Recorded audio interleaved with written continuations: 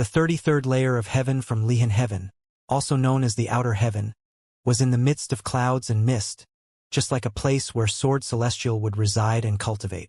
Wang Chuan was sitting in front of the palace, his eyes closed, his robes fluttered in the wind. His aura was extraordinary, as if he was not of this world. Around Wang Chuan, traces of sword will float about, surrounding his body without dissipating, forming a terrible field of qi around him.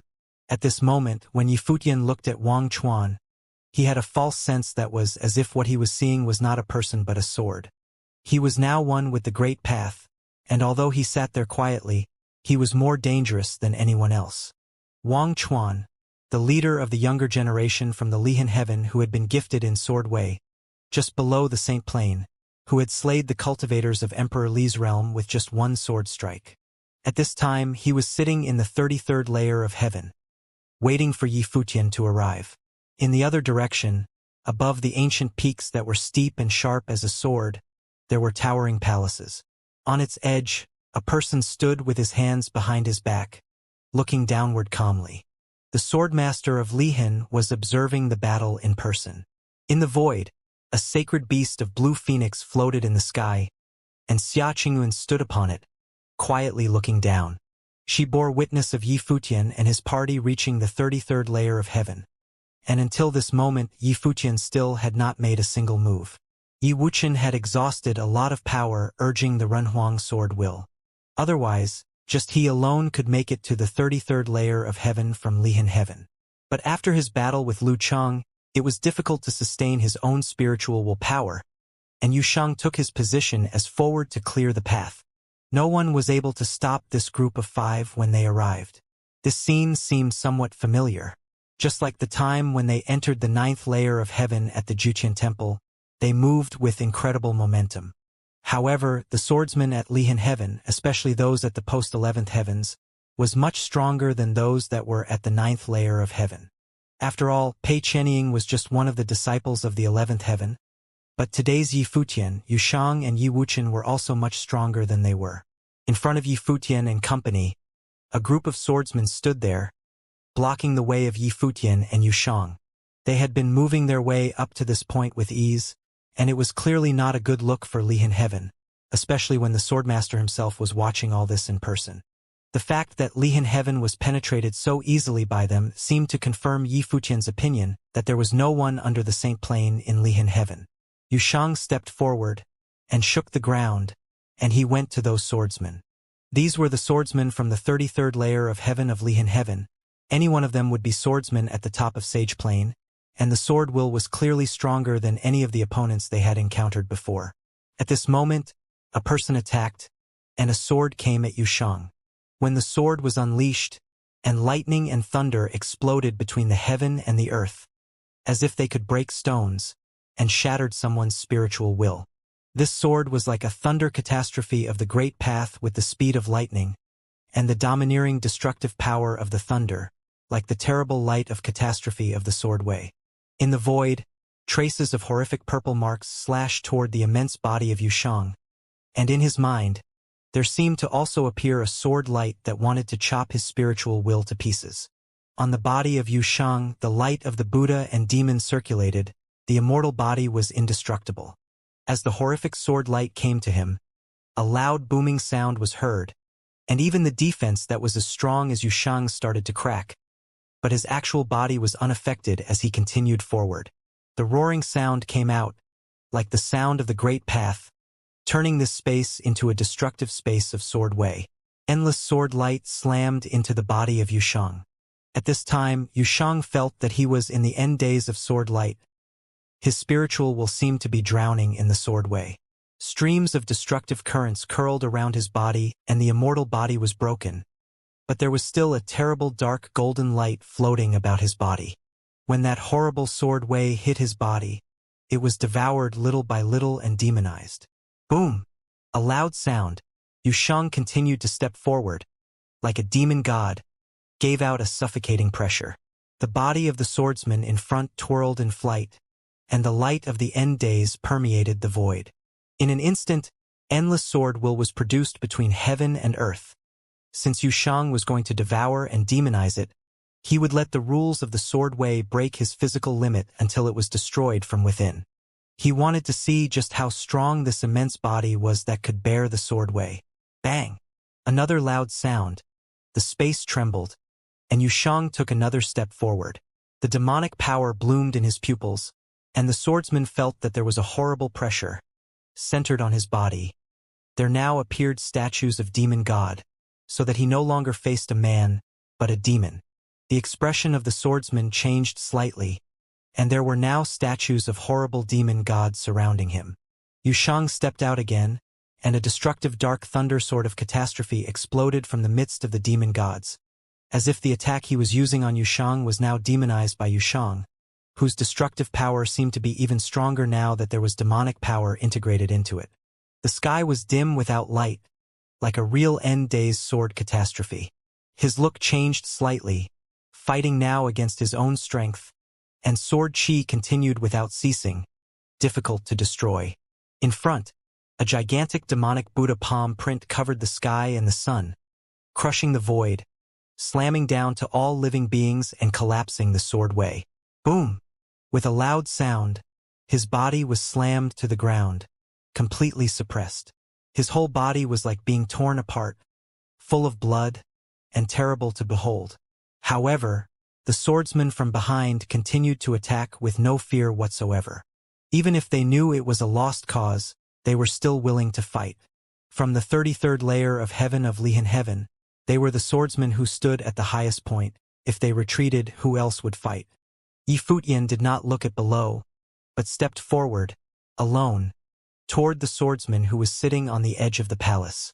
From the body of Wang Chuan, Yifutian could feel an aura, the aura of someone who had dipped into the Saint Plane. That day when Wang Chuan took his sword and came down from the 33rd layer of heaven, and ended the cultivator of Emperor Li's realm with one strike of his sword, he had already felt that Wang Chuan had truly reached the limit below Saint Plane, and this limit meant that he was infinitely closer to the divine path. Perhaps it was only a thin line apart, but from Wang Chuan's person, he had been able to perceive a trace of divine authority. After that battle outside of Emperor Xia's palace, many people in Emperor Xia's realm had proclaimed that Yifutian was already the first person below the Saint Plane within Emperor Xia's realm, and were betting that he could step onto the 33rd layer of heaven. However, his halberd would be broken here, and lose to the hands of Wang Chuan. Although this ending was unlikely, the strength and the heart of Wang Chuan were not something that the likes of Pei Chenying and Lu Chang could have compared. At this time, Wang Chuan opened his eyes and looked at Yifutian. His eyes were full of terrible sword will, and when he looked at Yifutian suddenly felt that there was sword will piercing into his eyes, as if to pierce through his spiritual will. Nonetheless, he stood there steadily, and his eyes stared directly toward the other. An extreme suppressive atmosphere enveloped the space. Wang Chuan had not really made his strike yet, and Yifutian felt that he was already in the midst of ruinous sword will which was everywhere, wrapping the space around him, madly stabbing his body, his spiritual will. His white hair flew in the air, and his clothes flapped in the wind, emitting sharp and harsh sounds. In just a moment, they had been riddled with holes. Yifutian continued to move forward, as if he was not at all disturbed by the sword will, and headed directly toward Wang Chuan.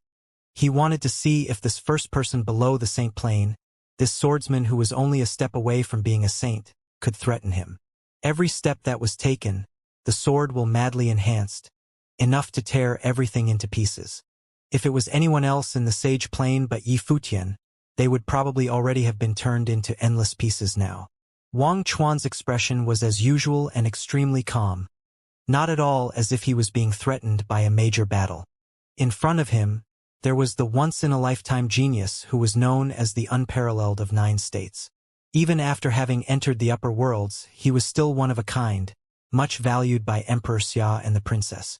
In this battle, he did not seek victory nor defeat, only that the heart and the sword would connect into one, and that the sword way would be flawless. Sword. Wang Chuan spat out a word. It was the first word between the two in this first meeting.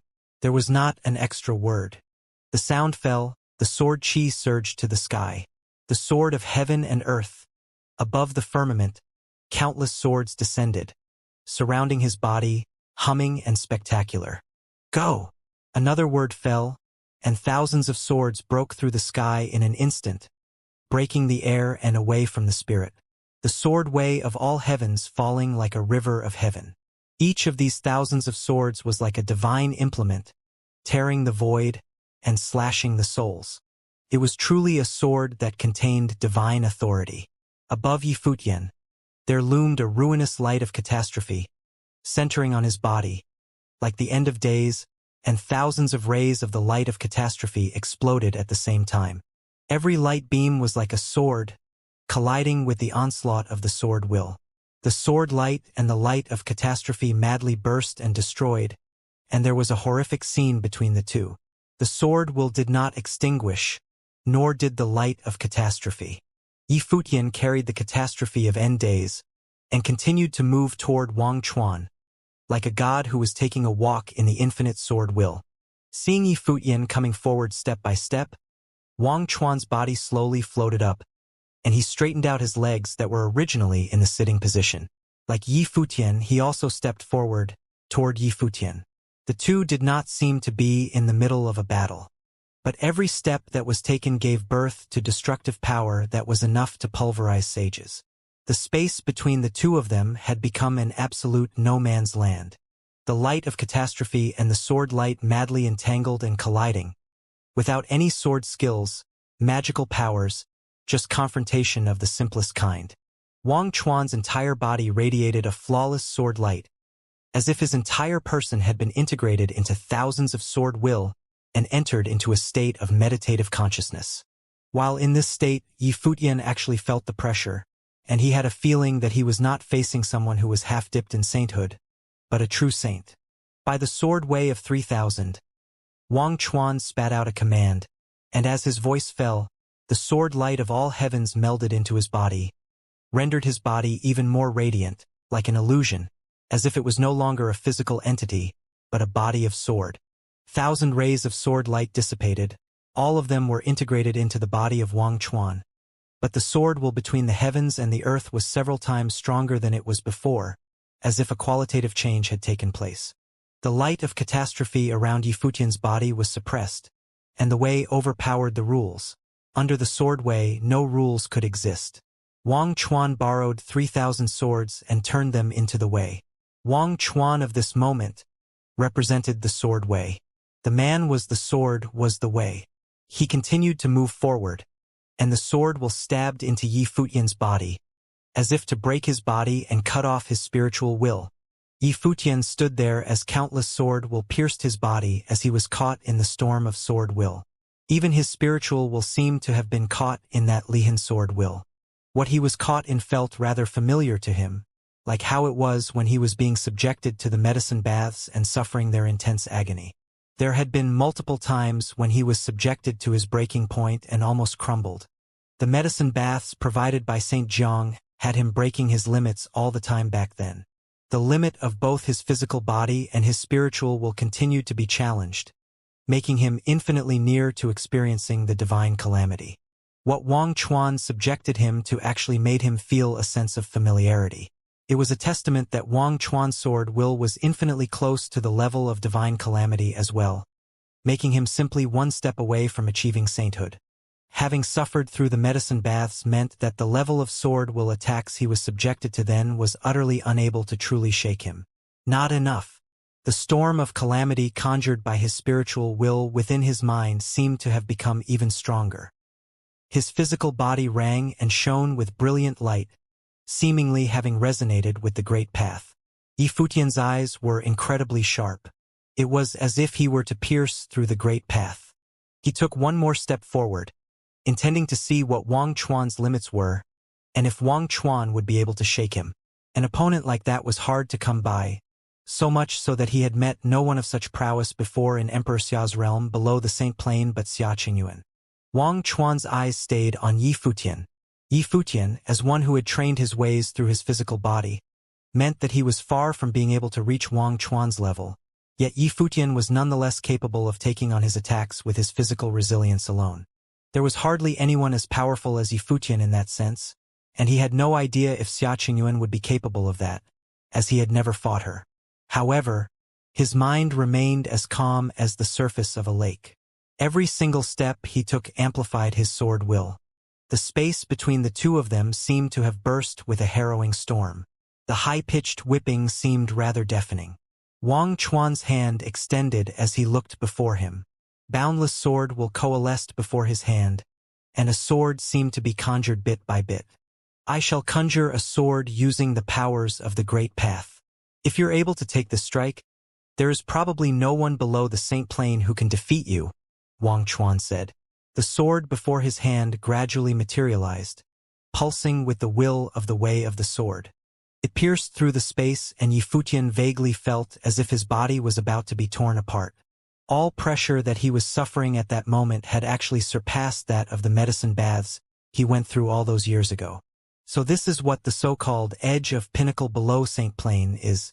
The people of Emperor Xia's realm claimed that Wang Chuan possessed powers at the level of edge of pinnacle below Saint Plane, and they had been right. He was indeed qualified to be called such. It was a pity that Wang Chuan met Yifutian. Despite being the edge of pinnacle below Saint Plane, the Holy Land where he came from would still be reduced to having no one around below the Saint Plane. The space seemed to have been frozen solid, and everything seemed to have stopped flowing.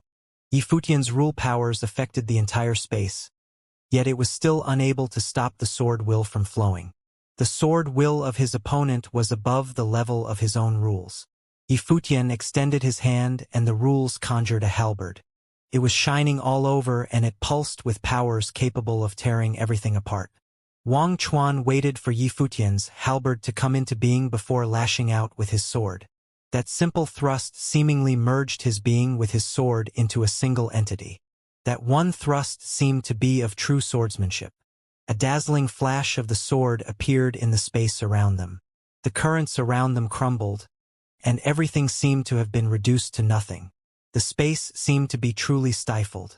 One thrust with the sword seemed to have destroyed everything in the world. It seemed to be the other sword thrust capable of doing so. Great force shot to the sky from Yifutian's body.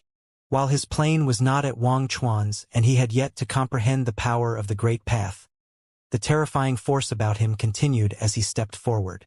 Light of rules coursed about his body as they were infused within his halberd. He thrust his halberd as he saw the sword coming from the other side. Dazzling light burst, and a black dot of vortex actually manifested below the devastating sword will. With every inch the halberd moved, the force turned greater. I don't care how strong your sword is. My halberd shall take care of it. Both parties had been fighting for quite some time, and it was only then that they truly attacked each other. Both were figures at the pinnacle of their training below the Saint Plane. One of them trained in the way of the sword, while the other in the way of the halberd. Both parties were capable of infusing everything they were capable of into their weapons, bursting with a single thrust, and there was utterly no need for complex methods. As such, both parties never needed more than one attack. The sword clashed with the halberd. Abundant sword will was reduced back to the way, while the halberd crumbled 1 inch at a time. The sword crumbled as well as the halberd, being reduced to bits inch by inch as well. The terrifying storm pierced through the bodies of both men. If both men had been top-notch sages beneath the 33rd layer of heaven, they would have simply torn each other apart. However, both of them continued moving forward. Wang Chuan pointed with his finger after his sword crumbled, and Yifutian replaced his halberd with his fist. The space rumbled as they kept going at one another. The first and the finger clashed in an instant. Boundless sword will pierced through his arm from his fist. His body burst with the light of the sword. At the same time, his fist punched through his opponent's finger, sending shockwaves into Wang Chuan's body, where he raged furiously. Stifling noises were heard, and the actions of both men seemed to have halted altogether. Yu Shang had finished his battle before things came to that point between the two. Everyone turned their eyes to the battlefield above, then at the two unmoving figures. Things seemed rather eerie at the moment. Eerie sword aura coursed about Yifutian's body as they pierced him all over the place, while the sword will on Wang Chuan seemed to have disappeared altogether. So who won? The devastating aura circling both men finally dissipated altogether. A terrifying sheen was seen on Yi Futian's body. Thunderous sound resounded from his body, and the sword will finally dissipated altogether. It seemed as if he had never been hurt by the sword will in the first place.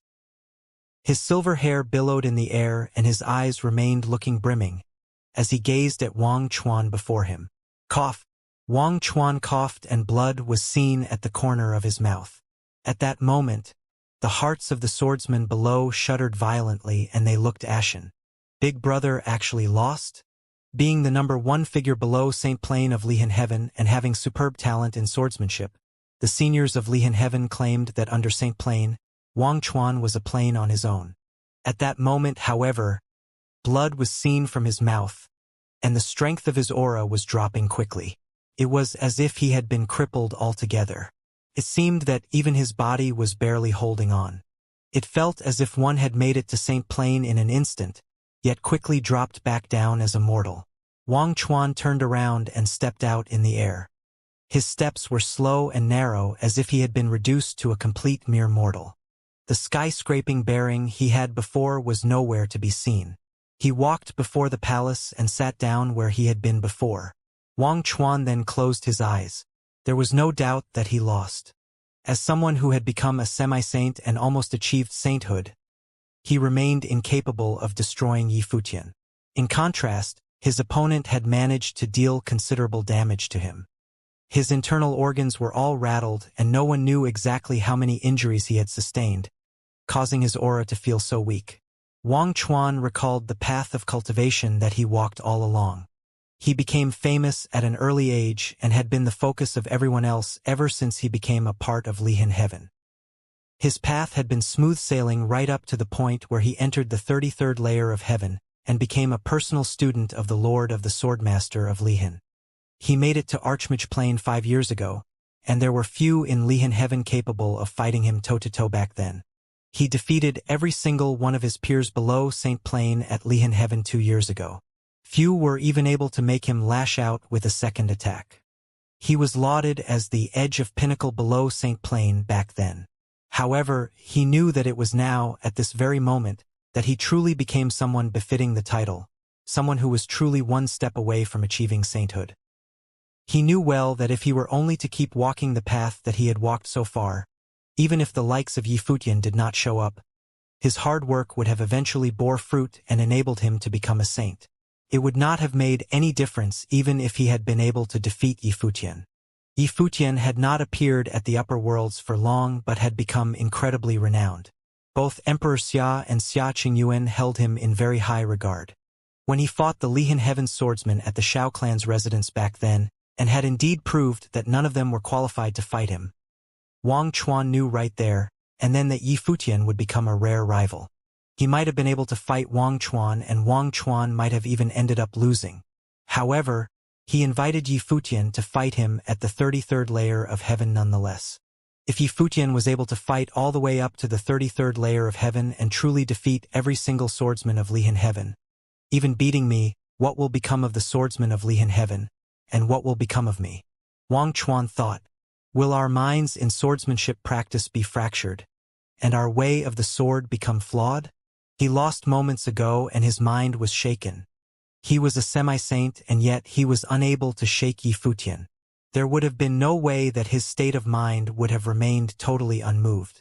Everyone in the world would know of his defeat and his reputation would be tarnished. There was no way he could be unaffected. No one in Lihan Heaven under St. Plain had been able to defeat Yi Futian. The gleaming title of being the number one holy land of the sword in all of Emperor Xia's realm would be tarnished because of him from then on out. His mind was definitely affected. He sat cross-legged and closed his eyes to think.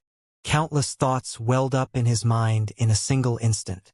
Am I practicing the way of the sword for fame, for wealth, or to better my mind?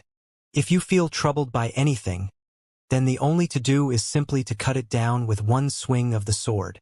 The voice of the swordmaster of Lihan was heard from the palace at the highest peak. Wang Chuan was shaken. He recalled the way of the sword that he practiced and the myriad of teachings from his teacher. Fame, glory, and everything else in the world felt as if they were of no value. There was simply no way one could have always remained undefeated in one's cultivation to reach the great path. Wang Chuan looked up at the swordmaster of Lihan, then smiled and said, "I understand, teacher." He then turned his eyes at the air before him. His weakened aura spiked and became incredibly powerful in an instant. His sword will shot to the heavens within a single moment.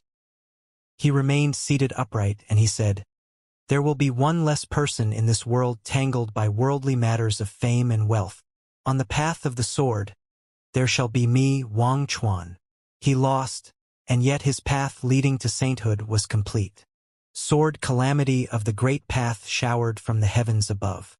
The clouds rumbled and things looked severe at Lihan heaven within that instant. Divine calamity. Yifutian looked up at the sky and his mind was slightly rattled. They stepped into Lihan heaven's territory and fought all the way up to the 33rd layer of heaven. However, Wang Chuan ended up using his ordeal to reach sainthood and his mind was elevated. Wang Chuan lost but had become a saint. At that moment, Yifutian felt the turn of events to be ridiculous and something did not sit well with him. "Thank you." Wang Chuan looked straight ahead at Yifutian. Yifutian's expression was a complex one. It was not only him. Even the swordsman at the 33rd layer of heaven did not know what to feel about the turn of events. Is brother Wang Chuan setting himself as an example here?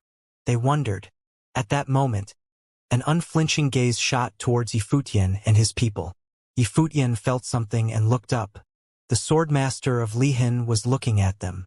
Yifutian felt as if that one look from the swordmaster of Lihan had penetrated his being, seeing all that doubt and struggle in his mind. The swordmaster of Lihan then looked at Yi Wuxian, who was right behind Yifutian. A sword shot down from above straight into Yifutian. That sword was conjured from the body of the swordmaster of Lihan himself. Yifutian was totally startled and turned around to look at Yi Wuxian. He saw the sword punch right through Yi Wuxian's body, which was then coiled around by unparalleled sword will in his entire being. That sword seemed to have seeped into his body. Yi Wuxian felt as if his entire body was about to be torn apart. The sword will raged in a frenzy within. Slivers of terrifying sword will coursed about his body. At that moment, he had instead chose to close his eyes and let the sword will rage on. The sword will about him grew increasingly strong. It continued until his way of the sword became elevated and he broke into Archmage plane. Yi Wuxian opened his eyes and there seemed to be sword will in his eyes. He then looked up at the swordmaster of Lihan above with a complicated expression as well. "Your mind of the sword is pure. I shall lend you my sword then." The swordmaster of Lihan's voice sounded fleeting as it came from above. Yifutian turned around and looked at the swordmaster of Lihan, with a tinge of regret in his eyes. He then bowed to the air and turning around, saying, "Let's get out of here." Countless were standing before the layers of palaces of Lihan heaven. Yi Wuxian was able to throw his weight around with his way of the sword and Yushang had been unervingly overpowering. They all made it up to the 33rd layer of heaven and everyone was eager to learn of how things ended up there. But they were unable to do anything but wait. Everyone, instead of the swordsman of Lihan heaven, was waiting eagerly. There were countless others who gathered below Lihan heaven, including top-notch figures from all over Emperor Xia's realm. That was the very first day of year 10021 of Divine Prefecture calendar. Yifutian went to Lihan heaven and was about to fight Wang Chuan. Xia Qingyuan the princess would have served as the witness, making the fight one that caused quite a stir. No one knew how Yifutian and his people had been able to get to. The powers of Yifutian and Yushang would definitely allow them to get to the 33rd layer of heaven. Will they be able to come back in one piece from the 33rd layer of heaven though? "Look!" someone shouted in the crowd. Countless turned their eyes to the air. Terrifying light of calamity of the great path appeared. It got increasingly strong as the skies changed. Every single beam seemed like a sword of the great path. Divine calamity. The minds of many shuddered. Someone actually made it to become a saint. Furthermore, it might have very possibly been one from the 33rd layer of heaven. They had originally thought that Yifutian's entourage would take some time despite being able to get to the 33rd layer of heaven. No one expected the fight to conclude so quickly. Is it Yi Futian or Wang Chuan? Someone seemed to be mumbling to themselves. They naturally thought of Yi Futian and Wang Chuan first when it came to making it through divine calamity. While Yi Futian is indeed formidable, his plane should still be quite a long way away to get that far. Wang Chuan, on the other hand, has been an upper-level archmage for years. He was already at the pinnacle of Sage Plane 2 years ago. He attacked with only one single stroke in that battle 7 days ago. He was already half a saint by then, someone said, and the other one who mumbled earlier did not say anything further. There was no doubt that if it were one between the two achieving sainthood, it would definitely be Wang Chuan. So Wang Chuan won then? Someone else asked. He invited Yi Futian for a battle at Lihan Heaven, so that he would defeat Yi Futian at the 33rd layer of heaven and have his way proven then? Many thought so. That battle should have been won by Wang Chuan. He would not have been able to achieve sainthood otherwise. They were not the only ones who thought so. Most of the swordsmen of Lihan Heaven shared that opinion. At that moment, Yi Futian stepped down from the 33rd layer of heaven. Everyone around watched them as they made it through the layers. When he passed by, Lu Cheng, Feng Xiao and some others stared at Yi Futian coldly. No one below Saint Plane in Lihan Heaven is capable of beating you, eh? Feng Xiao said in a sarcastic manner. She thought that brother Wang Chuan had defeated Yi Futian in that battle and became a saint afterward. Yi Futian, on the other hand, seemed to have asked to be humiliated with what he did. However, he saw those harsh words as nothing but jokes. Yi Futian took one look at her. If what just happened at the 33rd layer of heaven had not happened, he might have actually replied. But at that moment he was not in the mood. That look he gave Feng Xiao was a plain, uncaring one. He ignored her altogether and continued walking. There was no doubt that Feng Xiao was exceptionally talented for being able to train at the 11th layer of heaven, and she was presumably a future candidate for sainthood. However, if she were to find out the truth, her mind would have been so rattled that her path to sainthood would have turned out much more difficult. But then none of that had to do with Yi Futian. The calamity of the great path ceased as they walked down. Wang Chuan was able to make it through the calamity of the great path at the 33rd layer of heaven. Many from Lihan Heaven smiled. Yet another saint was born in Lihan Heaven, and one who had been an incredibly renowned and high-profile one. Yi Futian and his people felt more like lonely guests. They came with great force and left Lihan Heaven in silence. That seemed to have made many swordsmen of Lihan Heaven cement their speculations. When Yi Futian and his people appeared below Lihan Heaven, countless eyes stared at him. The village chief, Qin Zhuang, and the others were waiting below as well. It was only natural that they were aware of the discussion. Yi Futian emerged. The ones who were waiting said and asked nothing.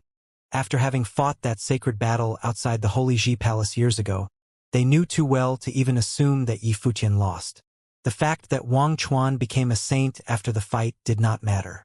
It was just that something might have happened during the fight. "Let's go," Yi Futian said to the village chief, who nodded and manned the sword. The entourage stepped onto the huge sword and flew away right there and then.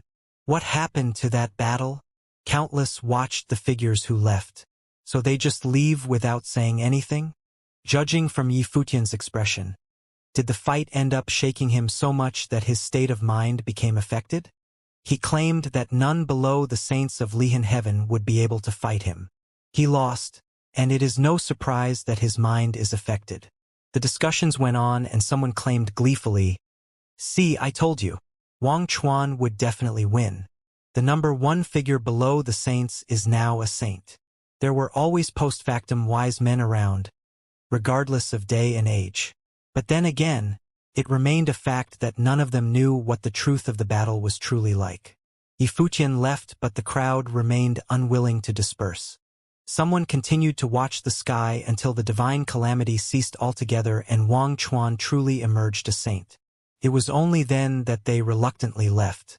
The news of Yi Futian's defeat began to spread everywhere. Countless talked about the battle as if they had been there themselves and witnessed the entire battle. Many saints emerged at the 33rd layer of heaven of Lihan Heaven after Wang Chuan attained sainthood. They all naturally knew of the outcome of the battle. Despite being saints, they still felt rather restless. The swordmaster of Lihan then looked at the saints and said, "I've been on pilgrimages throughout the realms and have fought several great battles, suffering several defeats as well." Many looked up at the swordmaster and felt rather shaken deep down. The swordmaster of Lihan, the number 1 swordsman of Emperor Xia's realm, had actually suffered several defeats out there. As cultivators of the Great Path, who in the world dares to claim that they shall never be defeated? The swordmaster of Lihan spoke calmly and then continued, "This battle shall be a lesson. Lihan Heaven is a place for learning swordsmanship, and that is all. This holy land is not the number 1 holy land of the sword." The people of Emperor Xia's realm all claimed that he was the number 1 swordsman, yet that was in no way to say that he shall forever be undefeatable. The swordmaster of Lihan finished. He turned around and left. The saints felt rather shaken still.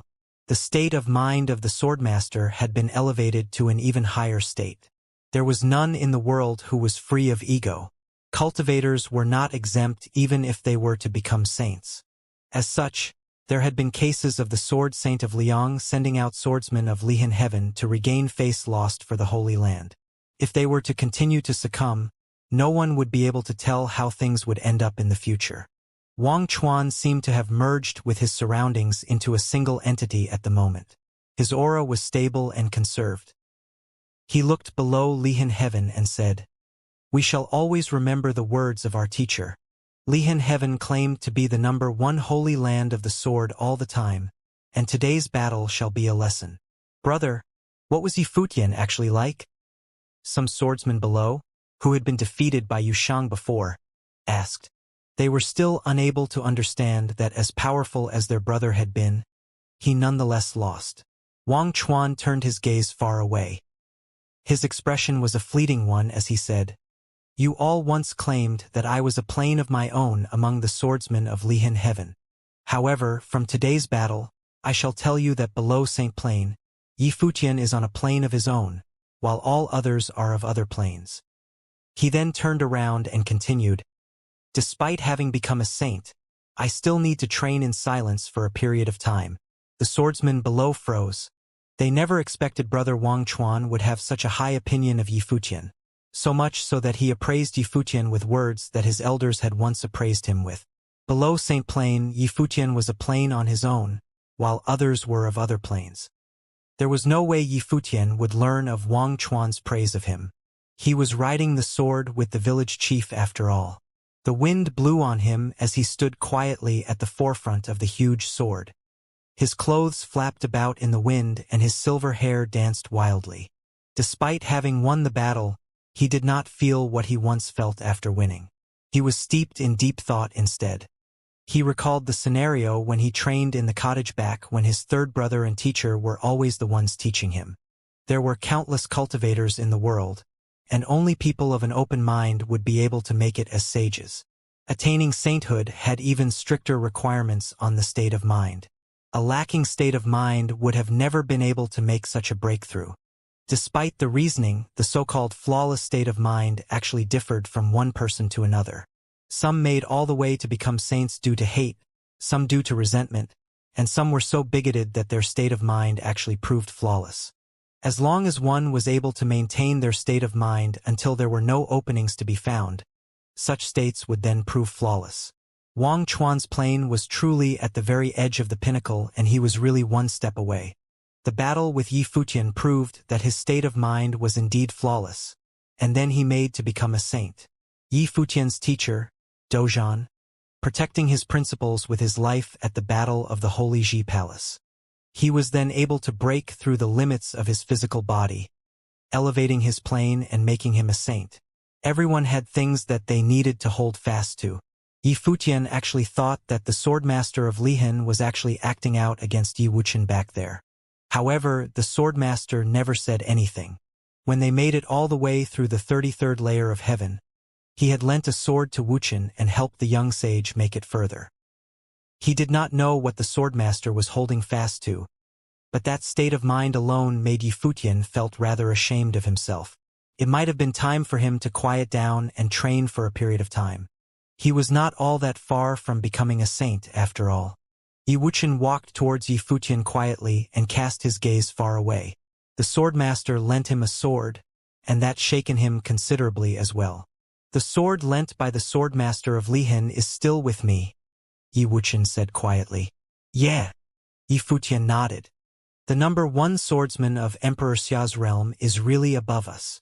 Yi Futian took one deep breath and smiled all of a sudden, becoming able to let go. He then looked at Wuqian's empty sleeve and said with a smile, Wuqian, you're now an upper-level archmage yourself. The path leading to sainthood is no longer all that far away. The swordmaster claimed that your mind of the sword is pure, so you'll definitely be able to make it as a saint. After attaining sainthood and being baptized by the Great Path, emerging as a new being, your arm might actually be restored. Yi Wuqian took one look at his left sleeve and said, It's been years. I've gotten used to it. Yeah. We've been around for this many years in the blink of an eye, so much so that you've gotten used to it. Yi Futian smiled, as did Yi Wuqian. The curtain was closed on the 10,021st year of the Divine Prefecture calendar with a battle between people at the peak of what was possible below the saint level. Afterward, Wang Chuan embarked upon the divine path. The news of Yi Futian's defeat shocked Emperor Xia's realm, but no one from Lihan Heaven would talk about it, and there were even rumors that Wang Chuan had evaluated Yi Futian very highly, saying that he stood on his own level. His high evaluation of him made the other cultivators of Lihan Heaven throw themselves into their own training. This made people wonder if it had been Wang Chuan who had won or Yi Futian. Could it have been a draw? The two men of talent obviously appreciated each other, and this battle had allowed Wang Chuan to advance to the next level. Had this ended the battle between them?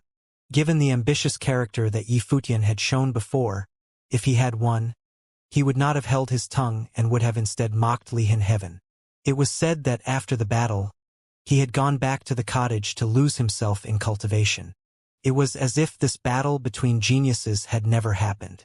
Princess Xia Qingyuan never mentioned the battle either, making everyone even more curious about what had happened.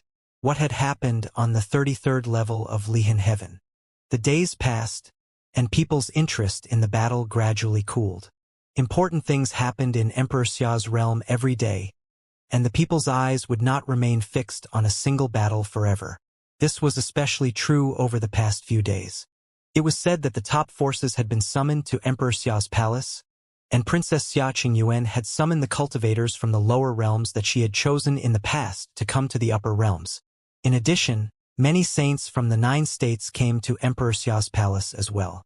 As the news of this spread out, many people understood what it meant.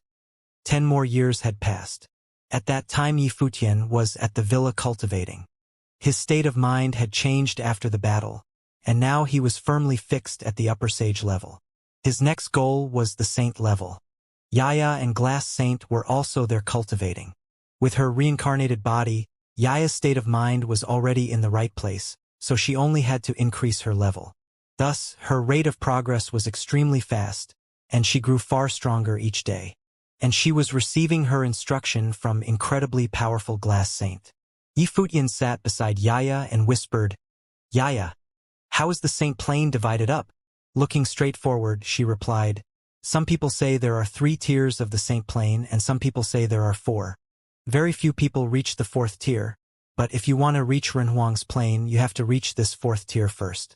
The first tier of the divine path consists of proving your holiness. Your state of mind is without blemish, your faith is firm, and you must pass across the catastrophe of the divine path. Most of the saints of the 9 states are at this tier. At the 2nd tier of the divine path, you know your true self, and thus it is called the true self plane. Your state of mind is even more firm and pure. She is on this tier, but now she is a little confused. She hesitates on this tier, trying to find her true self. Yaya looked at Glass Saint. In the past, all she had wanted was to kill the great Zhou sacred king, and her mind was firmly set on that. But she had run into difficulties and was unable to advance to the next step. After the great Zhou sacred king had died, she had been severely wounded and her level was very unstable now. Although her swordsmanship was coming along well, she was not advancing in terms of her level. She needs to undergo a change in her state of mind in order to advance to the third tier of the divine path. This tier is close to the level of perfection and is called the flawless holiness. No one in the 9 states has reached this level. Xianxia and saintly are the closest, but it will still be difficult for them to reach it. At the third tier you are already tending towards perfection. As for the fourth, it is called the legendary plane or holy nirvana. In order to go even higher and reach the Renhuang plane, it is first necessary to achieve nirvana. Yaya spoke slowly as she introduced Yi Futian to the 4 tiers of the saint plane. What is the highest tier that you ever got to? Asked Yi Futian. I achieved nirvana. Yaya did not hide anything and spoke directly. Yi Futian looked at her, then reached out and patted her head. It felt great to have a legendary sister who had achieved nirvana. In the future, he would rely on her more. Yaya's face grew dark and she bit her lip, but it seemed that she had already become used to this guy's shocking behavior. There was no use resisting it. She knew that Yi Futian still looked at her as the old Yaya and did not want her old personality to disappear. What about the swordmaster of Lihin? He asked as he pulled his hand back. Right now, the swordmaster of Lihin was the best swordsman in Emperor Xia's realm. He must have reached the legendary plane. So many years have passed. He must have had many years of nirvana, answered Yaya. Yi Futian was not surprised. With his supernatural state of mind, the swordmaster of Lihin was known as the best swordsman, so there was nothing strange about him entering the legendary plane. How many saints in Emperor Xia's realm have achieved nirvana? Yi Futian asked curiously. I don't know much about the cultivators in Emperor Xia's realm, but there are probably a few at the third tier of flawless holiness. There can't be more than 10 who have achieved nirvana though, answered Yaya. Yi Futian nodded. He trusted Yaya's judgment. If the number of people who had achieved the peak of what was possible below the saint level was so small, then the number of people who had achieved nirvana would be even smaller. The sound of footsteps came from behind him. He turned and saw the village chief, who said, Someone has come from Emperor Xia's palace, saying the princess has summoned you to the palace. Xia Qingyuan? Yi Futian was a bit confused. He didn't know why she would be looking for him. These past few days, he had been cultivating diligently and had not paid attention to the affairs of the outside world. The saints from the palace are probably there as well, said the village chief. A strange look came over Yi Futian's face. What has happened? He asked. The princess has probably summoned you because of this. If you go you'll find out, said the village chief. All right, Yi Futian nodded. Why don't you come with me? He had entered the upper levels of the sage plane, but he was still nowhere near as fast as the village chief, and the villa was quite far from Emperor Xia's palace. The village chief nodded and the two of them left, riding on a sword towards Emperor Xia's palace. Many cultivators had gathered together in a mighty hall in Emperor Xia's palace. Yi Futian walked in with the village chief and saw many familiar figures there. He smiled when he saw Dozhan, Yu Qi, Zhuge Qingfeng, Su Shang, Yuan Hong, and Yun Shang coming towards him, calling out, Palace Lord! 6 of the saints from the barren state were here. Only Saint Jiang was not. Saint Jiang isn't here? Asked Yi Futian. Saint Jiang only cares about cultivating. You still don't understand him, said Dozhan with a smile. Everyone in the palace was extremely grateful to Saint Jiang, especially Dozhan. Saint Jiang had played a key role when he had passed through the catastrophe of the divine path. If he had not been there then, Dozhan would not be here today. Yi Futian nodded. He knew Saint Jiang's wishes. He smiled and said, With Saint Jiang and his 2 great disciples there, the disciples of the palace will improve greatly. Of course, and they also have instruction from us saints. There is a different scene in the barren state every day, said Yu Qi with a smile. With 7 saints stationed in the lower realm, you have no need to worry, and you have been named the princess's valet by Emperor Xia. You truly are worthy of being the leader of the barren state. Everyone looked at him with faces full of smiles.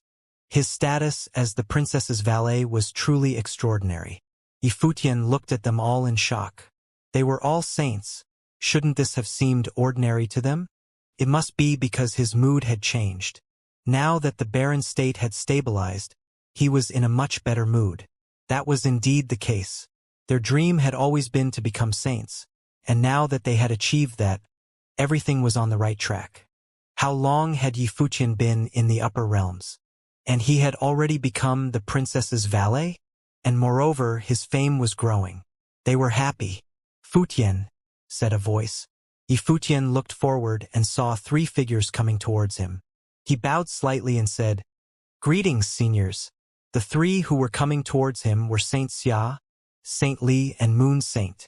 During the Great War in the 9 states, they had all been very close to him, and Moon State had even directly participated in the war. "I knew you would become famous in the upper realms, but I never would have imagined it would happen so quickly," said Saint Xia with a smile. "But from now on, you can't face the princess the same way that you used to." Saint Xia had been sick with worry over Yifutian. He was far too brazen. But now Emperor Xia had personally given him a title, and now that he had come to the upper realms, he would become close with the princess. He was her valet after all. "Don't worry, the princess may have a bad personality, but she is a good person," whispered Yifutian. "You?" Saint Xia pointed a finger at Yifutian. He was speechless. This guy had the guts to say that the princess had a bad personality. That was simply... Yifutian smiled when he saw Saint Xia's reaction. Saint Xia stared at him. This guy's future was growing brighter and brighter, and now he even dared to tease him.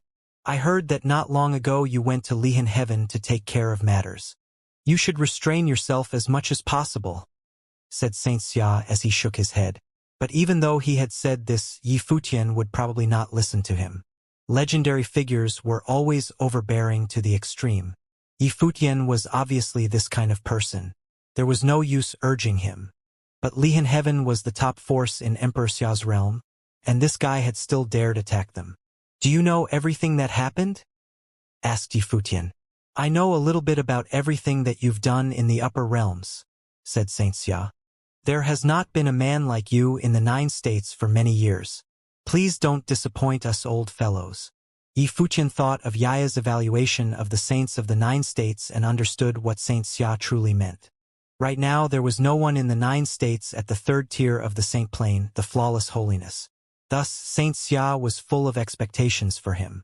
His expression grew a little more solemn, and he nodded seriously. Saint Xia was more or less the leader of the 9 states. He did not expect to get anything from him, but he still had great expectations of him. Thus, he paid attention to what he was doing in the upper realms.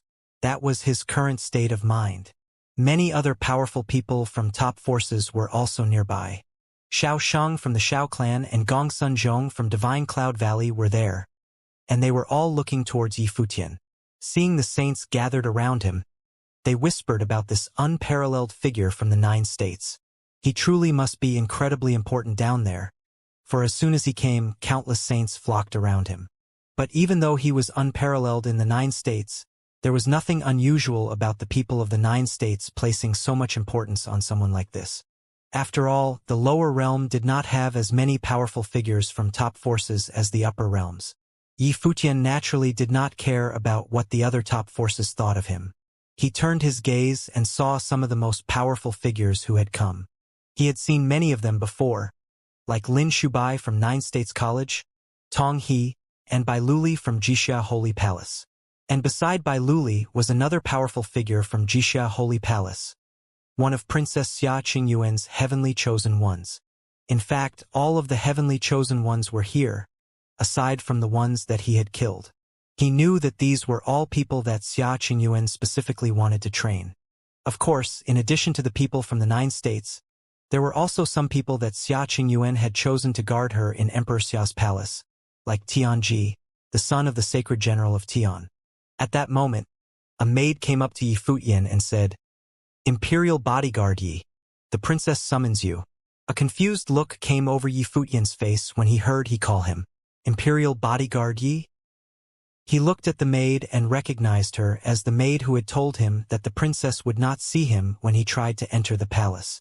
She looked at him coldly, as if she was not pleased by this turn of events. She probably thought that he had no respect for Xia Qingyuan.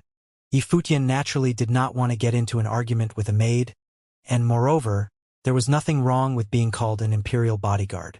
After all, he was the princess's personal valet. "Go on," Xianxia said to him. Yifutian nodded and walked forward. All the geniuses of the 9 states watched him with trepidation in their hearts. After all, Yifutian had grown up with them, and it could even be said that he had risen with their help.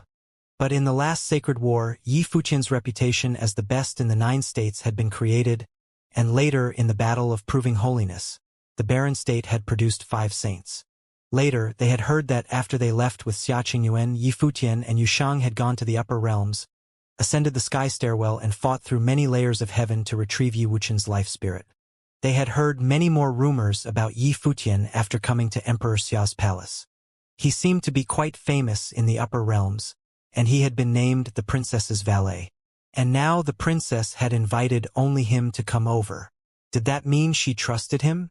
Lin Shubai watched Yifutian walking over with a conflicted look on his face. When Yifutian had gone to 9 State College to cultivate, he had been nothing more than a talented junior. There had been many small disturbances in the college because of him. He had once reminded Su Chehan of this, but now he and Little Butterfly had entered the Holy Ji Palace and Saint Jiang as well. It was enough to make one sigh. What kind of charm did he have to make saints act like this? Even his master, Saint Li, regarded Yifutian highly. Yifutian walked through the crowd to another palace hall. Xia Qingyuan stood there quietly, looking forward so that she could see everyone who was coming in. "Princess," said Yifutian. "Come here," said Xia Qingyuan. Yifutian nodded and walked to her side. "Why is it that you have summoned people from both the upper and lower realms?" he asked. "Do you know the history of the divine prefecture?" asked Xia Qingyuan. Yifutian shook his head. No, he had grown up in remote Qingzhou, and although he had read through many books at 9 States College, he still did not know the history of the divine prefecture. He only knew a few things about Donghuang the Great and Emperor Yi Qing. Moreover, as he got stronger and set his gaze higher, he realized that what he had once thought was the truth was often just rumors. Only by standing in a higher position could one touch the actual truth. In ancient times, the heavenly path collapsed, all cultivation was blocked, and the path transformed into thousands of realms. For thousands of years, powerful figures plundered the heavens and the earth, controlled the great path, and enslaved all sentient beings. The world of cultivation became exceedingly strict, and people did as well. The strong became stronger, and the weak had no choice but to submit, said Xia Qingyuan. She spoke calmly as she recounted the history of the divine prefecture. Yifutian's heart trembled as he heard her words. He felt solemn. In ancient times, the heavenly path had collapsed. What was the heavenly path? What did it mean that cultivation had been blocked and that the path transformed into thousands of realms? In Emperor Xia's realm, the rules of the upper realms were much clearer and richer, and obviously more suited to cultivation than in the lower realm. Xia Qingyuan said that powerful figures plundered the heavens and the earth, controlled the great path and enslaved all sentient beings, and that the world of cultivation became extremely strict. Did that mean that there was a better place for cultivation? At that moment he thought of Chess Saint.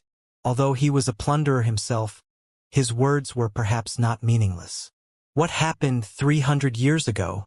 Yifutian suddenly asked. He thought of Emperor Yi Qing. 300 years ago, Donghuang the Great and Emperor Yi Qing had declared themselves emperors of all the world. However, he did not know if what this person from the lower realm had told him was true or not. The history of the divine prefecture is a history of chaotic looting and plundering. Because the great figures of the age created powerful forces, their plundering of the great path became even crueler. 300 years ago, Donghuang the Great and Emperor Yi Qing declared themselves emperors and rebuilt the world in an ordered fashion. Thus, the divine prefecture has been much better off for the past few hundred years. But the fundamental problems still cannot be solved, continued Xia Qingyuan. But this has little to do with us. Best not to think about it too much. Her father had said that Yifutian's background was probably dreadful. She guessed that he might be related to Emperor Yi Qing. Yifutian wanted to know why Donghuang the Great and Emperor Yi Qing had fallen out, and why Emperor Yi Qing was taboo in the divine prefecture. Everything had been destroyed, and so Xia Qingyuan probably didn't know. In any case, this gathering probably had nothing to do with any of this. What Xia Qingyuan had said was correct. None of this had much to do with him. Does the history of the divine prefecture have to do with this gathering? Asked Yi Futian. What I was just talking about is just the background. Most of the 3,000 realms of the Great Path are under Renhuang's control, but there are some exceptions. These are the lordless realms. For example, not far from Emperor Xia's realm there is a place known as the Empty Realm, which was formed from a piece of the shattered heavenly path. Now that the divine path is not scattered, its will covers the empty realm. Many wandering cultivators have gathered there to cultivate. In addition, many cultivators from the realms of the three emperors are stationed there, answered Xia Qingyuan. Emperor Xia's realm and Emperor Li's realm? Asked Yi Futian. Xia Qingyuan nodded. And the demon emperor's realm that is ruled by the demon peacock emperor. These three realms are neighbors, and the empty realm is the area in between them all. When Yi Futian was cultivating in the 9 states, he had heard that the barren state was connected to the demon emperor's realm, and if you continued west past the summer state you would reach the Dali dynasty. In the upper realms, this represented the realms of the 3 emperors. Is this place there for the purpose of helping people understand the way of the divine path? Asked Yi Futian. Xia Qingyuan nodded. And the empty realm isn't the only place like this. There are many resources for cultivators in the upper realms. You did not take part in the battle of proving holiness, but the resources for these battles come from there. These things were formed from the heavenly path and are extremely mysterious. Not only can they help you understand the way of the divine path, but they also contain the broken pieces of great path that have been refined into sacred spirit stones. When used for cultivation, they have many uses, such as forging divine implements. This stirred up Yi Futian's feelings. He had not been in the upper realms for long, but he had already learned how lacking the lower realms' cultivation resources were. He had never heard of these things. Not long ago, Yaya had taught him of the 4 tiers of the divine path. The holiness of witnessing the divine path, the holiness of knowing your true self, flawless holiness, and nirvana. This had made him realize that one's state of mind was very important in becoming a saint. What Xia Qingyuan was telling him now made him realize that cultivation resources were also very important. When cultivating, it was important to raise your level bit by bit and then understand the great path. You needed your level to be stable and your state of mind to be untroubled. When you had achieved both of these things, you could understand the divine path and break through to the next level. His understanding of cultivation had recently become much deeper. After the Sacred War, Yu Qi, Zhuge Qingfeng, and the others' mental states were strong enough, but their levels were not high enough. Thus they had participated in the battle of proving holiness, using outside power to understand the great path and bring their levels closer to where they needed to be in order to break through to the next plane. Master Dozhan was the same way. His mental state had reached where it needed to be, and he had used a battle matrix during the Sacred War to transcend the limits of his flesh and raise his level up to the divine path, thus attracting the divine catastrophe. Thus, there were 2 difficulties for a cultivator who wanted to break through to the saint level, which was why there were so few saints in the lower realm. The first was that if your talent was not enough, you would have no way to reach the peak of what was possible below the saint level. The second was if your mental state was not good enough, you could not succeed. For the people of the lower realm, the first difficulty was more important. If you didn't have enough talent, you could not break through the barriers that you would face while cultivating.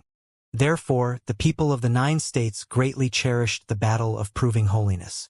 This was what the people of the upper realms called cultivation resources. For the geniuses of the upper realms, these were nothing, and instead, the thing that kept them from becoming saints was the second difficulty. Of course, this was only relative. The top forces of the upper realms had a broad vision. They practiced powerful martial arts and had famous teachers to instruct them. For example, Wang Chuan's state of mind was so strong that he could even set out on the divine path through a defeat. Thus, it was much harder for someone from the lower realm to become a saint than someone from the upper realms. Things were unfair for them from birth. If this is so important, how does it affect sages? Asked Yi Futian. The conflict between the 3 emperors' realms was a battle between saints. Which is of less importance, the loss of a saint or the loss of a sage? Asked Xiaoqingyuan. Yi Futian suddenly understood. Compared to the sacred war that had just broken out, more saints would fall in this one. The three realms have agreed that a battle between cultivators below the Saint Plane will decide who has the right to control the empty realm for 10 years. Of course, Saint-level cultivators will go there as well, since people not following the rules happens all too often. So a battle between saints could break out at any moment. Yi Futian nodded. Emperor Xia was there to enforce the rules of sacred wars in the 9 states, and no one would dare to go against him. But in this war between the three realms, the rules were nothing more than a three-way verbal agreement. There were no cultivators above them to enforce the rules. Since the rules were set so weakly, they could be broken at any time. It seemed that Li Yao had also come for this same reason, in order to prepare in advance. "When do we leave?" asked Yi Futian. He would definitely not refuse.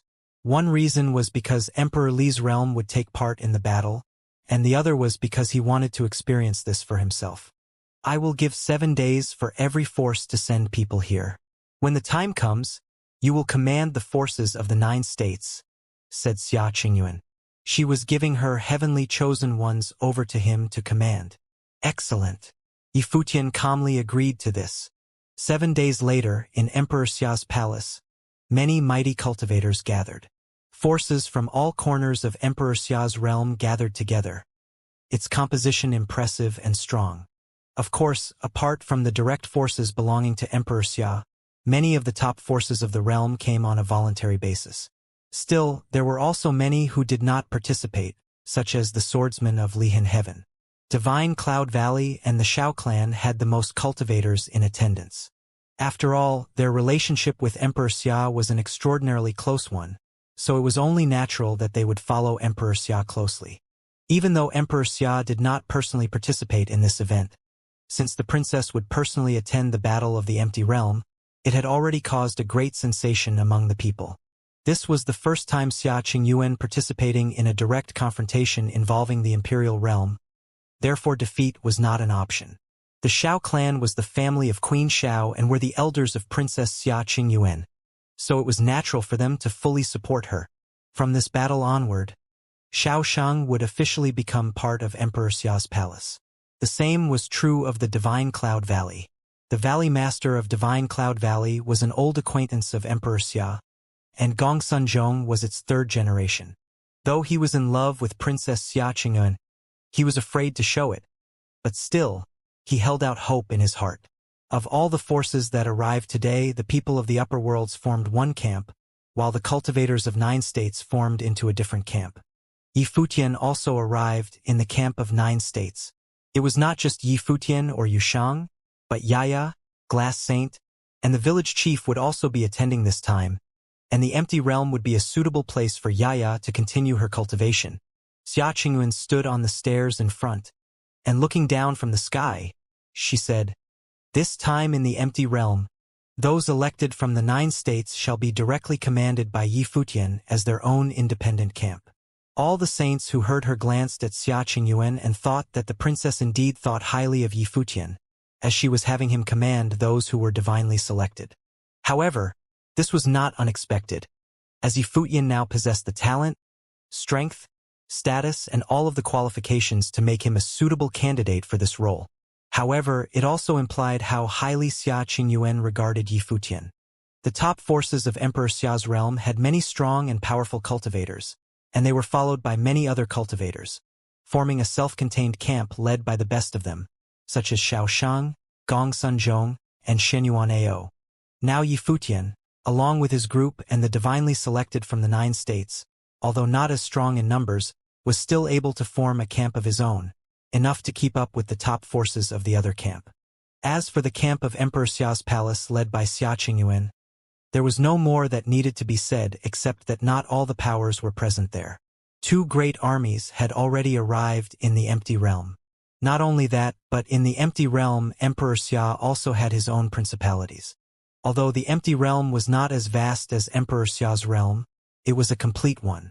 For those divinely selected in the 9 states to be commanded by Yi Futian, some had no disagreement, but there were also some who had other ideas. They thought that they would be following the princess, but now were they to follow Yi Futian instead? It seemed that Yi Futian had gone farther than they had and had a different relationship with the princess. Princess. Guards came over and bowed at the stairs. Virgin Yao Shi of Yaotai Divine Palace requests an audience with you. What is she doing here? Xia Qingyuan's voice was cold. Although Yaotai Divine Palace was also a top force in Emperor Xia's realm, it was not very close to Emperor Xia's palace. Its remote location was far away from Emperor Xia's palace, but recently it seemed that Yao Shi often visited this area, and her motivation remained unclear. She said that she wants to participate in the battle with the army. Let them in, Xia Qingyuan replied. Yes. The guards left, and not long after that, the cultivators of Yaotai Divine Palace came, led by Yao Shi, and attracted countless attention in an instant. After all, the beauty of the Yaotai goddess was extremely phenomenal, especially Yao Shi, whose beauty was out of this world and incredibly magnificent. Yao Shi greets the princess. Yao Shi bowed slightly to show her respect. Her every move was full of beauty which fascinated everyone. Xia Qingyuan looked at that beautiful goddess, and her voice was colder still. Did Yaotai Divine Palace only dispatch its sage-level cultivators? To answer the princess, the battle of the empty realm is now the battle below the Saint Plane. If it turned into the battle of the divine path, the great army of His Majesty would respond.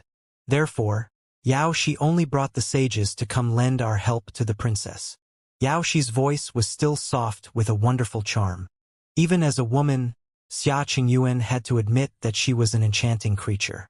Just her voice alone was enough to charm one to the bones and led many to fantasize. After reaching the empty realm, you will wait for deployment, Xia Qingyuan said. Yes, princess. Yao Shi nodded. When she finished, she smiled and walked toward the other direction, where the people of 9 states gathered. Yao Shi's clear and pure eyes were full of smiles, enough to make anyone who beheld them feel their heart skip a beat. Master Yi, we meet again. Yao Shi smiled at Yi Futian. Goddess. Yi Futian nodded in return. The people of 9 states, when witnessing this scene, all expressed a surprised look, silently watching Yi Futian. Who exactly was this bastard? In the short time since arriving in the upper worlds, the princess clearly favored him, and now this magnificent goddess greeted him first rather than any one of the powerful characters of the upper worlds. This, never mind the people of the 9 states, even Yi Futian himself did not quite understand. Recent rumors in Emperor Xia's realm say that in the battle of the 33rd layer of heaven in Lihan Heaven, Master Yi was defeated, but Yao Shi does not believe it. Seeing Master Yi today, I would like to ask Master Yi, how exactly did the battle go? Yao Shi asked smilingly. The rumors in Emperor Xia's realm said that Yi Futian was sorely beaten. To be asked by another person, it might seem a bit rude. If Yi Futian was indeed defeated, it would be more like a deliberate attempt at humiliation, so no one would take the prerogative to ask such a question. However, when Yao Shi spoke, her speech and demeanor did not make anyone feel that there was anything inappropriate with the question, and no one would even consider it as an insult. It was as if she had complete confidence in Yi Futian. In fact, many cultivators of the upper worlds also wanted to know the reality of that battle, so their eyes were all fastened on Yi Futian. I won, but so did Wang Chuan, said Yi Futian. In that battle, he had made a breakthrough in his state of mind and his level had become higher. Wang Chuan especially had changed his mindset and had passed the divine catastrophe and become a saint. Therefore, there were no losers really. They both won. If no such thing had happened on the 33rd layer of heaven, he would probably have said something blatantly humiliating about Lihan Heaven, but he did not do so now. Yao Shi's eyes twinkled, and she continued to gaze at Yi Futian. She smiled lightly, although I don't know what that really means. Since Master Yi said that both won, then it must be so. Winning is winning. Defeat is defeat. How can both win in a battle? Gong Sun Zhong of Divine Cloud Valley piped up. Even if the battle was a tie, it would only be possible to say that both were unbeaten. Yi Futian's words were somewhat ridiculous. Yi Futian looked at Gong Sun Zhong. The Xiao clan wanted to groom Xiao Shang in Emperor Xiao's palace, following Xia Qingyuan, and become her most trusted right-hand man. Xiaoshang was unhappy about Xia Qingyuan and Emperor Xia's interest in him. But what could be the reason for Gongsun Zhong's hostility toward him? Was it because Xiaoshang wanted to marry his sister Gongsun and I? Or was there a reason similar to Xiaoshang's? One day, if you can reach the realm of Wang Chuan, perhaps you will understand. Yi Futian did not expound further, but made a blunt declaration. It was equivalent to saying that the realm of Gongsun Zhong was not as advanced as that of Wang Chuan. Although that day Wang Chuan took thousands of swords down the mountain to slay the people Emperor Li's realm, many had thought that Wang Chuan was the first person under the Saint Plane in Emperor Xia's realm, and even Princess Xia Qingyuan may not be able to surpass him. Even though Gongsun Zhong also had a reputation as being one of the best under the Saint Plane, it was probably not quite the same as Wang Chuan. But an unspoken thought was different than Yi Futian's public declaration, and it did not leave him any room to stand down. Moreover, Yi Futian stated that he and Wang Chuan had both won, which implied that he placed them in the same position. Now that he declared that Gongsun Zhong was not on the same level as Wang Chuan, was he also insinuating that Gongsun Zhong was not as good as he was? Gongsun Zhong stared at Yi Futian and calmly said, "Wang Chuan has already broken into the Saint Plane. I'm clearly not at the same level as him, but what about you?" From the 33rd layer of heaven in Lihan Heaven, Yi Futian and Wang Chuan battled. Yi Futian was the winner. At this time a voice was heard, making everyone's heart tremble. Everyone turned their attention to the person who had spoken. It was the only figure on the stairs, Xia Qingyuan. In the battle of the 33rd layer of heaven, Xia Qingyuan was a personal witness. Who would dare to question her words? In that battle, Yi Futian was the winner. Everyone present was stupefied. Many had speculated that Yi Futian was defeated, and some had speculated that the battle was a tie.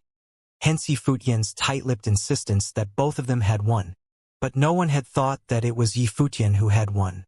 If he had won, why was Wang Chuan the one who broke into the way? Why was he looking thoughtful when he came down the mountain that day? Why did Yi Futian never again humiliate Lihan Heaven? Many people were puzzled, and She looked toward Yi Futian. Her eyes revealed a strange splendor. Even though Wang Chuan was defeated, he used the defeat to enter the way, eschewed the shackles in his heart, and detached himself from winning and losing. He attracted the divine catastrophe but was able to enter the divine path. Yi Futian's pronouncement that Wang Chuan also won was not an incorrect statement. Xia Qingyuan continued. Her voice was calm, but every word was whipping Gongsun Zhong's heart.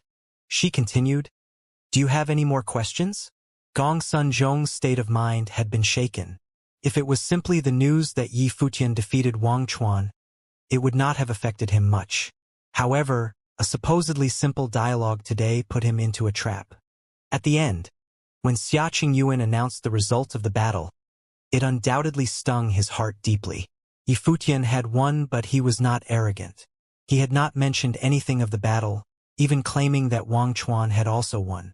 But because of his persistence in asking for the details, attempting to force Yi Futian to admit his defeat in front of Xia Qingyuan, the level of the two men was now clear as day. Many people looked at Gongsun Zhong with sympathy. Although Xia Qingyuan did not reprimand him, this was a trap that he had dug for himself. Xia Qingyuan's simple announcement of the truth about the battle was enough to bruise him. The world misunderstood that battle, saying that Palace Lord Yi was defeated, and yet Master Yi never explained it, and even today he pronounced that both won. This kind of generosity. She looked at Yi Futian with a smile. Departure. She had not finished when Xia Qingyuan interrupted her and made a command coldly, which stunned many. The empty realm was located in the middle of the three major imperial realms. The endless and massive empty realm was shrouded in the boundless brilliance of the Great Path. Mysterious and unfathomable, a horrific light of Great Path was everywhere, and even had faintly condensed into physical form, creating a huge light screen that enveloped the entire empty realm like a boundless matrix. This land without a master was, in reality, governed by all three imperial realms, and it had been the cause of many explosive wars. Later, the three imperial realms agreed that the right to control the empty realm should be determined by the confrontation under the Saint Plane, rotating every 10 years. This would avoid the never-ending battles of friction where no one would willingly give up control. Once every 10 years was a term acceptable to all three imperial realms.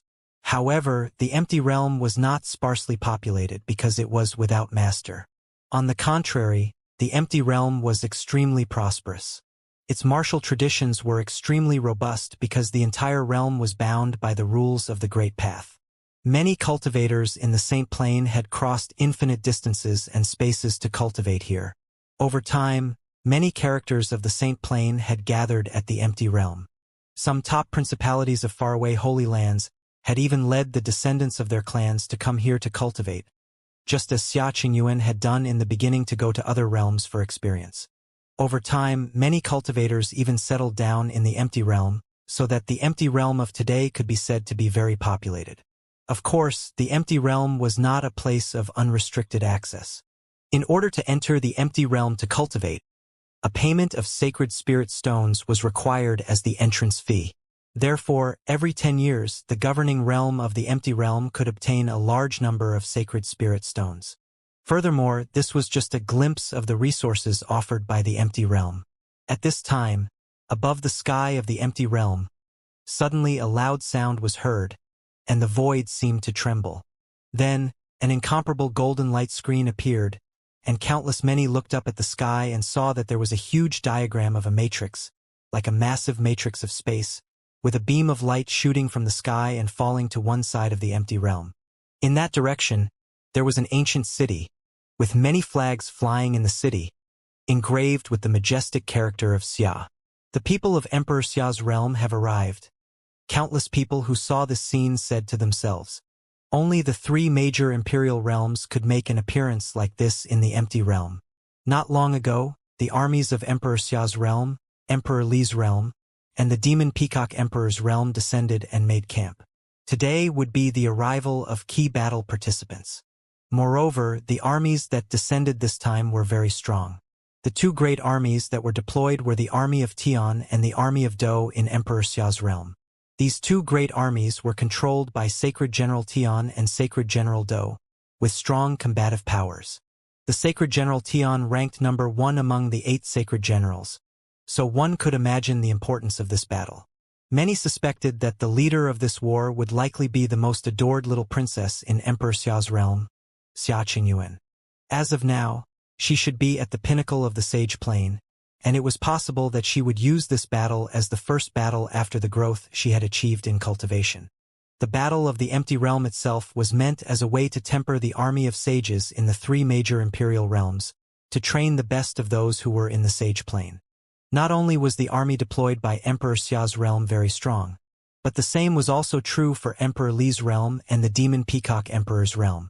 It was speculated that the main participants of this battle would all have surprisingly eminent backgrounds. The light beam descended from the sky and fell inside Emperor Xia's city. Many people had already begun to inquire who would lead the army. At this time, in another direction, there was also an extremely radiant beam coming down, and the void trembled once again. A spatial diagram of a matrix appeared in the sky. The cultivators of Emperor Li's realm had descended. Boom! There was a dull sound that came, and in the distance, the light of space sprinkled down, rocking the void.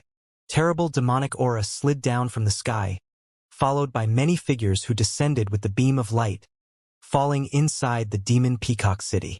The 3 imperial realms seemed to have had made an agreement and had come one after another. This sensational news spread quickly in the empty realm.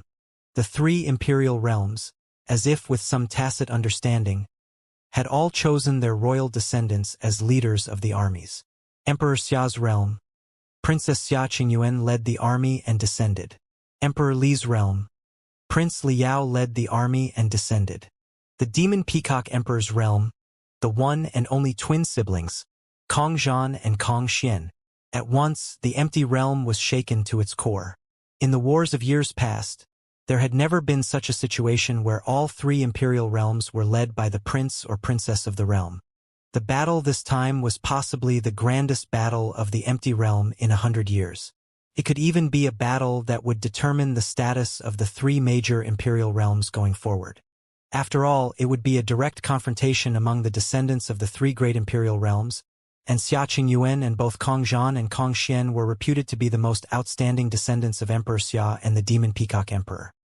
In Emperor Xia's city, the cultivators led by Xia Qingyuan descended from the sky and landed in the center of Emperor Xia's city in the empty realm. In front, there were many cultivators coming toward this side. The two who were leading had an unusually majestic aura and strapping physique. Both carried themselves with authority. Although there was no detectable breath being released, they still gave out an extremely suppressive power. Behind them, there was a group of cultivators in the Saint Plain, and further back was a horrific army of sages. At first glance, it was all great and strong cultivators. Yi Futian and others from the 9 states trembled in their hearts. This was the War of the Upper Worlds. It was on a much grander scale than the sacred war that had involved the 10 Holy Lands. Moreover, this was the battle for the 10-year control of the empty realm. If it was a real battle of Renhuang's realm, what would it look like? Just imagining it gave people pause. It was rumored that there had been many battles of extinction in the past. Before Donghuang the Great and Emperor Yi Qing unified the lands, the divine prefectures were also full of chaos and must have been even more so than today. Princess. The 2 great sacred generals who were in the lead greeted Xia Qingyuan with a slight bow and did not give a formal greeting. After all, they were already standing at the top of the Emperor Xia's realm, and as Emperor Xia's most trusted advisors, even in the presence of Emperor Xia, there was no need for them to perform formal greetings. Princess. Behind the two, the mighty army saluted Xia Qingyuan, and it was a spectacular moment that shocked Emperor Xia's city. Although the army under the jurisdiction of Emperor Xia was constituted of warriors made of iron and blood, they knew that this princess, who was greatly favored by His Majesty, was not a delicate, sheltered little girl. She was extremely outstanding in her own right and had led the powerful cultivators of all kinds to trial. Even at a young age, she had already traveled through many realms and had survived many conflicts with others. Now, she was personally visiting the battle as the most precious princess of the realm. This itself was worthy of the respect of all military personnel. 2 sacred generals and everyone. Thank you for coming, Xia Qingyuan said to everyone in a clear voice. The war was about to begin. The atmosphere here was a world away from that of Emperor Xia's palace, solemn and reverential. In the battle for the empty realm a decade ago, Emperor Xia's realm was disastrously defeated. Our city was breached and attacked. Not only was the flag of Emperor Xia torn and insulted, but Emperor Xia's city suffered numerous deaths and injuries. An incredible blow. After the war, many cultivators of the empty realm swore their allegiance to Emperor Li's realm. Now 10 years have passed. Emperor Li's realm has become even stronger with the momentum of their last victory, and he intends to govern the empty realm for another 10 years. However, since His Majesty allowed the princess to personally participate in the war, our realm will be able to regain control of the empty realm and wash away our shame. The sacred general of Tian said clearly, not at all avoiding the defeat of 10 years ago. That's not all. For the victory of this war, Emperor Li used inhumane means to forcibly create demi-saint cultivators. He recently came to our realm to boast, Xia Qingyuan said to the sacred general of Tian. In that battle, Li Yao was not really intending to ask for her hand. The 2 great imperial realms were on very unfriendly terms. It was not something that would escape Emperor Li. It was merely a pretext to deter them and to test their resolve. It must have been the doing of the imperial advisor of Dali, the sacred general of Tian said with indifference. Emperor Li's realm was also known as the Dali dynasty. The world was ruled by imperial families so that all clan forces were obliged to obey. The imperial advisor of Dali was a cultivator who was neither just nor evil. His cultivation was great and his methods terrifying, and he was also well versed in the techniques of armory making as the premier armorer of the dynasty. Aside from armory making, he was also an expert in the dark arts, and was considered to be one of the most terrible existences under Emperor Li in Dali dynasty. It was said that Prince Li Yao of the Dali dynasty was also a disciple of his. Even so, Emperor Xia's realm will win in this battle for the empty realm. Xia Qingyuan's voice was cold and confident. At this moment, Yi Futian suddenly vaguely understood why Xia Qingyuan had not wanted him to respond that day when Liao challenged him outside of Emperor Xia's palace. Perhaps it was because she did not want Liao to know his true strength. Afterward, Xia Qingyuan had also not disclosed anything regarding the battle between him and Wang Chuan until right before they left, but she disclosed the results of the battle in Lihan Heaven to everyone. Was all this on the account of this battle? He could see that Xia Qingyuan had attached great importance to this war.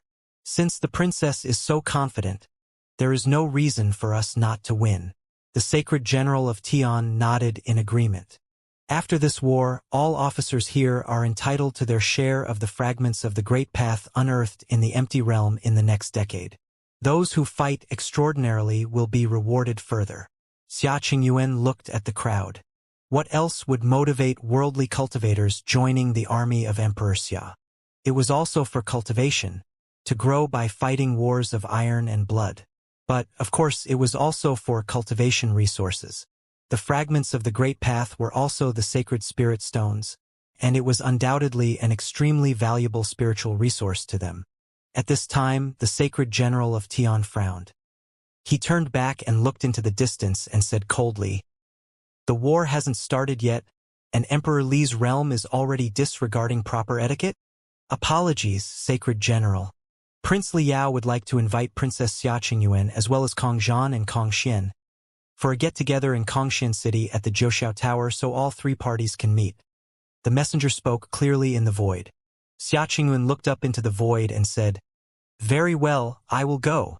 I'll take my leave then," the messenger replied, and the aura of the messenger disappeared. It seems that Liao is very confident and believes that he already has the victory well in hand, remarked the sacred general of Tian. "Let's go. Since Liao invited us to visit, we will go and see about the leaders from Emperor Li's realm and the Demon Peacock Emperor's realm," Xia Qingyuan said and then stepped into the void. Suddenly, many people levitated with Xia Qingyuan to depart with her. "The army will station here.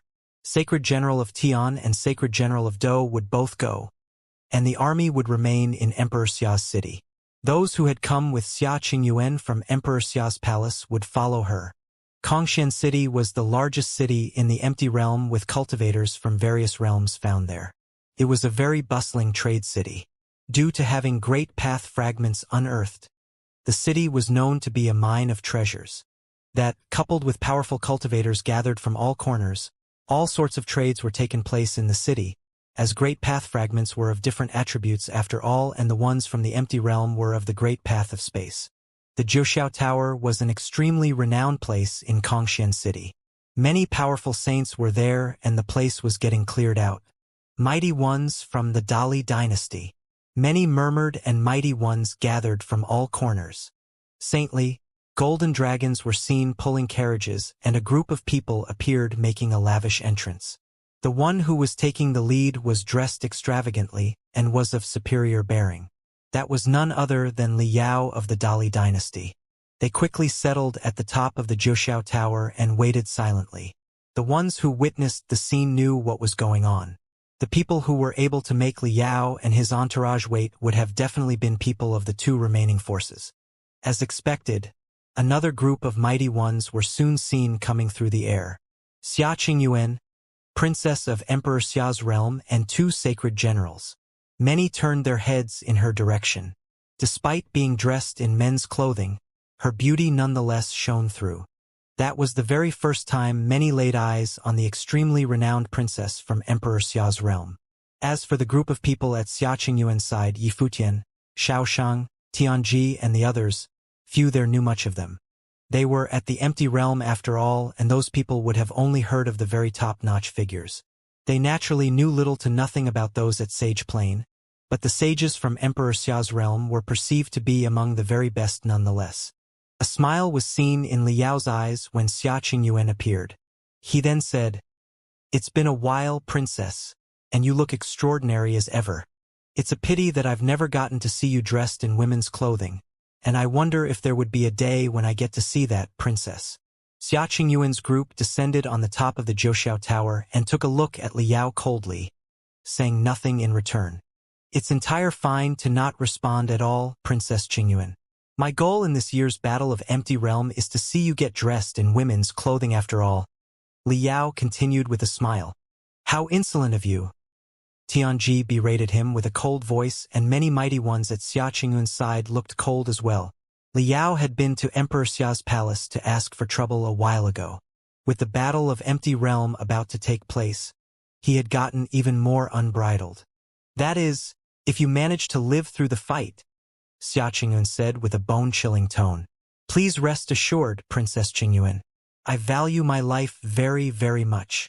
Eagerness was seen in Liao's eyes. Xia Qingyun was not the only one present in that year's Battle of Empty Realm. The princess of the Demon Peacock Emperor's realm, Kong Xian, was there as well. It was a coincidence both princesses were his peers, and he found that very delightful. Powerful demonic aura was sensed from far away.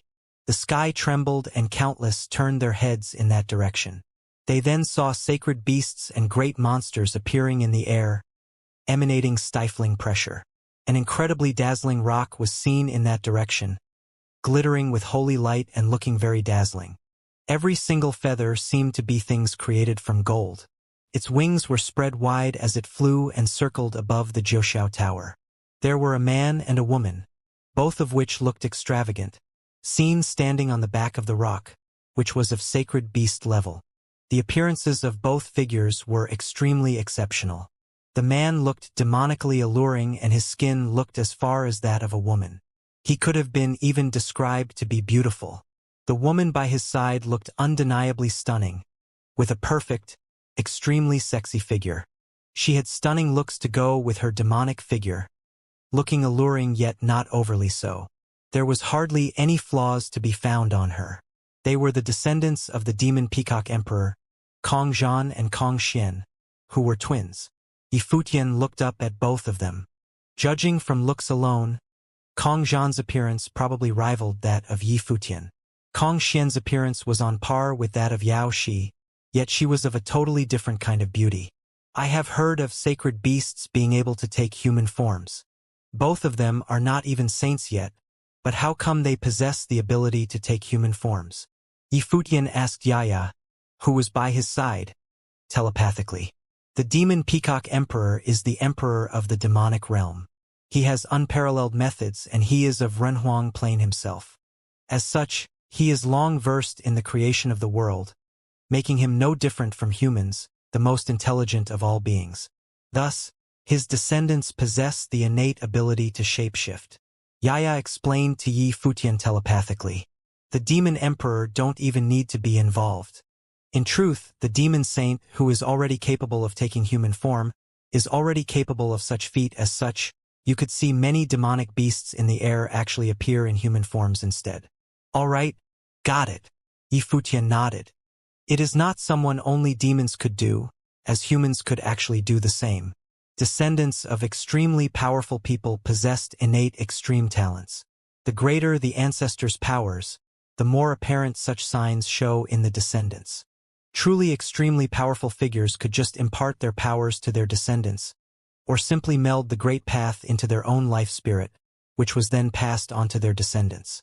Said descendants would then continue to awaken stronger talents as their training grew. Yaya continued to elaborate. Yifutian was awed by her words. So is that to say that my world tree life spirit harbors the power of great path, which could conjure all things in the world then? What level would be my ancestor would have been at then? From the looks of things so far, there had never been anyone else who possessed life spirits similar to Yifutian's, and he dared not bring that up to anyone else as well. Knowing a man by repute is indeed inferior to seeing a man in the flesh indeed. Both are indeed superb. Liao then smiled and said, I'm rather curious then, between Princess Kong Xian and Princess Qingyun, who would be the one with superior appearance indeed. The demonic eyes of both Kong Zhan and Kong Xian looked cold as they glanced at Liao. Terrifying demonic aura burst from behind them, and their eyes turned to look extremely ferocious. I shall take your head apart and feast on your heart. I wonder what the heart of the Crown Prince of Dali would have tasted like indeed. A demonic figure whose eyes shone with frightening cold light behind Kong Xian eyed Liao in an eerie manner.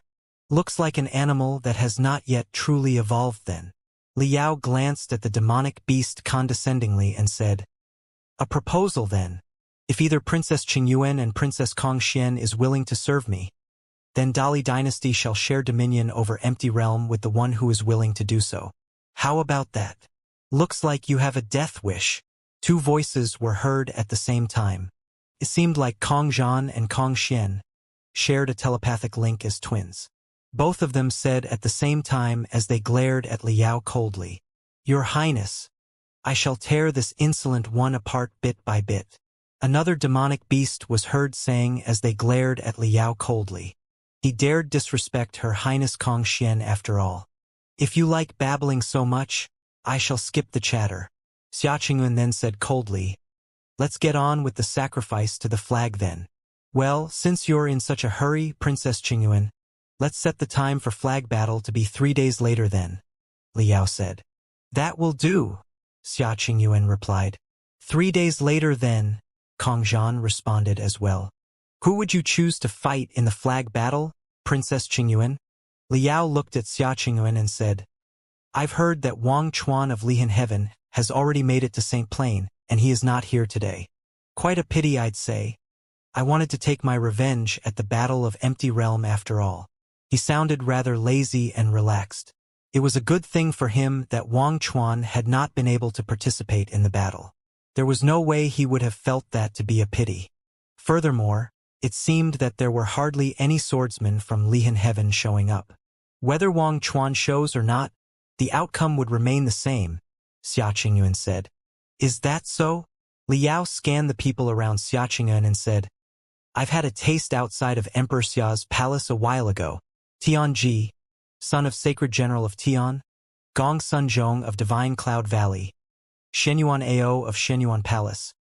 Doesn't seem like much to me. Who would be the strongest below St. Plain at the moment in Emperor Xia's realm? Other than you, Princess Qingyuan, I wonder." The eyes of countless youths behind Liao looked heated. They were all top-notch figures from Emperor Li's realm. They were determined to kill several important figures from Emperor Xia's realm and Demon Peacock Emperor's realm. There were a few who cast their gaze at Yifutian.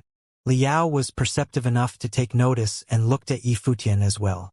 "So this is the guy who challenged Wang Chuan of Lihan Heaven a while ago then?" Liao turned to look at Yifutian and said, "We meet yet again." He had actually met Yifutian many times. Yifutian glared at Liao with unmistakable killing intent. "Seems like you're not the only one. There seems to be many coming from the lower worlds, even the guy who had acquired the Renhuang lineage before, I see." Liao turned his cold eyes at Huang Zhouge. It was Liao who discovered the Renhuang lineage back then, and yet he ended up handing the place to someone else in a silver platter instead. "Well, since you're here, how about you stay for a bit? I see that you have superb talent, so here is another choice. How about joining Emperor Li's realm then? I'd be happy to brush our scuffles before away." Liao said to Yifutian. "Let's go, princess," Yifutian said to Xiaoqingyuan and ignored Liao altogether. "Didn't you ask me about Saint Ji outside of Emperor Xia's palace? I was the one who made him did what he did. I've taken both his son and wife to Emperor Li's realm. If you're willing to come to my side, I'd be happy to offer them to you." Liao narrowed his eyes. So that genius in the 9 states back then is now an important figure serving Xiaoqingyuan now then. Liao had marked Yifutian to be a target, and he deemed Yifutian someone he needed to dispose of as soon as possible. "We'll meet 3 days later," Xiaoqingyuan said coldly, before turning around and left with the mighty ones at her side. "Let's go," Kong Xian said as well. The rock took one look at Liao with its golden eyes and took to the air. The mighty ones from the Demon Peacock Emperor's realm left as well. Liao's eyes were devoid of the smirking and jesting demeanor about them after those people left. His expression became rather serious and said in a serious tone, "Xiaoqingyuan is indeed indomitable. I never expected Kong Zhan and Kong Yao of the demonic realm to be such as well. If they prove to be that resilient as well, it seems like we'd have a difficult battle to fight up ahead." His provoking words and condescending demeanor were not truly what they appeared to be. On the contrary, Liao was taking the upcoming battle with utmost seriousness. It was the first important task entrusted to him by his father, and it would have played an important role in determining the course of his future. He was unable to afford to lose. There is no need to be overly concerned, Your Highness. Teacher has gotten amply prepared this time, and we tested what they were capable of outside of Emperor Xia's palace. We'd definitely be able to win this. A youth was heard saying by his side. Yeah, and keep a close eye on Yifutian. If he were to participate in the flag battle 3 days later, we'd need to be careful with our selection. If the chance presents itself, we'll have to take him out first. Liao's voice was cold. His intuition was telling him that Yifutian was extremely dangerous. Furthermore, Yifutian held intense enmity towards him. Killing intent was almost spilling from Yifutian's eyes, looking very determined to end Liao. While Liao did not care all that much, it was not a comfortable feeling being glared at like that after all. So he still needed to get rid of Yifutian as soon as possible. Rest assured, Your Highness. The people behind him nodded one after another. They were all genius-level figures of the Dali dynasty, and they had absolute confidence in their respective powers. After the mighty ones from the 3 realms of the emperors left, one figure after another was seen descending onto the Zhoushan Tower. All of them were cultivators from Kongshan City. Seems like the Battle of Empty Realm this year is going to be rather interesting. Who do you think would win? Someone asked. Emperor Li's realm had been dominating the Empty Realm for the past 10 years, and they had the greatest amount of power accumulated in Empty Realm, enabling them to pull all manner of tricks. With the cultivators from Dali dynasty added to the list, it was very, very possible that they might have ended up as the winner again. It's been said that that imperial advisor of Dali had developed new methods and created a bunch of killing machines. It seems like Emperor Li's realm is going to bag it again this year. The twins, Kong Zhan and Kong Xian, had unparalleled combat prowess. It's been said that the descendants of great monsters of the demonic realm serving the demon peacock emperor had been here to support the twins, in order to secure victory in the upcoming battle. Seems to me that the demon peacock emperor's realm has just as good a chance to come out on top. Yeah, Emperor Xia has claimed that her daughter, Xia Qingyuan, had talents rivaling that of his, which meant she might have become the empress of Emperor Xia's realm in the future, so there was no doubt that she was extremely exceptional. But then again, they are not fighting mighty ones from Emperor Xia's realm this time, and have to be fighting those of similar levels from Emperor Li's realm and Demon Peacock Emperor's realm. Liao, Kong Zhan, and Kong Xian are probably just as capable as she is. We'll see if Emperor Xia's realm has any secret weapons with them this time around. Many talked, and judging from the looks of things, Emperor Li's realm had the best chance of emerging victorious still. They secured an overwhelming victory 10 years ago after all. However, things were different at present. The leading figures of the Battle of Empty Realm at the moment consisted of the princes and princesses of the respective realms. Things had never been of such grandeur for the past 100 years or so. If the royalties were leading their forces personally, then their subordinates would have also definitely consisted of the most powerful lineup they were able to gather. However, no one would have known of the final outcome until things had gotten to the very last stages. At that moment, all of the spectators were only speculating. They were those who had set games in Kongshan City, betting on who would have emerged as the victor in the Battle of Empty Realm. Many saints put down heavy bets as soon as the games were set. It was only natural that most bet on Emperor Li's realm emerging victorious. 3 days later, the forces from Emperor Xia's city, Emperor Li's city, and Demon Peacock Emperor's city, 3 cities representing their respective realms and laid out in a triangular layout, gathered at the central region between the cities. Stern, solemn pressure was felt everywhere. Countless mighty ones emerged in the air from far away, watching things unfold before them quietly. 3 grand armies appeared above that area. Their might shrouded the entire area as if they were celestial armies themselves. It was the day of the flag battle as agreed by all 3 sides, which was also the start of the Battle of Empty Realm. The mighty ones from the 3 imperial cities had all left their respective cities and gathered there. One figure after another took to the air, and they formed 3 distinct camps as well. The Sacred General of Tian, the Sacred General of Do, and other saints were high up in the air. The saints were forbidden from entering the battlefield and participate in the Battle of Empty Realm as soon as the flag battle commenced. Deciding who would be the ruler of Empty Realm through battles between those beneath Saint Plain had been a consensus reached by the three emperors for many years. None dared to break the rules without good reasons, as any mishap could have resulted in a breakout of war between the emperor's realms. None of the realms dared to wage a war against one another until they were absolutely sure of it, as the price for doing so would have been too great. As such, having one battle held once every 10 years and only fought by the sages had been the most peaceful way they had been able to come up with to settle the matter. All three imperial realms had their chance once every 10 years, and the losers would have been able to yield easily. If the battle had been one deciding the right to permanent rule of Empty Realm instead, the other two that lost would not have been able to sit well with the result for long. While the saints were not participating in the battle, but all three sides nonetheless mobilized a great number of saints there, so as to ensure that none would have flaunted the rules. Things would have turned dire if something untoward were to happen. Furthermore, given how it was the royalties leading their armies personally in that year's battle, they needed to be extra certain of how things proceeded. The three forces below stood against each other in a similar fashion. The grand entourage brought about thick might and pressure to the place, making even the spectators standing from far away felt pressured somewhat. A group of people emerged from the army. Xia Qingyuan from the army of Emperor Xia's realm went forward. Tianji was seen bearing a huge flag and walked right behind her.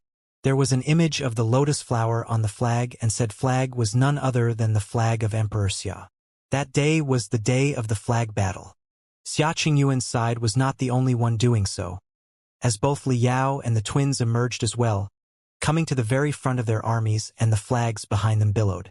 The flag of Emperor Li had an image of golden dragon on it, while the flag of Demon Peacock Emperor had an image of a peacock. Per the rules of Battle of Empty Realm, after the flag battle, the blood-stained flags shall be placed at the highest point of the three imperial cities. The side with the shaft of their flags snapped shall be eliminated from the battle. Li Yao then continued, life and death occurring during the Battle of Empty Realm shall remain as the affair of the battle. Saints are not allowed to interfere. Anyone who violate the rule shall be punished by death. Battle matrices are forbidden within the imperial cities. Any side that violates the rule shall be eliminated. Other than that, all sages are permitted to participate in the battle. The battle shall be held for 3 months. If the flags were to remain intact after the duration of 3 months, the victor shall be determined at this very spot. The victor shall be granted the right to rule Empty Realm for the next 10 years. Everyone looked serious. The Battle of Empty Realm had been held for more times than they were able to count, so there was no way any of them would have not known about the rules. We shall begin. Kong Zhan's voice was cold as he turned his eyes at Li Yao. Well then. Li Yao nodded. The flag battle shall be one to be fought to the death. No divine implements were allowed to be used. The flags shall be stained with blood. I would present to you my candidate. A stout figure was seen walking out from the army of Emperor Li's realm as soon as he finished, emanating terrifying power all over him, as if there was no way to conceal his aura. Yi Fuqian took a look and knew that he was like one of those killing machine warriors fighting outside of Emperor Xia's palace back then, who was forced into semi-saint status using special means. However, their planes were unstable and they were no longer able to go further in their training, forever stuck at being semi-saints. A mighty one emerged from the side of the Demon Peacock Emperor's realm, emanating thick, unbridled demonic aura. His body transformed as soon as he walked out, taking the form of a demonic beast. It was a terrifying-looking demonic ape, who was leaking frightening power all over him. The flag battle was one that would have determined the morale of the forces in the Battle of Empty Realm. There were 3 battles to be fought, and in principle the victors would have been able to stain their flags with the blood of their opponents, by winning 1 battle each. Furthermore, the flag battle was a battle fought to the death. Among the 3 emerging, only one would have been able to emerge alive, making the fight harrowingly cruel. Emperor Xia's realm was the last side to field their warrior in the first battle, giving them an edge by allowing them to decide their candidate according to the other 2 fielded. Who would be the one to fight? Xia Qingyuan said. I would. A figure emerged. It was Shenyuan Ao of Shenyuan Palace. He was one of the most powerful figures under Saint Plain in Emperor Xia's realm, and a descendant of Emperor Shenyuan.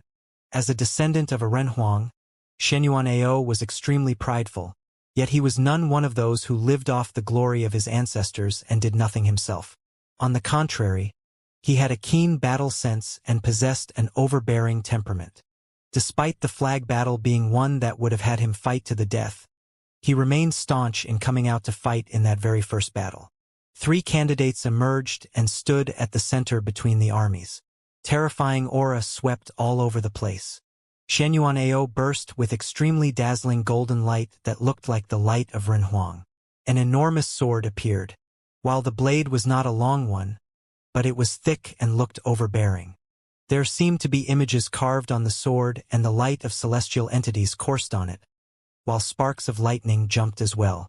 Shenyuan Ao was basking in terrifying light all of a sudden. The Shenyuan sword spirit. The mighty ones from Emperor Xia's realm gazed at Shenyuan Ao. As one of the top-notch figures below St. Plain, it was only natural that he was renowned. It seemed like he would have been able to bag that very first battle. Liao turned his eyes at Shenyuan Ao as well, whose ancestor was Emperor Shenyuan and of great renown. There was no way Liao would not have known. It was said Emperor Shenyuan had infused the Great Path's power on his life spirit that enabled him to manipulating powers of the celestial entities as well as thunderstorms. It was then passed down throughout his bloodline and enabled his descendants to possess superior talents from birth. The Shenyuan sword spirit that Shenyuan Ao summoned was indeed terrifying. Yifutian kept his eyes at Shenyuan Ao as well. He had never spoken to Shenyuan Ao before, yet he was nonetheless able to sense that Shenyuan Ao was an extremely prideful person. The man's ancestor had been a Renhuang after all. Huang Zhouge's life spirit had only been able to be awakened again and became stronger all those years, after inheriting the lineage of his ancestor. Shenyuan Ao, on the other hand, has had his powers long awakened and had always been extremely powerful. As one who was lauded to be among the handful of edge of pinnacle below St. Plain in Emperor Xia's realm, it was only natural that Wang Chuan had fought him before as well. All the others in that battle were naturally anything but weak. His blade was drawn, and he blitzed like a streak of lightning at the mighty one from Emperor Li's realm. His opponent stepped forward and seemed to be shining with boundless golden light, seemingly having taken an invincible golden form, and saintly light burst from within. That mighty figure seemed like a human-shaped divine implement and actually simply lifted his arm, intending to beat down on the Shenyuan sword spirit lashing out at him. The flash of the sword dropped with a loud boom. The light of the celestial entities showered and lightning crackled. The power of the Great Path hammered down on its target with the force of doomsday. Boom! That mighty one from Emperor Li's realm remained totally unfazed. His legs steadied and both arms were outstretched, barging through the dazzling light and headed straight for the sword spirit. Shenyuan Ao took one step forward and appeared right above the sword, before he held the blade with both hands and brought it down hard. A beam of light of the Great Path out to tear space apart appeared from above, seemingly like a bolt of devastating lightning as it was brought down on the body of its target. That extremely powerful golden body was shattered, chopped in half, and died on the spot. Saintly aura seemed to still emanate from that broke body after the man had died. So the imperial advisor of Dali had crafted men like he crafted divine implements then? The sacred general of Tian said coldly in the air. While such means enabled one to craft human-form weapons, it was nonetheless inhumane. The people from Emperor Li's realm did not respond. Liao looked at that dead body dropping below with a deadpan face.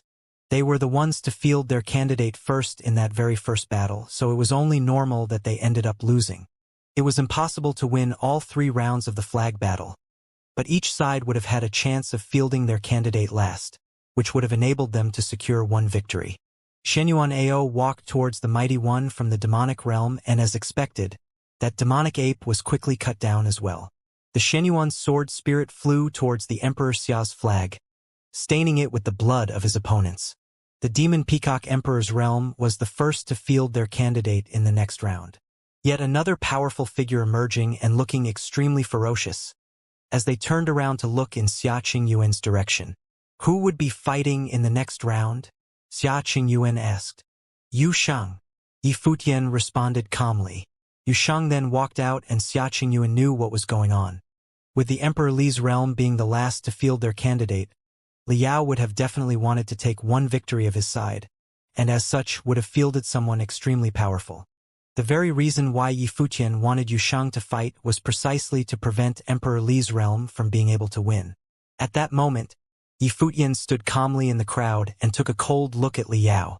He wanted the blood of all three mighty candidates in all 3 rounds of the flag battle to stain Emperor Xia's flag. High up in the sky, many cultivators were watching the battlefield. In the first battle, the Shenyuan family had played a part, winning the first battle for Emperor Xia's realm. In the second battle, Emperor Li's realm had gotten involved right at the end, and they would most likely be the victors of that one. At that moment, a dark-robed figure walked about from beside Liao. A single glance at him gave everyone a feeling of raw power. He was cold and arrogant. "Chao Yuan, take his head as a sacrifice," Liao said to the man who was walking forward as he stared at Yushang. Yi Futian had come from the 9 states to the upper realms and then had gotten involved in the battle for the empty realm. So, it was only right that he not leave this battle alive. And he had actively encouraged Yushang to fight in this battle. He must have a death wish. Chao Yuan. Everyone in the sky felt their hearts tremble, even the sacred general of Tian. Many people had the surname Chao, but in Emperor Li's realm, there was someone who stood at the peak of all cultivators whose name was Chao. He was an outstanding magician from Emperor Li's realm who had founded a clan based on demonic methods that had achieved great prestige. He was one of the top 5 most powerful figures below Emperor Li, and thus it was obvious how powerful he was. He was a formidable man who had achieved the 4th tier of the Saint Plane, Nirvana. The man who strode forth now was named Chao Yuan, and he must be a descendant of that magician. The cultivators of Emperor Xia's realm and the Demon Peacock Emperor's realm are in trouble, many people thought secretly. Emperor Li's realm would certainly win this battle. Each of the 3 realms would achieve at least one victory in this flag battle, and the one who acted last had the best chance of victory. It would be difficult for them to lose this one. Even the 2 great saint generals of Emperor Xia's realm were looking at Yushang nervously. Both Emperor Xia's realm and Emperor Li's realm had many descendants of powerful figures taking part in this battle, like the people from Shenyuan Palace, Divine Cloud Valley, and Jiutian Temple. But even if they were nervous, their expressions did not change. Being wounded was normal on the battlefield, especially as far as the 2 saint generals were concerned, who had experienced countless lives and deaths, and thus were numb to it. 10 years ago, Emperor Xia's realm had suffered a grievous defeat. Not only had the sovereign family in Emperor Xia's city been struck, but over half their army had also been killed or wounded. This time, they only hoped that the princess could obtain a victory for Emperor Xia's realm here at the empty realm. Chao Yuan stepped forward onto the battlefield, and his gaze fell upon Yushang. He felt an aura similar to his own coming off of him. It was highly likely that his opponent had cultivated the demonic method just as he had. But he had never heard of anyone in Emperor Xia's realm whose demonic arts were stronger than those that had been passed down through his family. Liao wanted him to take his opponent's head, so he would do so and present it as a sacrifice to him and win the first victory for Emperor Li's realm in the battle for the empty realm. But before he could take Yushang's head, he would first have to deal with the other fools. Chao Yuan stepped forward towards the demonic beast that had come forth from the Demon Peacock Emperor's lines. The demonic beast reverted to its original form, a large and sturdy yak. Its roar thundered in everyone's ears, and destructive lightning swept forth from it towards Chao Yuan. Chao Yuan seemed not to see it, letting the terrible lightning pass through his body. Blood-colored demonic light burst forth from him that turned into blood-red lines that absorbed the power of the lightning. He used the electricity to increase his own power, and suddenly, the lightning was flowing over his body as he walked forward. The ground trembled with his every step. He was absolutely overbearing as he descended like a demon king, suppressing the giant yak. The yak's eyes were filled with demonic malice, but it still felt extremely threatened. Chao Yuan's every step was like a clap of thunder, causing his heart to flutter. It was a descendant of the sacred yak, with supernatural strength and power, and yet it was being suppressed by its opponent's power. It charged forward with a roar, rushing madly towards Chao Yuan. Heaven and earth seemed to crack and splinter as lightning shot out from it. Images of countless yaks appeared around it, filling both the earth and the sky. All of them were as large as the original, and they galloped towards Chao Yuan, trying to break everything before them into pieces. Boom! Chao Yuan seemed to turn into a demon, quickly growing to the same size as the yak. He stepped into the air, trampling on the images of yaks and crushing them to pieces. They could do nothing against him. Crack! Crack! The earth trembled violently, and Chao Yuan's body collapsed forward. A man and a demon rushed towards each other, and the dust flew up from the ground as they charged. Cracks appeared as the earth split apart. It was an astonishing sight. Cultivators of the demon path are truly overbearing to the extreme. This Chao Yuan is a devil in human form. He's even more wild and violent than the yak, thought many people as their hearts trembled. But when they thought of his family background, they were relieved. His powerful nature was beyond doubt. Chao Yuan collided with the massive yak and struck forward with his fist. The yak pierced towards him with its horns. Purple lightning wrapped around them. They were locked in close combat. The demonic cultivator and a demonic beast were locked in close combat. Crack! A loud noise rang out as the yak's horns snapped and Chao Yuan's fist smashed into its head. Its massive body instantly shattered into tiny pieces and its flesh and blood went flying everywhere. It was terrible to behold. Its blood splattered on Chao Yuan, and his fist was covered in it. Not just the yak's, but his own as well. His blood dripped to the ground, but he seemed to have felt nothing. He turned to look at Yushang. Yushang was still standing there calmly.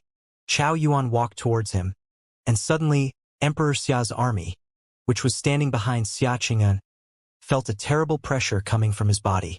Yushang had been able to sweep away all the cultivators that Lu Chang had brought from Lihan Heaven and had once fought his way through Juqian Temple. Would he die in battle today? A flag battle was a battle to the death. Only the victors would survive. There was a flash of cruelty in Chao Yuan's deep eyes. Is your head ready? Chao Yuan stepped forward, and a wave of overbearing demonic power swept out. A dark gold demonic power swept out from Yushang as well. The flow of demonic energy covered the sky, and then the entire area. The two flows of demonic power collided up in the sky. Everyone narrowed their eyes as they watched. It seemed that both of them had cultivated their demonic arts. But Chao Yuan had such an impressive heritage. Could it be possible that Yushang's demonic power would be stronger? He would likely come to tragedy. Boom! Chao Yuan stepped forward again, his large and sturdy body moving slowly towards Yushang. His eyes were fixed on Yushang's head, and that was probably where his attack would fall. There was a crisp snapping sound as Yushang's body transformed. A demon-like illusion shone behind him. He stepped forward slowly, but each step shook the earth, and the vibrations were no weaker than those caused by Chao Yuan. Even more terrifying were his eyes. Everything that he looked at with those dark eyes would be crushed beneath his feet. Chao Yuan narrowed his eyes. He felt a bit uneasy, as if what was standing before him was truly a demon that could command all other demons. It seemed that in all the heavens and the earth there was only him and him alone.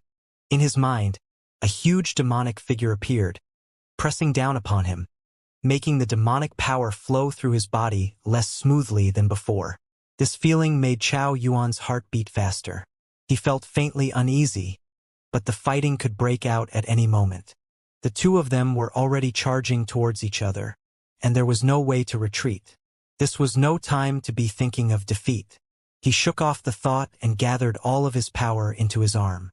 Blood-colored light wrapped around it, tearing his sleeve apart. Suddenly, the blood-colored light shot through his entire arm, making it extremely terrifying. Boom! The earth trembled as the two of them drew together. Chao Yuan struck out with his arm. He did not manage to tear off Yushang's head. He would have to defeat him first. Yushang also struck out with his fist, thrusting it directly forward. The two great demonic cultivators fought each other with the most basic methods. A violent airflow swept out, and at the instant they collided, deep cracks appeared in the ground, stretching out towards the faraway armies. But everyone's eyes were firmly fixed on the battle. Yushang felt his internal organs tremble and his blood surging. His opponent's attack reached into his body layer by layer. He thought it would break him apart and kill him. The demonic will within him roiled, suppressing the power that was attacking him. His mighty demonic power poured into his opponent's body. At that moment, Chao Yuan went pale. Blood dripped from his mouth. But this was masked by the vigorous courage that filled him now. A terrifying force exploded out from him, swallowing up the demonic energy within Yushang, and even trying to suck the blood out of his veins. But a mighty rule power burst forth from Yushang at the same time. Dark golden light flashed, and Yushang's body became like a bottomless hole as he transformed into a terrible vortex that resisted Chao Yuan's devouring power. As those cold, demonic eyes met his, Chao Yuan felt his head begin to split as terrifying demonic images entered his mind. He was like an actual demon. At that moment, Chao Yuan realized that his opponent's demonic arts were stronger than his own and could suppress him. He saw Yushang pull back his fist, and in the next moment, there was a loud cracking sound as it punched through his head. Everyone watched this scene with horror. This cannot be. Liao's heart quivered so fiercely it seemed it would jump out of his chest. He saw Yushang reach out with his huge demonic hand and place it upon Chao Yuan's head. There was another snapping sound as under everyone's gaze, Yushang twisted Chao Yuan's head off. He then pushed Chao Yuan's body to the ground. Everyone's hearts beat wildly, and they trembled violently. This scene could not be compared to their attacks. Their breath caught in their throats and they stood there frozen, staring fixedly at the scene before their eyes. Yushang had plucked off Chao Yuan's head, and now stood victorious upon the battlefield. All was dead silent upon the battlefield. Liao had ordered Chao Yuan to bring him Yushang's head, but now his own head had been removed. Yushang had torn it off, killing him in brutal fashion. Even the cultivators from Emperor Xia's realm were deeply shaken by this scene. The army stared at Yushang, secretly asking themselves, "Who is this man?" Xia Qingyuan sat there. Another one of her valiant officers had crushed Chao Yuan of Emperor Li's realm. And so Emperor Xia's realm had won a second victory in the flag battle. At least one of Emperor Li's realm or the Demon Peacock Emperor's realm now had no way of making the blood they had shed here worth it. Moreover, Chao Yuan's death would have made the head of the Chao family quite upset. Although he wouldn't dare to act personally, he could at least support his brothers. After all, he was not the only prince of Emperor Li's realm. He was one of Emperor Li's 5 most powerful vassals and had great power of discourse. He felt that he had miscalculated and had underestimated Yushang's power. Judging by the power he had shown today, he was at the limit of combat power below the saint level. He was not even necessarily any weaker than Wang Chuan. If Yushang had this kind of combat prowess, then Yi Futian would be even stronger. These two must be the main generals of Emperor Xia's army. The saints of the 3 realms were quite surprised by Yushang's strength. The sacred general of Tian's face relaxed a bit. Emperor Xia's realm had already achieved 2 victories. Even if they lost this last fight, they still had proven themselves to be the strongest here, which would be good for morale. Yushang lifted Chao Yuan's head and rose up into the air. He smeared some of the blood on the emperor's flag, and then tossed the head towards Liao. The blood of 2 great cultivators of Emperor Li's realm was now on that flag. Liao looked at the head at his feet, then up at Yushang up in the air. The 2 of them stared at each other. He could feel intense murderous intent coming from Yushang's gaze. It was the same as Yi Futian. They both wanted to kill him. After all this, Yushang returned to Yi Futian's side as if nothing had happened. Only the last fight of the flag battle was left. In this fight, Emperor Xia's realm would be the first to send out someone, and the Demon Peacock Emperor's realm would be the last, giving them the advantage. But Emperor Li's realm would not easily give this battle up, and would probably send out someone extremely powerful as they tried to seize victory. But if they did this, it was highly likely that they would have to fight fiercely with the great demon of the Demon Peacock Emperor's realm, and one of them would be killed. No one even considered Emperor Xia's realm. They had already won twice, so they probably would not take the risk of competing in this fight. But if they did want to compete, would it be permissible for them to send out Xianxia? The main general naturally could not participate in a flag battle. Therefore, the last battle would be between the Demon Peacock Emperor's realm and Emperor Li's realm. "Why don't you send someone out?"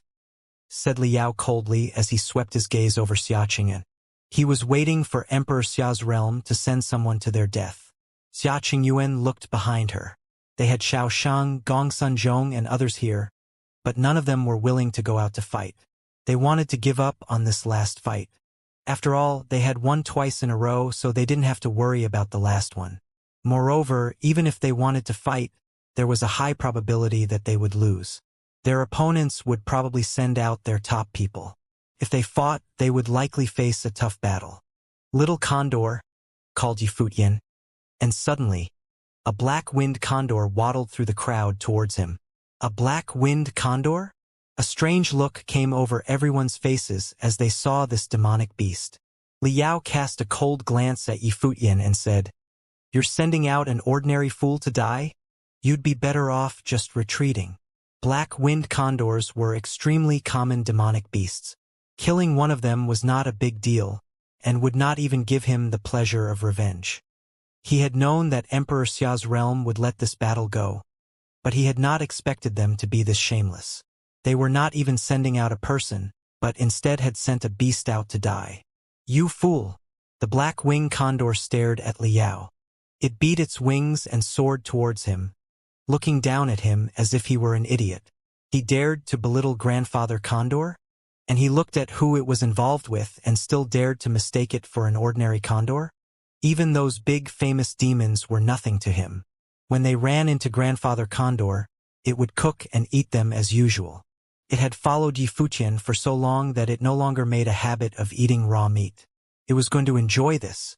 Liao saw the petty condor looking down on him, and suddenly powerful murderous intent flowed out from him. He suddenly smiled and coldly said, "It must have been difficult for a lowly condor such as yourself to cultivate to this level. If you seek death so willingly, allow me to give it to you." On saying this, he looked back to a figure behind him and said, "Don't let him die too easily." "Very well." The figure nodded, then stepped forward. He was a youth wearing snow-white robes. Although he had been on the battlefield all along, there was no dust or dirt staining him. He carried a sword on his back in a thin scabbard, which meant the sword inside must be thin as well. A disciple of Dali Sword Mountain. When they saw the sword on his back, the people watching up in the air could guess where he had come from. Emperor Li's realm had factions of swordsmen as well, and Dali Sword Mountain was their most famous holy land for swordsmanship, equivalent in power to Lihan Heaven. This white-robed swordsman who had walked forward had come from Dali Sword Mountain. His style was outstanding and his aura was unparalleled. He looked at the black-winged condor calmly. Even if the black-winged condor had some tricks up its sleeve, it would not be stronger than a great demon of the Demon Peacock Emperor's realm. His main opponent in this battle would thus be the Demon Peacock Emperor's realm. As for the black-winged condor, he would cut through it easily. At that moment, a young demon covered in divine golden light strode forward from the Demon Peacock Emperor's lines. His sharp, arrogant eyes were gold. The black-winged condor could feel a great pressure coming off of him. It could see that his original form was that of an extremely precious gold-winged rock. There was a family of god-winged rocks in the Demon Peacock Emperor's realm, but there were very few pure-blooded members of the family. Any of them would be a treasure in the realm, but now one of them was being used to try and seize victory in this flag battle. Yifutian swept his gaze over the three beings who had come forth, and suddenly a strange look came over his face. He naturally knew the black-winged condor very well, and he actually felt space rule power coming from his opponents. Little Condor was good at that as well. He had dominated many demonic beasts over the years, but the black-winged condor was the only one that had followed him since his youth. It could feel his every sensation, and as he grew stronger, the black-winged condor had as well. It matched his every step forward on the path of cultivation.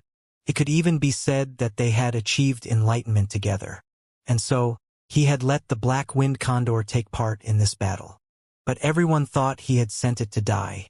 The white-robed youth walked towards the black-winged condor and said, "Since you've come to die, Let me fulfill your wish first." On saying this, he moved as fast as thought, and suddenly thousands of swift and sharp sword wills were slashing forward as he charged towards the black-winged condor. But at that moment, a terrible, beautiful dark golden light was flowing over the condor's feathers. The light covered his entire body in an instant. The sword wills slashed down, but they only struck the golden light. They were unable to wound the black-winged condor. The cultivator from Dali's Sword Mountain frowned, then smiled and said, "Interesting." On saying this, he disappeared and reappeared right in front of the black-winged condor. He slashed out with his sword with enough power to shock both gods and ghosts. There was an ear-piercing sound as space itself seemed to be cut. The sword swept across the ground, leaving sword marks in the dirt. But the end it only cut through an illusory figure, as the black-winged condor itself appeared up in the air, beating its wings. A strange look came over the face of the white-robed swordsman from Dali's Sword Mountain. Everyone saw the black-winged condor circling up in the sky. Suddenly, countless images of condors appeared there. All of them were spatial afterimages. Space rule power. Everyone stared up into the air. Were they seeing this right? The black-winged condor sped up, causing a terrible storm to sweep across the sky. Extreme shadow. A bolt of golden lightning swept out, and all the images of condors rushed towards the same spot like golden afterimages. The white-robed cultivator rushed into the sky as fast as lightning. Both of them disappeared from where they had been and collided together in midair, then separated instantly. The white-robed swordsman slashed out wildly with his sword, and suddenly, the sky was filled with slashing swords that cut through everything. The black-winged condor flew around him, and the space around him seemed to tear, turning into a terrifying space storm. Can it really be that strong? Everyone stared at the formless demonic beast. They could not follow his trajectory. Boom! Boom! Boom! They collided many times until the white-robed swordsman felt his arm go numb. His attacks were no weaker than his opponents, but he was not as strong, and he could not bear this many repeated attacks. And he was gradually slowing down. Whoosh! A powerful wind blew out, and one of the golden afterimages coalesced into a long halberd in the black-winged condor's talons. Another golden afterimage swept over, and the black-winged condor appeared in front of the white-robed swordsman. This time, at the moment the swordsman slashed out with his sword, thousands of swords cut through the air towards the condor. However, all he could see was the golden lightning. The lightning seemed to have melded with the halberd. At that moment, space and time seemed to freeze. The white-robed cultivator's face changed as he felt his movements become restricted. He immediately understood that he had underestimated his opponent. This evil creature was truly crafty. Boom! The golden lightning crackled towards him and shattered his sword. The halberd pierced through the air. In the next moment, he felt a cold bite at his throat. "You asked for this." The black-winged condor pulled out the halberd, letting his opponent's body fall to the ground. It swept its gaze towards Liao and spat out a single word, "Fool!" On saying this, he rushed towards the gold-winged rock. Liao stared at the corpse on the ground, and his eyes were gloomy. All three battles, all defeated. What he had called in disdain as a beast, had killed the great cultivator of the Dali Sword Mountain. If it was the previous battle with Yushang, that would be more acceptable, but this battle just gave him a sense of absurdity. Demonic beasts were even more dependent on talent than human. Unless there was a special chance encounter, the race they were born into determined the fate of the beasts. Therefore, when the black-winged condor stepped out, everyone thought for sure it was going to its death. Emperor Xia's realm had given up on that particular battle, and Liao even thought that Emperor Xia's realm was acting kind of shamelessly by sending an insignificant beast to its death. But who could have thought that the black-winged condor killed his swordsman from Dali dynasty? Moreover, this condor twice contemptuously called Liao an idiot. At this point, the eyes of the people turned to watch the battle between the black-winged condor and the rock. The speed of the two demonic beasts were fast to the limit, fighting in the height of the sky, causing a terrible spatial storm between the heaven and the earth. The black-winged condor even morphed, and each of its feathers turned into a dark golden color, faintly revealing a demonic light. Its eyes were extremely fierce. Its body was immense, its strength dominant, and it repeatedly colliding with the divine bird, the rock. The talent of the rock was impressive. Its body was like having been casted by golden divine metal. It was able to traverse the void with unparalleled speed, and its power to attack was equally powerful and incredible. Who could have imagined that a black-winged condor would dare to collide face-to-face with the rock? The many great demons of the Demon Peacock Emperor's realm who gazed at the battlefield also revealed surprise in their eyes. What kind of genius was this black-winged condor? Die! A sharp voice pierced the void, and the rock's body bloomed with unparalleled golden brilliance. Its body seemed to expand. Its wings fluttered across the space, and the countless feathers on its body turned into sharp blades, slashing toward the black-winged condor. The pupils of the black-winged condors were dark and arrogant, and the aura of space solidification covered the void. The golden brilliance that were shooting this way seemed to have slowed down. Its speed suddenly increased, and passed through the endless light of slaughter. It descended before the rock in an instant. The sharp claws seemed to tear the space and stab toward the head of the rock. The wings of the rock trembled fiercely, and actually broke through the aura of the space solidification. The golden claws also had the power to tear through the void, and they collided together.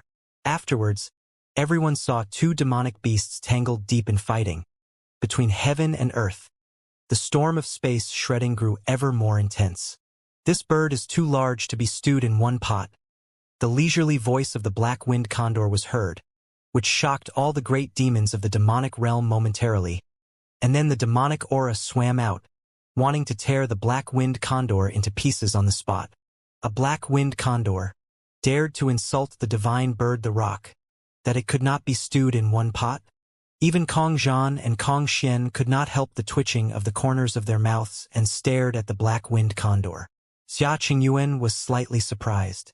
This black-winged condor seemed to have the cultivation ability of Yi Futian, and was an enlightened demonic beast. No wonder the rock is a divine bird, Yi Futian said to himself. If it wasn't for the battle of sacrifice, this beast would make a great mount. The condor had been following him for many years, and was enlightened by all of his cultivation. It had received the power of the demonic beast upon Mount Tian, and had been bathed in St. Zhang's medicinal bath. It had also slayed many monsters in the endless ocean to increase its combative power, and made many a sea monsters into stew. Other than the fact that its physical body remained unchanged, all of its other abilities had long since evolved. Previously that swordsman was at a disadvantage in his power, but the rock could directly compete with the smaller condor in strength, physique, and defense. The wing on this bird is so meaty, it must be delicious when it's cooked. The voice of the black-winged condor was heard again, and the rock made a loud shrill, as if to give a violent attack. The black-winged condor zigged and zagged all the way in retreat, and the two golden shadows were constantly shifting and moving in the void, as if they had broken through the void. What? In the void, the cultivators of the demonic realm frowned. The black-winged condor seemed to retreat with an enchanting rhythm, dancing and flying in the air, and its movement gathered a violent momentum which wrapped it in a great storm of undeniable force. This damned beast was so deceitful, it had deliberately angered the rock. The rock's attack was getting stronger, but after many violent attempts, it was still unable to overcome the condor. The rock's energy continued to be depleted, and appeared to be exhausted, at least for the time being. At this moment, the black-winged condor moved. There was a long halberd clutched in its sharp claws, carrying with it a terrible storm that shuttled through the void in an instant, descended in front of the rock. The rock felt an incredibly overbearing and barbaric pressure swept over it. It let out a scream but did not avoid the onslaught. Instead, it extended its sharp claws into golden blades, trying to stab the other. The halberd pierced through the sword and it was broken and crushed. The halberd pierced through the claws of the rock, and then went on to penetrate its abdomen. The power of destruction was raging, and the rock made a pitiful whining sound. The brilliance on its body was still shining. Its wings shot out endless sharp spatial blades. With the dark golden radiance attached to its body, the eyes of the black-winged condor turned into the eyes of darkness, as if they were enchanted. It rushed toward its opponent with the long halberd stay inserted in the other's abdomen. Its sharp claws clamped on the neck of the rock, and then ripped it open. Blood instantly spurted out. The black-winged condor took a bite. At this moment, it seemed to have turned into a bird of dark magic, wanting to drink the blood of the rock. "Come back!" Yifutian spat out a command, and the black-winged condor released the body of the rock immediately, allowed its body to fall down. The black-winged condor returned with a beautiful arc, landed in front of Yifutian. Its demonic pupils disappeared, revealing an innocent look. Yifutian reached out and flicked him on his head, said, "The enlightened demonic beast is strong than anything. You yourself is a divine bird." The black-winged condor seemed to partially understand what was being said to him, but he still felt it was a pity that the blood of the rock had gone to waste. But Yifutian was the boss, whatever he said must be right. Yifutian glanced at the fallen rock. Many of the great demons had the exalted reputation of being sacred beasts, but it was not because all of them they were sacred, but only that they had the potential to becoming that. Sainthood was a qualitative change. Whether it was a person or a demon, once entered into the divine and baptized by the great path, a rebirth occurred to change them from head to toe. Therefore, Yifutian had stated that an enlightened demon was stronger than anything else. Once it became a demon saint, even though the black-winged condor itself was an ordinary bird, as a divine bird, it would metamorphose drastically. What the cultivators call the saint plane. For the extraordinary to be sanctified, they must shed their mortal body. Therefore, there was no need to drink the blood of the rock. This battle had already enraged the great demons of the demon peacock emperor's realm. He did not much care about the attitude of Emperor Li's realm, but to offend the demon peacock emperor's realm would be too much, and it would not be a good idea for the other two to join in alliance. Seeing the previously ferocious black-winged condor appeared in front of Yifutian as a tamed pet, many expressed a look of amazement. In the War of the Sacrifices, Emperor Xia's realm had won all three battles. The crowd that was watching the battle from afar reveal an odd look. Emperor Xia's realm was the least favored force among the three realms. However, at the Battle of the Sacrificial Flag in the beginning of the battle for the Empty Realm, Emperor Xia's realm greeted the Empty Realm with a complete and total victory. So now, who else would dare to predict that Emperor Xia's realm would definitely lose? Yushang and that black-winged condor, were they the wild cards of Emperor Xia's realm? But that did not seem right either. Either Yushang or that beast, they both seemed to obey the command of the white-haired youth next to Xia Qingyuan. Who was this handsome white-haired young man? In the army of Emperor Xia's realm, it seemed that he held a high position, very possibly second only to Xia Qingyuan. If so, was he the secret weapon of the army of Emperor Xia's realm? Many were now curious about Yifutian's identity. Naturally, Li Yao knew him. Kong Zhan and Kong Xian also casted a glance at Yifutian and seemed to realize that Xia Qingyuan was not their only opponent. Behind Xia Qingyuan, Tianji held the flag of Emperor Xia high up, and the blood-stained royal flag flew in the wind, making crisp sounds. The blood on the imperial flag was shocking to behold.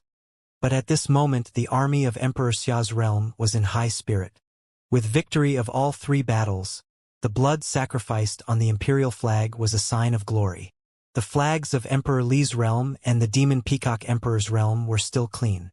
Under the watch of many great demons, Kong Xian levitated, and slashed her own tender skin and dripped blood on the imperial flag of the peacock realm. Since they could not garner a victory, she would make a sacrifice to the flag with her own blood. Li Yao also levitated into the sky and followed suit, solemn and tragic.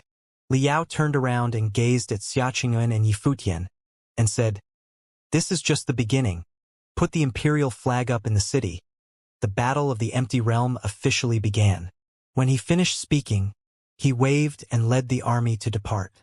"Sire, the daughter of Emperor Xia is quite the beauty. If captured alive, would Sire reward her to me?" Next to Kong Zhan, a great demon's eyes filled with evil light and stared at Xia Qingyuan. "If someone could capture the daughter of Emperor Xia, she will be your spoils," Kong Zhan replied. His demonic eyes glanced at Xia Qingyuan. "That woman also looks good. Her skin is delicate. She must taste very good." Yet another demonic beast turned to the direction of Yao Shi. The evil light of his eyes was blazing. Many demonic beasts were lustful and sinister, and now that they were in the battlefield, they were even more unscrupulous and unrestrained. That royal highness of yours also looks pretty good.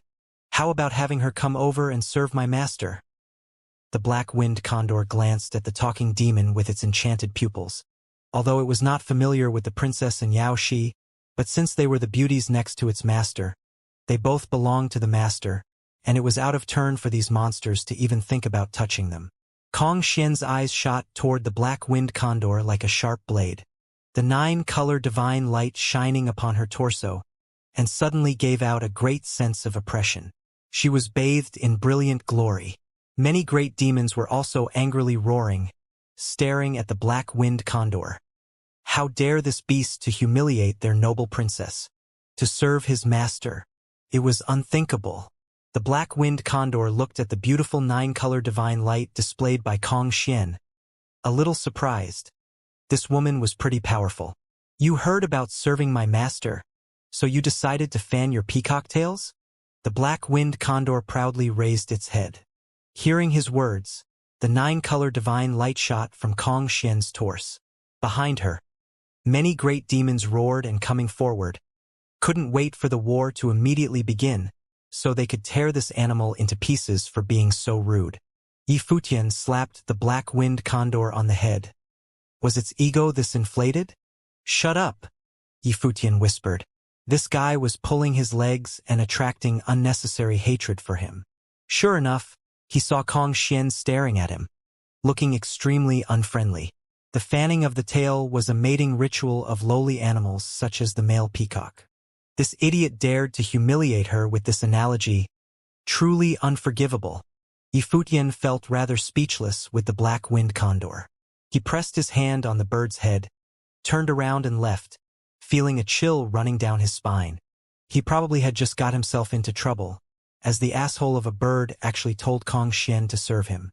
Xia Qingyun wore no expression on her face when she said, "Let's go."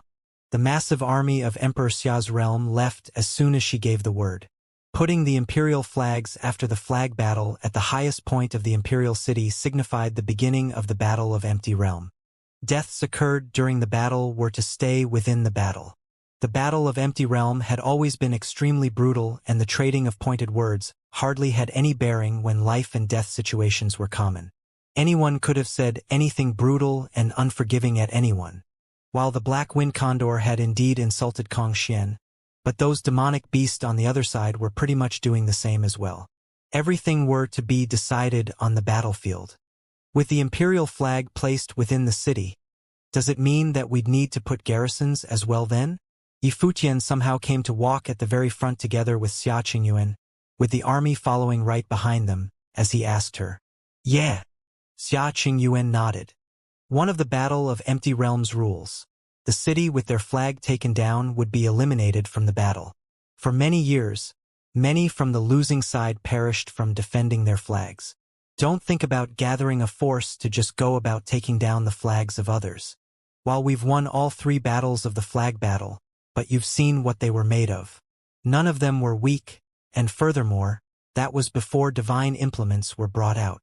Yifutian understood what Xia Qingyuan meant.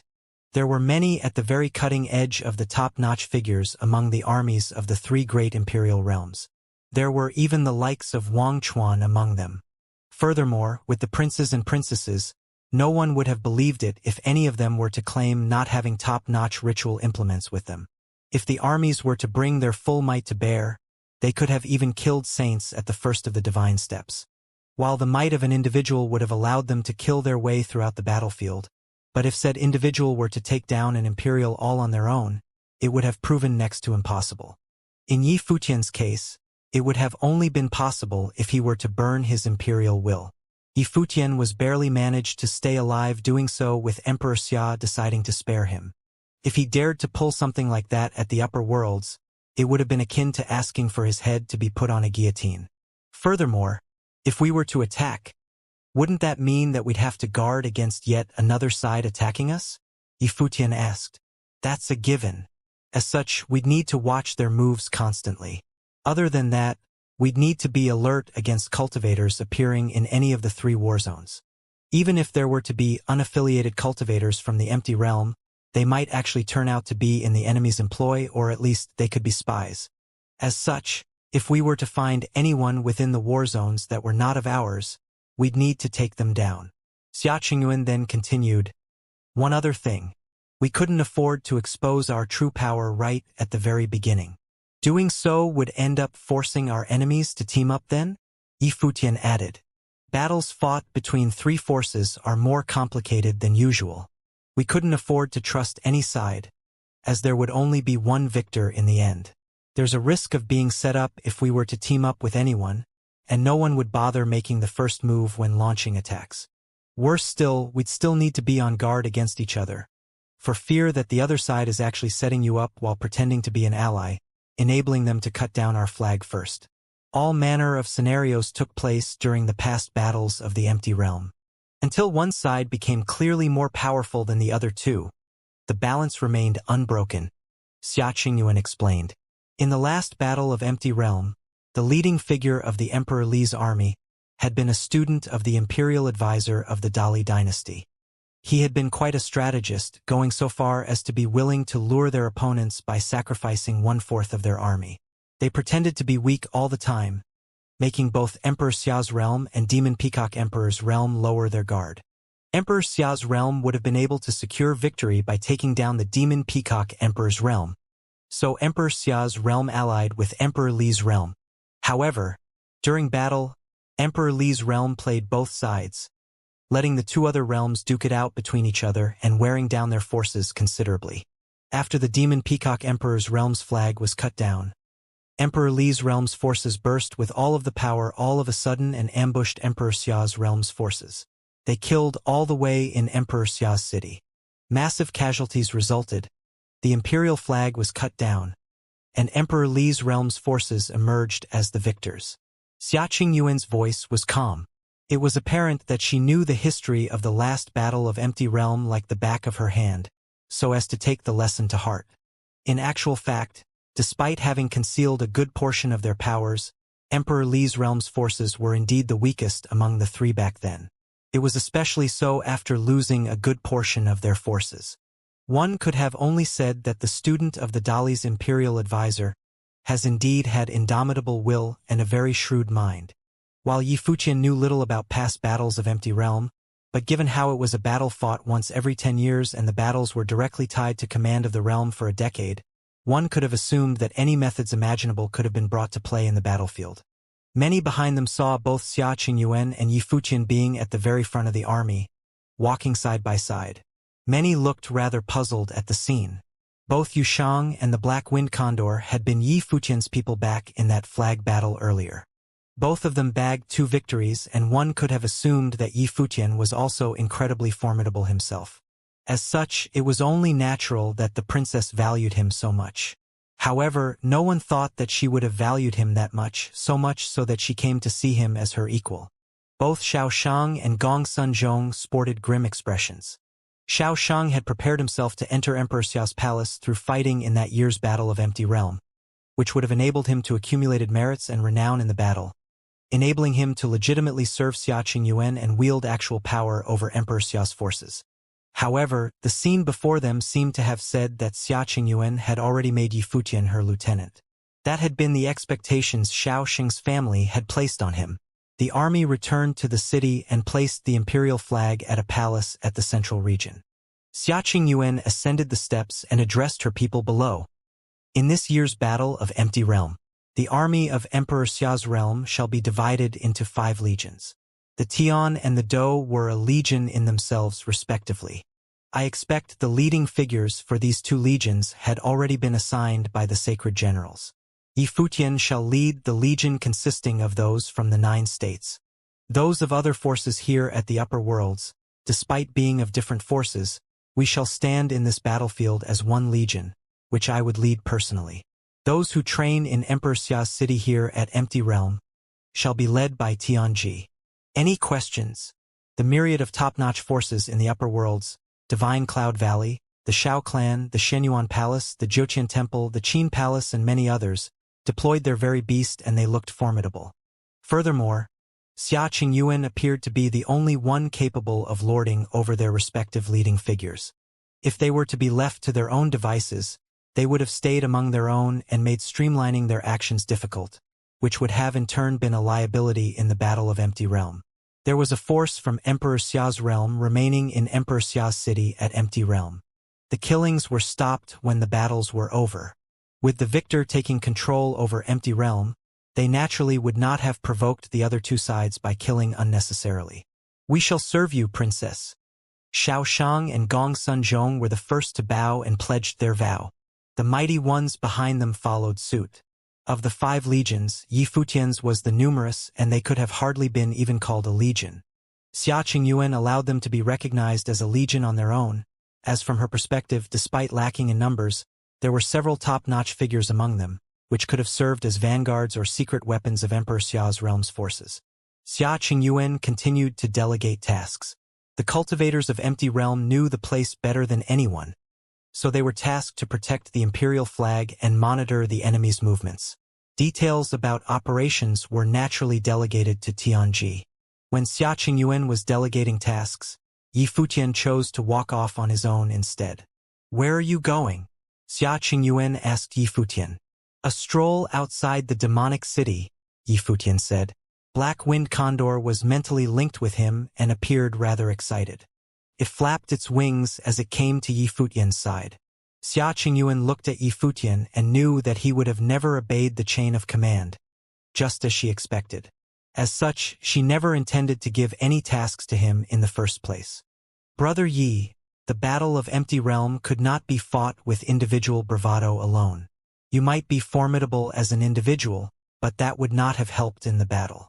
It is best that you listen to what the princess has to say," Xiao Sheng said with a smile and appeared rather amicable. Yi Futian took a look at him before turning her eyes back to Xia Qingyuan. "Please rest assured, princess. I'm only there to look at how things are, and I have no intentions of taking risks." Xia Qingyuan heard Yi Futian and nodded, saying, "Be careful then." "Thank you, princess." Yi Futian nodded, and then at Sword Saint, Gu Donglu and the others, saying, "Big brother shall be in charge in my absence." Yi Futian stepped onto the Black Wind Condor when he was done. The bird flapped its wings and took to the air, heading far away. "Hey boss, are we going to pick up your concubine?" The Black Wind Condor's eyes glimmered and looked rather excited. That daughter of the Demon Peacock Emperor might be a demonic beast cultivator, but she has little difference to humans.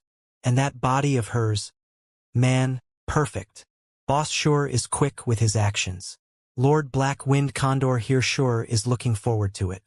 "Now I wonder if you'd fit in a pot, eh?"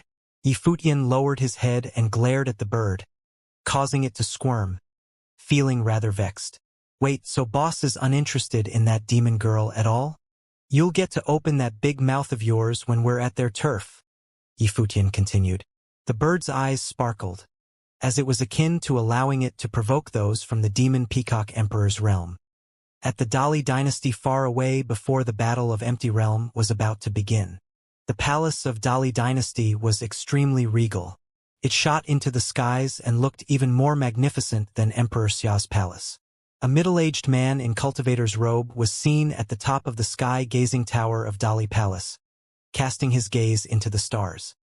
He waved his hand and the stars began to shift, as if the great path had swifted as well. The robed middle-aged man was an impressive figure stood above the billions at Dali dynasty and served only the emperor himself. The man was none other than the imperial advisor of Dali. The imperial advisor of Dali was the most knowledgeable person throughout the entire Dali dynasty, and everyone in the dynasty knew that there was no powers that the imperial advisor was unable to master. The imperial advisor took only a handful of students, yet every single one of them were impressive geniuses in their own right. He was a huge factor to Emperor Li's realm's present-day glory. The imperial advisor frowned with great concern as he observed the changes of the celestial phenomenon. Two beams seemed to have shot from his eyes, enabling him to pierce the stars and see the secrets behind them. However, his eyes actually bled after observing the stars for quite a while. It was a harrowing scene to behold, and yet, he seemed to have felt nothing. He then gave up after being at it for quite a while. He sighed deep down. The might of Dali dynasty is in decline. But why? The black-winged condor flew all the way through the empty realm, heading for the demon peacock city. To Yi Futian, his main target on that trip was Emperor Eli's realm, and the demon peacock emperor's realm was not within Shi's sights. He cared little for the outcome of the war. So long as those from Emperor Xia's realm were not performing too poorly, there was no way they would have lost in the Battle of Empty Realm. It was especially so when the imperial flag of the demon peacock city was concerned. Cutting it down would have been a breeze, although some methods would have been required. There was not even a need for their armies to clash to get that done. As such, he headed straight for Demon Peacock City alone with the black-winged condor. That place had huge number of demonic beasts guarding it at the moment. Demonic aura was so thick that it shot to the heavens. The black-winged condor dived from above and saw one demonic beast after another taking to skies, ready to intercept them in the air. Formidable violent aura was seen in their eyes. They eyed the place behind the bird and were surprised to find no army. It was just one human and one beast. Worse still, it was that foul beast that dared to insult Her Highness. Boom! Strong gale tore through the space. The black-winged condor sped through the air and continued on its way to the sky above the city. The army below the city rose together with them, barricading the city below altogether. One demon beast after another shot to the sky, getting ready to intercept Yi Futian and the black-winged condor. Terrifying demonic aura swept through the place, and they saw one eerie beam after another shot from below. It seemed as if the demon lions ganged up on them in a ferocious manner. The black-winged condor's eyes shone with golden demonic light and brought its claws to bear. Terrifying space-tearing power shot below, tearing those demonic attacks apart one after another. The speed was frightening as it continued moving forward. It quickly appeared at the central region of the Demon Peacock City, right before a demon hall. The armies were garrisoning there. Both Kong Zhan and Kong Xian looked up, glaring at the human and beast above coldly, thinking those two to have had death wishes to simply barged in like that. The black-winged condor was very high up in the air and posed no threat to the imperial flag of the city. Even so, however, the armies below continued to be on guard against them. The terrifying army of demonic beasts took to the air. Are these two really trying to just take the flag on their own? Boss, can I talk now? The bird asked Yi Futian telepathically. Yi Futian did not answer, and the black-winged condor took it to be silent approval. Excitement was seen in the bird's pitch-black eyes. It spread its wings in the air and screeched at the crowd below. Kong Xian, you demonic woman, come up and serve my master. Yi Futian felt rather speechless. What the hell is this guy thinking? Is that the only thing it knows? He did not, however, stop the bird from talking. If it liked provoking the enemy that much, he saw no reason to stop it. Divine light of 9 colors shone on Kong Xian. That fiery body of hers took to the air. She was dressed in feathered garb of the peacock and looked demonically beautiful. Its voluptuous body and stunning appearance shone with a feral grace about it. You really have a death wish. A howl was heard from below. A rock tore through the space from below, holding a golden spear and dazzled as it streaked through the space in a heartbeat, aiming to kill the black-winged condor. A gale was whipped up and the space glittered. The black-winged condor appeared somewhere else and making its opponent miss. It nonetheless kept its eyes on the rock, feeling the power gushing from its opponent, and saw the bird actually holding a space-type divine implement. You lowly human, you dare to insult Her Highness. The rock's eyes tore through space and shot forward at Yi Futian and the black-winged condor. My master had the potential of an emperor. It'd be the honor of Kong Xian, the demonic girl, to be able to serve my master. She should come to him personally and beg to be pampered. The bird then continued. As for you lowly beasts, you shall bow before my master. The bird fired away with impunity, seeing how its master did not bother stopping it. Yi Futian was feeling exasperated, and wondering why he had never discovered the beast to have possessed such talents in the past. The shamelessness the bird exhibited easily eclipsed his own. Furthermore, the bird was acting all pompous and holier than thou. speaking in a very condescending manner, as if it was actually a stead of an emperor, feeling very proud of itself. However, Yi Futian remained looking as if he was enjoying it all. He stood on top of the black-winged condor and acted as if the bird was telling nothing but the truth. His silver-haired and white-garbed silhouette remained eyeing Kong Xian in a formidable, unpredictably powerful stance. He was thinking if he should make it a king of blabbermouth of sorts, if the bird were to ever become a demon lord. Kong Xian looked up at the black-winged condor and then Yi Futian, who was standing on its back. He eyed her with an unfazed, serene look, as if he was appraising her looks and figure right there and then. If Yi Futian had not gave the bird his permission, it would have not dared to be so insolent. Kong Xian's eyes were filled with murderous intent. Despite having an enduring disposition, demonic aura nonetheless coursed throughout her body. Divine light of 9 colors glittered and her white, supple hands were clenched. Me, Kong Xian, should go to him personally and ask to be pampered? This is unforgivable. Orders to the Godly Wing Legion. A voice was heard saying coldly beside Kong Xian. One demonic beast after another flapped their wings and ganged up on the duo in the air. There was one thing in common with all those demonic beasts. They possessed wings and were versed in speed attacks. They consisted the fastest elite legion in the Grand Army of Demon Peacock Emperor's realm. Kill them, Kong Zhan said coldly. The group of demonic beasts shot to the air. Several rock moved the fastest and streaked through the air at Yi Futian and the black-winged condor. They wanted to see how those two would have ended up dead. Let's go. Yi Futian gave his orders telepathically. The black-winged condor streaked higher into the sky like a bolt of lightning. The legion of demonic beasts had no intentions of sparing them. They all sped like lightning bolts as they pursued the duo, shooting into the clouds. I'll go up and kill them. Divine light of 9 colors glittered on Kong Xian. She hovered in the air and headed high into the sky. Beware of traps, Kong Zhan reminded her. The human and the beast had came to provoke them with mean words, insulting Kong Xian. What are they trying to do here? All manner of tricks were used in the battlefield of the empty realm. Lowly tricks of all kinds had been used before. The likes of flushing out the enemy into the open and entice the enemy to leave their vantage ground were naturally commonly seen tactics. With the 3 armies of the imperial realms getting into their respective cities not long ago, Yi Futian showed up before everyone settled. It was entirely possible that he was there to ambush Kong Xian, which made it all the more important to be on guard. I won't go after them too far. I'll get back to the city soon. Kong Xian had already shot to the air by the time she finished reassuring her brother. She was extremely fast and disappeared in an instant. Although she knew that the black-winged condor was only doing all of that to get to her nerves, she remained indignant. She was compelled to kill that foul beast and that wretched human cultivator, who allowed his stead to insult her like that. Serve him and ask to be pampered, eh? The Godly Wing Legion of the Demon Peacock Emperor's realm was flying at frightening speeds. However, that black-winged condor was not slow in any way itself. Having developed compression of space rules, the powers enabled it to continue to streak through the air at near-impossible speeds.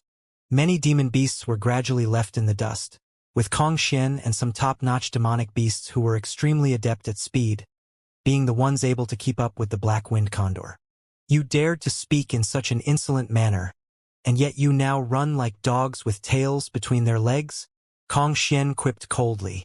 She looked unervingly divine while basking in the divine light of 9 colors. Would you dare come alone, demonic girl? Me and Master would be happy fight you for 300 rounds.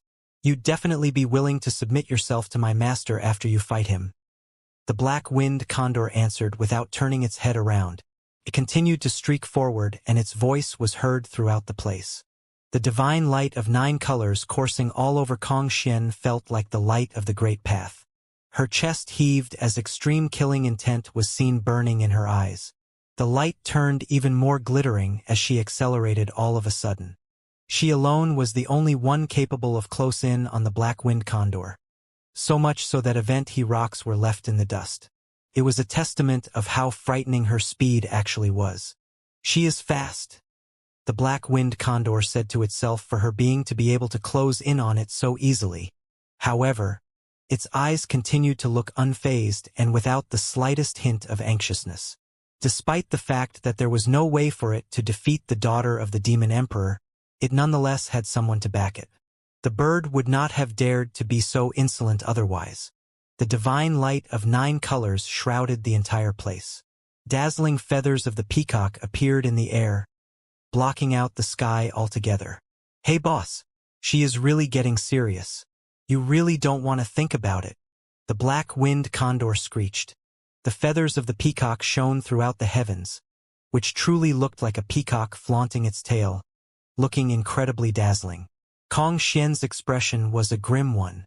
The black-winged condor felt as if the sky was blocked out by the light of the peacock under the powers of the divine light of 9 colors. Extremely huge feathers of the peacock were seen blocking out the sky. Extremely terrifying devouring power manifested and making it difficult for the black-winged condor to continue forward.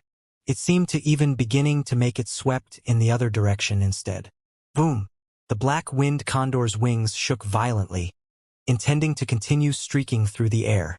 Its body burst through the air, and yet it quickly found that it had not even budged an inch. It continued to move at the very same spot, with space being pulled behind its body. The demon peacock emperor had heavenly means and was a lord over one whole realm. That alone was a testament of its powers. All great monsters at St. Plane of the demon peacock emperor's realm were under its rule, and they were beings that comprehended the powers of the great path. As the daughter of the demon peacock emperor and had extreme talents, she and her twin brother, Kong Zhan, were known as the most exceptional heirs to the throne. With their training being at the very pinnacle of Sage Plane and half a step into St. Plane, they were at the level of getting into St. Plane and their powers had the might of the great path in them. Kong Zhan and Kong Xian were the leading figures of the demon peacock emperor's realm's forces in that year's battle of Empty Realm. They both were also the strongest of them all. As such, Kong Xian dared to lead her people to come out to kill those two without fear of getting ambushed. It was a testament in her great confidence in her own power. Even though the black-winged condor had showcased its extremely formidable powers before, and Yi Futian, as its master, would have definitely been stronger, but she remained fearless. Yi Futian turned around and eyed Kong Xian. He somewhat felt an aura similar to that of Wang Chuan from her, that she was someone a step away from attaining sainthood. That dazzling divine light of 9 colors and the feathers of the peacock that shrouded the place already had the might of the great path in Ti. Furthermore, she was the descendant of the demon peacock emperor, which meant it was extremely possible that her powers were above that of Wang Chuan. However, Kong Xian was not his target. He deemed it best to simply leave the descendant of the demon peacock emperor alone. Due to Kong Xian's status, the emperor would have definitely had something up his sleeve concerning his descendants. If he were to actually control Kong Xian, he would have most probably ended up alerting the emperor, and he might have even needed to suffer the recoil himself. The victory of the Battle of Empty Realm would have definitely been theirs, but his main target was still Emperor Li's realm. He had no intentions of offending an emperor of the demon beasts. If Kong Xian were to find out that Yi Futian was actually considering if he wanted to put her under his control, it would have been anyone's guess what she would have felt. Her stared at Yi Futian with a cold expression. That human looked incredibly exceptional and was definitely a rare, strikingly handsome man. But she never expected him to be so shameless and despicable. Yi Futian turned around and walked towards Kong Xian. The black-winged condor behind looked on with glittering eyes and said, "Hey demonic girl, my master is going to teach you a lesson now." Yi Futian had an urge to just chuck the bird into a pot and see if it would have fit right there and then. While he did permit the bird to provoke the enemy, but it seemed as if it was really overdoing it so much that he felt compelled to teach the bird a lesson instead. Kong Xian's eyes were fixed at Yi Futian. One demonic beast after another zipped by behind her. She pointed at the black-winged condor and said, "Kill it!" Cold eyes came to glare at the black-winged condor within seconds, causing the bird to shiver. While the bird was indeed very confident of its own powers, it deemed it rather stupid to just stay behind and fight, choosing to bail instead.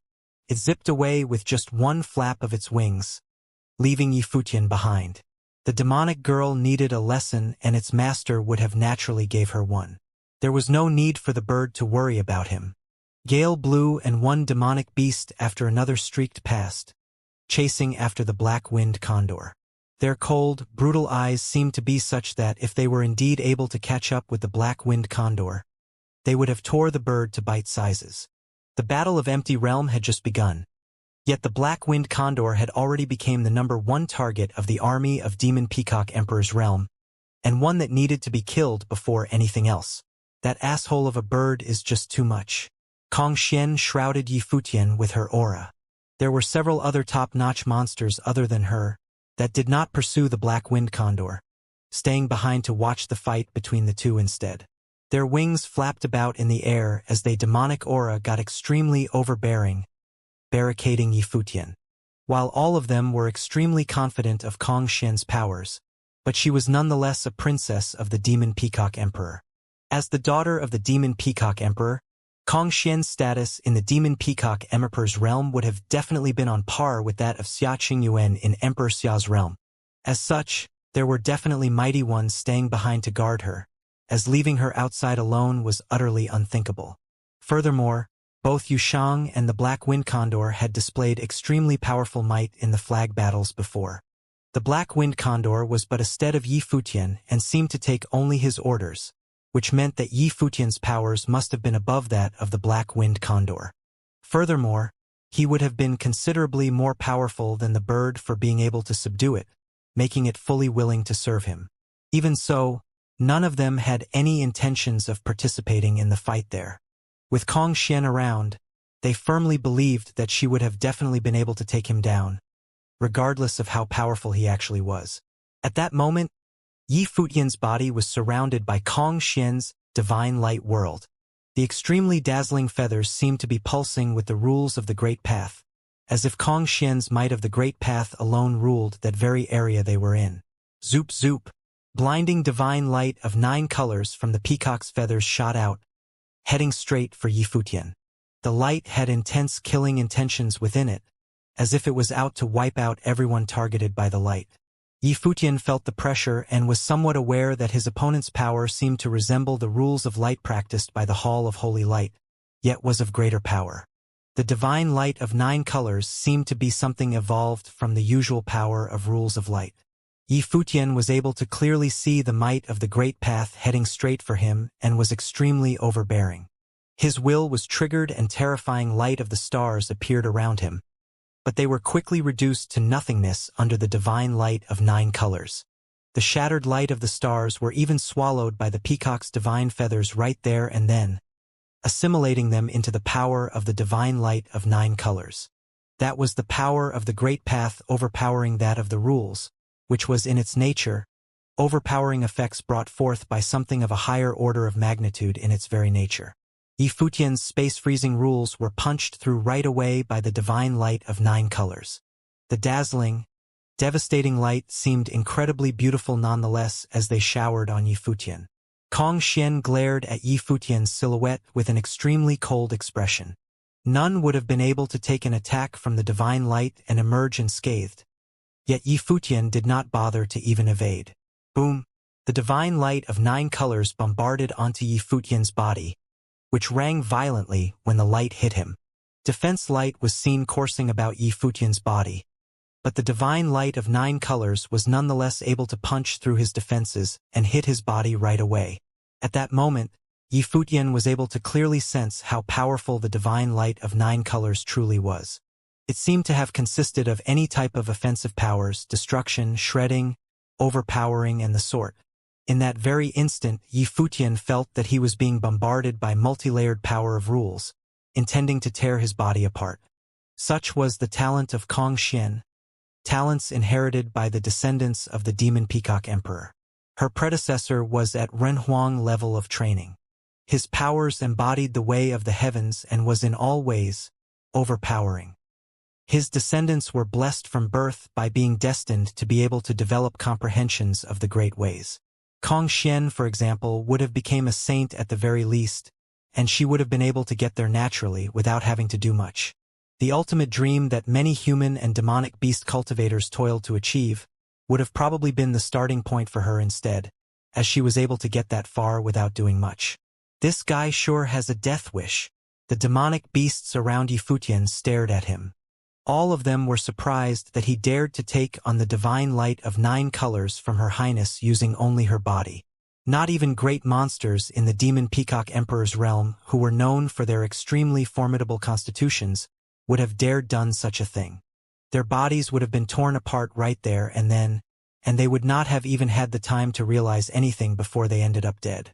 Violent ringing noise was heard, and the scenario in everyone's mind did not happen.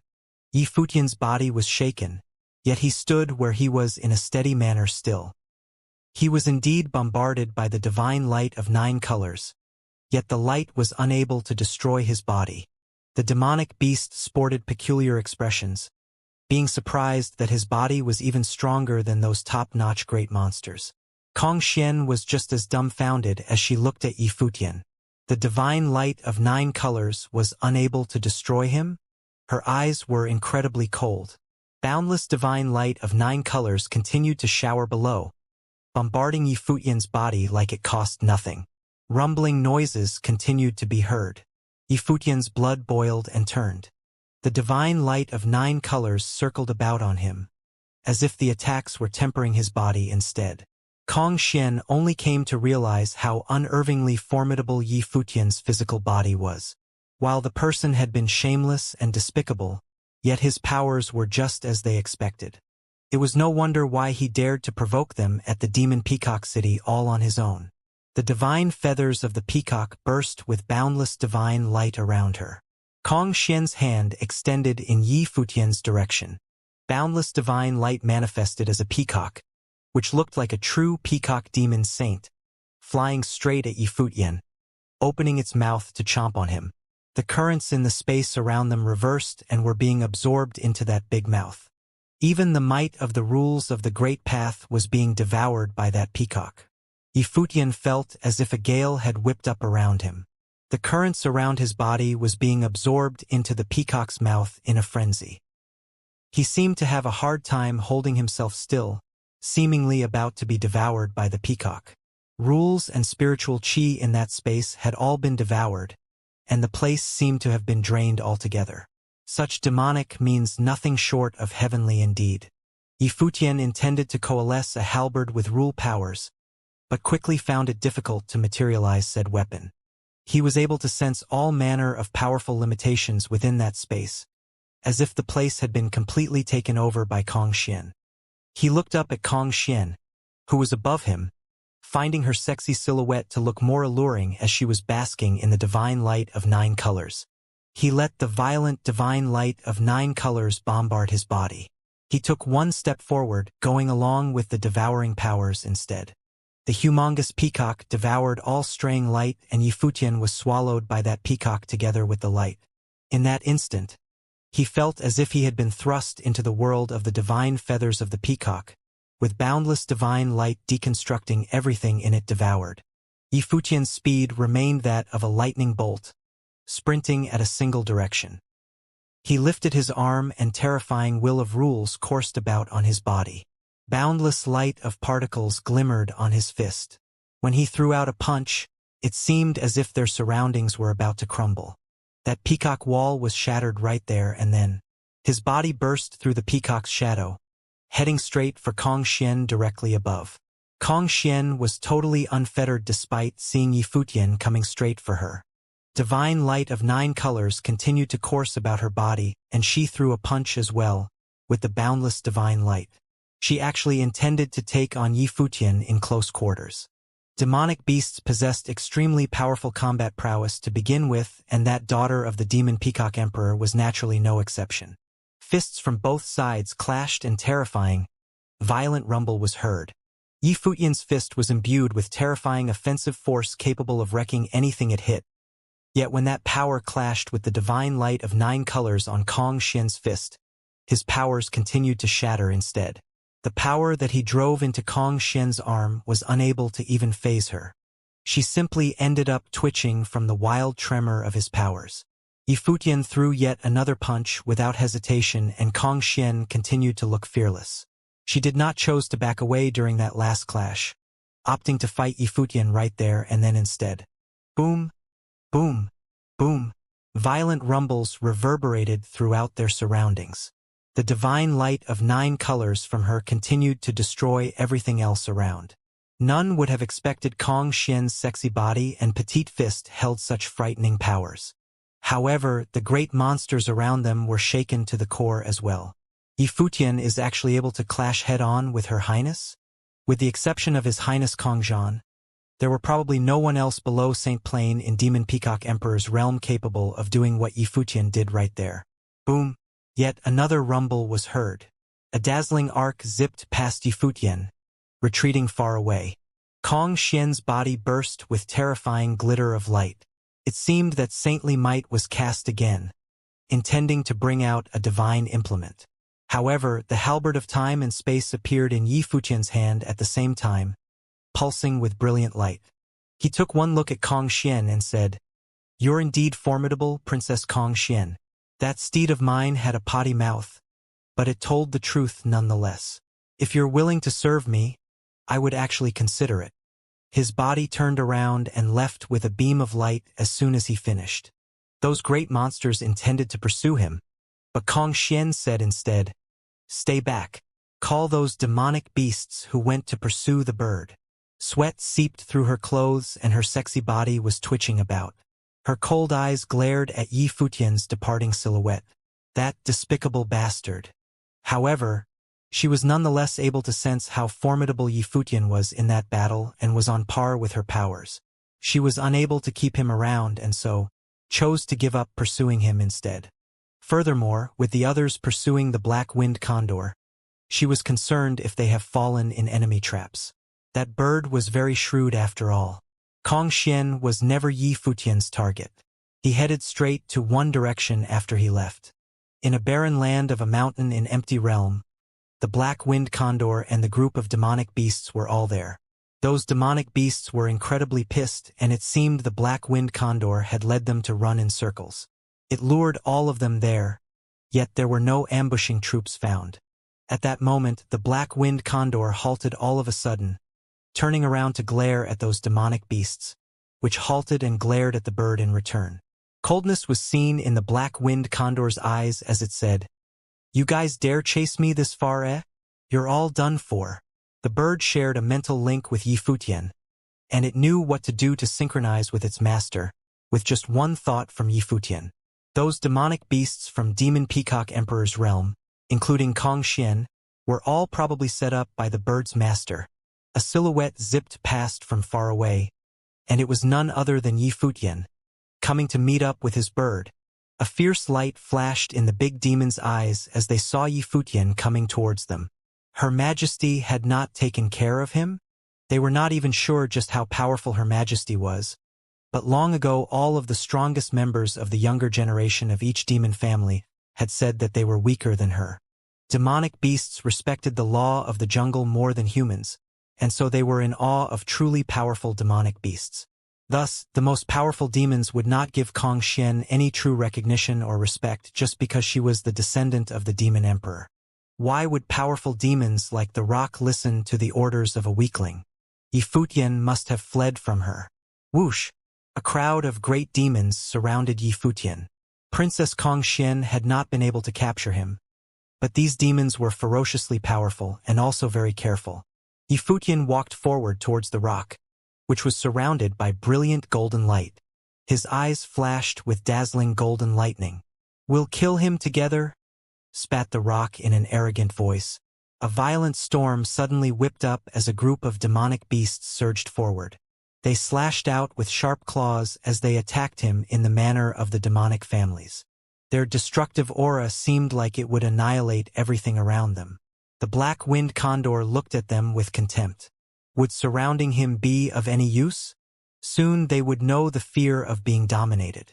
Although the black winged condor was itself dominated, it was happy to be so. Nobody had forced Grandfather Condor to follow the boss back in the beginning. Its form flashed as it rose up into the air. It looked off into the distance, seemingly keeping a lookout. Below, Yifutian held the halberd of time and space.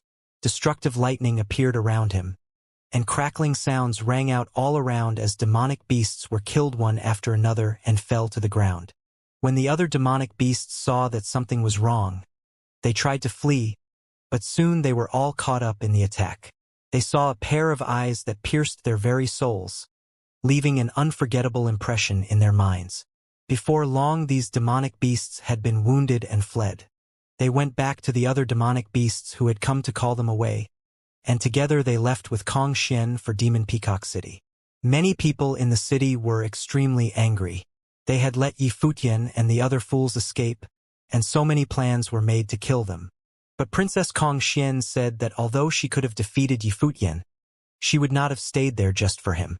They thought that the matter would end there, but they never would have imagined that before long Yi Futian and the Black Wind Condor would appear in the skies above Demon Peacock City, right above their heads. Kong Zhan, Kong Xian and countless demons looked at the man and the demon up in the sky with extremely cold eyes. Would they never be free of them? Do you want to serve my master, which, if you do your best, you will have the chance to win his favor? The Black Wind Condor would often call from the sky. It continuously provoked them, but when Kong Xian sent demons to pursue it, it would just fly up high in the sky and escape. This made many of the cultivators of the Demon Peacock Emperor's realm want to kill Yi Futian and the Black Wind Condor and grind their bones to ash. Especially that beast who boasted incessantly. They wanted to pull out its tongue and cut it into pieces. Several days later, Yi Futian and the Black Wind Condor had still not left Demon Peacock City. They had been surrounded many times, but had always managed to escape.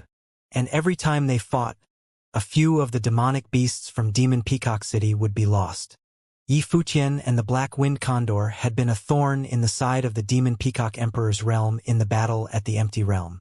Finally, Kong Xian ordered for everyone to completely ignore Yi Futian and the Black Wind Condor, and to let them sit up in the air and taunt them. However, constantly hearing the Black Wind Condor's taunts made it so that the demons in the city could not rest easy. Gradually, they even began to become numb. If a day came when they did not hear the Black Wind Condor taunting them by asking Kong Xian to serve Yi Futian, they would have thought it strange.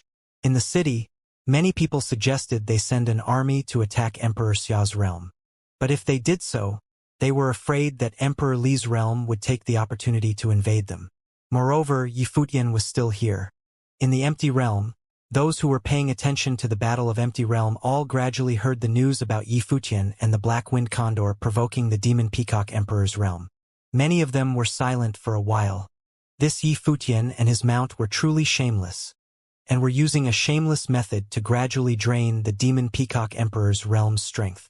They pitted Princess Kong Xian, a daughter of the Demon Peacock Emperor, and a powerful hero, was humiliated daily by Yi Futian. Many cultivators were uneasy on her account. Of course, there were also those who thought that it would be amazing to have Kong Xian serving them. But they didn't have the guts to say this out loud. The cultivators of Emperor Li's realm also heard the news. Over the next couple days, Emperor Li's city and Emperor Xia's city both reorganized their armies, preparing for an occupation. They sent spies to the Empty Realm to investigate their enemies' movements. Emperor Li's realms knew of all of Yi Futian's actions. In Emperor Li's city, Li Yao heard all the reports. A cold light flashed in his eyes. They may have won 3 victories at the flag battle of the Empty Realm, but does Emperor Xia's realm really think they can win this war? He asked coldly. Yi Futian and the Black Wind Condor were wasting the Demon Peacock Emperor's realm strengths all by themselves, which was a good strategy. It was a good way to deal with Kong Xian. If it had been done to him, he'd have no way to counter it. Yi Futian is indeed extremely strong if he is able to contend with Kong Xian. According to the news we've received, the siblings Kong Zhan and Kong Xian are the strongest demonic beasts in the Demon Peacock Emperor's realm. This implies that Yi Futian's power is no less than that of Xia Qingyuan. The two of them must be enough to crush the siblings, otherwise this provocation would already have gotten them killed, said a young man beside Li Yao. Is it possible that this is all a scheme hatched by Emperor Xia's realm and the Demon Peacock Emperor's realm, and they're putting on a show for us? Asked Li Yao. He seemed full of doubt. Probably not. Many demons have died at Yi Futian's hands these past few days, and many of them were from top families, like the Rock. If this is all for show, then the Demon Peacock Emperor is being extremely arrogant. He could not easily sacrifice the Rock. Liao nodded. He naturally understood this, but there was no disadvantage to being cautious. What recklessness to think that they can know and decide the outcome of this battle. Yi Futian's talent is outstanding, but he has valor but lacks strategy. Liao smiled. What do you think we should do, Yuan Jin? Yi Futian and his mount must have thoroughly angered Kong Xian and the Demon Peacock Emperor's realm by now, answered Yuan Jin. So we should make an alliance with the Demon Peacock Emperor's realm? Liao continued to ask for advice. He placed a great deal of trust in this student of the Imperial Advisor of Emperor Li's realm, who had personally come to advise him in battle. Thanks to the Imperial Advisor's student's assistance in the battle for the Empty Realm, Emperor Li's realm was stronger than it had been 10 years ago, and now they had the advantage. With advice from a student of the Imperial Advisor, how could they not expect victory? In this battle of three sides, everyone will constantly try to deceive each other, especially since the Demon Peacock Emperor's realm will try to get revenge for the lesson they learned 10 years ago. But they will also be on guard against us, and will not just casually form an alliance, said Yuan Jin. They will only do so if there is an opportunity in it for them. In that case, what should we do? Asked Liao. Now that Yi Futian is drawing the Peacock Emperor's realm's ire, His Majesty can directly send an army against Emperor Xia's city. We have no need to form an alliance for this future war. We just have to keep attacking Emperor Xia's realm. Over time, us and the Peacock Emperor's realm will form a tacit understanding. Other than the precautions that we take against each other, this will be stronger than a verbal agreement, said Yuan Jin. And as a result, both Emperor Li's realm and Emperor Xia's realm will be expending their resources. This will make those demonic beasts believe in our sincerity. Liao smiled. He knew what Yuan Jin was getting at. First, they would form a tacit agreement and destroy Emperor Xia's city, taking it out of the picture. Afterwards, they could fight with the Demon Peacock Emperor's realm. Moreover, it would be a sincere alliance. They would not use any underhanded tricks, as those demonic beasts would probably sense them. In the wars of the upper realms, Emperor Xia's realm is at a disadvantage, and thus we use trickery. This time, we just need to go with the flow in order to win this war for the empty realm. Yuan Jin appeared full of confidence. In that case, then I must ask you to go out to battle with the army, brother. Liao smiled. Although he was a prince of Emperor Li's realm, he had cultivated with the Imperial Advisor, which made Yuan Jin his sworn brother. There were many princes of Emperor Li's realm, and they secretly fought among themselves without end. The Imperial Advisor was highly regarded by Emperor Li, and thus all the princes greatly respected him. Oh! The news spread quickly throughout Emperor Xia's city that an army was gathering in Emperor Li's city, and was about to set out towards them. The whole army was quickly called together and prepared to form battle matrices. At that moment, many cultivators were gathered beneath Emperor Xia's banner outside the palace. Each of the commanders had come to Xia Qingyuan's side, including Sword Saint, Gu Donglu, Yu Shang, and others. Many of the cultivators of the top forces of the upper realms were there as well. Emperor Li's realm had launched such a decisive attack on them that they were all a bit surprised. But since they were coming, they would naturally meet them in battle. Have you sent someone to notify Brother Yi, Princess? Xiao Sheng asked from beside Xia Qingyuan. On occasions such as this, he would naturally call her Princess. Xia Qingyuan nodded. She had already sent someone to Demon Peacock Emperor City to find Yi Futian. Emperor Li's troops were pressing on their borders, and there would likely be a large battle. Right now Brother Yi is taking on Demon Peacock Emperor City all by himself, proving himself worthy of the title of hero of this generation. But now that Emperor Li's army is pressing upon us, Yi Futian is acting resolutely, preventing us from being attacked on both sides. Xiao Sheng spoke calmly, not hiding anything. He stated the pros and cons clearly. Xia Qingyuan nodded. But he is strong enough that by himself he is worth 1,000 men, said Xiao Sheng with a smile. Just as he was speaking, a group of figures appeared in the air riding on a divine implement, Crossing the sky at an incredible speed, they descended and bowed to Xianxia. "Here is our report. Yifutian says that as long as the princess is here we will surely win this battle. He will continue to observe the movements in Demon Peacock Emperor City." A strange look flashed in Xianxia's eyes as she heard their report. "Understood," she said indifferently. But she cursed Yifutian inwardly. What was he trying to do? If he had some kind of plan, he could at least tell her. High up in the sky, the clouds danced in the wind. Even from far away one could feel the pressure that stretched down from the air. This level of pressure was like that which would come from a real saint. The army was obviously pressing close, and would be there soon. Xianxia looked up into the sky. This would be the first incident of the Battle of Empty Realm. And as far as Emperor Xia's realm was concerned, they needed to defeat Emperor Li's main assault. That was why she had hoped Yifutian would be there. Given his combat prowess, even fighting by himself he would be nearly untouchable, and would be worth as much as 1,000 men. But Yifutian refused to fight. She didn't know what he was thinking, but she didn't resent him for it. Liao had slain Hua Jieyu, and so the person who wanted Liao dead the most was Yifutian. But the enemy he had chosen to act against was not Emperor Li's realm, but Demon Peacock City. He must have his own plan. War is coming. Emperor Li's army presses upon our borders, and yet he wantonly refuses to return and fight. He may be an outstanding talent, but it is too much for him to ignore this battle, said Gong Sunzhong.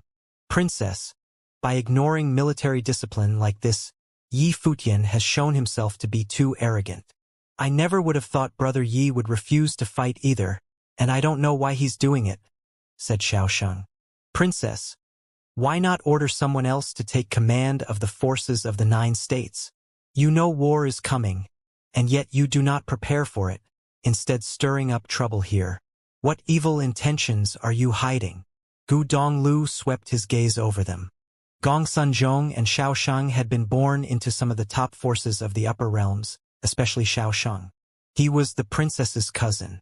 The two of them had always followed the princess's lead, trying to become her confidants. He could see right through them. But Xia Qingyuan regarded Yifutian very highly. Was he standing in their way? Yifutian has already arranged the 9 states' forces quite well, so there's no need to change them. Why don't you go prepare your own battle matrices? Said Xia Qingyuan coldly. No joy or anger could be heard in her voice. It was like a winter that lasted thousands of years. Everyone nodded, and naturally did not say too much. The cultivators of the upper realms went off to form up into a phalanx. The strongest cultivators below the saint level of the 3 realms would compete in the Battle of Empty Realm, and many of them had divine implements, and some of the divine implements were quite high level. And some of the cultivators were halfway to the saint level themselves, and would achieve enlightenment with only a single step more. A battle matrix like this had the attack power of a saint. There was no single person in the world below the saint level who could shake them. The phalanxes formed up one by one. The battle matrices of the Sacred General of Tian and the Sacred General of Dou were the most powerful among the army. Even though the individual cultivators in them weren't the strongest, they were among the strongest that had been selected from the army. They had been thoroughly honed until their ability to form matrices was the strongest. They could perform thousands of transformations. These 2 branches of the army were equally perfect wholes. Relatively speaking, the troops from the 9 states were the weakest. They hadn't had any training, and those among them were all heavenly chosen ones. So there were no tacit understandings or arrangements between them. Other than the ones from the Holy Ji Palace, they all worked as individual units. You are more suited for individual combat. After the battle starts, form squads of a few people and hunt down their cultivators who flee, or watch to see where the weak points in the enemy's battle matrices are, and see when we have a chance to strike, said Xia Qingyuan to Sword Saint and Gu Donglu. This was the task she was going to assign to Yifutian, to act as the army's sharp knife. With his near invincibility, even if he fell into the middle of the enemy army, he would have the power to protect himself. He would not be easily killed by the enemy matrix because he was too weak. Yes, Princess. Sword Saint nodded at her order. Since this was the Battle of Empty Realm, He would not disobey her order due to the danger. Everyone in a great battle faced danger. The vast army, carrying the power to crush heaven and earth, stood in the air above Emperor Xia's city with their banners down. Princess Xia Qingyuan stood between the sacred general of Tian and the sacred general of Dou's armies with cultivators of the upper realms before her. She looked up into the sky. Up there were powerful armies coming from two directions.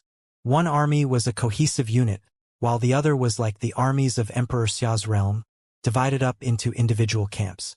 But at the same time it formed a whole. Li Yao had come himself. He was in the center of the cohesive army, looking down. He called across the distance, "Xia Qing'an, I once came to Emperor Xia's palace to propose a marriage. If you agree to enter Emperor Li's palace, I will give you the right to control the empty realm for 100 years as a wedding gift." How does that sound? If Emperor Xia's realm and Emperor Li's realm formed a marriage alliance, it would certainly be possible for them to win control of the empty realm 10 times in a row. Xia Qingyuan's eyes were cold. She swept her gaze up towards Li Yao, but did not answer him. As a woman, any response she could make to this humiliation would be meaningless. She could only meet him on the battlefield. She looked at the army that Li Yao was in and felt a familiar aura from the cultivators at the very front. It was like the aura of the cultivators the Li Yao had brought to Emperor Xia's palace to provoke them to war. This was a group of human weapons, a group of undead soldiers who had been trained by the imperial advisor for the Dali dynasty. Seeing that Xia Qingyuan made no response, Li Yao waved his hand, and suddenly a powerful aura swept out from the army. The clouds all over the sky changed color, and saintly power pressed down on the vast city. The two armies went to war. Oh! In Demon Peacock City, Kong Xian and Kong Zhan stood before the palace. A golden rocks flashed over, piercing through the air and landing before them and saying, "Emperor Xia's realm and Emperor Li's realm are fighting at Emperor Xia's city." "How many men did Emperor Li's realm send?" asked Kong Zhan. "More than half their army. They can't have left behind more than a third of their forces to garrison their realm," answered the rock. "Emperor Li's realm could not have sent out their whole army. Otherwise the Demon Peacock Emperor would launch a surprise attack and directly cut down their flags. However, Emperor Li's realm had dared a lot. They had dared to dispatch a majority of their army on an attack.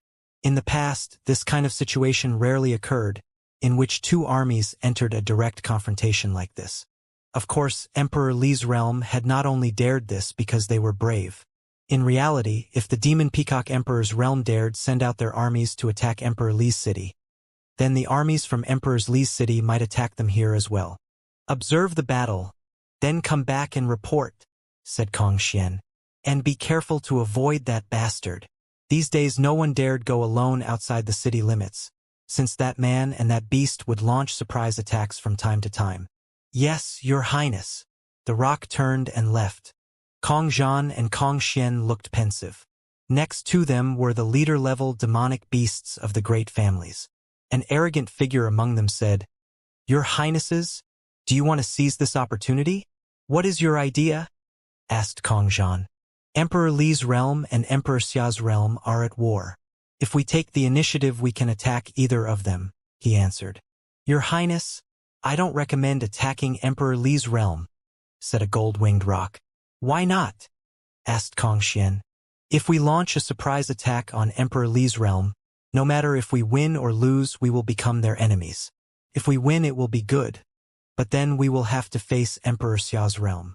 And if we lose, Emperor Li's realm will change their target from Emperor Xia's realm to us," said the demonic beast. "Instead, all we have to do now is wait and see. Let the two great forces fight, and wait for them to waste their power. In addition, that cultivator from Emperor Xia's realm has been so arrogant, and has humiliated you, Your Highness. Once they have expended their strength, won't it be advantageous to ally Emperor Li's realm?" Kong Xian looked at the demonic beast. The proud young cultivator beside her looked at him strangely as well. He was a descendant of the head of the Golden Rock clan leader, Jia Luwang, and was the leader of their army. His name was Jia Lufeng. "Not bad," she said to him. "You know how to think." Although demonic beasts could open their minds to wisdom, They were not as good as human beings at rational thinking. Thus, in the Battle of Empty Realm, the Demon Peacock Emperor's realm had won the least victories. This was not because they were weaker, but because they had often been tricked. At that moment a voice came down from the sky. "Shut up." Kong Xian raised her eyes to the sky. She was even more attractive when she was upset. Her eyes were extremely cold. She had had enough of this. "Master, this which has a temper, that will have to be adjusted," came the black-winged condor's voice again. Kong Zhan's eyes were cold. He looked up at Yi Futian and said, "Emperor Xia's city is under attack. Presumably there won't be anybody who will have time to worry about us now." "What do you mean, Your Highness?" asked Jia Lufeng. "Have many cultivators of the demonic families not died at his hands these past few days?" Kong Zhan's eyes grew even colder. "If we kill them, it will be easier to make an alliance with Emperor Li's realm later," said the rock who had spoken earlier. "The members of Jia Luowang's clan are the fastest, and we have one of his treasures." He turned to look at Jia Lufeng. "He has an incredibly powerful treasure that he attacks with. Many cultivators once pursued him, and he killed them all with a single swipe of his halberd. We have unexpectedly failed to catch him time and time again," said Kong Xian. "The young master's speed is unparalleled, and he holds a valuable treasure. His attacks are extremely powerful. If the young master pursues him, he won't be able to escape," continued the demonic beast. "I am willing to serve you, Your Highness." Jia Lufeng's voice was calm. He was a descendant of Jia Luowang, and he commanded the rocks in the Battle of Empty Realm. He was the strongest one there aside from Kong Xian and Kong Zhan. "Jia Lufeng will lead the rocks to chase and pin him down, and you will lead 2 armies of demonic beasts in a secondary attack." "Attack if you get a chance," said Kong Zhan. Although they had no way to kill Yi Futian, they could send him into a full retreat with Jia Lufeng's power. Before they had not dared to pursue him too far, as they feared a counterattack by Emperor Xia's realm. But now that they were at war they had no scruples. Even if they did not kill Yi Futian, they could make him fear for his life. "All right," nodded Kong Xian.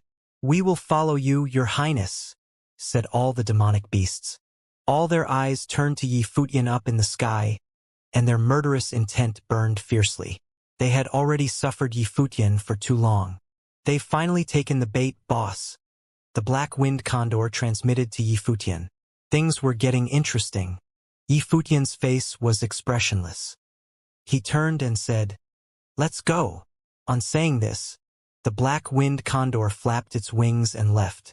They had dominated many demonic beasts over the past few days, but they still lacked demonic beast cultivators with any real power. There were not enough to complete their plan. Right now he could easily cut down the banners in Demon Peacock Emperor City, but he did not intend to do so. He had a greater use for the demons of the Demon Peacock Emperor's realm. Jia Lufeng turned to face Yi Futian as he came towards him. He stepped forward and reverted to his original form. Suddenly, a dazzling royal golden rock appeared up in the sky, radiating brilliant light. His body was covered with divine golden feathers which were filled with saintly power. This was the top divine implement of the Golden Rock clan, the Garuda's wings. In terms of speed, even Kong Zhan and Kong Xian were no match for him. The Golden Rock had the reputation of being unparalleled in terms of speed in the demon world. "Follow me." Jia Lufeng's arrogant eyes were exceedingly cold. As a demon of Jialo royal clan, he had always had intentions towards Princess Kong Xian, and since he was proud and confident, he would not wait until the future like Gong Sun Zhong, but would instead go directly to His Majesty to ask for her hand in marriage. The younger members of the Demon Peacock family and the Golden Rock clan could produce extremely powerful demons if their powers were merged. The Jialo royal clan was worthy of a match with the Demon Peacock clan. Yi Futian and that beast had been humiliating Kong Xian for many days. He should have acted earlier. But now Her Majesty had decided to send a powerful battle matrix to pursue them. Whoosh!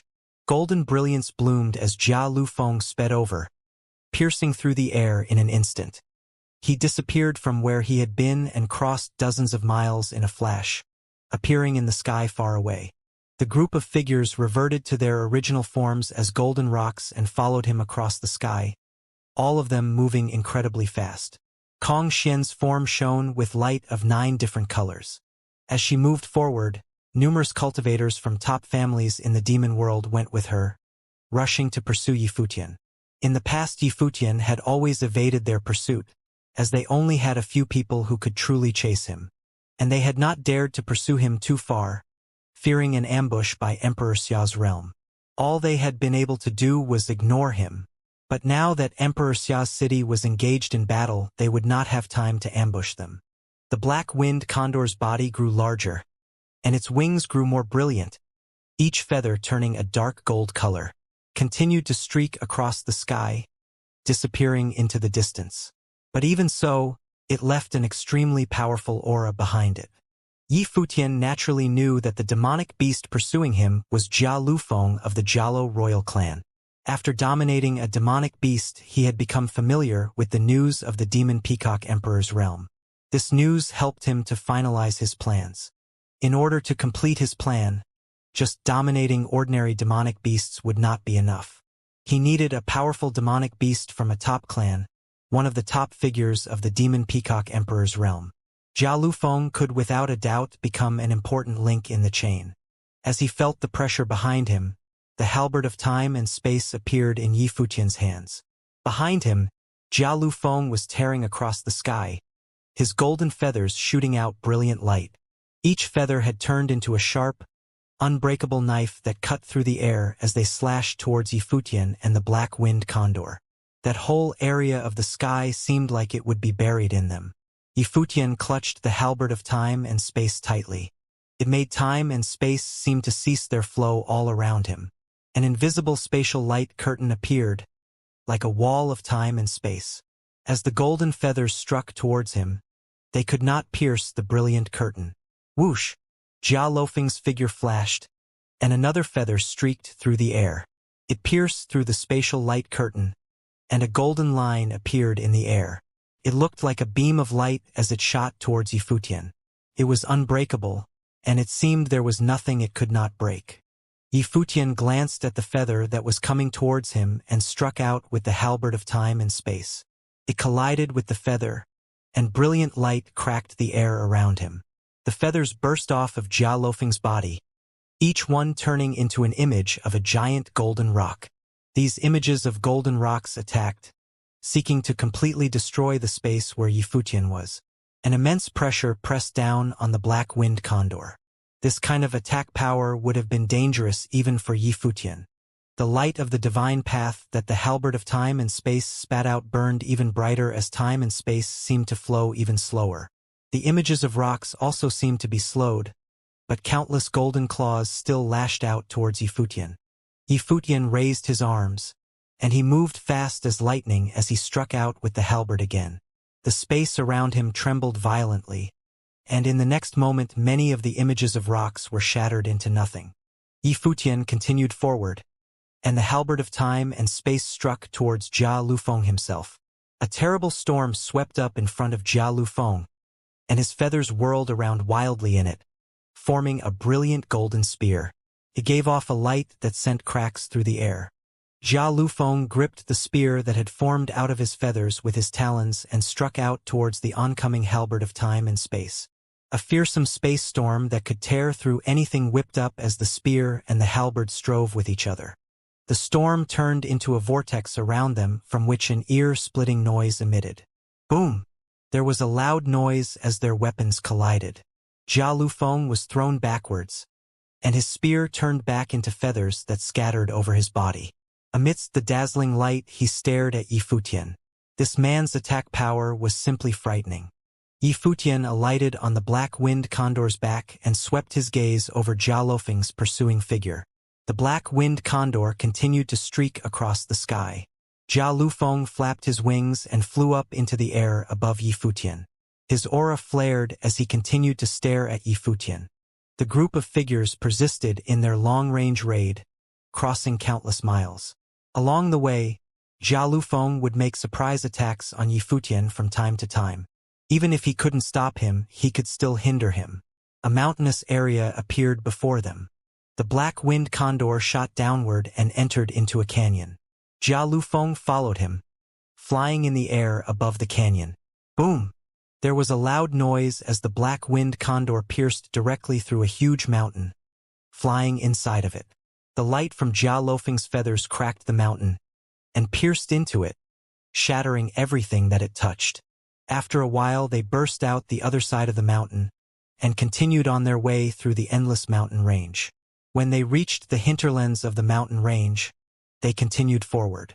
Yifutian sat with his back to Jia Lufeng. A strange light suddenly bloomed in his eyes, gradually becoming boundless and deep. His eyes were like an abyss, so deep that you could not see the bottom.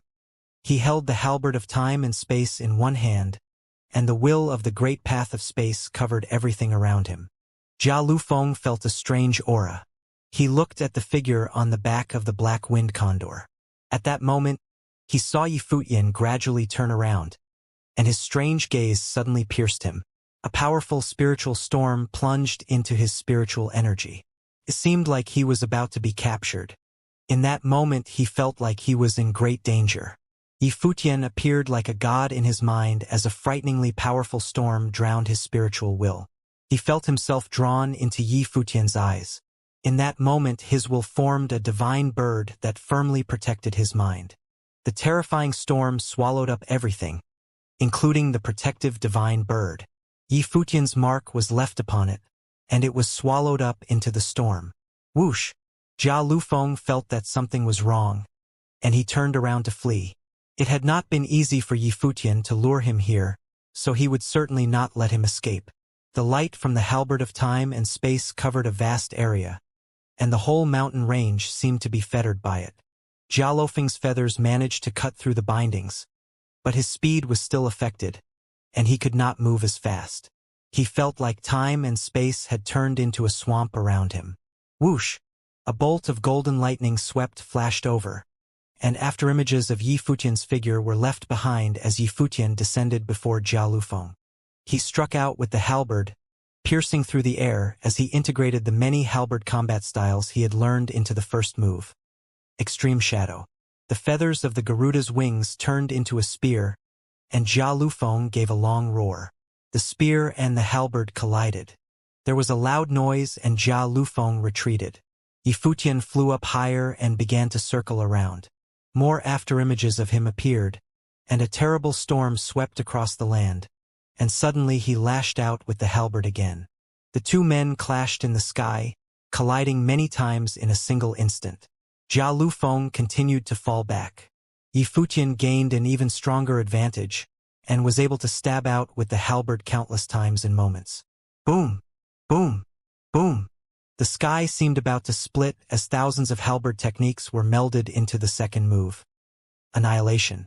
The halberd of time and space fell, and the space around them seemed like it would be destroyed, but the Garuda's wings protected Jia Lufeng's body.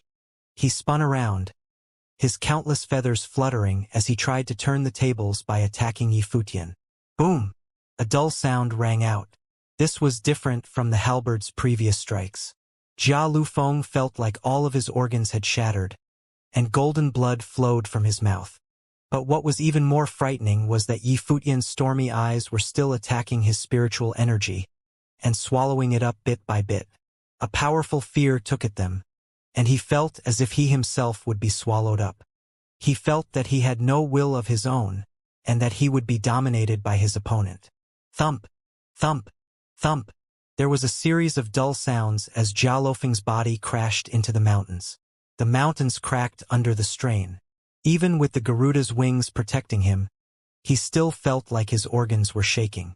Terrifying lightning curled around his body, piercing into his mind and destroying his willpower's resistance bit by bit. Divine light bloomed within his will, and he still managed to fight off the invasion.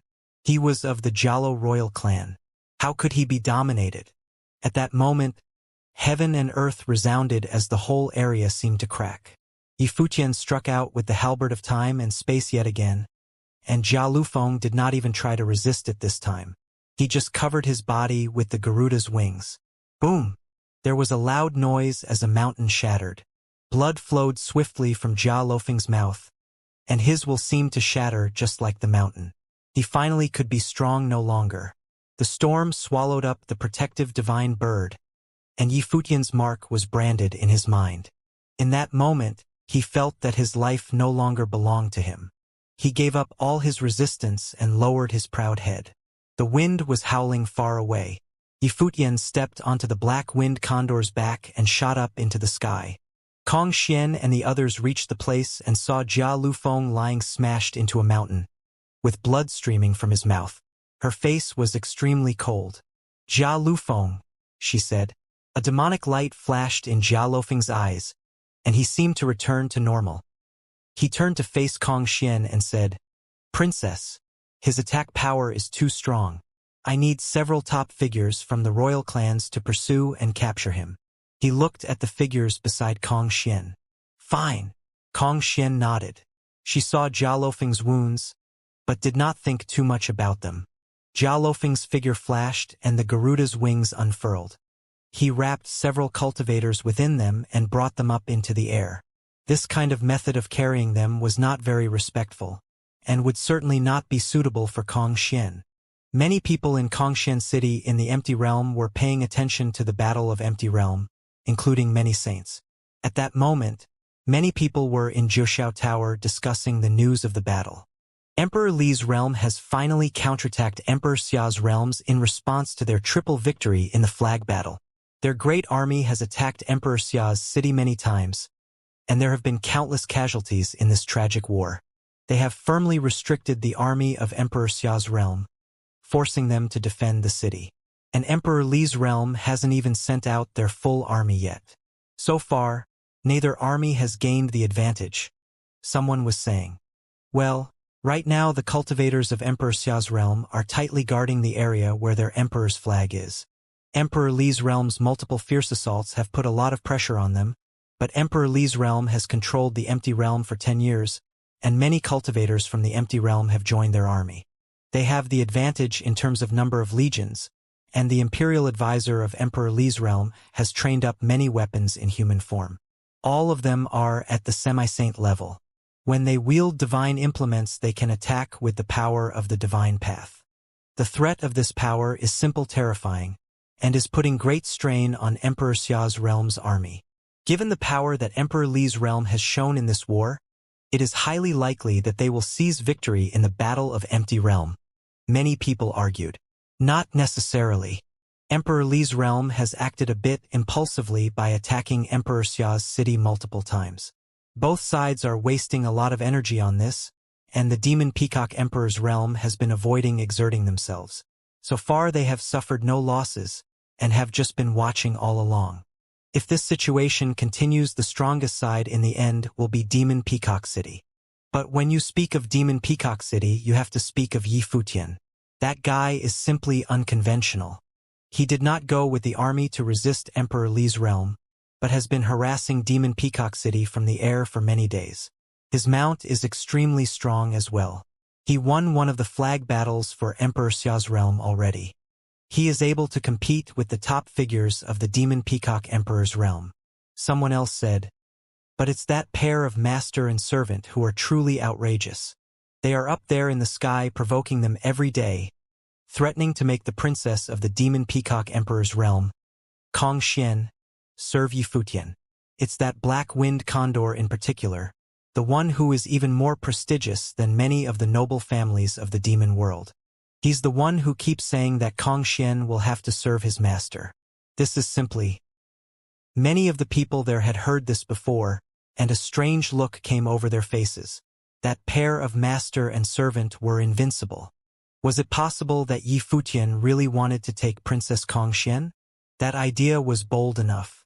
That man and that demon had been so arrogant, but all the demons of Demon Peacock City hadn't been able to deal with them.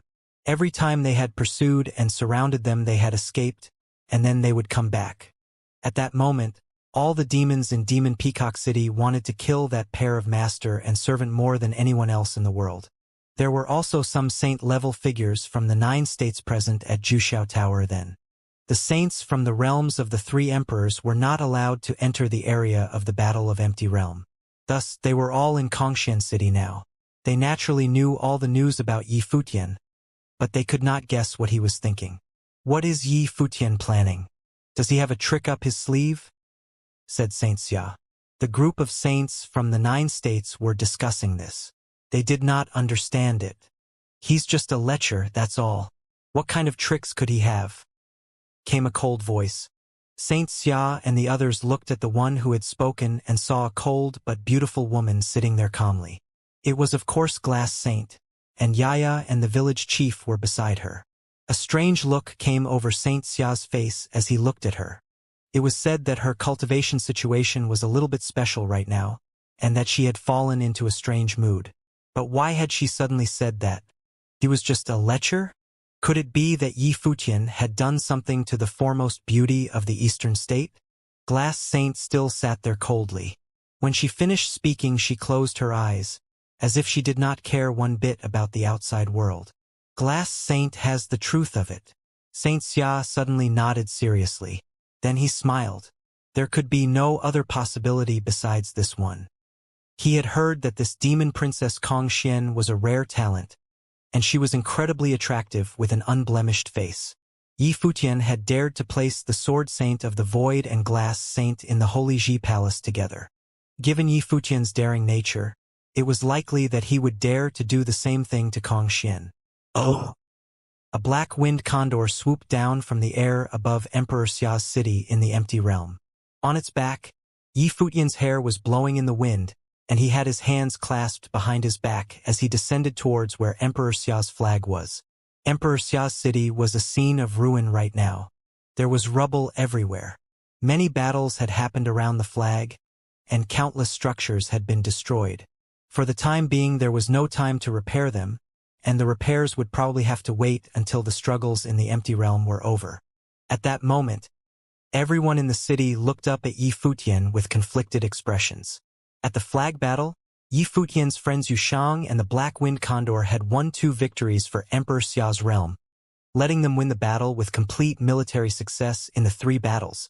Princess Xia Qingyuan regarded him highly and fought shoulder to shoulder with him. The troops and officers of the 3 armies all recognized the white-haired youth. Everyone had high hopes for Yi Futian. They hoped he could become the princess's assistant and win this battle of the empty realm.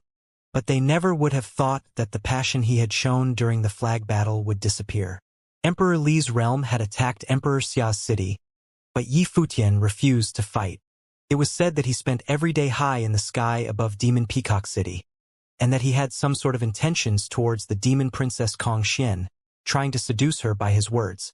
Because of this, he had missed several large-scale military engagements. If he had been an unknown like before, this wouldn't matter. But since everyone had placed such high hopes on him, their disappointment in him was naturally all the greater. Many of those in the armies said that he was just arrogant, and that despite his incredible talent, he had let down Emperor Xia's high regard and Princess Xia Qingyuan's trust. He had no military discipline, and did not care about the Battle of Empty Realm. Nor did he care whether the troops and officers of the 3 armies lived or died. Moreover, Yi Futian had received a title from Emperor Xia. He was the princess's valet, and was supposed to guard her from danger. But when battle had broken out, he was not there. Instead, he was in Demon Peacock City trying to seduce Demon Princess Kongxian. Thus, most of the people there were a little unhappy to see Yi Futian. Soon, Yi Futian came to the central area, in front of a magnificent ancient temple where a large army was stationed. The Black Wind Condor glided down and landed in front of the temple. Everyone's gaze fell upon Yi Futian.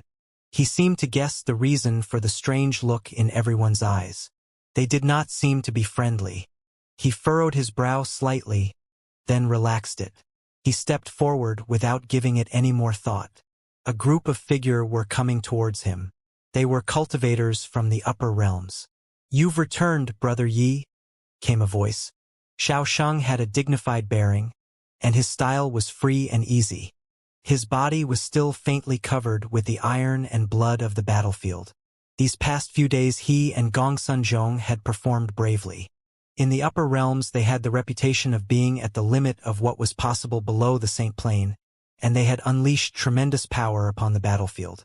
Everyone looked at them with great respect. It is commendable that you were able to escape in one piece from Demon Peacock City after having been there for so long. Have you achieved anything? Xiaosheng asked Yifutian. Many cultivators were following behind him. They all looked over at the meeting between these two men. It was like a commander interrogating a man he had sent out to perform a task. But Xiaosheng was not pushy or arrogant. He seemed very calm, but there was an invisible temperament flowing out of him. I am going to report to the princess. Yifutian glanced at Xiaosheng, then walked past him. He didn't like Xiaosheng very much, and Xiaosheng clearly didn't like him. But he always pretended that they were very close, which was very hypocritical. Since he knew the relationship between Xiaosheng, Gongsun and Xiaqing Yuan, he knew that Xiaosheng could have no warm feelings towards him. He was an obstacle to Xiaosheng. It could be said that he was an eyesore to him. You knew that the two armies were fighting, and yet you refused to come back and help out in the battle. Instead you continued to provoke Kong Xian and offend the Demon Peacock Emperor's realm. What is your goal, Yifutian? Gongsun was not as polite as Xiaosheng, and so he spoke directly. It's none of your business, answered Yifutian coldly. He continued forward, passing between the two of them. The Battle of Empty Realm is of the utmost importance. If you offend the Demon Peacock Emperor's realm, Kong Xian and Emperor Li's realm will ally and attack us. That will be the end of us. And you say this is none of my business? Responded Gongsun coldly. When you came to this battle you become a member of our army, and yet you wantonly trample upon our rules and make enemies for us. And you arrogantly say it's none of my business. Only the princess can be the master of my master. And yet you dare to call what he said arrogant. The black-winged condor swept its dark gold eyes over Gongsun. Yifutian already knew that this scoundrel was a master at stirring up trouble. But he was no obstacle. At that moment, the sound of footsteps came from up ahead and another group of figures appeared. Xiaqing Yuan was dressed in immaculate white robes. She walked towards Yifutian. Xiaosheng and Gongsun came to her side and stood there quietly. Xiaqing Yuan looked at Yifutian, and everyone's gaze was drawn there. They seemed to want to see how Xiaqing Yuan would punish Yifutian. Princess, called Yifutian, do you have something you wish to say to me? The princess asked Yifutian coldly as she stared at him. This guy had not only refused to come to the battlefield once, but had refused the call for each battle, not even showing up once. Princess, I must make my report in private, Yifutian said to her. Xiaqing Yuan looked at him in silence for a time, then turned and said, Come with me. Xiaosheng, Gongsun and the others tried to follow her as well. Xiaqing Yuan stopped and whispered to them, You do not need to follow me. Suddenly Xiaosheng and Gongsun stopped. They all watched her and Yifutian go into the temple alone. The black-winged condor stood in his original place, proudly sweeping its gaze over everyone. Its master had not participated in the battle because his status was far above that the ones gathered here. Do you see the difference? It asked lazily. Xiaosheng and Gongsun were stunned. They looked at the black-winged condor, and their eyes flashed with coldness. But the black-winged condor just looked at them with contempt. He did not care at all. Did they want to attack him? Then they would see who Grandfather Condor was used to tangling with. Not long after, Xiaqing Yuan and Yifutian walked out of the temple. Xiaqing Yuan said, I am naming Yifutian assistant commander of the Battle of Empty Realm. When I am gone you are all to follow his orders. All was silent at these words as Xiaosheng and Gongsun stared at her in shock. Many turned their eyes at Xiaqing Yuan with puzzled expression.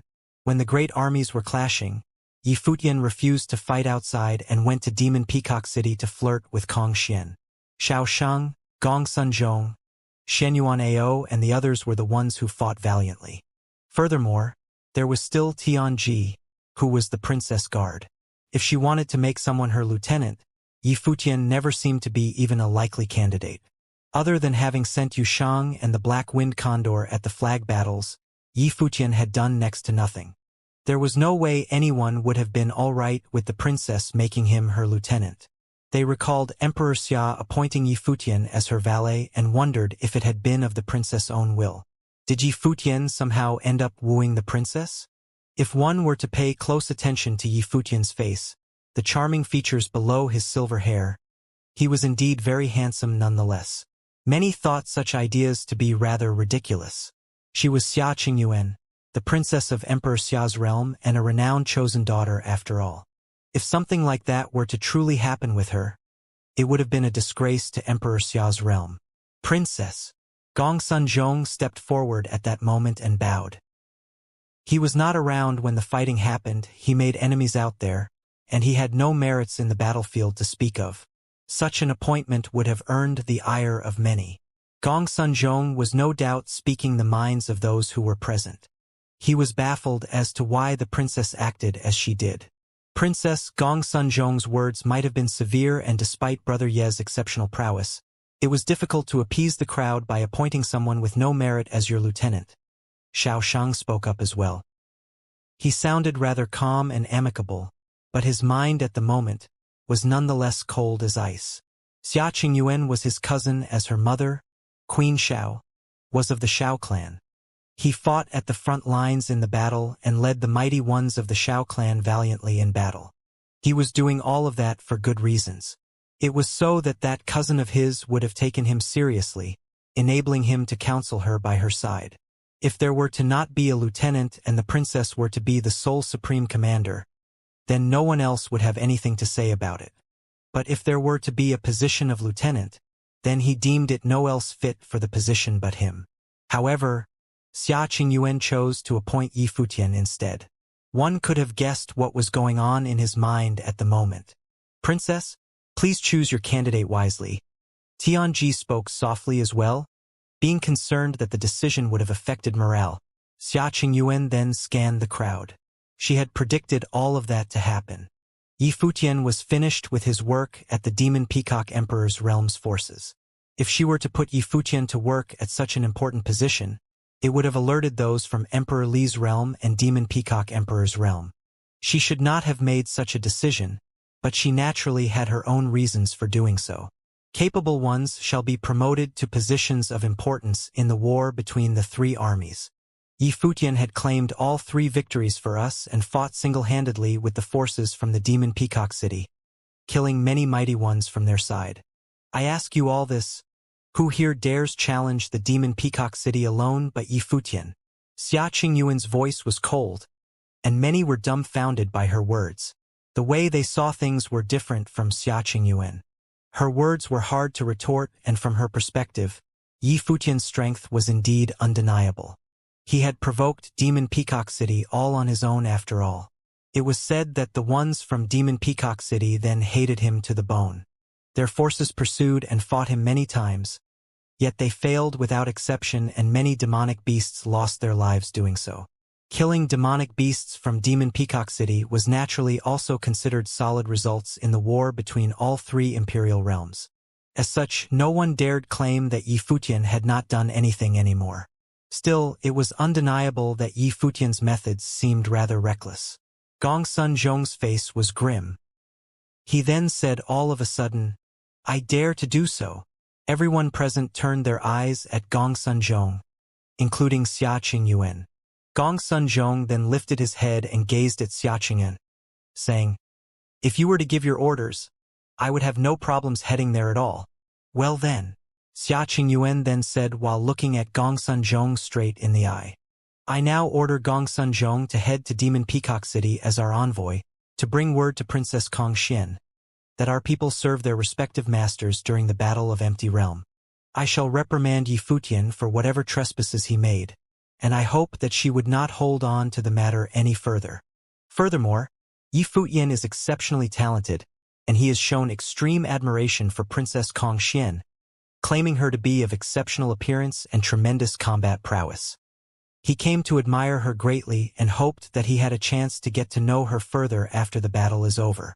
As for the Battle of Empty Realm, the forces of Emperor Li's realm were considerable, and we would be willing to join hands with Demon Peacock Emperor's realm's forces to take out Emperor Li's city. Everyone was stunned hearing Xia Qingyuan's words, but quickly realized what Xia Qingyuan was up to.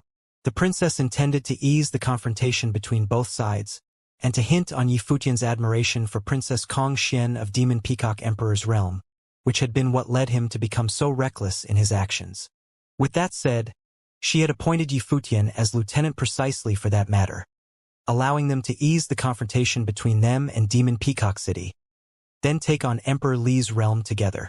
Many came to regret their earlier thoughts as they realized that they have misunderstood the princess' intentions. Xia Qingyuan was simply doing what she did for the greater good of their realm's forces. But then again, their opinions towards Yi Futian remained unchanged. They thought him unhinged for having the princess pick up the pieces for what he did, cleaning up after him. Furthermore, the princess' words stated that the fellow was after Princess Kong Xian's beauty after all. Despite being enemies, but it was undeniable that Kong Xian's exceptional bearing and appearances rivaled that of Xia Qingyuan back in Demon Peacock Emperor's realm. They were rather concerned, despite the princess' mild-mannered tone. But they worried if Demon Peacock Emperor's realm would have taken that as an insult, and came to resent Emperor Xia's realm even more. They hoped that Kong Xian would have been more reasonable. At the very least, they hoped that even though they may not have ended up being allies, she would not have blamed Emperor Xia's city for what Yi Futian pulled. Many then turned their eyes back at Gongsun Zhong with puzzled expressions. He dares to do so? He is really asking to be allowed to walk to his own grave. Yi Futian had offended Demon Peacock City a great deal, and one could have imagined how much Kong Xian have hated Yi Futian. Although Gongsun Zhong would have only been visiting Demon Peacock City to bring word of Xia Qingyuan's goodwill, one would have still wondered if Kong Xian would have ran amok and ordered him killed. Worse still, the possibility of such things happening was very great. By the way, why is Gongsun Zhong willing to take such a fall in Yi Futian's behalf? Many felt lucky for not having acted on bravado when the princess asked. The way the princess gone with her business was indeed unpredictable. Gongsun Zhong stood where he was without making a sound. No one was able to make anything out of his expression. His eyes were on Xia Qingyuan when he said, "If this is your orders, princess, then I shall see it through. Delay no more. Depart immediately. Would you need to bring anyone else with you?" Xia Qingyuan asked. "That won't be necessary." Gongsun Zhong shook his head as he said, "If Yi Futian was able to get to the sky above Demon Peacock alone with only his beast, he would have been able to do the same as well. As someone from Divine Cloud Valley and lauded as the heir to the place, he definitely had the greatest number of divine implements on him, and furthermore, all of them would have been of great powers. Very well then, deliver my words as they were. Do not change a single word." Xia Qingyuan then said, "Off you go." Indeed, Gongsun Zhong cupped his hands and appeared well-mannered, before taking to the air and disappeared right before everyone. No one knew what Gongsun Zhong would have felt at that moment. Xiao Shang took a look at Xia Qingyuan and felt some pity for Gongsun Zhong. He naturally knew what was going on in Gongsun Zhong's mind. However, he did not expect the man who had just left to be the one to suffer the wrath of Demon Peacock Emperor's realm's forces in Yi Futian's place. He found that he was getting increasingly incapable of understanding how his cousin does things. His father had been correct. The princess was already her own woman. When they were going about business outside, he could have only seen her as the emperor's daughter and not his cousin. He finally experienced what all of that meant. Gongsun Zhong delivered his words at the sky above Demon Peacock City. The rock of the Jialo royal clan, Jialo Feng, went up before everyone else at Gongsun Zhong, intending to kill him, just as Gongsun Zhong delivered his message. Despite claiming to be there as an envoy, the mighty ones of Demon Peacock City remained unflinching, intending to kill the envoy where he stood right there and then. However, Gongsun Zhong was nonetheless the successor to Divine Cloud Valley and brought extremely powerful divine implements with him. Be it attack, defense, or speed types, he had it all. He was still able to escape despite being pursued by the mighty ones from Demon Peacock Emperor's realm, but he was nonetheless injured. It was apparent that the people from Demon Peacock City had intentions of making peace with them. The proposal of an alliance against Emperor Li's realm was entirely out of the question. After Gongsun Zhong left, Jialo Feng spread its wings and dropped to the ground slowly. There were also other great monsters' royalties appearing before Kong Xian. Jialo Feng then said, "Your Highness, Emperor Xia's realm is just too much. Yi Futian and that wretched beast have insulted you over and over again, and they dared to claim that all of that was done out of admiration. This is an insult like no other. Xia Qingyuan is mocking us from Demon Peacock Emperor's realm. That might not be an insult." Xia Qingyuan's attitude seems rather neutral from Gong Sun Zhong's message. That might actually be an act of goodwill and they do not want to make enemies of us. Xia Qingyuan would probably keep him leashed when he returns. The war between Emperor Li's realm and Emperor Xia's realm had resulted in great losses in Emperor Xia's realm's part, and they were probably doing they did, due to not wanting to offend us too gravely. A descendant of the great Bull King clan elaborated. "So are you proposing that we accept Xia Qingyuan's goodwill then?" Jialo Feng's proud eyes glanced at the one who spoke earlier. Definitely not. It is precisely due to Xia Qingyuan suing for peace that we know that Emperor Xia's city is now in a rather dire state."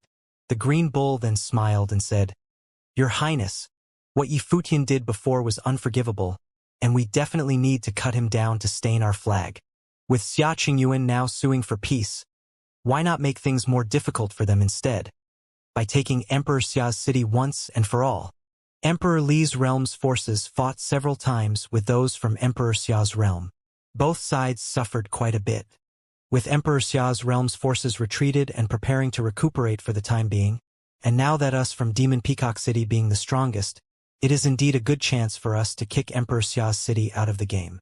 Many demonic beasts offered their counsel. Kong Zhan and Kong Xian nodded and nodded, finding all of their words to be logical. That was indeed a good opportunity. Kong Xian recalled Yi Futian's face and her eyes turned cold, feeling very eager to tear him to pieces. "Who among you would be willing to head to Emperor Li's city as our envoy?" Kong Zhan then asked. With all of them having analyzed things to such detail, he naturally knew what to do next. "I shall go, Your Highness," Jialo Feng then said. "Well then, I'm pleased that you offer yourself to the task. You're capable enough and I do not need to worry about your safety as well." Kong Zhan agreed right there and then. Jialo Feng was of formidable powers and had unparalleled speed.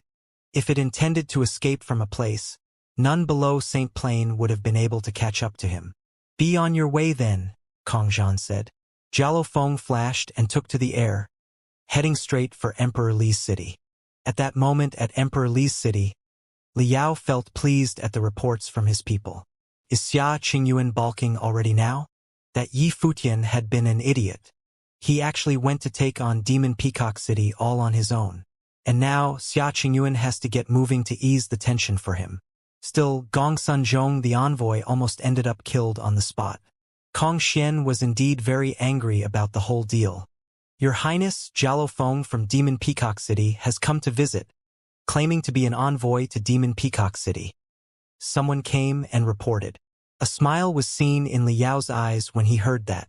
He then smiled at Yuan Jin, who was at his side, and said, "Brother, it is just as you predicted. Things go in our favor without us needing to do anything indeed. It shall suffice with their attitude." Yuan Jin's expression was calm, as if everything went as he planned it. "Send it in," Liao stood and said. With how things were then, he deemed it wise to just follow the trend, to wipe out Emperor Xia's city first. Liao received Jialo Feng in Emperor Li's city. Naturally, he was aware of the identity of Jialo Feng, descendant of the Jialo royal clan, the future king of the Rock family, whose status was extremely esteemed and honorable. Kong Xian sent him to make the visit in person, demonstrated the importance attached to this visit. Jialo Feng greets His Royal Highness of Dali. At this time, Jialo Feng stood in front of the great cultivators of the Dali dynasty, facing Liao. Although he said he was here to greet Liao, he did not actually move to pay his respect. His eyes were sharp and sly, as if he felt that as a demonic noble, there was no need for him to salute. Liao was not upset. The king of Jialo was said to be unparalleled in speed in the Demon Peacock realm. According to some anecdotes of the demon world, the strength of the king of Jialo was not weaker than the Peacock Emperor. The two demonic beasts were both top figures in the demonic world until the later enlightenment of the Peacock Emperor, who then became the Demon Emperor, thus determined the current landscape of the Demon Peacock realm. What was the matter for the Demon Peacock City to name you as an ambassador? Asked Liao with a smile. He did not mind whether the others saluted him or not. It was all in line with the character of the Jialo royal clan. Demon Peacock City wishes to join forces with Emperor Li's city to annihilate Emperor Xia's realm. After that, the Demon Peacock City will fight with Emperor Li's city for the right to control the empty realm in the next 10 years. Jialo Feng replied curtly, getting straight to the heart of the matter. A flash of a bright light passed through his eyes. Demonic beasts were demonic beasts after all, straightforward, but he rather liked this straightforwardness. Yes. Liao nodded in agreement. This was exactly what he had been planning. Get rid of an opponent first, and after taking over Emperor Xia's city, they could then deal with the Demon Peacock City. They had taken the initiative to fight with Emperor Xia's city to signal to Emperor Li's city, suggesting that both of them had a shared enemy in Emperor Xia's realm. Thus, there could be reason for a real alliance. But I have 2 conditions, Jialo Feng said. Oh! Liao looked at the Jialo Feng, somewhat surprised. Jialo Feng was the messenger, came to request an alliance, and he has demands? Tell me. Liao responded with some interest. First, I don't have much confidence in Emperor Li's realm based on past experiences. For the alliance, when our 2 armies attacked Emperor Xia's city, the army from Emperor Li's city and the Demon Peacock City were to be mixed together, so that if either side has any dishonesty, the other party can renege on the alliance so that both sides are accountable, and would not betray the other, Jialo Feng said. Liao furrowed his brows and frowned. To mix the army together? In the past, in terms of strategy, Emperor Li's realm was indeed more superior, and it was an area that the Demon Peacock realm had always been the most challenged. In the last battle, it was how Emperor Li's realm was able to win the control of the empty realm. It was no wonder that the Demon Peacock realm did not trust them. Emperor Li's city had already declared war against Emperor Xia's city, and both sides had suffered numerous deaths and injuries. On the contrary, Demon Peacock City only engaged in just a few small-scale battles, and let's not forget we have not yet launched any accusations about that.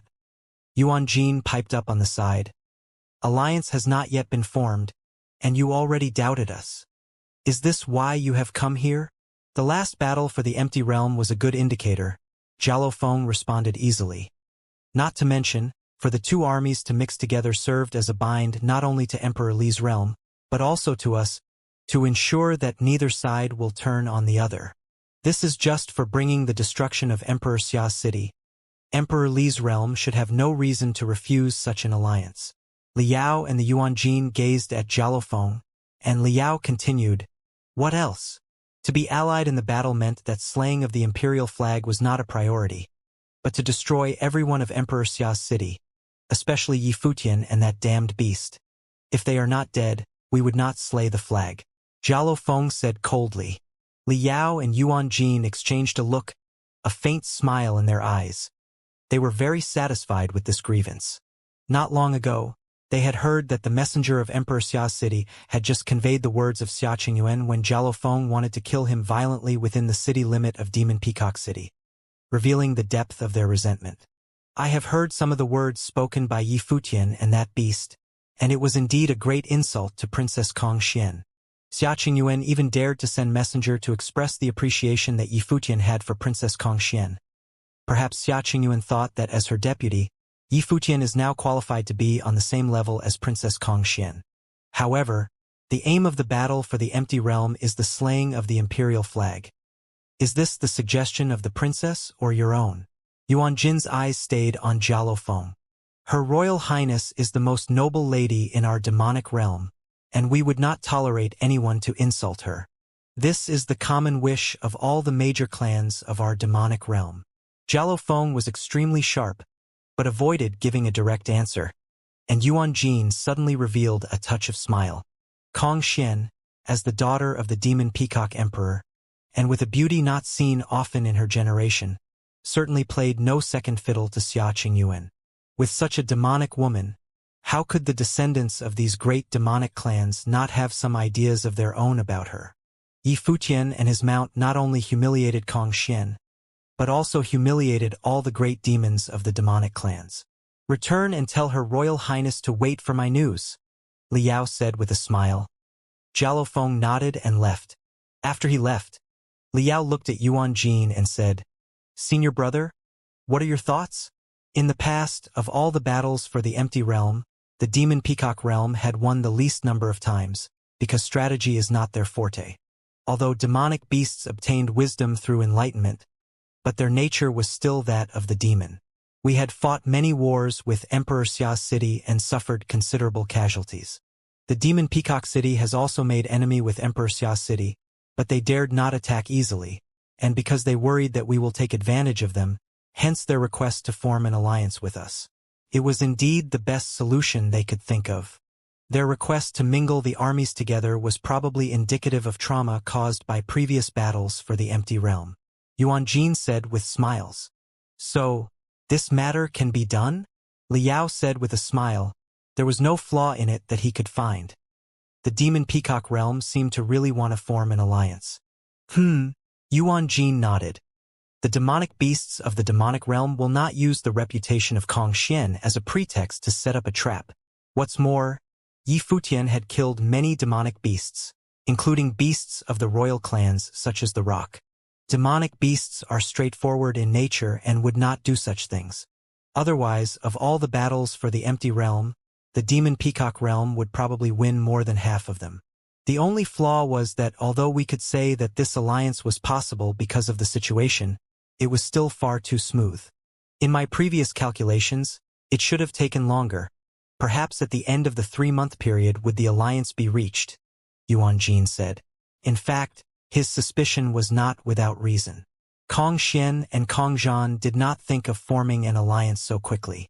However, the great demons of all the great royal clans hated Yi Futian, and so they had banded together and pled.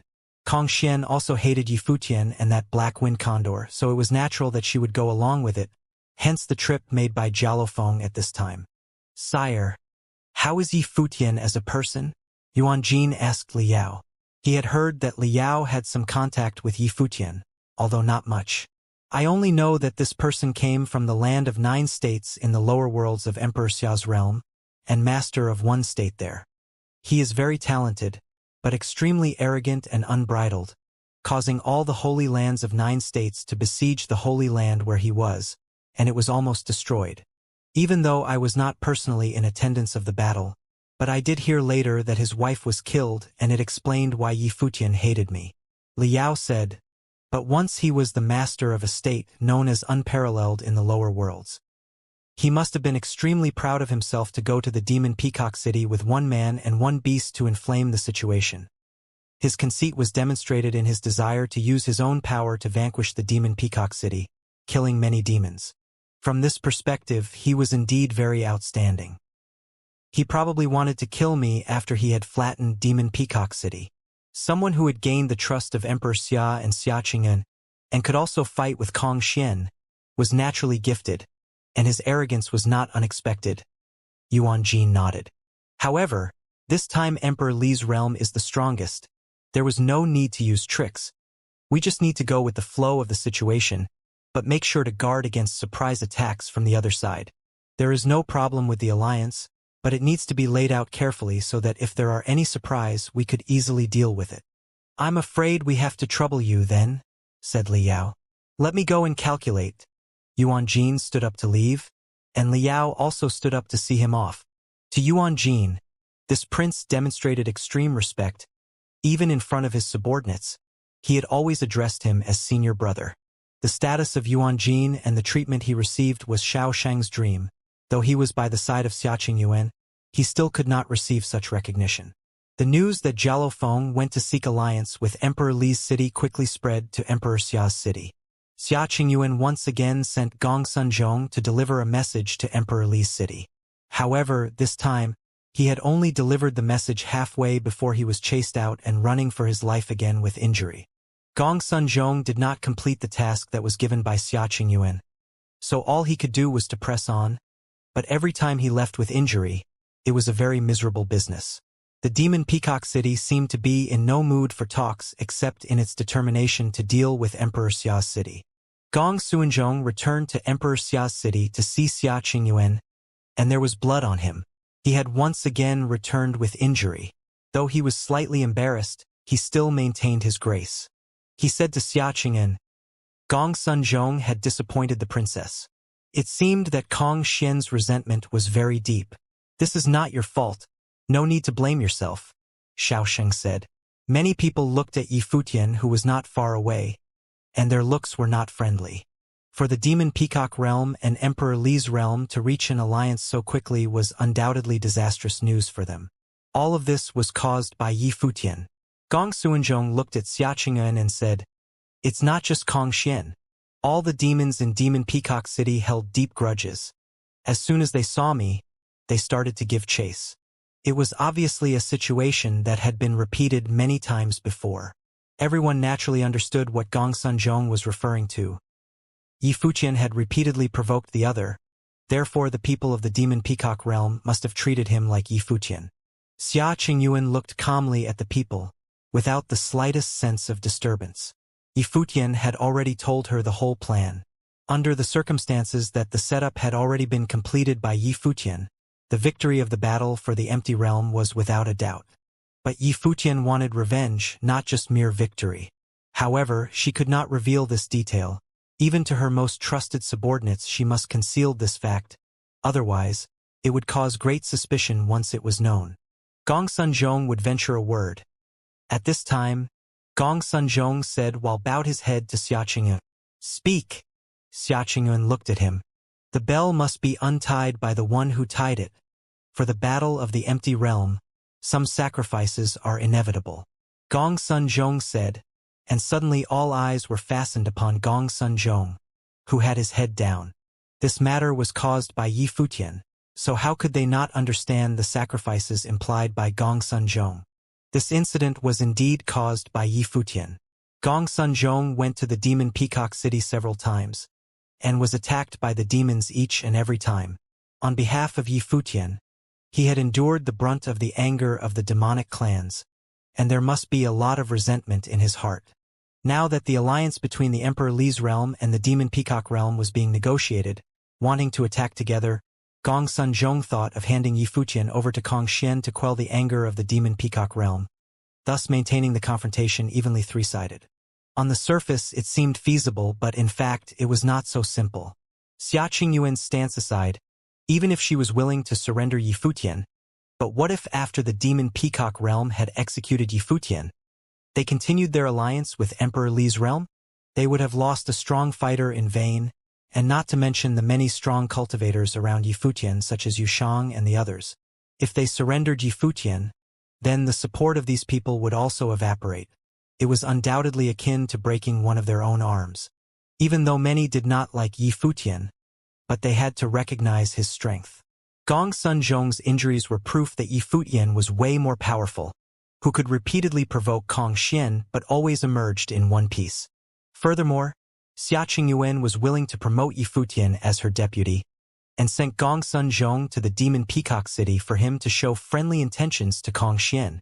Her appreciation of Yi Futian and his importance to her were apparently. Naturally, she would not have sent him. Gong Sunzhong's proposal could only satisfy his own displeasure, and the princess was unlikely to agree. Yi Futian glanced at Gong Sunzhong, and he looked calm and without disturbance. Gong Sunzhong's displeasure of him was apparent at old Master Zhao's birthday banquet. Now, with all that had happened in the empty realm, surely his displeasure toward him had increased. So he had made such suggestion even when he knew that there was no possibility. He still spoke of it, showed how deep that resentment ran.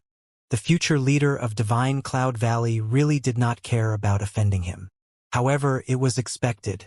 Even though he was talented and named as deputy of the princess, but this was the Divine Cloud Valley, which had its own status and power in its own right. The past leader of Divine Cloud Valley was the personal armorer of Emperor Xia, and even the Shao clan desired to form an alliance with the Divine Cloud Valley through marriage, and like Lihan Heaven, it stood at the epitome of power in Emperor Xia's realm. With its solid backing from Emperor Xia, Yi Futian's feeling was the least of their concerns. Xia Qingyuan looked at Gong Sunzhong and said, Gong Sunzhong, what kind of sacrifice do you mean? Upon hearing Xia Qingyuan's words, many people showed surprise. The princess was deliberately pretended not to understand the insinuation made by Gong Sunzhong. With his head still bowed, Gong Sunzhong said, "If Emperor Li's realm and the Demon Peacock realm formed an alliance, we will undoubtedly lose the battle of the empty realm, and 10 years of preparation will be wasted in an instant." And the cause of the current situation was none other than Yi Futian's arrogant behavior. If Yi Futian is sent to the Demon Peacock City to quench their anger, they would naturally stop their alliance with Emperor Li's realm. In the battle for the empty realm, is the Demon Peacock realm an enemy to Emperor Xia's realm? Asked Xia Qingyuan. Yes. Gong Sunzhong bowed his head and replied. Yi Futian alone was able to contain the Demon Peacock City, killing many great demons. So what is the reason for sending him to the Demon Peacock City? Xia Qingyuan continued her inquiry. Her voice was calm, but this calmness gave Gong Sunzhong a sense of invisible pressure. The battlefield of the empty realm is not subjected to military discipline. Fighting alone led to the current crisis. Gong Sunzhong responded. Xia Qingyuan nodded slightly and said, "You are right, Yi Futian did what he wanted, which led to the current difficulty we are in, and he should immediately relinquish his title as my deputy." But when Gong Sunzhong, on the verge of impending battle, confused the focus of our army by suggesting sending our deputy to the enemy, disregard ranking, and showed fear in fighting. Gong Sunzhong, what do you think should be the punishment for that offense? When Gong Sunzhong heard what Xia Qingyuan had to say, his face paled. He lifted his head up slightly and looked at Xia Qingyuan in the eyes. His heart was cold and he was extremely disappointed. There was nothing wrong with what Xia Qingyuan had said, but it showed Xia Qingyuan's attitude toward the two of them. The divine Cloud Valley had followed the Emperor Xia for many years. His grandfather was the Master Royal Armorer. He too had hoped to follow and serve Xia Qingyuan. However, in the heart of Xia Qingyuan, the status of Gong Sunzhong of Divine Cloud Valley was not as high as that of Yi Futian from the lower worlds of the 9 states. He proposed to sacrifice Yi Futian because he wanted to see how Xia Qingyuan would respond. And today he has his answer. The princess may decide what punishment Gong Sunzhong deserves. Gong Sunzhong looked into Xia Qingyuan's eyes, then bowed his head in respect, without any more illusions in his heart. "Princess?" Xiaoshang walked up and bowed to Xia Qingyuan. It was in a moment of confusion and frustration that Gong Sunzhong acted like this, and also because of the concern regarding the battle for the empty realm. "I hope the princess will consider these factors in meting out the punishment." "Princess, the brink of battle is really not a suitable time to shake the confidence of the army," Tianji also whispered. Xia Qingyuan still looked very calm, gazing at Gong Sunzhong, and Gong Sunzhong stood there with his head hung. It seemed a long time had passed before Xia Qingyuan said, "Go to the Demon Peacock City with this message. I, Xia Qingyuan, am willing to apologize on behalf of Yi Futian for his behavior." However, the confrontations between the armies were inevitable. But if the Demon Peacock City insisted on having its own way and joining with Emperor Li's realm to attack the Emperor Xia's city, we are prepared to die fighting, and will focus all our power against the cultivators of the Demon Peacock City. And we would rather let Emperor Li's realm win without a fight. "Yes," Gong Sunzhong replied. "In addition, after the battle began, you will lead the cultivators of the Divine Cloud Valley to fight in the front, and use your action to prove your belief in our victory of the battle for the empty realm, and whether or not you are willing to make sacrifices." Xia Qingyuan continued. Her plain voice sounded chilling to many. The forward of the great battle had always suffered the greatest, and it had always been the responsibility of the 8 legions directly belonging to Emperor Xia. Now, Xia Qingyuan had asked Gong Sunzhong to lead the Divine Cloud Valley to fight in the front. Such punishment was rather malicious, and Gong Sunzhong had nothing to say. Since he said that Yi Futian could be sacrificed, then Xia Qingyuan would let him make some sacrifices himself. "Yes, princess." Gong Sunzhong looked very calm and without anger, and his expression did not change much, as if his heart was like stilled water. The more he cared, the easier it was for his emotion to be out of control. When true despair set in and he no longer had much to care, he was able to calmly look at everything. At this moment, Gong Sunzhong had lost all hope for Xia Qingyuan, and no longer had any illusions.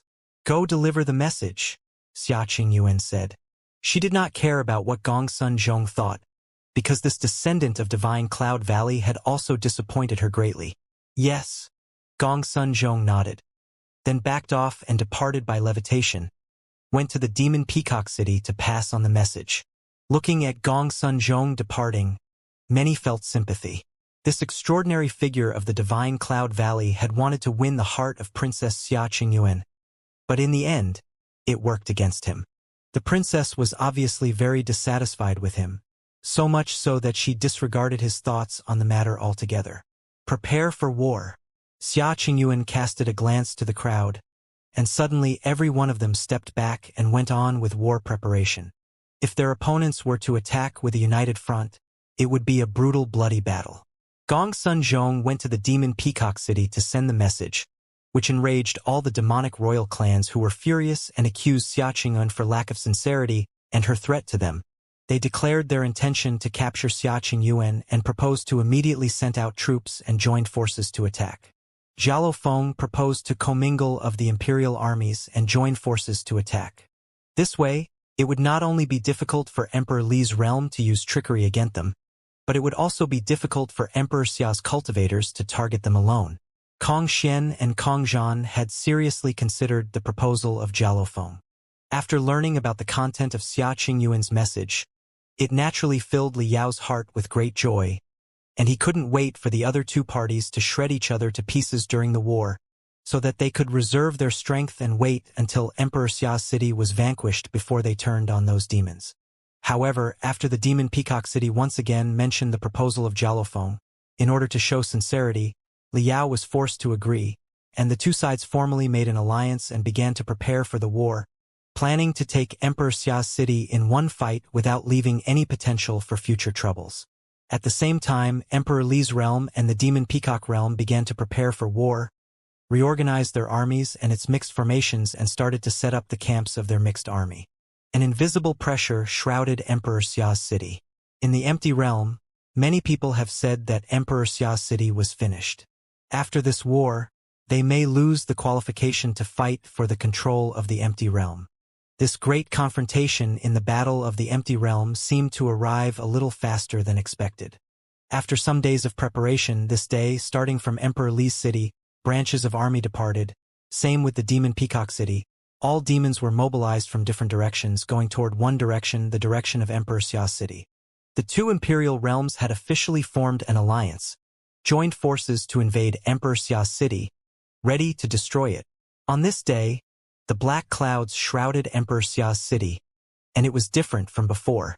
This time it was no longer a single attack from Emperor Li's army, but two armed forces joined together against them. They had each left only some of their troops to guard the cities, and the rest of the cultivators were all involved in this battle. At this time in Emperor Xia's city, the great army gathered in the direction of the imperial flag, waiting. The vast sky in the distance had been filled with extremely powerful pressure, and the two great armies were approaching. Above the main hall, Xianxia looked into the distance, with Yi Futian stood next to her, also looking in the same direction. The setup had taken many days, and today it was finally the time to welcome this battle. This was also the situation that Yi Futian had been working hard to create. The armies of Emperor Li's realm and the demon Peacock realm descended upon Emperor Xia's city. At this time, the location of the imperial flag of the demon Peacock City was guarded by the descendants of the Green Bull King. The original form of the Green Bull King was a yak, so its strength was extremely powerful. The clan of Green Bull King was extremely strong both in terms of offensive and defensive powers. If they formed the Green Bull battle matrix, the impact was unparalleled and they could trample the void of heaven and earth. At this time, the descendant of the Green Bull clan was the leader of this army. He volunteered to stay here and defend from behind.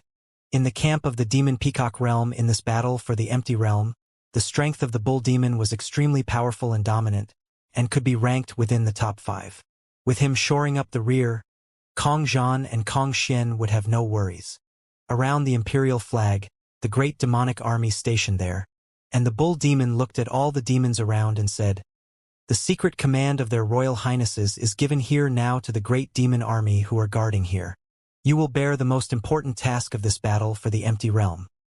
At the time when the three great armies are going into war, we will cross the distance and launch an ambush by slaying the imperial flag of Emperor Li's realm, thus winning the battle for the empty realm. There were strange colors in the eyes of the demons, and they were silently amazed at their royal leaders, who had apparently learned the ways of the deceitful humans.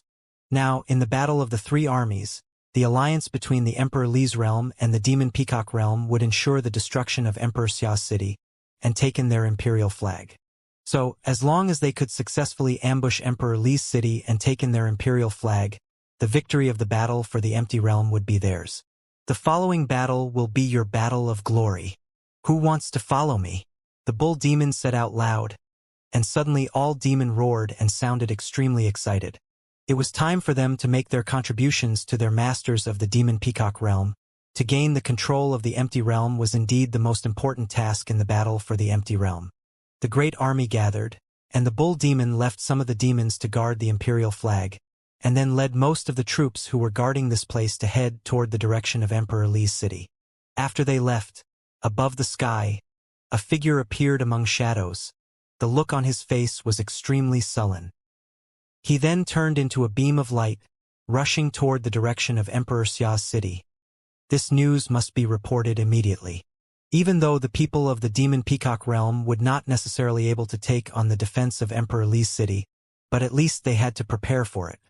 These beasts had betrayed the alliance, and were full of themselves, thinking that they had made a brilliant move. Was this to let Emperor Xia's city reap the benefit of it all? At this time, above Emperor Xia's city, the great army had blocked the sunlight, rendering the entire city in gloom, but there was also a suffocating pressure. The army from Emperor Li's realm and the Demon Peacock realm had descended above the firmament. Moreover, the two armies were mixed together, with many of the demonic army now integrated into the army of Emperor Li's realm, forming an unprecedented powerful force. Li Yao and Yuan Jin were right in the middle of the army. They were the main commanders of Emperor Li's realm. Kong Zhan, Kong Xian were in another central area. They were naturally the main commanders of the Demon Peacock realm. Above the sky, Kong Xian's eyes stared at Yifutian below, who were behind Xia Qingyun. Her eyes were extremely cold. These days, she had suffered enough humiliation from Yifutian and that damn animal. Today they would be killed. Where was that damn beast? Kong Zhan said coldly, and just then did Kong Xian notice that Yifutian's mount, the Black Wind Condor, was not present, and he was also not found among the army. The two great realms had joined forces to attack, and that stupid beast dared to be a no-show? Yuan Jin's eyes swept down below. He was observing the guardian army of Emperor Xia's city. Xia Qingyuan, the main commander, was present, so was Yifutian, whose individual combat power was comparable to that of Xia Qingyuan's, as well as the two great legions of Tian and Dou, and many top cultivators from Emperor Xia's palace and the upper worlds. No one seemed to be missing except a few important people, who were noticeably absent. Yu Shang of the sacrificial battle of the flags and the Black Wind Condor seemed not to be on the battlefield. Yuan Jin said to Li Yao, who was next to him. Yu Shang and the Black Wind Condors demonstrated great combat power in the sacrificial battle of the flags, which naturally attracted the attention of many, so they were listed by Yuan Jin as key targets. Even among the numerous cultivators of the army, he still discovered that Yu Shang and the Black Wind Condors were absent. As for others, it may not be so obvious and not so easy to discover on account that there were just too many cultivators. At this time, there were several figures flashing toward them. They were the people who were responsible for the investigation of the battlefield. Bowing slightly, one said, "Sire." A few people disappeared before the battle, and those should be the trusted confidants of Yifutian, those who were responsible for hunting outside the battlefield previously. When Li Yao and Yuan Jin heard this, they remembered those were indeed Yu Shang and the others, and many of them demonstrated tremendous strength. They were the people of the lower worlds of the 9 states. The cultivator who inherited the ruin of Runhuang is also absent. Naturally, Li Yao knew who that was. He looked cold and indifferent, asking, "Is there anyone else not here?" "We have not discovered any at the moment," the messenger replied. Xiaoqingyuan and the leaders of Tian and Dou and other top principalities of Emperor Xia's realm are all here. Senior brother, how many people were left guarding the imperial flag? Liao asked Yuan Jin. They needed at least a corps like Tian or Dou to break through a great army. Just those people from the 9 states, even if their personal strength was outstanding, are far from enough, Yuan Jin replied. Currently, his brows were furrowed. At such time when the great armies were about to battle and Emperor Xia's city was in dire danger, their opponent had dispersed their power. Was it because they knew that they could not defend this, so they wanted to throw a wild card and capture their imperial flag first? This was a possibility. If this was the case, then there would not be much surprise.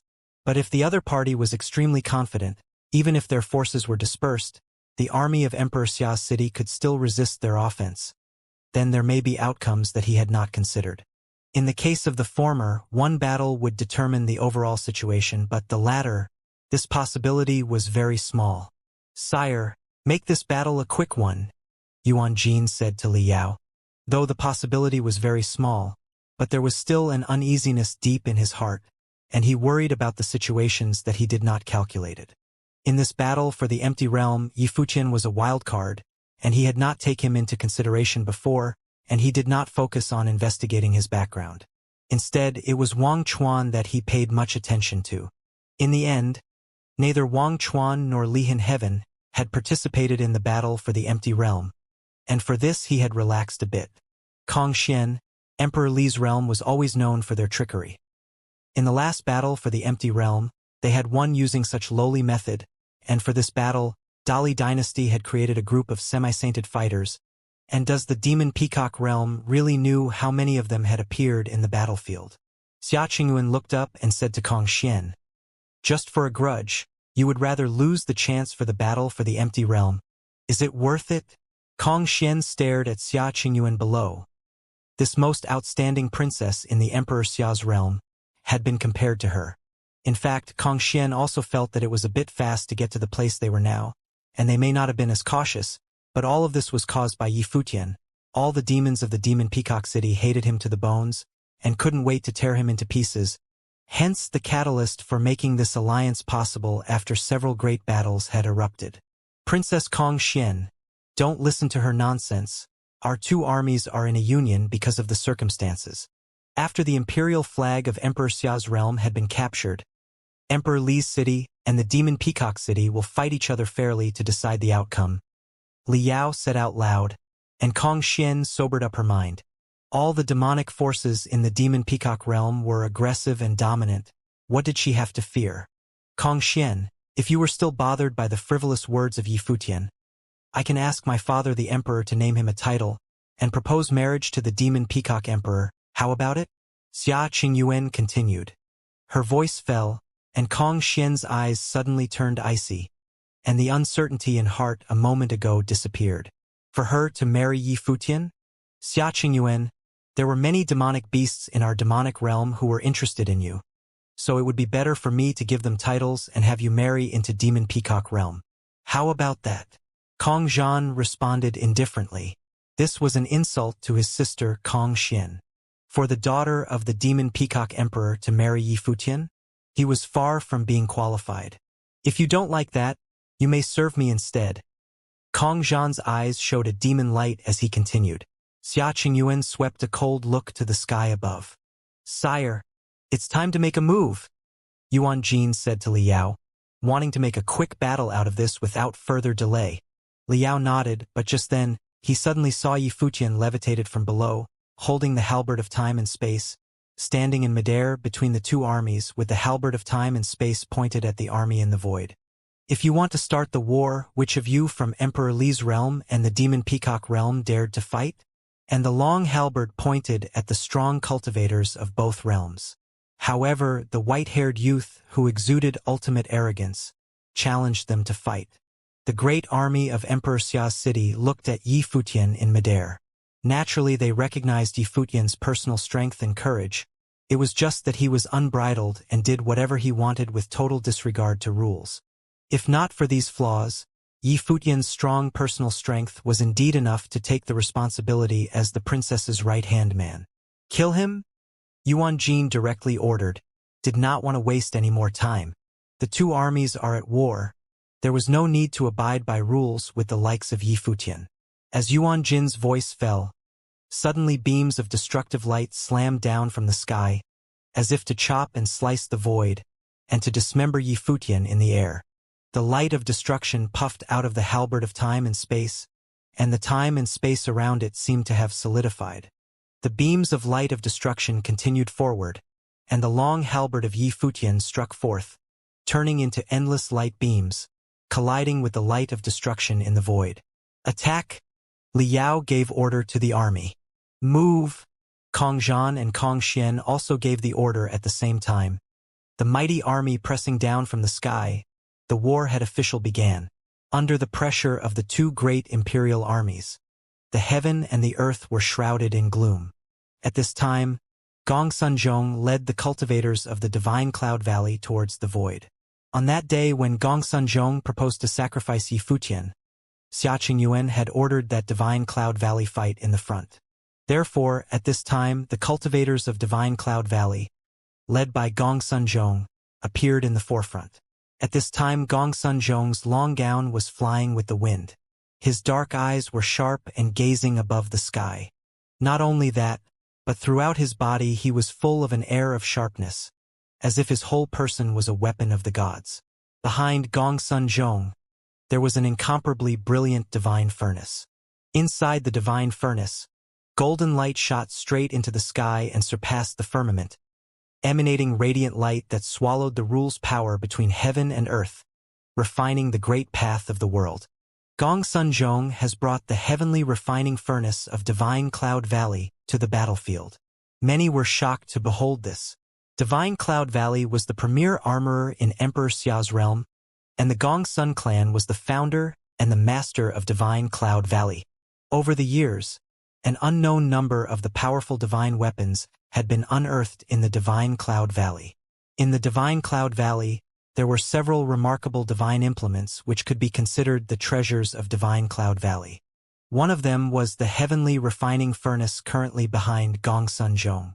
The heavenly refining furnace, known for its ability to refine the great path of heaven and earth and integrate it into its own to bring forth unparalleled strength. Currently Gong Sunzhong had not yet entered into Saint Plane, but if one day he became a saint and still used this furnace in battle, he would really be able to truly refine the great path. All the cultivators of Emperor Xia's realm now looked at Gong Sunzhong. In the previous battles, Gong Sunzhong had never used this divine arm. Perhaps, Gong Sunzhong wanted to prove a point to Xia Qingyuan.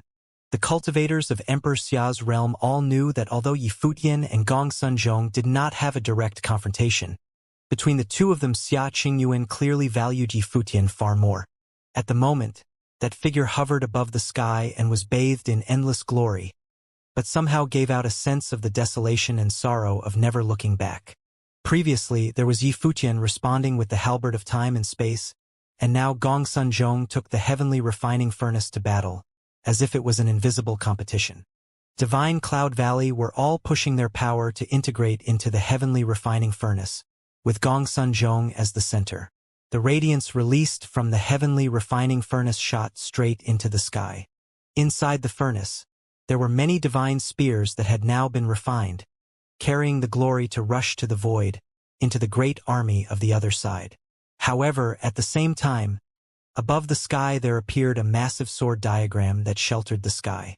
From it, an endless sword will be flowed out, shrouding heaven and earth. Hundreds of millions of swords light now surrounding the space, descending from the sky, colliding with the long spears inside the furnace as the two converged in the air. Suddenly above the sky, there formed a spectacular picture. A waterfall of galaxies seemed to be hanging between heaven and earth, dividing the world into two, and the atmosphere diffused from it was extremely terrifying. Dali Sword Mountain. Many people look at the swordsmen above the sky and knew that they were coming from the premier holy land of Swordway in Dali Dynasty. Gong Sunzhong's robe fluttered in the wind, and he stepped into the void. He went upward along with that silvery waterfall as all the power from the cultivators of Divine Cloud Valley was all integrated into the heavenly refining furnace and put into motion by Gong Sunzhong. At this instant, a peerless divine spear appeared behind Gong Sun Zhong, emitting endless glory and piercing through the waterfall, slaughtering toward the sky. Not only that, but the terrible heavenly refining furnace was continually refining the rule's power of the sword way that was falling from the sky. Gong Sun Zhong of Divine Cloud Valley will fight for His Majesty and Emperor Xia's realm. A voice was heard throughout the land and toward the sky. Gong Sun Zhong reached out, and instantly that peerless divine spear fell into his palm. He darted and his speed surged, propelling him to shuttle through the silvery waterfall, carrying the supreme power to attack upward. The spear in his hand stabbed out with power that shocked all beings. The cultivators of Emperor Xia's realm were deeply moved, watching that gorgeous attack by the spear directly land in front of the swordsmen of Sword Mountain. Gong Sun Zhong seemed to want to use this war to defend the dignity of Divine Cloud Valley. He was fighting for the Emperor and Emperor Xia's realm.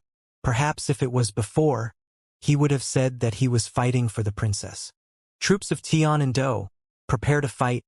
Xia Qingyun watched all these with calmness, immediately issuing the command, and did not let Gong Sun Zhong bear the pressure alone. Gong Sun Zhong, though disheartened by her treatment of him, was the Gong Sun Zhong that she wanted to see. The old Valley Master of Divine Cloud Valley had been a loyal follower of her father, the Emperor, for many years, and it was also the premier land of armory of the realm, which she naturally respected because Emperor Xia's realm needed such ally. But this did not mean that the descendants of the Gongsun clan could afford to have too many grand ideas. These unrealistic thoughts would only end up devouring them until they brought Divine Cloud Valley to its doom. So, if Gongsun Zhong still held fantasies towards her as he did before and forgot the true responsibilities that he should be shouldering, she would mind letting the Gongsun clan pick another leader for the future. The troops of Tian and Do joined in the battle, and they went to the sky from both sides. Immediately following, all the top principalities from the upper worlds of Emperor Xia's realm also rushed from different directions to the void in attack. Even though their strength was at an extreme disadvantage, Princess Xia Qingyuan was still on the battlefield. Who would dare to desert? Aside from the outcome of the battle for the empty realm, if they ever dared to desert the Princess Xia Qingyuan on the battlefield to save their own skin, Emperor Xia would no doubt hold them responsible as dishonorable deserters, and they would probably never know how they would die in his hand. The two armies fought against each other, and a devastating atmosphere of incomparable horror erupted in an instant above the void, continually sending shock waves through it. Tianji led a group of people who were constantly surrounding Xia Qingyuan, defending her safety. When he saw the situation on the battlefield at that moment, he was becoming uneasy and said, "Princess, if it was not possible, we should give up the battle for the empty realm." The safety of the princess was more important than anything else. The control over the empty realm was only for 10 years. If they were defeated this time, they could still fight again in 10 years' time. "Watch it," Xia Qingyuan said to Tianji and appeared to be extremely calm. If Yi Futian had not told her, she would never have thought that Guy's motivation to pick a fight with Kong Xian was aimed to control the demons, and use the demonic beasts to initiate an alliance with Emperor Li's realm to manipulate the battle. The next step should be the time to close the net. Although Yi Futian was an extremely agitating bastard, but Xia Qingyuan absolutely recognized his strength and had absolute trust in him. Even until this moment, there was still no great abnormality in the battlefield.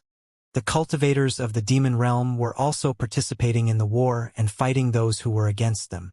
Violent roaring sounds continued booming, and under the great confrontation of the two armies, soon there was chaos in the battlefield.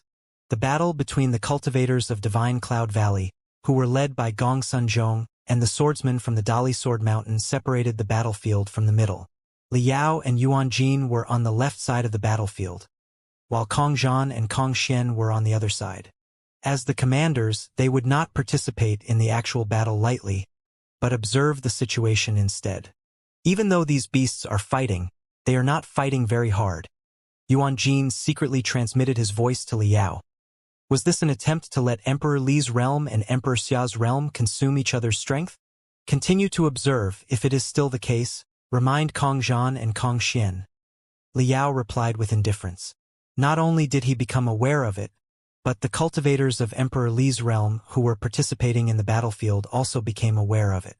In the troops, the leader of the evil clan of Chao sent out a terrible palm of demonic way. Its demonic force filled the sky and his body was shocked backward. Looking to Jialo Feng, who was not far from his side, he said, "I heard that none could compare to the speed of the Jialo royal clan, but I have yet to witness it. Since a descendant of the Jialo royal clan is here, how about a demonstration?" From Emperor Li's realm, the combative power of the evil clan of Chao is unparalleled. "I will hunt down and clean up the deserters," Jialo Feng responded. When they were talking, their bodies flickered as they were still fighting.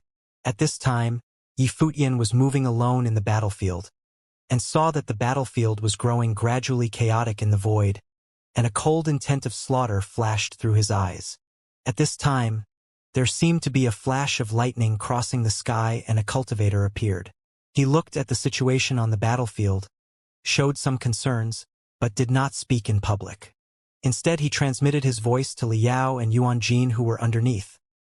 "His Royal Highness, Master Yuan, the Green Bull King of the Demon Realm, has led his bull demons and defending troops of Demon Peacock City toward Emperor Li's city, intending to take our imperial flag." Liao and Yuan Jin's pupils slightly contracted, and in an instant both of them looked badly. There was even an aura of murder that emitted from Liao. This time Emperor Li's realm did not play any tricks, but merely took advantage of the situation to first destroy Emperor Li's city. However, they never expected the Demon Peacock City was setting them up. Yuan Jin was thinking and calculating in his head. The Demon Peacock City had defending troops, but Emperor Li's city had the same defense as well. However, the problem was that there were also a group of cultivators from Emperor Xia's city who suddenly vanished. If this was just a coincidence, then nothing to worry about, the people who were assigned to guard the Imperial could hold. But if this was not a coincidence, then never mind the battlefield of Emperor Li's realm.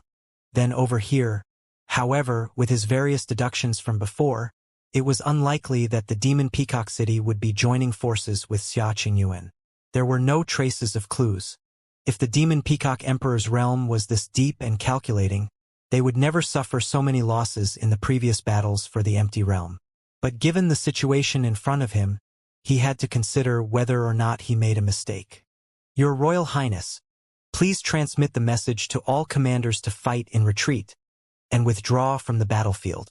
The Yuan Jin did not announce this loudly, but was only transmitting the voice secretly to Liao. He quickly glanced at the current situation on the battlefield and saw that it had entered the chaotic stage of melee. This was a risk they could not afford. Liao nodded and transmitted the information to all the commanders to withdraw their troops. After receiving the order, everyone was puzzled, but still quietly pulled the matrix backward and did not continue to battle the cultivators of Emperor Xia's city furiously. Watching this, Yi Futian understood that the other party had already realized. In another area of the battlefield, there was a devastating light bursting out of Jialo Feng. The wings of Jialo Feng bloomed in an unparalleled brilliance of the divine, and the sacred feathers were sharper than the sharpest blade that cut through the void. But it was not aimed toward the army of the Emperor Xia's city. Instead, the attack was aimed at the battle matrix of the evil clan next to him. In an instant, the sacred feathers cut through the void and tear out a bloody crack in the battle matrix, with many cultivators being killed on the spot. The light of destruction slammed into the cultivators of Chao, and Jialo Feng let out a scream. "Chao Zhan, you dare to speak and humiliate His Royal Highness? Die!" That sudden sound was heard in the battlefield. When Liao and Yuan Jin saw the attack launched by Jialo Feng, they knew there was no need to retreat quietly. The Yuan Jin said loudly, "The cultivators of the Demon Peacock City already embarked toward Emperor Li's city. Retreat! In times such as this, they could not afford to stay and fight. How dare you ambush me, and now insult our Demon Peacock City? I will kill you."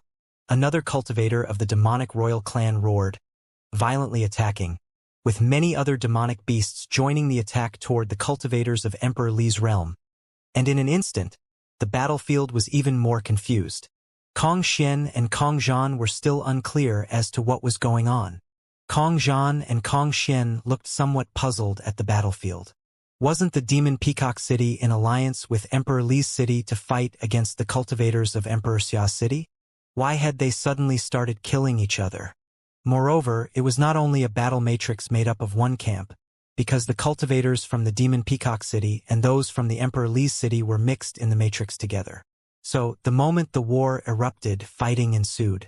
Those from Emperor Li's city, who were still unclear of the situation, reacted immediately when they heard Yuan Jin say that Emperor Li's city was ambushed by the Demon Peacock City. How could they not fight back? As for those from Demon Peacock City, seeing that battle had erupted and the cultivators of Emperor Li's city who were with them now fought against them, were they supposed to just sit and wait? Thus, the current situation was formed. Suddenly, a violent battle erupted in the midst of the mixed army, and the armies that were previously in alliance immediately attacked each other. And because of the close quarters, many people and demonic beasts were slayed in an instant, which led to more intense fighting. The cultivators of Emperor Xia's city were stunned and looked at the battlefield, stupefied. What was the situation? Weren't the two allied against them? The great army was coming toward them, and Princess Xia Qingyuan had decided to defend the imperial flag at all cost, even to the death. Many of their cultivators were also willing to fight to the death. However, the battle did not last long before the other party began to withdraw and pull back line of the battle. They had not figured out what was going on before the other two armies started to fight one another in earnest. And the army of Emperor Xia's city was being put aside.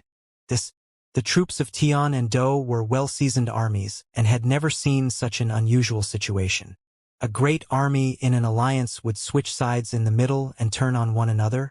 This was simply unheard of. Kong Zhan, Kong Xian, is this what you call an alliance? Li Yao reprimanded with a cold and severe voice. Let them stop first. Kong Zhan's eyes were sharp, and next to him, Kong Xian declared loudly and clearly, stop the fight. Right now, the situation was unclear, and the fighting had to stop first. Don't touch the cultivators of the demon realm. Those from Emperor Li's realm, kill without exceptions. At this time, Xia Qingyuan gave the order, loud and clear. Yes, Princess. The army from Emperor Xia's city now received their order, and instantly a terrible atmosphere erupted, rushing toward the battlefield above. It seemed that the princess had a plan already, and seemed to have teamed up with the Demon Peacock City, and in a surprising double twist, tricked Emperor Li's realm. Retreat. Yuan Jin's voice was very cold. Undoubtedly Xia Qingyuan's words were adding fuel to the fire. How could an already erupted battle be stopped at will? Whoever stopped first may lose their lives if the other kept on attacking. At this moment, the Yuan Jin began to doubt himself. He had actually failed to make an accurate calculation, and the most impossible outcome had occurred. The Demon Peacock City actually joined forces with Emperor Xia's city. Yushang and people of the 9 states, as well as the clan of the Green Bull King of Demon Peacock City, both slaughtered toward Emperor Li's city, while the demons over there launched the ambush, and in addition of Xia Qingyuan's command, no one would believe that the Demon Peacock City and Emperor Xia's city did not premeditate together. Even if Kong Zhan and Kong Xian almost thought that they had really reached an agreement with Xia Qingyuan. However, who could tell them what had really happened? Boom! A loud and violent sound was heard above the firmament, and the battle matrix where the cultivators of the evil clan of Chao were had collapsed. Under the double attack between Jialofeng and the cultivators of Emperor Xia's realm from both within and without, it was impossible for them to maintain the integrity of the battle matrix. The violent attack above the sky continued. The battle matrices of Emperor Li's city continued to collapse. Without the order they had previously, the great army instantly went into collapse and retreated. Li Yao, the clan of the Green Bull King who guarded the Demon Peacock City, is now on their way to attack the Emperor Li's city. Is this true or false? Kong Zhan darted and fought his way from the crowd, and stared at Li Yao and asked, I have been monitoring the movement within the Demon Peacock City, and saw it with my own eyes. The Green Bull said that it was by secret order of Kong Xian to ambush Emperor Li's city. How could it be false? And Demon Peacock City wanna pretend as if you were ignorant about this. The cultivator who previously arrived in the void replied with indifference. The people of 9 states around Yifutian were also absent from the battlefield, presumably had joined forces in attacking our Emperor Li's city. This time, the demon peacock realm did not hesitate to sacrifice the reputation of Kong Xian and many demonic beasts and laid out such a trap.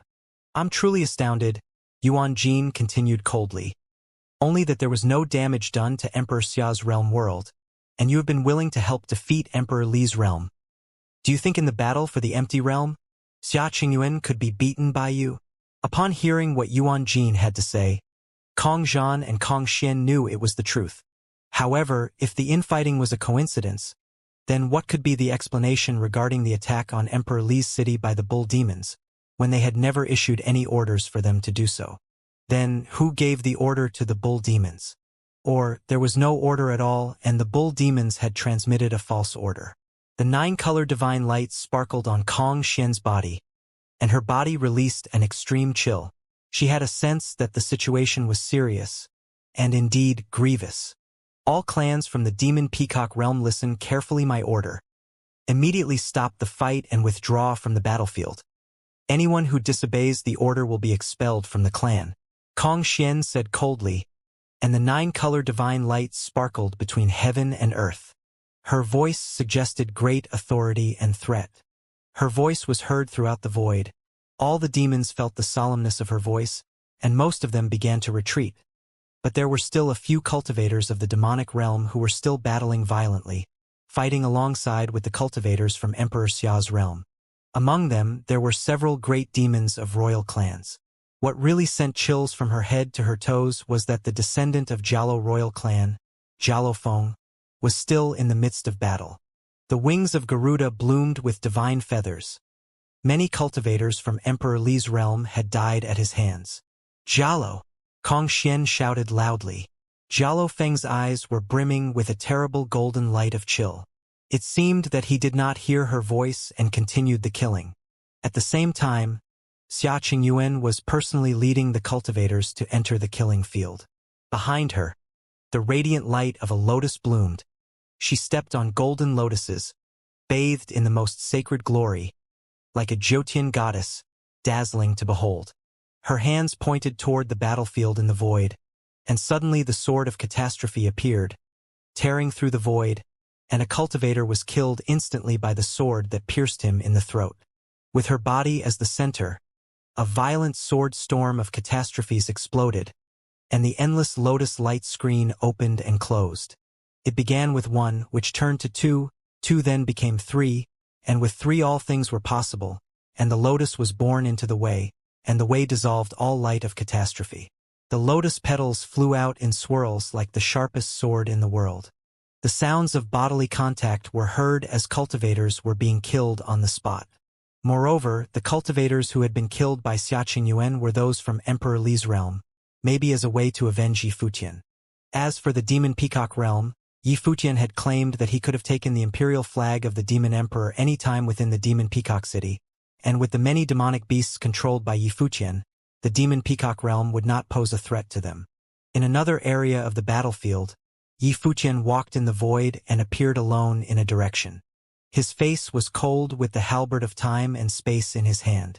There was a group of cultivators from Emperor Li's realm rushing toward him. Yi Futian glanced at them indifferently.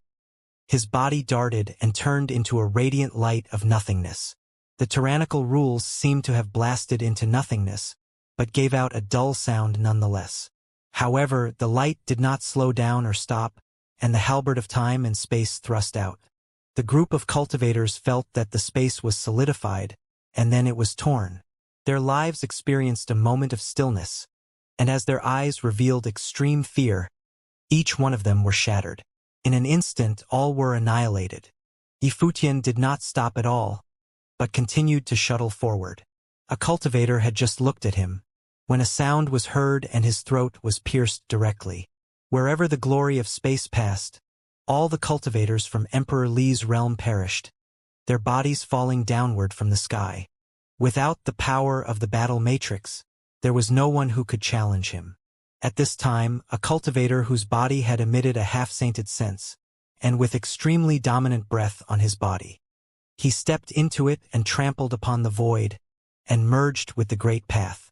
His body was like a divine implement, and he rushed toward Yifutian. A palm print, akin to a golden millstone, crushed the void.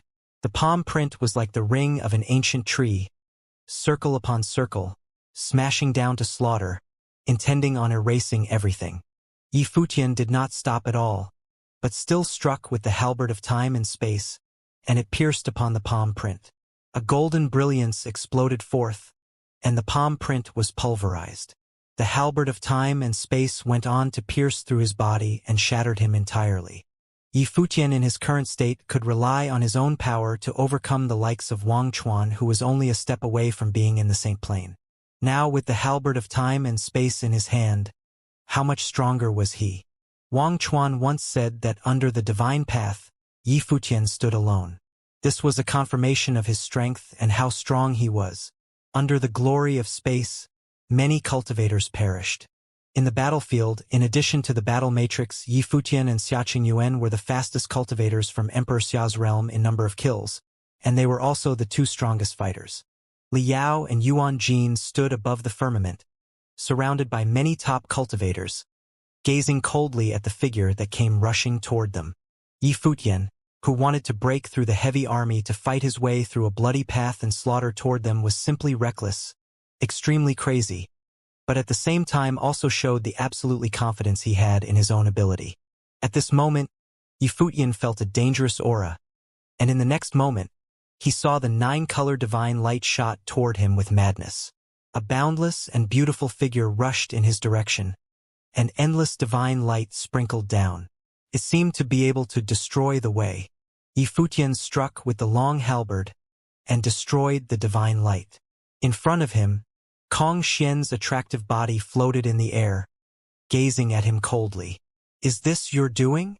Kong Xian looked very cold, and she had just thought of the reason why this alliance was done so fast. Because there was a group of demonic beasts around her that had clamored for today's battle, with Jialo Feng as its chief proponent. He had also requested to go to Emperor Li's city to seek an alliance. Before, Kong Xian did not think much about it. Under the circumstances that Yifutian and that base animal, the black-winged condor, repeatedly humiliated her, it was completely expected that the cultivators of the demonic realm would want to kill Yifutian in anger and destroy Emperor Xia's city. And demonic beasts were anxious in nature, wild and unbridled, so there was nothing appeared to be out of the ordinary. When Gong Sunzhong came to relay the message, Jialo wanted to slay him immediately over the most minor disagreement, which was also consistent with his nature. Everything seemed so natural, as if that was the way it should be. Because of this, she did not detect any abnormalities, but now that she was thinking carefully, she realized that the demonic beasts who were still fighting were almost all of them who had gone to kill Yifutian before. All these realizations made Kong Xian feel cold from head to toe. Kong Xian recalled how she was being provoked and insulted every day at the Demon Peacock City by both Yifutian and the Black-Winged Condor, at the very first day of the Battle of Empty Realm. From the looks of things, all that he did was to set up for this very day. Beings as powerful as Jialo Feng refused to heed her orders, and the Bull Demon also ended up giving fake orders to take the army tasked with garrisoning Demon Peacock City, to cut down the imperial flag at Emperor Li's city. The implications were apparent. It all meant that Demon Peacock Emperor's realm had actually already lost in the Battle of Empty Realm from the very beginning. With the Bull Demon being controlled, it would have been easy for their enemies to cut down the imperial flag at Demon Peacock City, so easy that they would have been able to do it at any time. However, the Bull Demon did not end up doing so, or rather, Yifutian was not in a hurry to kick them out of the competition. That was all because the forces of Demon Peacock Emperor's realm still had their use, from Yifutian's perspective. That was what led to the battle happening right before their eyes. From the looks of things as they were at present, the siblings were made pawns from the very beginning, ever since they participated in the Battle of Empty Realm personally by Yifutian. It was all so ironic, and one could have only guessed what was going through Kong Xian's mind at the moment. What transpired hurt her far more than any words of insult she had been served with. "I beg your forgiveness, princess, for all my transgressions so far. All is fair in the Battle of Empty Realm, but I have no intentions of fighting to the death with your forces from Demon Peacock Emperor's realm. You're free to step out of the battlefield. When the Battle of Empty Realm is over, I'd let those mighty ones from Demon Peacock Emperor's realm back to your side." Yifutian said as he apologized to Kong Xian. It seemed as if his target was never the Demon Peacock Emperor's realm to begin with. Kong Xian understood that while Yifutian's words sounded brutal, but in actual, the forces of Demon Peacock Emperor's realm had long lost in the Battle of Empty Realm, and it was rather pointless for them to continue fighting. But then again, being played to such extent, their demonic beasts were controlled by Yifutian, and they from Demon Peacock Emperor's realm being reduced to pawns, was still something she found incapable of stomaching. 9-color divine light shone and imperial might coursed about and emanated from the feathers of Kong Xian's voluptuous body. The light shone everywhere, and many mighty ones throughout the battlefield turned their eyes in her direction. The divine feathers behind Kong Xian were spread, and as she was basked in the divine light, she looked like some unparalleled goddess and emanated a feral grace. So much so that one look was all it would have taken to etch such beauty in the minds of those who saw it, making them succumb to her astonishing beauty. However, there was without doubt that the beauty in display was an extremely lethal one. It was especially so to Yifutian as he was right there and then. He was able to sense that impending crisis looming over him. Kong Xian, the beloved daughter of the Demon Peacock Emperor, who was of a status on par to Xia Qingyuan of Emperor Xia's realm. She came to the battlefield armed with items of the Demon Peacock Emperor himself. 9 feathers from her father was infused in the divine feathers behind her. His powers were etched with them, and those items were of incredibly power, as they were true items of the Renhuang. Furthermore, the feathers melded well with Kong Xian, fitting into her peacock feathers perfectly. An extremely huge shadow of the peacock appeared. Its wings spread, blocking out the sky, and even her enemies were unable to help but marvel at its beauty. However, there seemed to be eyes all over the feathers of that huge peacock. Kong Xian extended her hand and shrouded Yifutian within. He felt, right there and then, as if he was being pinned down by the light of the peacock. Terrifying, devouring powers threatened to consume everything around him. So much so that even the might of the Great Path was not to be spared as well. That devouring power seemed to be imbued with divine light out to destroy any power of rules as well, tearing apart all powers that Yifutian was able to gather. The 9-color divine light pierced his body. Under Kong Xian's unreserved, all-out attacks, Yifutian looked extremely puny and insignificant. As if he was about to be destroyed within that extreme beauty he was shrouded within. Yifutian held on tight to the halberd of time and space in his hand. That time, however, the halberd of time and space nothingness, which was ranked 3rd on the divine implements of the 9 states rankings, seemed to be completely overpowered by that of his enemy. But then again, given Kong Xian's status and might, it all seemed completely normal instead. Kong Xian's divine implement aside, even the divine armoring cauldron behind Gongsun Zhong from Divine Cloud Valley would have been on par with the halberd of time and space. The Lord of Divine Cloud Valley was the #1 armorer in all of Emperor Xia's realm after all. Light of rules coursed all over Yifutian's body. While his physical body was indeed extremely formidable, he nonetheless needed to fortify defenses using rules. The 9-color divine light hit him. His physical body rattled as the rules were broken, and the divine light blasted straight onto his body, shaking his insides tremendously. Kong Xian, who was not yet a saint, was nonetheless already able to threaten his physical body, which he had tempered with the medicinal baths. That meant that the attacks that Kong Xian unleashed onto him by borrowing the power of imperial feathers of the Demon Peacock Emperor had considerably eclipsed that of the light of catastrophe of the Great Path. The devouring power that was out to devour the Great Path shrouded Yifutian's body. Everything at their surroundings seemed to be flowing to where Kong Xian was standing. Yifutian was also caught in that terrifying whirlpool and being gradually drawn to where Kong Xian was. He held tightly onto the halberd of time and space as his body burst with dazzling light. His body looked somewhat taller as the 7-star acupoints throughout his body was activated. The limits on his physical body were lifted and he became even far more powerful. Under such state, he felt as if he had touched the Great Path, feeling as if his physical body itself was an embodiment of the Great Path, holding unparalleled amounts of power. Boom! Terrifyingly devastating light of calamity of the storm was unleashed, sweeping everything around them. Sliver of storms of the light of calamity hit the peacock behind Kong Xian. Scenes of doomsday were seen around them, and Kong Xian felt as if her spiritual will was being severely rattled. Harrowing might of the calamity struck directly into her mind. Yifutian's body moved at the same time. He no longer attempted to resist the devouring power and chose to move with it instead, bringing out the highest speed he was able to achieve, in the form of the extreme shadow. He lashed out with the halberd in his hand and burst with devastating light of the calamity, fusing the light within the weapon. The devouring shadow of the peacock crumbled right there, and then as the attack was brought about with extreme speed. Kong Xian, however, was hardly fazed when the peacock shadow was penetrated.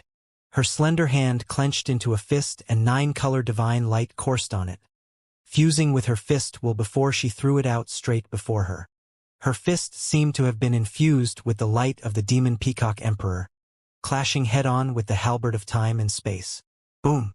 Yifutian was thrown behind with a rumble, while Kong Xian's arm felt rattled. Even with the power of the demon peacock emperor extending to protect her body, she nonetheless felt her arm going numb as she took on the attack from her opponent's weapon. It was a testament of Yifutian's immense power. At the very next moment, Kong Xian saw her opponent drew a dazzling arc with his body and continued to launch straight for her. That attack seemed to have packed more punch than his last. Her beautiful wings flapped and she took one step forward, throwing out yet another punch. Peacock shadow was seen and thousands of dazzling feathers of 9 colors were unleashed, intending to bury Yifutian right there and then. Yifutian was thrown back yet again. He felt as if he had taken untold number of hits within that split second. Yet he continued to draw a dazzling arc in the air and dived below. Kong Xian spread her wings and took flight, seeing how Yifutian was growing increasingly powerful. Both figures continued to clash in midair with earth-shattering force emanating throughout their surroundings. Violet shockwaves were thrown about as the 9-color divine light shot to their surroundings. Any top-notch figures that even attempted to get close were surprisingly penetrated by the 9-color divine light and died on the spot. None of them were able to even withstand the aftershock brought by the battle between Kong Xian and Yifutian. It was undoubtedly a testament of the immense power the pair of human and demonic beast was unleashing at each other. There were some who turned their attention at the battle between the two. Yifutian seemed to have split himself into thousands of clones, as afterimages were seen throughout as if there was no end to it. The afterimages attacked furiously. Despite being shrouded by the divine light of the peacock, the looming power was entirely incapable of pinning Yifutian down.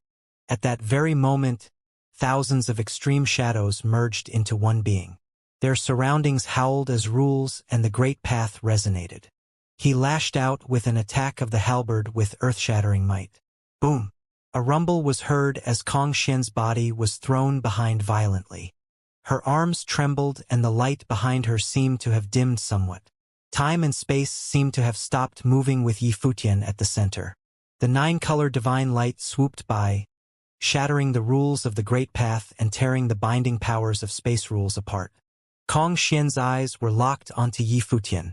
She felt as if a terrifying tidal force was sweeping in her direction, and it grew in power as it moved, as if it was a tsunami of rules out to destroy everything. Terrifying light of calamity hit her as the incoming force clashed with the 9-color divine light. Yifutian took one step after another. The space shook as if it was about to shatter. He seemed to have fused with the space altogether and the great path resonated with him. Boom! A space afterimage came and went in a flash, streaking through space. Dazzling divine light crashed onto the incoming force, yet was all torn down by that one attack with the halberd. That was the most powerful attack from the halberd named as the weapon itself. Nothingness. Everything under the heavens were reduced to nothing. A shadow of the peacock appeared in a dazzling manner right behind Kong Xian.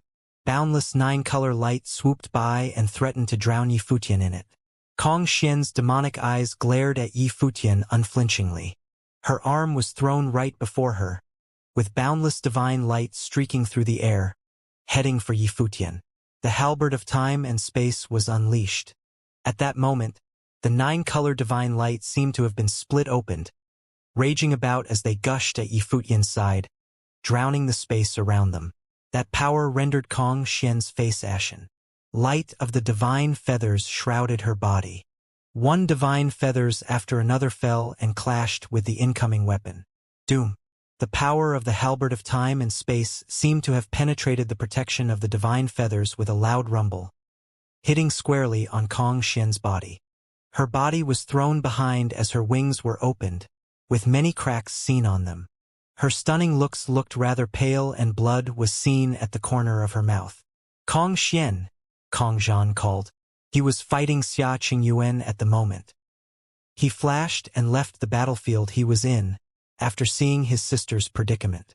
His eyes remained glaring coldly at Yifutian as he headed towards Kong Xian. I lost. Kong Xian looked rather pale.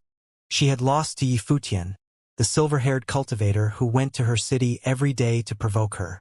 The forces of Demon Peacock Emperor's realm was reduced to becoming pawns of the enemy. They suffered an overwhelming loss at the Battle of Empty Realm, and at the moment even she had been bested by someone else personally. They had practically lost in every front in that year's Battle of Empty Realm. Kong Xian was brimming with confidence when she came to command her forces personally in the Battle of Empty Realm, devoting herself to returning victorious with the forces of Demon Peacock Emperor's realm. None of them had expected to suffer such a brutal end. The forces of Demon Peacock Emperor's realm, I'd advise you to back away from the battlefield. Yifutian was heard saying to Kong Xian, while being high up in the air. He then turned his attention to the other battlefield. It would have been embarrassingly impotent of the mighty ones from Emperor Xia's realm, if they were to remain incapable of getting the situation under control while the enemy was busy fighting themselves.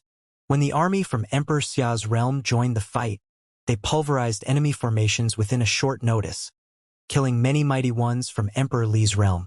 Furthermore, the forces from Emperor Li's realm had already been retreating without any intentions to fight any further. Could have been said that they have suffered a humiliating defeat. Liao, Yuan Jin and the others retreated far away with their army, preparing to regroup and defend Emperor Li's city. All hope was not lost if their imperial flag was still left standing. There was a huge army garrisoning Emperor Li's city. Liao and Yuan Jin led the army to assault Emperor Xia's city together with Demon Peacock City. So there was naturally a need to watch over their base, preventing it from being ambushed. The victor of the Battle of Empty Realm was decided by whose imperial flag was left standing last after all. As such, not only did they send people to keep an eye on things at Demon Peacock City, they had also began to watch for any movements of the army of Emperor Xia's city before they reached the battlefield at said city, checking to see if they were anyone leaving the city they were about to sack. All of that was done to prevent their imperial flag from being stolen. However, a terrifying pressure was sensed looming right outside Emperor Li's city, which was demonic in nature. The enemy is at our door. Might ones of Emperor Li's city, assemble and defend the imperial flag. A voice was heard loud and clear. One silhouette after another was seen flashing about and heading for the same direction. All of them appeared around the imperial flag and laid out their formations in an instant. Not only were there people left behind to defend the place, the forces that were left behind were also of formidable strength and versed in defensive matrices. All of them were of a batch of mighty ones nurtured specifically for the task, courtesy of the imperial advisor himself, so much so that their powers were very near in nature to each other, enabling them to easily attack and defend as a group. A cauldron after another flew in the sky and countless appeared surrounding the imperial flag in a heartbeat. They spun about in the air, emanating frightening saintly might. The cauldron matrix, a skill that was both offensive and defensive, enabling all of formed the matrix to act as a single entity. The crafting of the divine implements that they were armed with were commissioned specifically and personally by the imperial advisor of the Dali dynasty for the Battle of Empty Realm. The imperial advisor had indeed poured his heart and soul into his job for the sake of the regime he served, which enabled him a prestigious position of serving only a single being, while standing on top of tens of millions.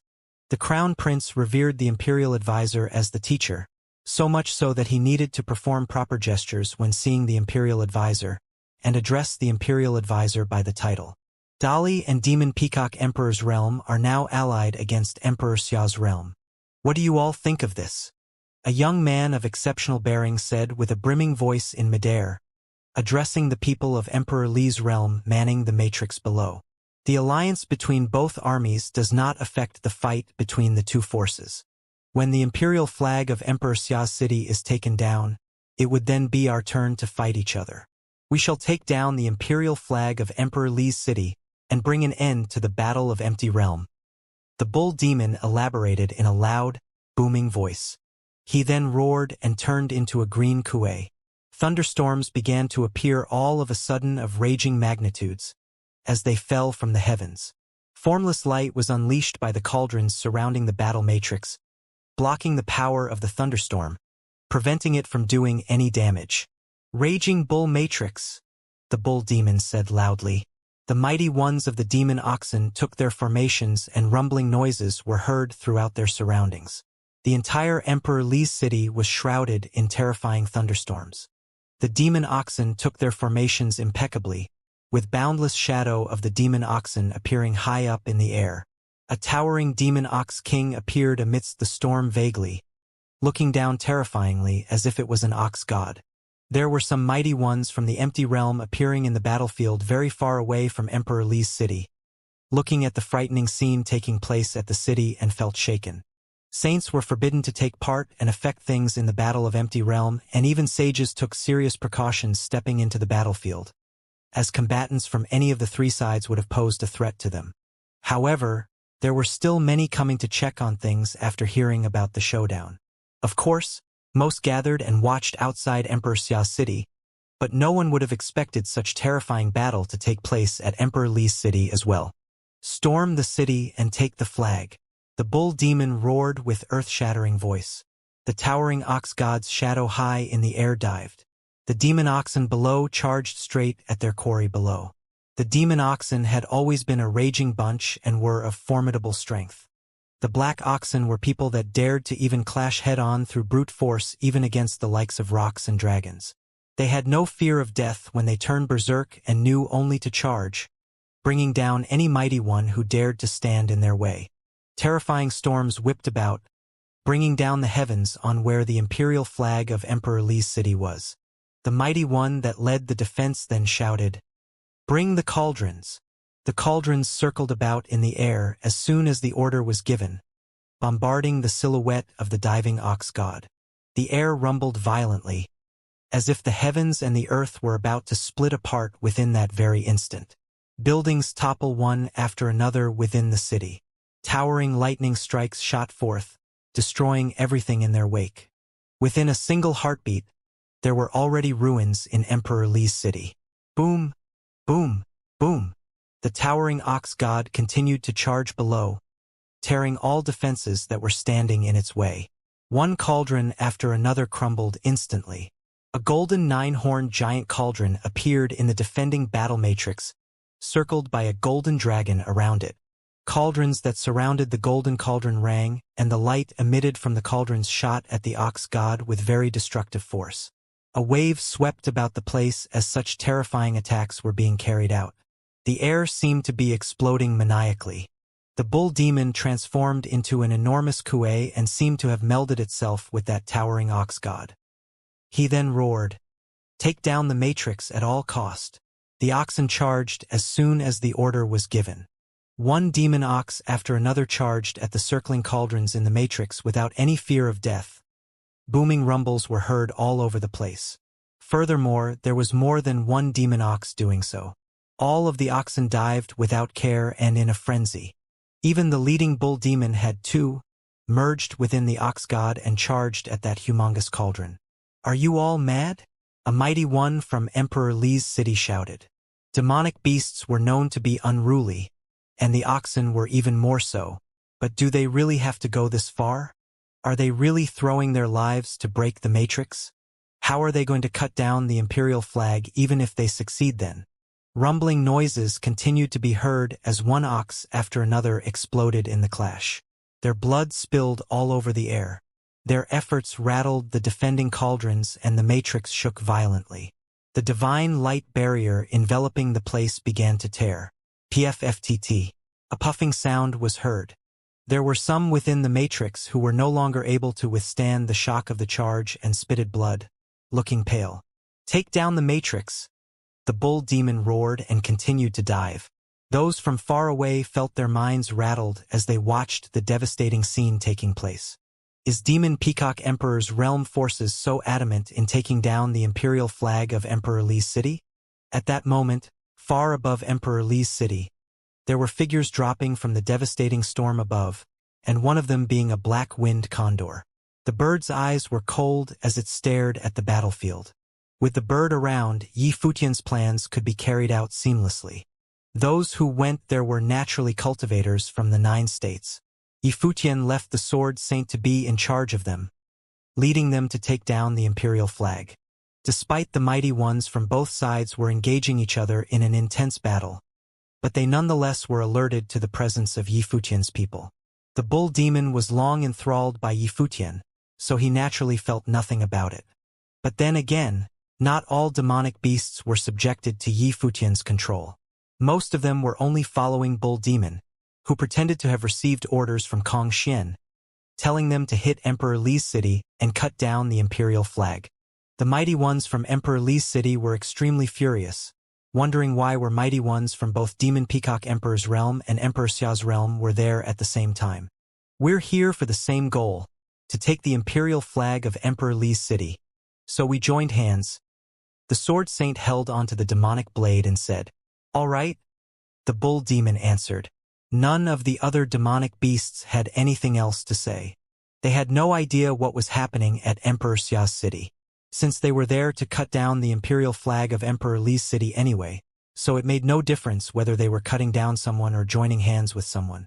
But of course, the demonic beasts did not let their guard down. They knew humans to be a shrewd bunch, and they had watched out for themselves, to prevent from being ambushed. "Take the matrix down," the Sword Saint said. Demonic will shot up in a towering manner in that instant from his demonic blade, as he finished his sentence. The demonic will was then converted into dark flash of the blade, sweeping down from above at a cauldron. At the same time, Yusheng held onto the battle-axe of judgment. He too cut down a cauldron with a roar. Yi Wuqian summoned thousands of sword wills, shooting up to the sky before diving downward again. Light of 9 words circled around Gu Donglu and transmuted into shadows of his own battle matrix, blasting the target below. There were also Bai Luli, Xianan, Tong He and many other mighty ones from the 9 states, attacking at the same time at the 2 battle matrices that were in a deadlock. The 2 battle matrices were of equal power, and there was no way they could have taken additional attacks from above, unleashed by the mighty ones of the 9 states. The cauldrons exploded and shattered right there and then. With one whole corner crumbling, the humongous cauldron sunk and cracks began to show on the barrier of light. Many mighty ones manning the battle matrix were subjected to indescribable pressure. Boom! A gale swept by and the black-winged condor's body grew exponentially in size, becoming a huge, overbearing demonic bird. It dived right there and then at a corner. Its dark golden claws flashed straight downward, tearing the space below and causing the battle matrix to rattle. Yusheng took the form of a devil and leapt from above, bringing down the battle-axe of judgment hard. All of those top-notch geniuses from the 9 states brought their best game to bear. The shadow of the ox god continued to roar as it bore on its opponent below. The cauldron exploded and reduced to bits with a rumble. Yet another crack appeared on the battle matrix, and many Emperor Li's realm defending mighty ones spitted blood. "Kill them all!" The bull demon let out a low rumble and dived below, messing up the battle matrix altogether. Yusheng and the others charged below as well, barging into the crowd. Yusheng, who held the battle-axe of judgment in his hands, swung wildly in his devil form. Every single strike ended up killing someone. The most powerful ones from Emperor Li's realm were sent to the battlefield at Emperor Xia's city. There was simply no one else capable of standing in Yusheng's way one-on-one. Other than Yusheng, the Sword Saint and Gu Donglu were both extremely formidable figures when it came to single combat. With the Black-Winged Condor, Yi Wuqian, Huang Zhouge, and the others around, things seemed like tigers had charged into a herd of sheep. Blood kept being spilled everywhere. Yuan Jin left a batch of elites to guard the place, and yet, said elites were being wiped out in a bloodbath. "Abandon your post, retreat." There were mighty ones from Emperor Li's realm shouting. They eventually despaired, and they knew that there was no way they could have held their ground for long. If they were to stay any longer, they would have only died pointless deaths. Even if they were to be executed later, they would have had nothing else to say. PFFTT. Blood spilled everywhere. Yushang brought his axe down again, and yet another mighty one was split opened. The army of Emperor Li's city was almost all eliminated, with only a handful being able to escape. The imperial flag swayed in the wind high up at Emperor Li's city. A great monster headed that way and roared, "Cut it down!" A sharp howl was heard, and dark golden claws threw that monster out of the way. The condor zipped past like a bolt of lightning and landed its claws on the imperial flag of Emperor Li's city. Its proud eyes turned around to scan the demonic beasts from Demon Peacock Emperor's realm. It then said, "You're dismissed." With imperial flags of Emperor Li's city and Demon Peacock Emperor's city in their grasp, the Battle of Empty Realm was actually over. Emperor Li's city was in ruins with bodies strewn everywhere on the ground. The demonic beasts watched with cold eyes at the black-winged condor below. There was naturally no problem to simply cut down the imperial flag of Emperor Li's city right there and then. It did not actually matter who was the one who took the flags. The key was the battle at Emperor Xia's city. That battle would have determined the outcome of the Battle of Empty Realm. If Emperor Xia's city were to fall and the city's imperial flag cut down, then the Demon Peacock Emperor's realm's forces would have emerged as the victor in that year's battle. However, if the ones at Emperor Xia's city were to be on the losing side, then they would have simply attacked the imperial flag of Demon Peacock City instead. "Go home and protect the imperial flag," the bull demon said, giving the order. The demonic beasts then took to the air and quickly disappeared from sight, leaving the battlefield of Emperor Li's city behind. With the demonic beasts gone, Xianxia appeared and countless vines lashed out, picking up the divine implements and storage rings below.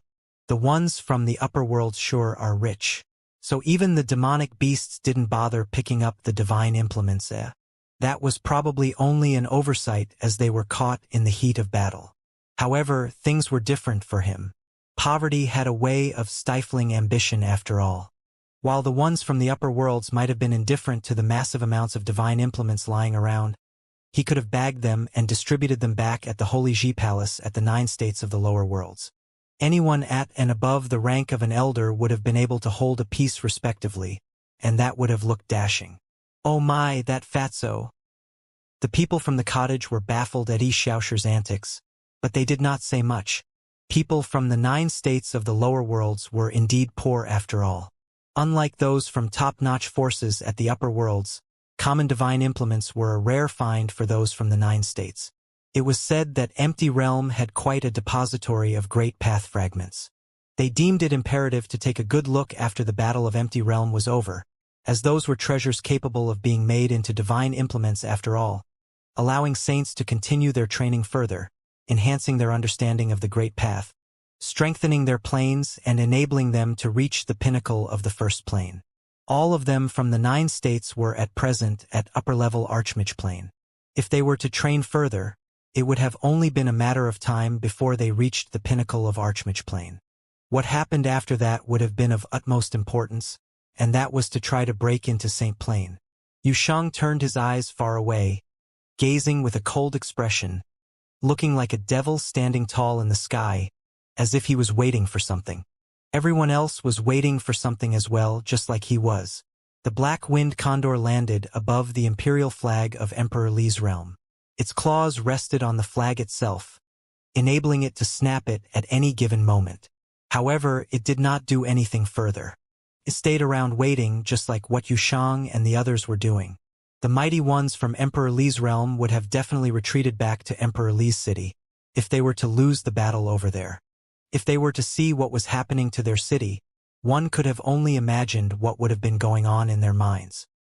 With the forces from Emperor Li's city and Demon Peacock City fighting each other all of a sudden at Emperor Xia's city, the army of Emperor Xia's city took the advantage and was able to break Emperor Li's city's streak in a short period of time, killing a good number of mighty ones along the way. Demon Peacock City forces naturally knew what was going on. They were extremely enraged. Many of their own mighty ones were enthralled by the enemy and turned against them. Even though they were enraged, they had no way to vent their anger, as they simply could not have brought themselves to fight their own. Kong Xian's eyes remained cold at that moment, glaring at Yi Futian. She never expected herself to have actually lost to him.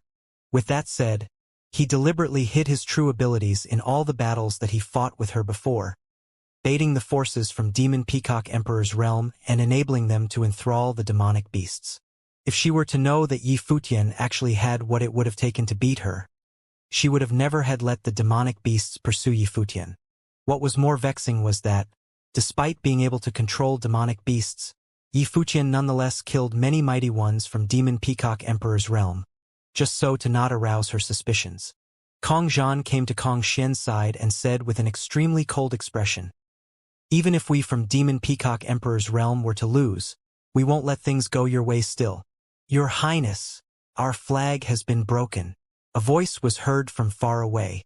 One demonic beast after another came their way at blitzing speeds, holding the broken imperial flag of Demon Peacock Emperor's realm in their hands. At that very split second, the minds of the demonic beasts from Demon Peacock Emperor's realm sank to the very bottom. Their very last hope was shattered. Their imperial flag was no more. Demon Peacock Emperor's realm had been eliminated from the competition before everyone else. Kong Xian lifted her head, looking at the demonic beast coming from above.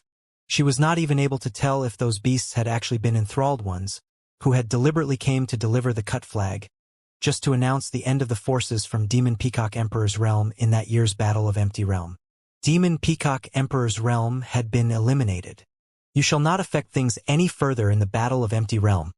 Xia Qingyuan came to Yi Futian's side and announced to Kong Zhan and Kong Xian below. Kong Xian turned her eyes away from the imperial flag and they looked somewhat bloodshot. She then glared at both Yi Futian and Xia Qingyuan and said, "With the forces of Demon Peacock Emperor's realm eliminated from the competition, you shall release the demonic beasts of ours from your thrall and let them withdraw from the battlefield immediately." Her voice was extremely cold. They admitted defeat, but they could have not simply sat by and let the demonic beasts of Demon Peacock Emperor's realm to continue to serve Yi Futian as his pawns, being used as tools to kill those from Emperor Li's realm. "Very well," Yi Futian nodded. With Demon Peacock Emperor's realm forces eliminated, all demonic beasts are to leave the battlefield immediately. The beasts that he was controlling withdrew from the battlefield as soon as he made the announcement. It went the same with the other demonic beasts, who stood aside. "After the Battle of Empty Realm was over, I shall release them from my control," Yi Futian said to both Kong Zhan and Kong Xian. He then disappeared from where he stood, heading straight for the direction where the mighty ones from Emperor Li's realm retreated to. He had ever truly intended to fight against Demon Peacock Emperor's realm from the very beginning. Since the Battle of Empty Realm was a three-way battle, he could have used Demon Peacock Emperor's realm's forces to his advantages. But after the battle was over, it was not within reason for him to keep controlling those royal great monsters. The truly powerful figures from the demonic realm would have really looked for him at Emperor Xia's realm to settle the score otherwise. "Follow him," Xia Qingyuan gave her order. There was no need for her to say more, as her army was already on their way to do so. There were really many twists and turns happening within that battle. The invading forces actually turned against each other outside their door, turning the tables into their favor. They were then only one step away from securing the victory of the Battle of Empty Realm. The army of Emperor Li's realm retreated en masse in the air. Liao looked extremely gloomy. He never expected things to have turned out like that. He thought that the Battle of Empty Realm was already theirs for the taking, yet that one battle previously resulted in them losing over half of their forces instead. They retreated in shambles and all of their previous might was completely broken. "I was being too careless." Yuan Jin's words sounded rather regretful. He naturally knew that both Kong Xian and Kong Zhan had not betrayed their allies indeed. It was all due to Yi Futian's ability to control demonic beasts. None of them expected that Yi Futian's repeated provocations had been for that all along. He had been setting things up way back. While they were many mighty ones who were versed in controlling beasts, but it was extremely rare to see cultivators capable of putting demonic beasts under their control right there, and then in a short span of time, and furthermore it was complete subjugation. No one would have expected that. You were not at fault, brother. Despite how things turned out, Liao naturally had no intentions of blaming Yuanjin for anything. Despite so, it was still due to my lacking abilities in doing simulations. I should have been able to take consideration of any scenarios, regardless of how rare they might have been otherwise. Yuanjin sighed. To know one's own strength and the enemy's is the sure way to victory.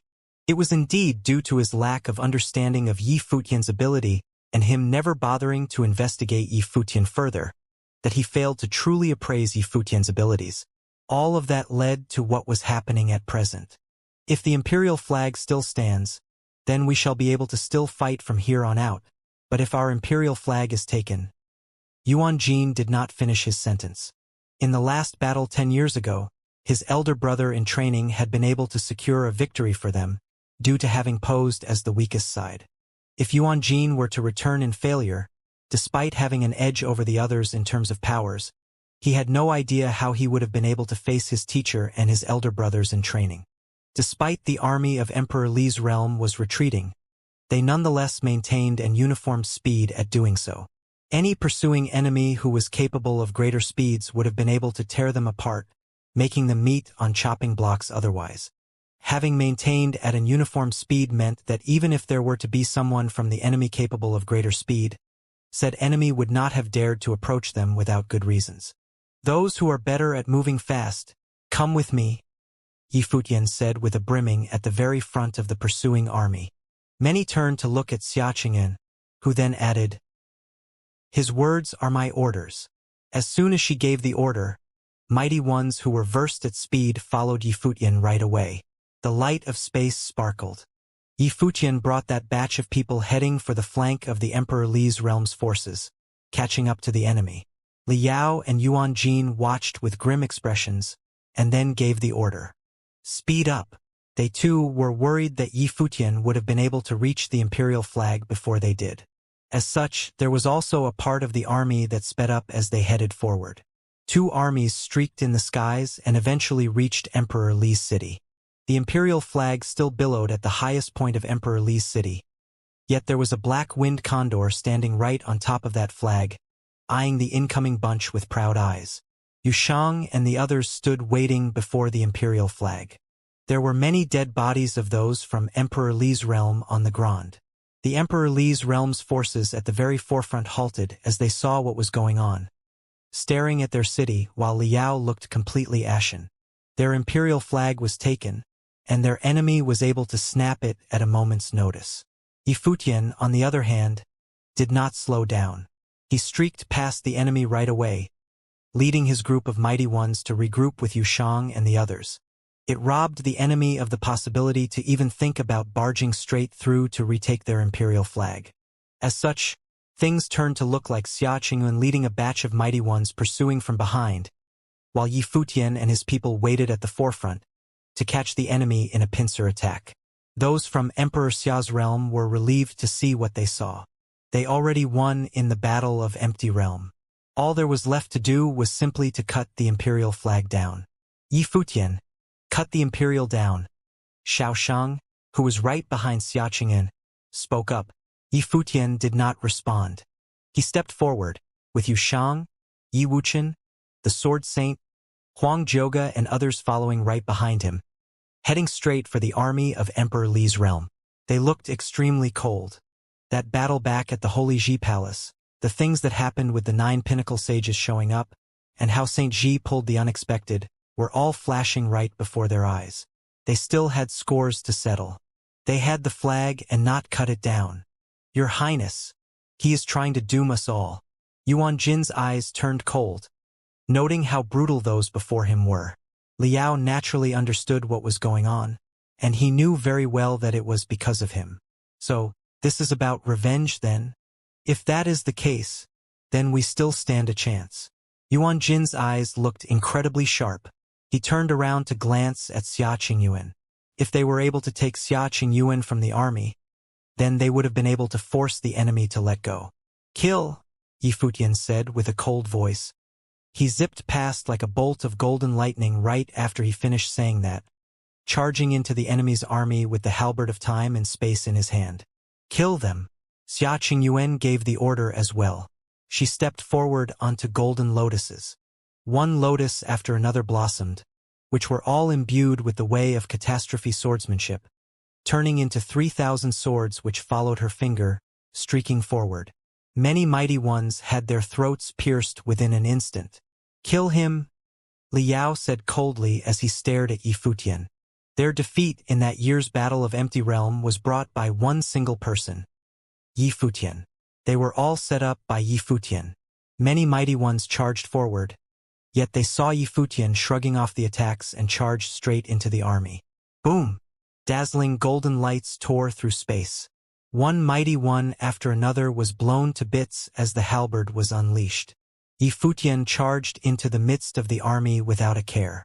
Yu Shang and the others were right behind him. Yu Shang's form was that of a devil at the moment, looking imposingly huge, and cutting up a bloody path with just one swing of his axe.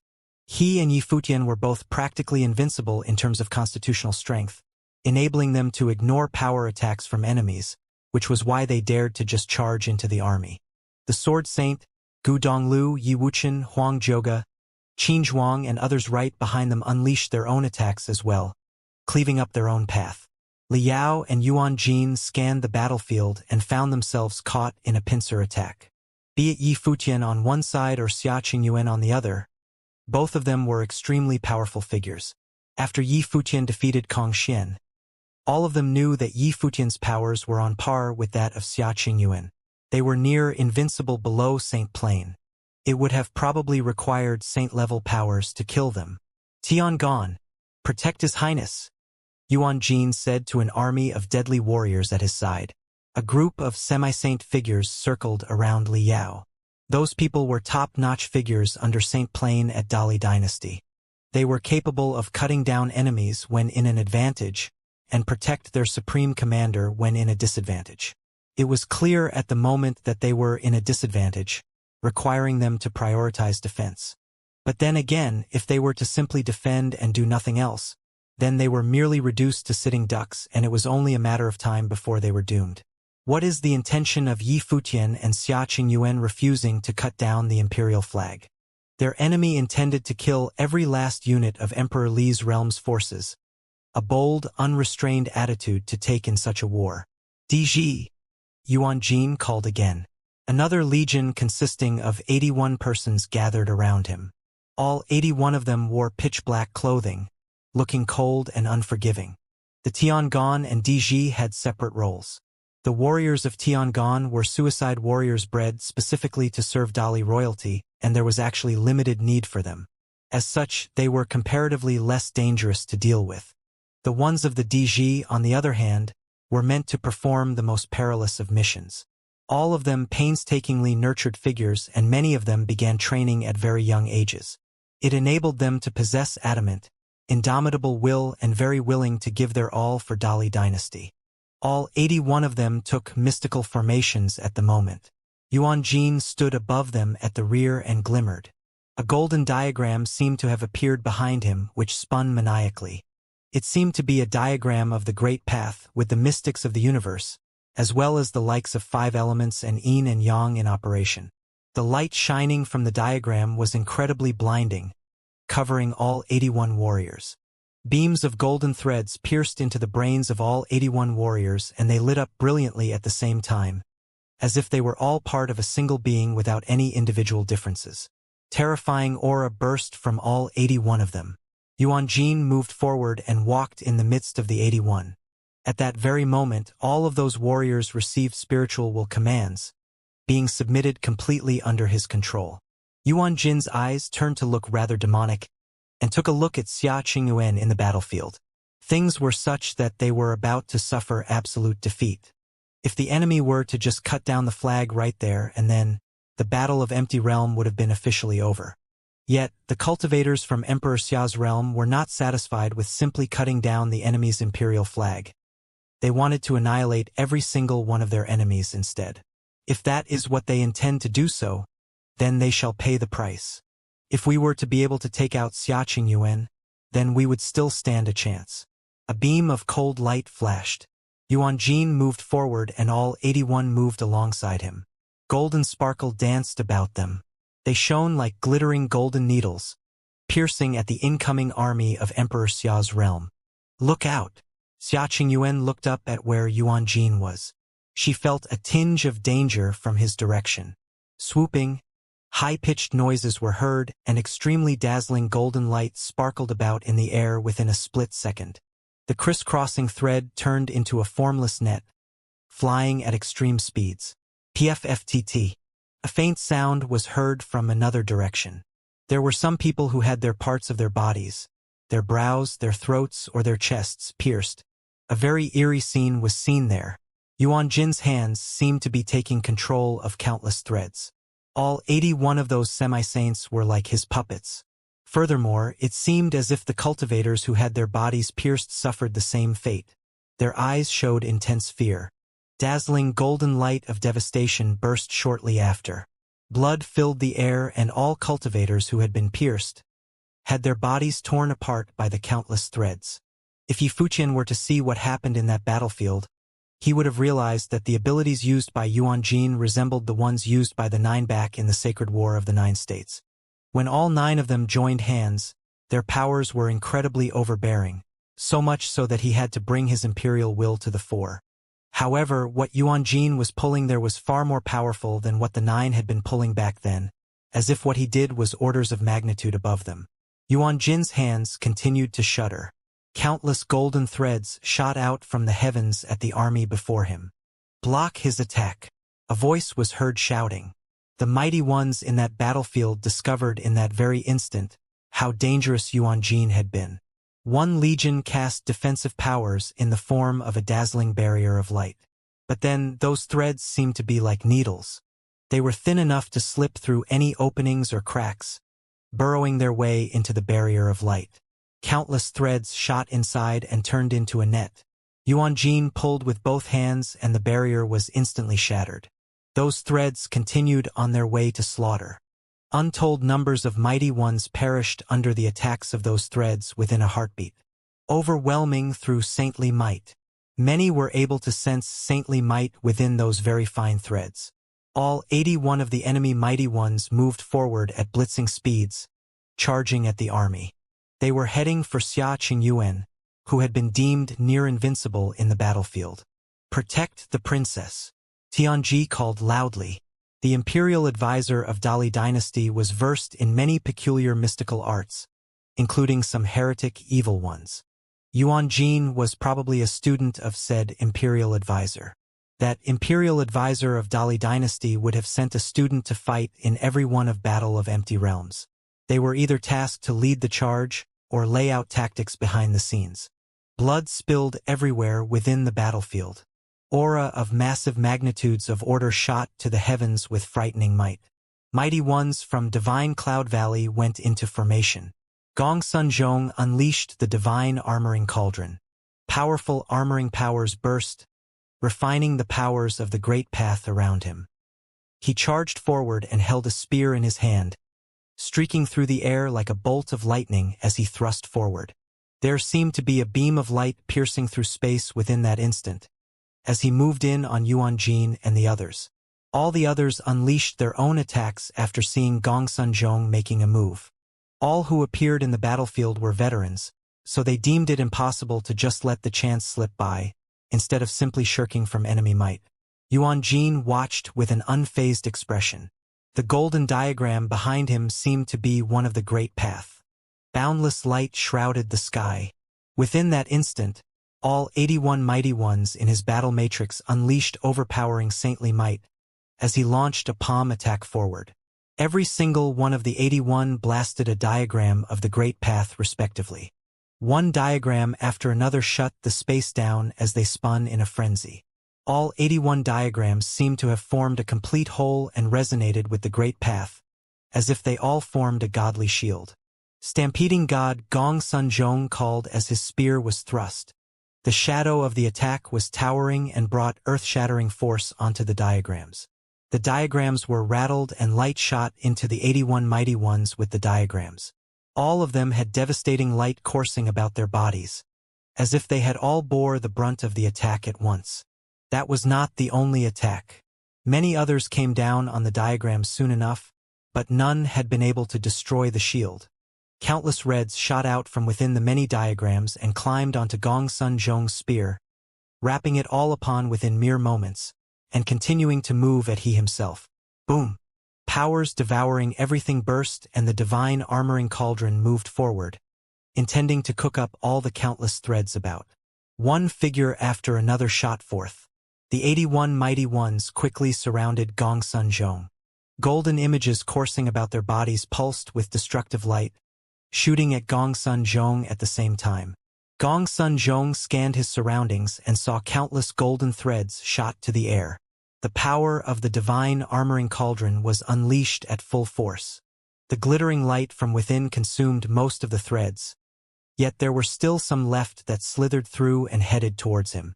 Gong Sun Zhong swung the spear in his hand about. Boundless shadow of the spear appeared in his surroundings. High-pitched noises were heard as attacks were launched. At the same time, Shenyuan Ao and many other mighty ones from Emperor Xia's realm burst with their own attacks. The Shenyuan sword spirit shot through and hit one of the 81. Explosions were heard as that one man's defenses crumbled, as if he had been shattered. Gu Mu, Xiaoshang and others headed their way and launched attacks as well. One figure after another was rattled so badly that there spitted blood. The first batch of casualties quickly resulted as the army of Emperor Xia's realm surrounded Yuan Jin's battle matrix. Xia Qing'an, how about we just end this battle right here, right now? Yuan Jin's eyes pierced the skies that gazed at Xia Qingyuan at the rear.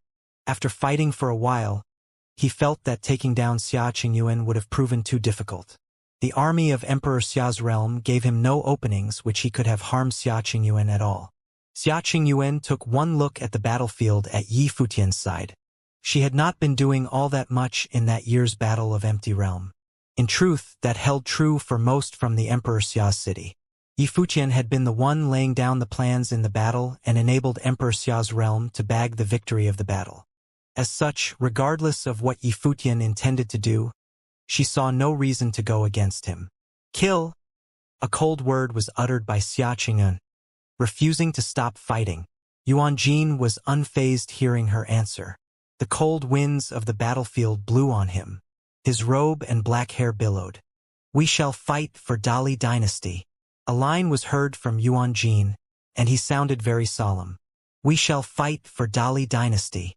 All 81 mighty ones of the Legion of Diji said with determined eyes, as if they had been completely controlled by Yuan Jin. In that very instant, the diagram behind Yuan Jin turned even more brilliant. Aura within the bodies of the 81 warriors coursed towards him. Countless golden threads shot to the air and pierced his body. Waves of terrifying power were infused into Yuan Jin's body. Divine might emanated from Yuan Jin. The weather in the skies changed.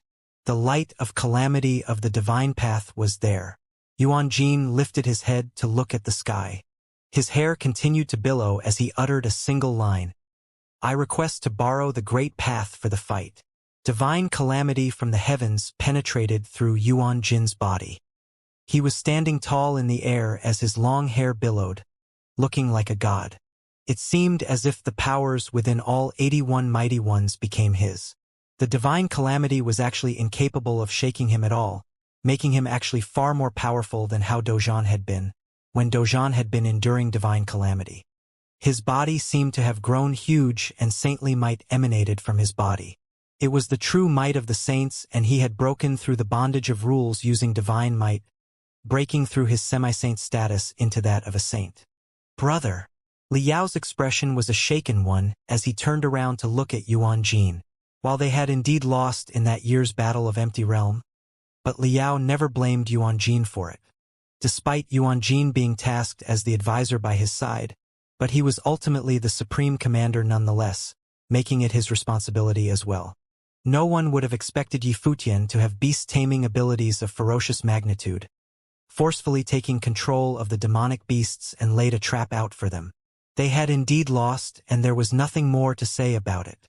Even the likes of Crown Prince had to pay utmost respect to the imperial advisor in the Dali dynasty.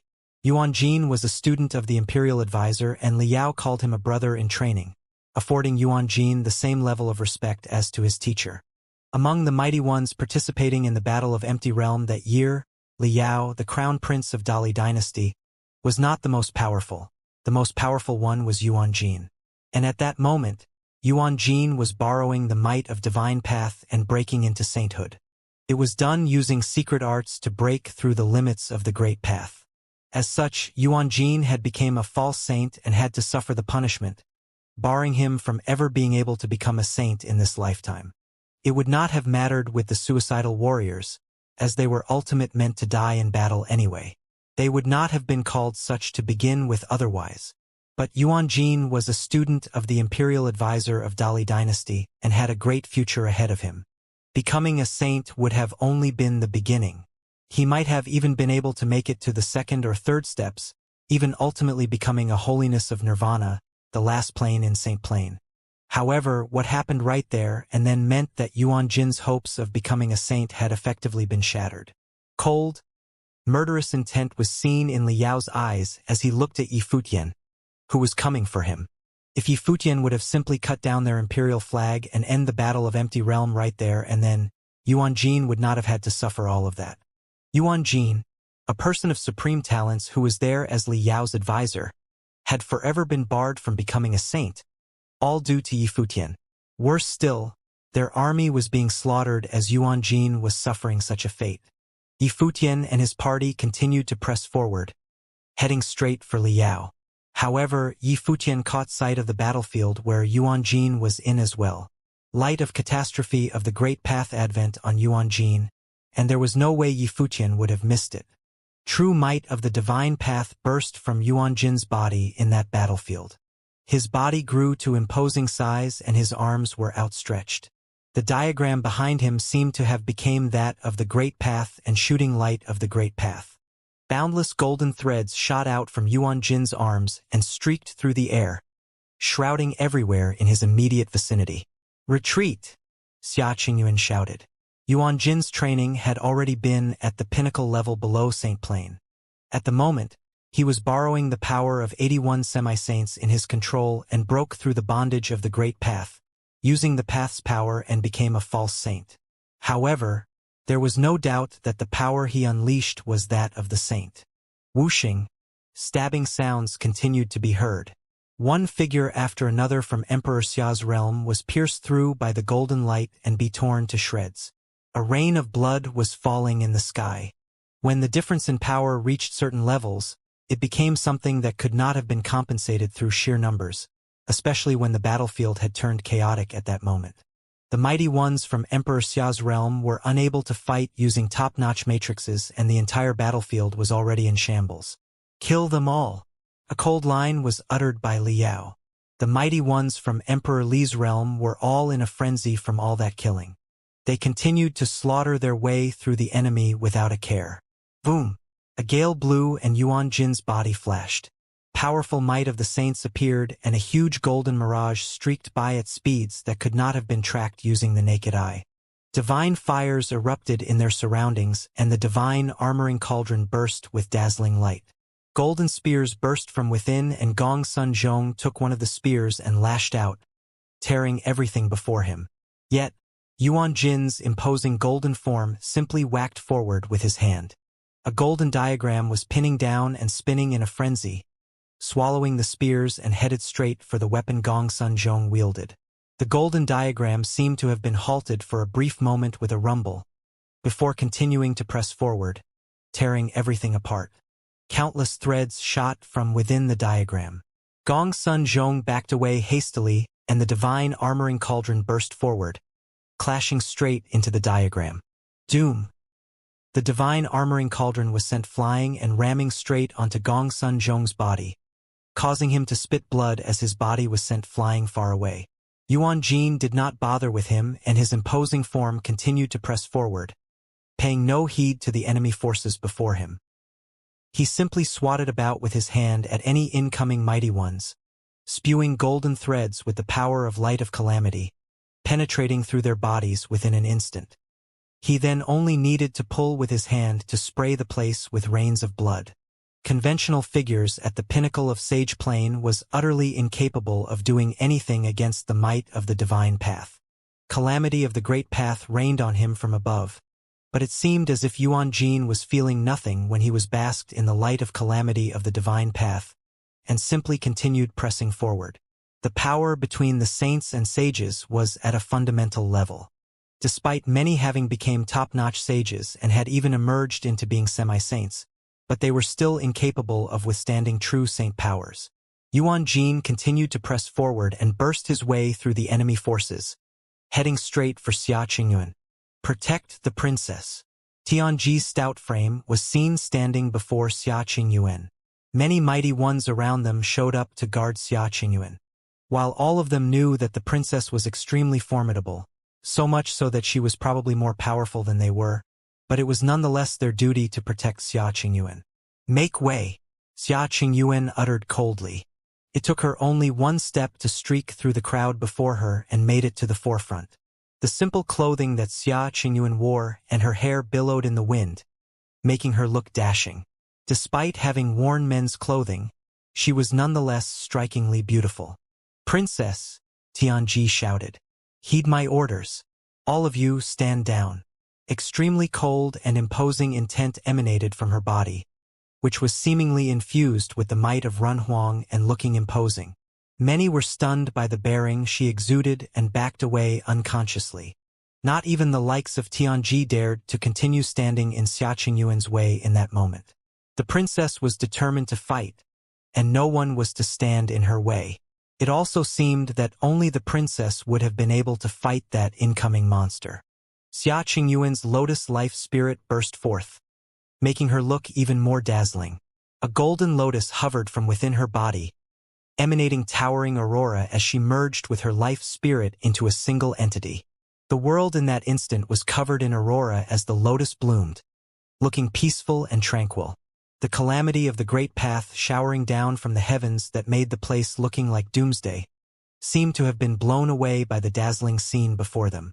The lotus gave birth to the path's powers, while said powers gave birth to calamities, and calamities in turn gave birth to the sword. Will of calamity swordsmanship burst from the beautiful petals of the lotuses in the surroundings. The light of calamity of the great path above coursed about, seemingly conjuring boundless swords heading straight for Yuan Jin. The space seemed to have been placed in lockdown, making the place stifling with the pressure all over it. Yuan Jin halted in his steps. His ethereal form coursed with boundless golden threads that blocked out the sky, which then shot for Xia Qingyuan. In that moment, two powerful forces clashed with each other in the air. The top-notch sages in the surrounding battlefield all felt that stifling pressure and burst with their own powers to resist it. High-pitched noises were heard as the two powers battled in the air. Xia Qingyuan was bathed in the light of divine Renhuang. She brought all of her powers to bear without reservations at that moment, fighting a saint before her as a sage. You borrowed powers to become a saint, and you're nothing more than a fake. Xia Qingyuan's eyes glared at Yuan Jin before her.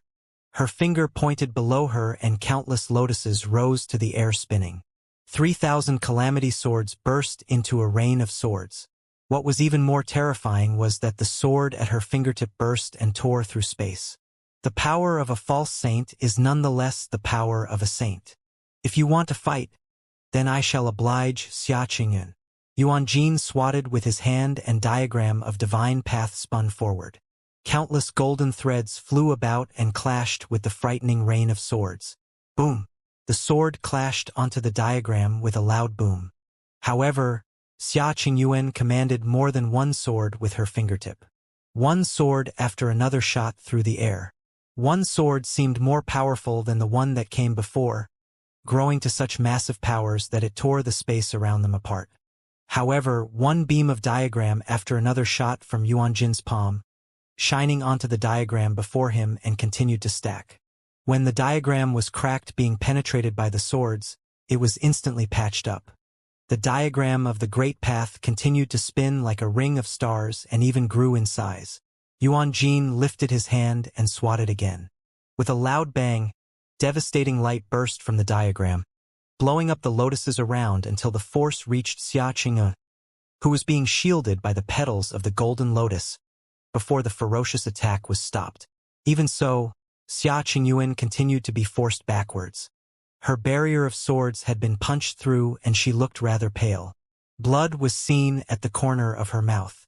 Yuan Jin had already been halfway into Saint Plain and was an edge of pinnacle below Saint Plain, before he forced himself into becoming a false saint. Princess. Many mighty ones stepped forward. They were only at the edge of the battlefield when they sensed the formless killing intent from within. There were some who, before even entering the battlefield, got penetrated by the frightening powers within, spewing blood right there and then. They did not even have the right to fight in that battle. "Get the battle matrix ready," Tianji shouted. "You may have been of supreme talents, but you still have never touched the great path." Yuan Jin continued to press forward in Xia Qingyuan's direction, bringing even more terrifying aura to bear. Dazzling light of the golden lotus burst and bringing rebirth to the boundless lotuses in their surroundings. The petals blossomed and the sword will shot to the skies. Her eyes remained adamant as she set her sight forward. Ha! Yuan Jin felt something at that very moment, turning around to find a figure streaking through the air at extreme speeds. Yifutian. Good time for you to show up indeed. There were mighty ones from Emperor Li's realm intending to stop Yifutian in his tracks. But that silhouette did not even slow down. Blood splashed in his tracks and he did not even brandish his halberd of time and space yet. High-pitched noises were heard, seemingly like sonic booms. Countless mirages seemed to have been conjured as he moved like a bolt of lightning, shooting straight for Yuan Jin. Towering might filled the place as if their surroundings were about to come apart, before Yifutian came before him. He clenched his weapon tight and terrifying aura of space-time grinding to a halt around him. Yuan Jin swung his hands about seeing Yifutian coming for him. The light of the great path burst and tore through the air, shrouding Yifutian altogether. The stopped space-time seemed to have been broken through as the light of great path shot through Yifutian's defenses, drowning him within an instant and piercing into his body. "You have a death wish." Yuan Jin uttered a single line and with a single flick of his wrist, the power that punched into Yifutian's body burst. However, he sensed the veins within Yifutian's body roared in that instant. Despite bring the might of great path to bear, it was insufficient to just destroy his body right there and then. It seemed that there was a holy power within that felt like green and filled with life. Yuan Jin frowned and pulled with his hand, but he was still unable to destroy Yifutian's physical body. In that very instant, Yifutian came right before Yuan Jin and brought the halberd down with the might of the heavens. Their surroundings seemed to have been stifled and the great path seemed to be about to shatter. Boom! A loud boom was heard. Many fixed their eyes forward in shock. Yifutian's halberd was lodged into Yuan Jin's body. One attack was all it had taken to cause Yuan Jin's body to rupture. His body was sent flying and his internal organs seemed to have been torn apart. He lifted his head to look at Yifutian, who was before him, while spitting blood. Yuan Jin raised his head and looked at Yifutian. Could a body of flesh and blood bore his attack of the great path? Even true characters of the Saint Plane could not completely ignore it. The void was silent with nary a sound, and the vast army had actually stopped the fighting at this moment, and looked at Yifutian with shock. How glorious was that strike with the halberd, the saint of war. How strong! The army of Emperor Xia's realm felt the impact in their hearts, and Yifutian's strike had wounded Yuan Jin, who wanted to borrow the great path to enter Saint Plain. Of course, at this moment, Yifutian himself was not faring much better. Although his body of flesh and blood could be considered near invincible under the Saint Plane, but it was not sanctified after all, and was just a hair from it. Even if it was in an extreme state, but it still could not really disregard the attack from the pseudo-sainted Yuan Jin. The burning pain inside his body, along with a burning sensation of tearing, the ancient tree released the green life force from the life palace, repairing his wounded body. But even so, it was still difficult to fully recover. This was the attack of the way. He looked a little pale, and there was blood oozing out from the corners of his mouth. However, the halberd of time and space still tightly clutched in his hands, and a torrential sensation moved about. Many of the rules between the heaven and the earth poured into the body at the same time. There was a horrible light of catastrophe blooming, with his body as the center. A storm of destruction appeared and ravaged between heaven and earth. Xia Qingyuan stepped forward. Her clothing fluttered in the wind. The lotus between heaven and earth were endless and gave forth the way, turned into the sword. The way gave birth to one, and two turned to two to three until countless swords were born and turned into one. Her sword of catastrophe intended to become a way of the sword. Yuan Jin's eyes swept toward the two of them. His hands stretched out, and the diagram of the great path appeared, rotating endlessly, gave forth to endless destructive golden silk threads that penetrated the void, puffing out the radiance of the great path, slaying toward the sword of catastrophe of Xia Qingyuan, and also toward the body of Yi Futian. Today, by borrow the way to enter the Saint Plane, it would make it impossible for him to enter the divine path for the rest of his life. He refused to believe that they would be defeated like this. Yi Futian felt the power that was everywhere. Inside the life palace, a rustling sound continued, as if everything between heaven and earth was imprinted in his mind. He could feel the rule's power that was everywhere between heaven and earth, and he could even perceive that power of the way.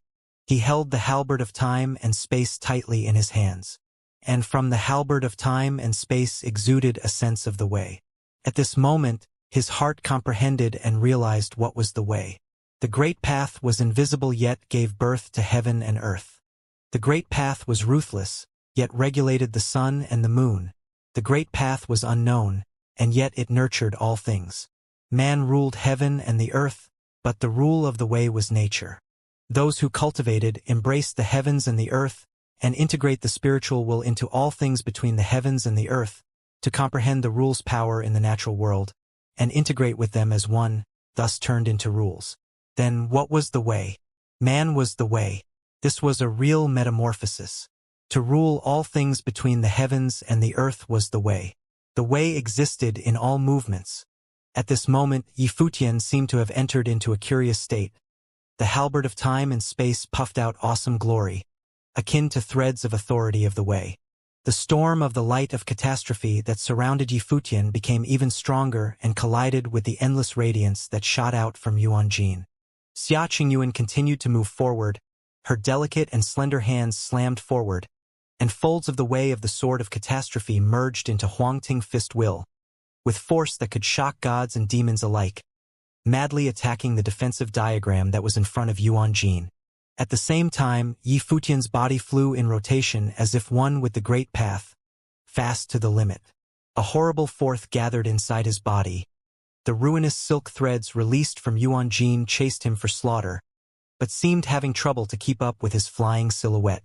Finally, when the power of the great force climbed to its epitome, Yi Futian casted a look at Yuan Jin, who was below the sky, and with this one look that seemed to penetrate the void, his body then disappeared directly from where he was, and in the next moment he reappeared before Yuan Jin.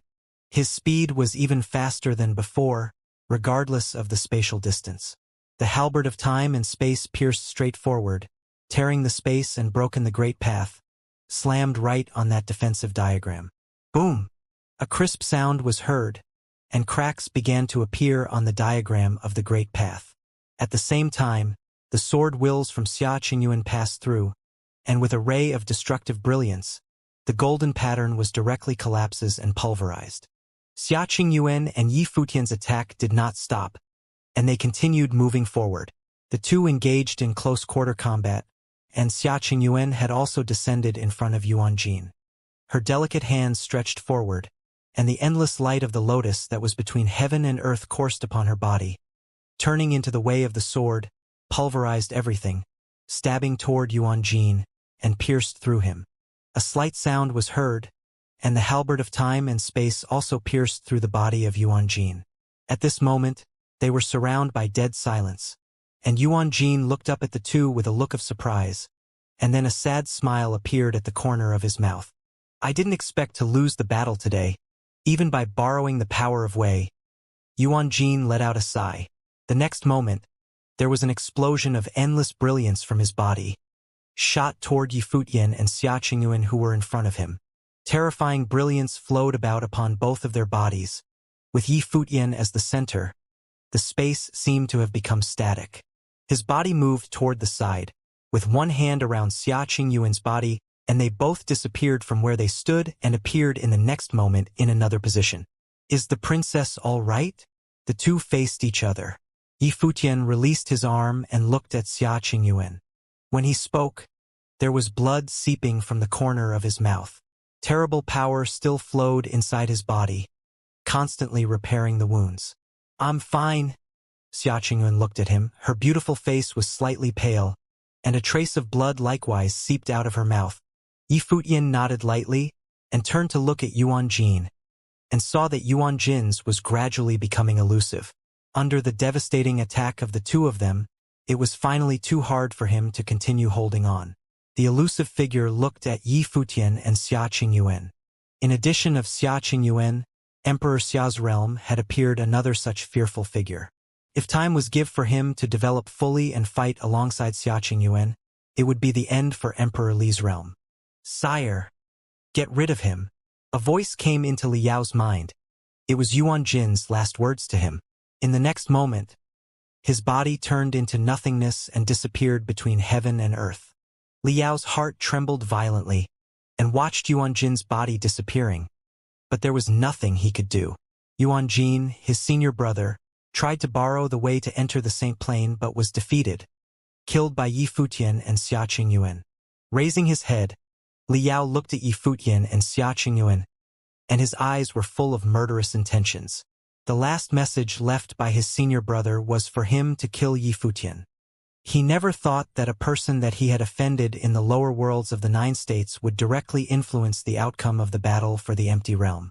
Even caused the countless casualties suffered by the great army of Emperor Li's realm. Even more miserable than the state Emperor Xia's realm was in the last battle.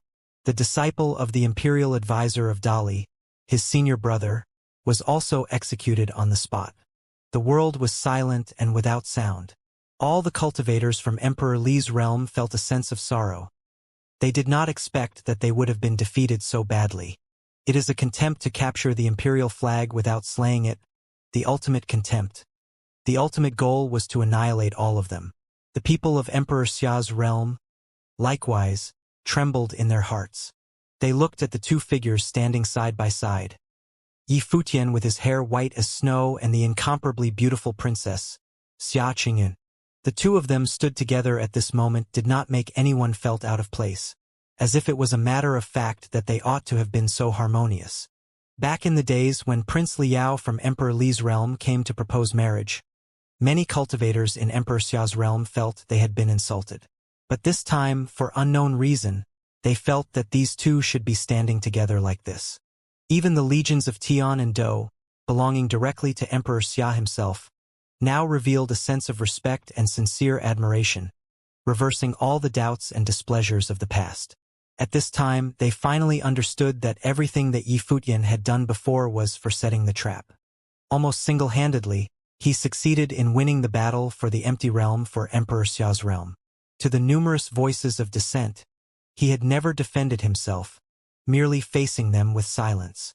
All the previous doubts and displeasures now formed a glaring contrast with this moment, making them feel shamed and regretful, and that complex emotions naturally gave way to the sense of awe. Obviously, if Xiaoqingyuan now named Yifutian as deputy, there would almost be no more doubts and they would all agree. Gong Sunzhong glanced at Yifutian, who was next to Xiaoqingyuan, and he was speechless. Even though he had also shown his own brilliance in the battlefield, he still could not overcome what Yifutian had done.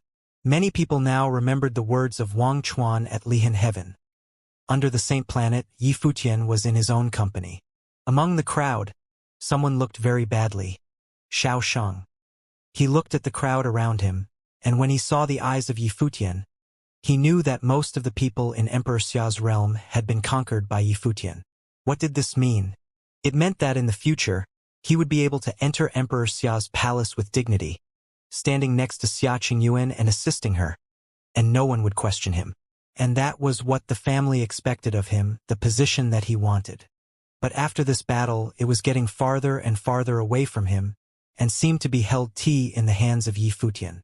Even though he had also performed well in this battle compared to what Yi Futian had done, it was still no comparison. But Yi Futian did not think so much. He had never thought of vying for positions, nor did he think of assisting Xia Qingyuan. All of this was just the imagination of Xiao Sheng himself. At this time, his eyes swept coldly at Li Yao, and then as if he had felt something, he directed his eyes into the distance, and felt an immense divine authority coming toward them. The saints of the three imperial realms had arrived. Yi Futian realized that when Yuan Jin borrowed the power of the way, thus causing changes in the heavens and the earth, even though they were not on the battlefield, the cultivators of the Saint Plain in the distance could still perceive it, and they had rushed over here. He also understood that it was all over. The cultivators of the Saint Plain from Emperor Li's realm took one look at the battlefield and knew exactly what had happened. They stared at the black-winged condor, their eyes cold and indifferent. One person said, "This battle for the empty realm, Emperor Li's realm lost." Without the slaying of the imperial flag, he had announced the defeat of Emperor Li's realm. It was clear that he would not allow the battle to continue. Yi Futian glanced at the other, then drifted toward at the little condor in the distance and spit out a word, "Slay." The sharp claws of the little condor clamped down, and the imperial flag that was fluttering above Emperor Li's city was suddenly cut off and fell from the sky. The once 10-year fight for the empty realm between Emperor Xia's realm, Emperor Li's realm, and the Demon Peacock realm had officially come to an end. Emperor Xia's realm snatched the victory and won the control over the empty realm for the next 10 years. In the distance, many people were coming over this way. After the end of the battle for the empty realm, naturally they no longer had any worries or concerns. Seeing the situation in the battlefield, many were stunned. Emperor Xia's realm was least favored, but was able to capture victory in this battle for the empty realm. The person who was instrumental in the victory of this battle was someone no one had heard of before, Yi Futian. Of course, he was someone of the Sage Plane and from Emperor Xia's realm, so it was quite normal that he was an unknown. It was just that they did not know whose disciple he was. The cultivators of the Demon Peacock realm had also arrived. Kong Zhan and Kong Xian were also present. They looked somewhat cold and unfeeling. Emperor Xia's realm could win was because of the strategy that had been used on them, although Emperor Li's realm suffered the most, but the Demon Peacock realm did not fare much better. They had been used by Yi Futian, and it was still difficult to accept. The cultivators of the three great realms now gathered amongst themselves, and the sacred generals of Tian and Dou both came to Xia Qingyuan's side and asked, "How is the princess' injury?" They clearly saw that Xia Qingyuan was wounded. No matter, since the battle of the empty realm was won by Emperor Xia's realm, get ready to take over the empty realm, Xia Qingyuan said. In the next 10 years, the resources of the empty realm would be taken over by them. Anyone enter into the empty realm would need to pay the spiritual resources to Emperor Xia's realm. Yes, the sacred general of Tian nodded. After the takeover, the princess could then hand out the rewards. After he finished speaking, he looked at a cultivator of the Saint Plain from Emperor Li's realm and said, "Ready to turn over the control." The War of the Empty Realm was the agreement reached by all three parties.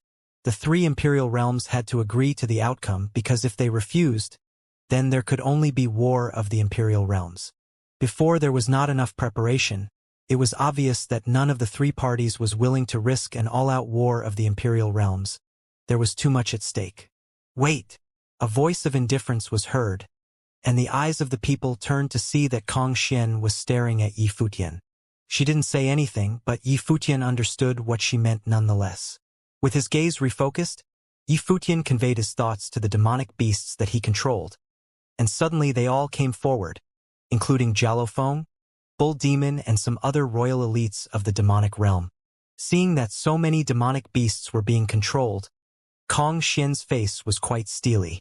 Not just her, but all the characters of the Saint Plain within the Demon Peacock realm looked at Yi Futian with extreme unfriendliness.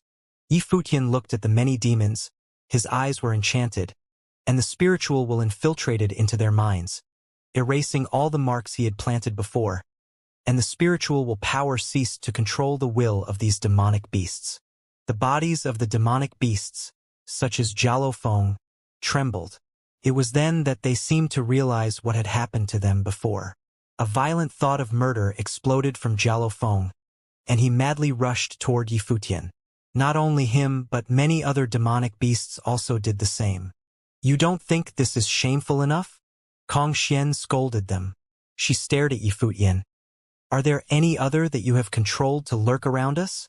I have heard that all the previous battles for the empty realm were full of trickeries and intrigues, and nothing was not permissible. I possessed the kind of ability that could be used to capture the battle for the empty realm. It was understandable that I would use it. If I had offended the princess, I ask for your indulgence in the matter. Yifutian looked at her and continued. As for other demonic beasts, Princess Kong Xian may feel free to ask others of the demonic saint level to investigate. Judging from the demonic saint plane, it should be no trouble to detect. Kong Xian stared at Yifutian and said coldly, I hope we do not meet again. The leader of a defeated army. What gives you the right to be proud? A cold voice came out, and Kong Xian turned her attention to look at the speaker, and saw a pair of equally stunning eyes. The person who spoke was none other than her equal, Princess Xia Qingyuan of Emperor Xia's realm. The two crossed their gazes in the air. With the same coldness, there seemed to be an invisible current flowing. Seeing this exchange, many were faintly excited because the most unfortunate thing in this battle was that the two beautiful princesses did not engage in direct confrontation. Otherwise, it would definitely have been the most beautiful scenery. Go! Kong Xian did not say anything further after all, just turned and left. Xia Qingyuan wasn't wrong. She iswasindied the leader of a defeated army. Even if it was lost in Yifutian's unusual strategy, but defeat was defeat. There was no excuses. What's more, in that battle with Yifutian alone, she had also lost to him. After returning, she shall cultivate harder, evoking the divine path, and wash away the shame of the battle for the empty realm. The cultivators of the demon peacock realm quickly disappeared and left the battlefield. We will order the evacuation of our people. You can take over yourselves. From the camp of Emperor Li's realm, there was someone who responded coldly, and they left by levitation. The sacred general of Tian looked at the other and nodded in agreement. After that, he looked at Xia Qingyuan and asked, would the princess also wish to come along? Well, let's take a look-see. Xia Qingyuan nodded, and suddenly the army of Emperor Xia's realm gathered together, and then left the city in a mighty force. After the people of Emperor Xia's realm had left, the cultivators from Emperor Li's realm looked at Liao and said, Sire, shall we return to the palace? Send messenger back to report the news of the battle for the empty realm. I still have unfinished business here. As to the imperial advisor, I will go back and ask for forgiveness, he replied. There were countless cultivators who perished in this battle, but even as top geniuses who died in the battlefield, as the Prince of Dali, there was nothing for him to explain. However, Yuan Jin was a great disciple of the imperial advisor of Dali, his own master. Even though the imperial advisor would not blame him, he still had the obligation to ask for forgiveness. After all, he was the leader of the battle. But before that, he still had something he wanted to do. The news of this war soon spread in the empty realm, and many were quite surprised by the victory of Emperor Xia's realm, and there were many cultivators who inquired about Yifutian. This figure who came from nowhere, defeated Kong Xian, and together with Xia Qingyuan, joined forces and slain Yuan Jin, the disciple of the imperial advisor of Dali, gained control the demonic beasts, and played Emperor Li's realm and Demon Peacock realm one against the other. He captured the imperial flag and yet did not slay it so he could destroy most of the elites from Emperor Li's realm, and Yuan Jin had died fighting. Such a brilliant record helped to quickly spread the name of Yifutian all over the empty realm. In the future, this could be the character who could sway Emperor Xia's realm. Xia Qingyuan came to the land of a deserted canyon in the empty realm. At this time, the group had traveled by air, and there were people continuously broke off and left from the sky below. They were all cultivators from Emperor Li's realm who began retreating from this point. Yifutian looked down at below and heard continuous sounds of explosions. The mountain ridge bursted, and a strong and dominant matrix below was being destroyed. It was the matrix set up by the cultivators of Emperor Li's realm, and they were destroying it now. What are they doing? Yifutian asked curiously, and he felt that the space rules between the heavens and the earth at this place was so thick that he could even felt traces of the great path. As they continued forward, he was shocked to discover that the mountains were of a golden color, nursing a terrible sense of space within, just like a sacred mountain in the space. Did you feel the atmosphere here? Asked Xiaoqingyun. Yes. Yifutian nodded. The rumor has it that the empty realm was a complete piece of the heaven path that fell from the universe after the collapse of the heaven path, thus forming the empty realm. Therefore, the endless area of the empty realm has a strong atmosphere of space. If you look down from the firmament, you will see that the entire empty realm is surrounded by the great path of space, so cultivators who are specializing in the power of space attributes will come here to cultivate. Xia Qingyuan explained further to Yifutian. Here seems to be the center of the empty realm. The layout of the Great Path Matrix was to absorb the intention of the Great Path in the empty realm, thus condensed into the Great Path fragments, that is, the sacred spirit stones. But in the next 10 years we are in control of the empty realm, so that was why Emperor Li's realm destroyed the Matrix. Not only that, there are some places in the empty realm that are similar to this place, but this is the core area of the empty realm. Look at the mountains below. They have all turned into a sacred mountains of space. Cultivating in place like this, you will get twice the result with half the effort. The sacred General Tian, who were in front, also piped up. His palms grabbed toward below the sky, and a powerful suction suddenly came from the palms of his hand, and a radiant glow came toward his palm. The next moment, a crystal appeared in the palm of the hand of the sacred General of Tian, which seemed to be formless and intangible. Princess, the sacred General of Tian handed it to Xia Qingyuan, and she took it in her hand. There was a flow of air current in her hand, which was absorbed into her body, and suddenly the light of space covered the body of Xia Qingyuan. She stepped forward and was able to directly cross the void. The great path fragments can be used for enlightenment. If you are already at the saint level, you can also use it to battle directly, or for use to refine magic weaponry or divine implements. Xia Qingyuan, who was in front, turned back and explained to Yifutian. So every 10 years, the battle for the empty realm was always very intense. Princess, I will lead people to set up now, the sacred General of Tian said to Xia Qingyuan, and then immediate left. They still have much to do, taking over the resources of the empty realm, controlling the entrance of the empty realm. For the cultivation of the people of the upper worlds, they were blessed, Dozhan said with a sigh. It is said that in ancient times, before the collapse of the heaven path, the sense of the great path was everywhere, and it was the most prosperous times for the cultivators. After the heaven path collapsed, the difficulty of cultivation multiplied and evolved to today in the so-called lower worlds. The great path no longer existed.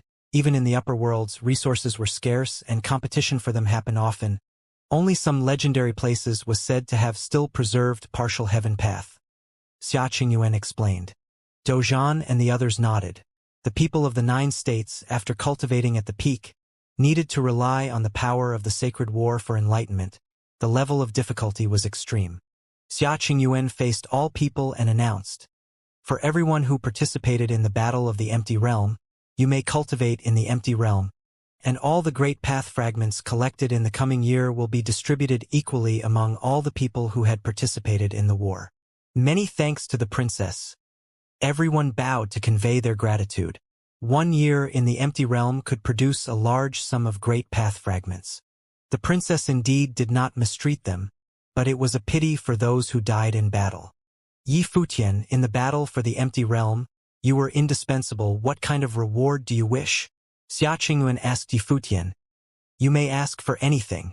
It's enough to be the same as everyone else. Yifutian replied very calmly, and many showed a look of total surprise, but then they admired Yifutian even more. Considering the future of Yifutian, it was true that there was no need for him to fight for the gain at the moment. You laid down the trap and slay the imperial flag of the demon peacock realm, and led the people of the 9 states to capture the flag of Emperor Li's realm. I will ask Divine Cloud Valley to forge a divine implement suitable for those who fought from the 9 states. As for you, I will ask my father, the Emperor, to bestow on you a place of cultivation in the upper worlds or to renovate the place where you cultivate right now. In addition, you will have the privilege to enter and leave the palace at will. When the matrix had been arranged, all the great path fragments that were unearthed in the next 7 days would belong to you. All the cultivators who participated in the battle would share equally 1 year's worth of the great path, but Yi Futian alone would receive 7 days' worth of the great path fragments unearthed in the entire empty realm. This would be an unimaginable number. However, no one disagreed. He had helped Emperor Xia's realm to gain the control of the empty realm for the next 10 years, and was only rewarded 7 days. This was how it should be. For the next little while, all the cultivators of Emperor Xia's realm were cultivating at and around this mountain range.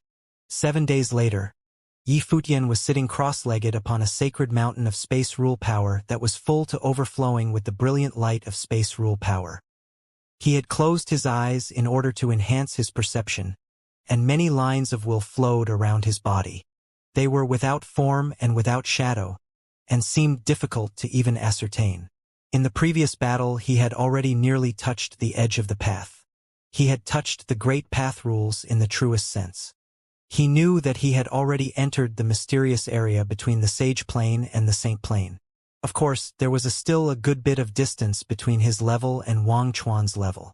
In the life palace within Yi Futian's body, there was a constant rustling sound. The World Tree Life Spirit was swaying. It was actually able to absorb will from space elements, making rays of the light of space rule power appear within his life palace. This kind of mysterious plane made Yi Futian's heart tremble slightly. He knew that his own life spirit was extraordinary. As he increased in level, his life spirit would reveal special powers to him from time to time. When he had first set out on the path of cultivation, his original life spirit was able to harmoniously cooperate with and visualize the attainment of other life spirits, as well as absorb the 10,000 different spirits and auras of heaven and earth. No matter what kind of element the spirit or aura belonged to, he could sense it and then integrate it into his cultivation. Now he understood will a little bit better, and he could sense its presence. This life spirit could absorb it and integrate it into itself, letting it seep bit by bit into his life palace and at the same time washing his body. The descendants of truly top-notch cultivators of great powers life spirits could integrate their life spirits into their ancestors' paths of cultivation. What path was his World Tree Life Spirit integrated into? And whose path was it? What kind of people had his ancestors been? The light of space rule power flowed over the surface of his body. He opened his eyes and saw that not far in front of him there was a delicate figure walking towards him. There was a bright smile on her devastatingly beautiful face that was enough to make one's heart beat faster. Her autumn-like eyes were as gentle as water. She looked at him with a grin. "Goddess Yao Shi," Yi Futian called out. These days, the great army of Emperor Xia's realm was cultivating in this area. Even though the vast majority of them weren't cultivating any abilities related to space elements, they could still feel the presence of will everywhere. This still made them able to easily grasp the power of the Great Path. Yao Shi came over to where Yi Futian was seated and said, "I see will flowing all over you. Lord Yi, have you already made to the demi-saint plane? I'm still a step away. I just barely touched the edge of it," said Yi Futian with a shake of his head. "You have such outstanding talent, Lord Yi, and yet you are still so modest." There was a warm smile in Yao Shi's eyes all along, and her face was clear and bright. The flow of will over his body clearly meant that he had already entered the demi-saint level. How could he have just barely touched the edge of it? He was clearly being modest.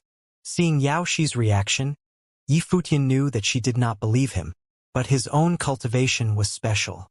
He naturally could not explain it easily, so he just smiled and shook his head. A misunderstanding was just a misunderstanding, after all. In reality, even though he had not made it to the demi-saint plane yet, there would be very few people who could resist him in terms of combat ability below the saint plane. Yao Shi stared at him when she saw his expression. His hair was white as snow, and his features were as sharp as a knife. He had an incredibly handsome face. In the Battle of Empty Realm, he had won the victory for Emperor Xia's realm nearly by his own strength, and he had kept everyone else in the dark, only letting Xia Qingyuan in on his plans. In the final Battle of Empty Realm, he and Xia Qingyuan had fought side by side and slain Yuan Jin as he entered the Saint Plane. His halberd had pierced through the sky. It was absolutely outstanding. She kept looking at him, as if she were being drawn to him. Her smile became even more mysterious. Yi Futian saw Xiaoxi's smile. It was beautiful enough to make one's heart say. Her bright and clear eyes seemed to not hide her admiration of him at all, which was even more confusing. Of course, Yi Futian had never lacked for beautiful and talented women by his side. Jiu, Glass Saint and Xiaxing all were. But in terms of charm, none of them could surpass Xiaoxi. It was a charm that could leave one flustered. It could be inadvertently revealed with every frown and smile of hers. You truly fulfill every fantasy about what a woman might wish her partner to be, Lord Yi, said Xiaoxi with a smile. She didn't wait for Yi Futian for an answer, but said, "Am I disturbing your cultivation?" "It's no problem." Yi Futian shook his head. When she heard his answer, Xiaoxi's smile grew even brighter. He had said that it was no problem. Not, "You are not disturbing me." Did that mean that she was in fact disturbing him? But Xiaoxi did not care. She stretched lazily, suddenly outlining her perfect figure. Anyone without a firm will probably would have had trouble restraining themselves. "You should attend to your cultivation, Lord Yi. No need to worry about me." Xiaoxi lay down on a rock behind him lazily, a mischievous light shining in her eyes. Yi Futian smiled ruefully. It would probably be impossible for anyone to avoid having their heart moved by a woman like this. With her lying there, how could anyone cultivate peacefully? In the past, Yi Futian might have flirted with her for a while, until it would not be clear who was teasing who. But now he no longer had the same youthful vigor as before. He did not know if it was because of Jiu, or because he had matured. At that moment a figure came towards them through the sky. Her face was so beautiful it was almost shocking. It was Xiaxing. She looked at Yi Futian and Xiaoxi lying behind him and smiled coldly.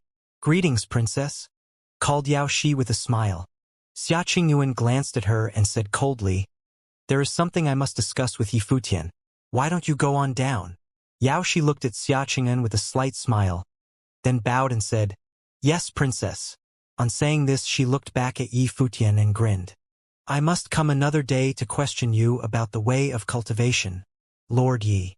"Why would you need to come and question him about the way of cultivation of Yaotai Divine Palace?" said Xiaxing coldly. "If you have nothing of importance to say, then do not disturb his cultivation." Xiaoxi looked at Xiaxing, then smiled and rose up into the air to leave, her robes fluttering in the wind. It was truly a stunning sight. "I like him," came her voice from far away. This was naturally said to upset Xiaxing. Xiaxing narrowed her eyes slightly. She was clearly a bit unhappy. Then she looked at Yi Futian and said, "I see that you like to enjoy yourself while you cultivate." Yi Futian looked up at Xiaxing and asked, "Is it Xiaoxi that you have a problem with? Or with me, princess? At the beginning you entered the imperial palace because of the news of your wife." "This was not polite in the least," answered Xiaxing. She had finally spoken her opinion on the matter out loud. She had called Yi Futian to the upper realms to cultivate because she had been informed of the news about his wife. He had come to the imperial palace to seek an audience with her and had made things difficult for her maid. This made her extremely unhappy, and even after seeing her his attitude was still cold. But not long after that, he had spoken with Xiaoxi on very intimate terms at the Shao clan banquet. Yi Futian naturally understood what Xiaxing meant. Was she accusing him of something? "There is no need to trouble yourself over my private affairs," Yi Futian answered. Xiaxing stared at him coldly for a moment. Then she waved her hand and suddenly there was a storage ring floating in front of Yi Futian. She said, "These are the fragments of the great path that were unearthed over these past 7 days." On saying this, she waved her hand again and turned, flying back up into the air to leave. Yi Futian walked directly through the storage ring, and his spiritual willpower entered into it. When he saw the number of fragments of the great path, he trembled inwardly. Had they really unearthed this many fragments of the great path over the past 7 days? If so, then it was quite obvious how many they must have unearthed over 10 years. Of course, saint-level figures using fragments of the Great Path to enhance their perception must have consumed a great number of said fragments as well. Without the aid of fragments of the Great Path, one could only use one's own power to gradually perceive the Great Path bit by bit. A figure suddenly appeared in front of Yi Futian. It was actually Xianxia. He had seen Princess Xia Qingyuan coming over earlier, and thus he had come as well. At that moment his long beard blew in the wind. He pointed at Yi Futian. His disappointment at Yi Futian's lack of progress and impatience for him to improve clear on his face. Can't you be a little warmer to the princess? Saint Xia really wanted to beat him, the scoundrel. They had built a difficult friendship upon the field of battle, and then Yi Futian had actually said to the princess that she shouldn't worry about his private affairs? That was simply... Did he not know how many people dreamed night and day of reaching the level of relationship he had with Princess Xia Qingyuan? And perhaps they could get even closer? He probably didn't know how many people hated him and burned with jealousy towards him. The princess had given him fragments of the Great Path, and had even personally given them to him. She had been so good to him, and he had basically shooed her away. Yi Futian smiled ruefully and shook his head when he saw Saint Xia's expression. This old guy really still spent his days worrying about him. Elder, haven't I said it before? The princess is a good person, but her temper is ugly, said Yi Futian. Could it be that you actually still want to change the princess? Asked Saint Xia incredulously. Yi Futian looked at him. He thought that if Xia Qingyuan was not so cold, and if she wore women's clothing, she would definitely be much more charming. Perhaps her charms would be no less than those of Yao Shi. Thinking of this, Yi Futian nodded thoughtfully. If I can change her, that would be better. Saint Xia left with a flick of his sleeves. Incredible. Simply incredible. Yi Futian smiled and shook his head. Saint Xia was still quite adorable. You can come out, everyone, called Yi Futian. A line of figures suddenly flashed over towards him. They were the various saint-level figures of the 9 states. Dozhan, Yuqi, Zhuge Qingfeng, and the others were all there. The people from the 9 states were all there cultivating, and so they had naturally heard everything that had gone on. So, have you elders all learned how to eavesdrop? Yi Futian said incredulously. A group of saint-level people had all been lying in hiding. This was really... The palace lord's affairs are the affairs of everyone from the palace. We naturally had to pay attention to them, said Yuqi in dead seriousness. Yi Futian felt a burst of shame and blushed. I think that what Saint Xia said was correct. I too think that the princess is a good person, and you can get closer with her, continued Yuqi. If their relationship became closer, and if Yi Futian became the son-in-law of Emperor Xia, then wouldn't the upper and lower realms be going into the future walking hand in hand? They did not need to speak of Yi Futian's talent. With it he could sweep through anyone unhindered, and none could match him. Such talent would inevitably lead to his rise in the world. It was just like in the Battle of Empty Realm. Although the great army admired him greatly, there were certainly those who bore envy for him in their hearts. If Yi Futian could have Princess Xia Qingyuan as a protective talisman, in the future he could truly do as he pleased and run rampant, and no one would dare to interfere with his plans. The days passed one by one, and in a flash more than a month had passed since the previous Battle of Empty Realm.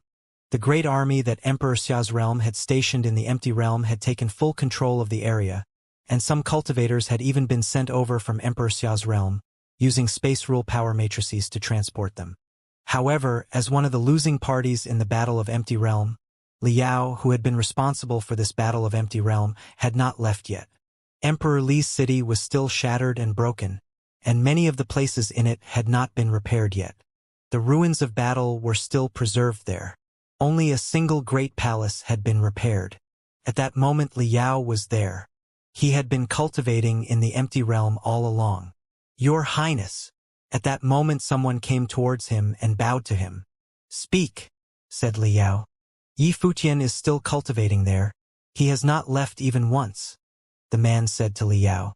Here is the news that I have uncovered from Emperor Xia's realm. There is great enmity between Yi Futian and many other people. Among them, the most obvious is the enmity between him and Lihan Heaven, and this hate runs the deepest. He once humiliated them by saying that there was no one of worth in Lihan heaven below the saint level, and fought his way through the 33 layers of Lihan heaven. He challenged and defeated Wang Chuan. Xia Qingyuan herself said this. Afterwards, Lihan heaven did not take part in the Battle of Empty Realm. Anything else? Asked Li Yao. Gong Sun Zhong of Divine Cloud Valley and Xiao Shang of the Xiao clan may be prejudiced against Yi Futian. The man continued his report. We ordered the cultivators to go to Emperor Xia's realm to investigate the news from Tianji Pavilion. Gong Sun Zhong probably admires Princess Xia Qingyuan, but he has hidden it very well. He likely does not dare to reveal his feelings, but he certainly wants to follow her and cultivate with her. Besides this, Xiao Shang of the Xiao clan is Xia Qingyuan's cousin. His family dearly wishes for him to be by Xia Qingyuan's side and act as her assistant. Last year at Old Man Zhao's banquet at the Xiao clan, they gave vent to some of their discontent. Did you hear any concrete details of what happened that day? Asked Li Yao. The man nodded. Li Yao was extremely interested in this affair. Then speak, Li Yao said again. He then listened seriously to everything the man said, not missing even a little bit of it. He had not only ordered people to find out everything they could dealing with Emperor Xia's realm and Yi Futian, he had also had them find out everything that had happened in Emperor Xia's city that had to do with Yi Futian during the last battle of Empty Realm. Brother Yuan Jin's death and their defeat at the Empty Realm all stemmed from them underestimating Yi Futian. They did not understand him well enough. If they had been given more time, Brother Yuan Jin would definitely have been able to uncover more details about Yi Futian, and thus would have been prepared to guard against his special ability to control demons. And it would not have been like how the Battle of Empty Realm actually turned out, in which they had been fooled by their opponents and had been defeated at every turn. Although Lihan heaven was full of bitterness towards Yi Futian, at the moment there was nothing they could do about it. At the moment it seemed that the only ones who could do anything were Gong Sun Zhong and Xiao Shang. So which one should he choose? For this step he could not be wrong again. If he chose the wrong person, they would certainly directly report it to Xia Qingyuan. In that case, moving against Yi Futian would probably be impossible. Moreover, the force that he could bring to bear was not terribly strong. Those powerful saint-level figures of the top forces would not just casually obey his orders. Otherwise things would not be so difficult for him. His sworn brother was gone, so he was the only one left who could make the decision. The Valley Master of Divine Cloud Valley, the foremost armorer in Emperor Xia's realm, had once pursued Emperor Xia. Now her descendant Gong Sun Zhong admired Xia Qingyuan, and yet he dared not show it. He would probably not have the guts to betray her. And even if he did betray her, if the matter came to light, the conflict would not be too fierce. Divine Cloud Valley would not dare to protect him. Xiao Shang was Xia Qingyuan's cousin, and Queen Zhao's own kin. The Xiao clan had lofty ambitions, and were kinsmen of the emperor. Moreover, Xiao Shang's goal was probably everything that Yi Futian had already done so far, and Xiao Shang was still trying to form a marriage alliance with Divine Cloud Valley. Given this background, he was obviously bound to be much firmer than Gong Sun Zhong. And as the cousin of Xia Qingyuan, and with his status as a member of the emperor's own family, he would naturally have even more ambitions. He is the one. A cold light flashed in Li Yao's eyes. To the man bowing before him he said, "Where is Xiao Shang now?" "He is in Kongxian City in the Empty Realm," the man answered. Xiao Shang had not left the Empty Realm either. Princess Xia Qingyuan was there as well. He obviously would not leave her side too hurriedly. "Make contact with our spices in the Empty Realm secretly. Make sure you do not reveal yourself," ordered Li Yao. The man nodded and said, "I understand. If this matter goes poorly, you will be the one I will ask about it," said Li Yao coldly. If he could use Xiao Shang, he would do so. If he could not use him now, he might have some use later on. Yi Futian naturally did not know that Li Yao was still plotting against him. Of course, he had made a display of his abilities at the Battle of Empty Realm, and have revealed his murderous intent towards Li Yao. He had also inflicted heavy casualties upon the cultivators of Emperor Li's realm. It was only natural that Li Yao would want him dead. Thus, as far as Yi Futian was concerned, He needed to continue to work hard and raise his cultivation level, and strive to enter the divine path as soon as possible. Now he had already faintly touched the will of the great path. His combat ability was extremely high. If he could make it up to the realm of proving holiness, then his ability to protect himself would become much stronger. Other than this, he could look for an opportunity to kill Li Yao at a later time. The period of his cultivation flew by, and in a flash another period of time had passed. On this day, Yi Futian finally stopped cultivating and called together the cultivators of the barren state. "Are we preparing to go home?" Gu Donglu asked Yi Futian once the cultivators of the barren state were gathered together. The empty realm is a force that the realms of the three emperors take turns controlling. Cultivators from Iver Plain have all come here to cultivate. Thus, the empty realm has become an extremely prosperous trading place. Cultivators from each realm all come here bearing all the treasures they possess to engage in trade, exchanging them for the resources that they need to cultivate. Since we have come here, we shouldn't let this be a wasted trip. Yi Futian smiled and said, "The princess promised to have divine implements forged for all of you. But cultivation resources are scarce in the barren state, and saint-level combat spells are so scarce as to become precious. You should all take a walk around the empty realm and trade for some of the things that you need." "Palace Lord, are you telling us to spend freely?" asked Yu Qi with a smile. Xia Qingyuan had given Yi Futian fragments of the Great Path a while ago. Their palace lord was quite rich now. "Okay. If you see anything you like you can have it." Yi Futian smiled and nodded. The fragments of the Great Path that had been excavated in the empty realm over 7 days were certainly enough for him to let them spend freely for a day. "In addition, I am preparing to trade my fragments of the Great Path for some fragments of the Great Path that all you elders need for your cultivation.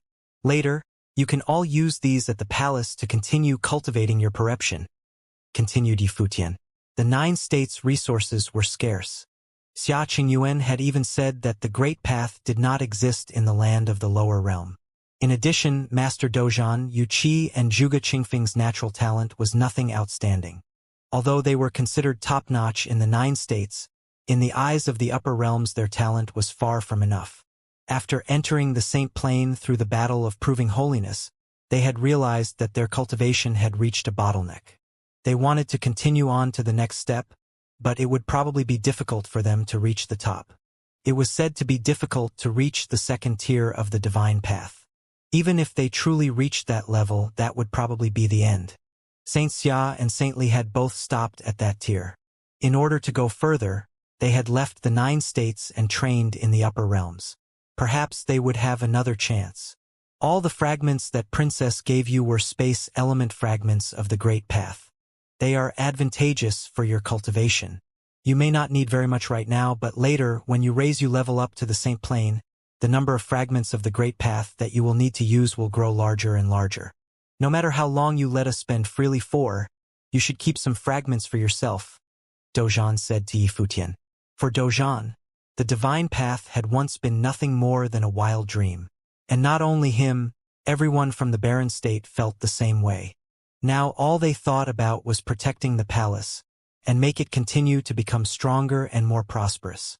In addition, they hoped that their students Yi Futian and Yu Shang could go even farther than they had. "Master, do you still need to worry about my future cultivation?" said Yi Futian with a smile. "Go on," said Yi Futian. Everyone smiled at Dozhan. He had indeed worried greatly about Yi Futian. With Yi Futian's talent and Princess Xia Qingyuan's high regard for him, how could he lack for cultivation resources? Now, before he had even become a saint, he had already shown off his once-in-a-lifetime talent. He had the power to rise high in the world, and when he finally entered the Saint Plane, he would naturally be even more outstanding. "Please call Saint Xia, Saint Li, and Moon Saint together," said Yi Futian with a slight smile. The group took their leave of him. Saint Xia and the others were not far away. After hearing the news, they happily accompanied Yi Futian on a walk. "Ah, I was just about to go for a walk around the empty realm myself," said Yao Shi with a smile as she walked over. "You won't mind if I take a walk with you, will you, Lord Yi?" "You're already here, why would he mind?" asked Saint Xia. Yao Shi did not care. She could see that Saint Xia did not like her at all. She bowed slightly to him, with a warm smile on her face all along. Let Xianxia say secretly that she was awful. As long as Yifutian couldn't control his feelings, it was all right. As an elder, Xianxia had certain expectations of Yifutian. He had not dared to think of it before, but now, there were some things that he did dare to think of. Far away, Xia Qingyuan looked up into the sky. She gave an order to the people beside her, and suddenly the group of them rose up into the air. They came up behind Yifutian and the others. Yifutian noticed one among them. It was someone who was always there protecting Xia Qingyuan. Elder, called Yifutian. Don't worry about us, said the person. Xia Qingyuan had ordered them to ensure Yifutian's safety. Yifutian looked over at Xia Qingyuan. An astonished expression came over Saint Xia's face. Things had become more promising. Let's go. The group of them rose up higher in the air and left the mountain range. Back where Xia Qingyuan was, Tianji looked at her and said, Princess, why are you doing this? It's no bother, said Xia Qingyuan calmly. Emperor Li's realm may have wanted to fight to the death with Emperor Xia's realm, but in reality they still had not gone so far as to dare to pay her back for the results of the Battle of Empty Realm. In the Battle of Empty Realm, the two sides had agreed that life and death would be ruled by fate. Sending an assassin would be sufficient reason to send in the troops. Under the rules they had set, there was still a chance of this. But now the Battle of Empty Realm had ended. Emperor Li's realm would not go so far as to madly send someone against her. The people of Emperor Li's realm must realize that that would be a disaster for them. And Yifutian's performance at the Battle of Empty Realm had been too dazzling. He had killed many people from Emperor Li's realm once again. This was something that Li Yao would certainly hold him accountable for. Before they left the Empty Realm, Xia Qingyuan would certainly have to ensure his safety. Since you are going to do this, why don't you go with them? Asked Tianji. Xia Qingyuan turned and gazed at him coldly. Tianji suddenly bowed slightly and said, I have said too much. Xia Qingyuan looked back, then walked forward and left. He would really ask her to go with Yifutian? All the cultivators who had come from the various realms were gathered together in Kongshan City. Many saint-level figures had come here to cultivate, and it was all because of the space element fragments of the Great Path. In addition, the space element fragments of the Great Path were valuable in and of themselves, and thus it was very easy to trade them for other kinds of fragments of the Great Path. Yifutian and his group had not been strolling through Kongshan City for a long time before they had managed to trade many of their space element fragments of the Great Path, exchanging them for things that the saints of the Barren State needed for their cultivation. Even Saint Xia, Saint Li, and Moon Saint each got some.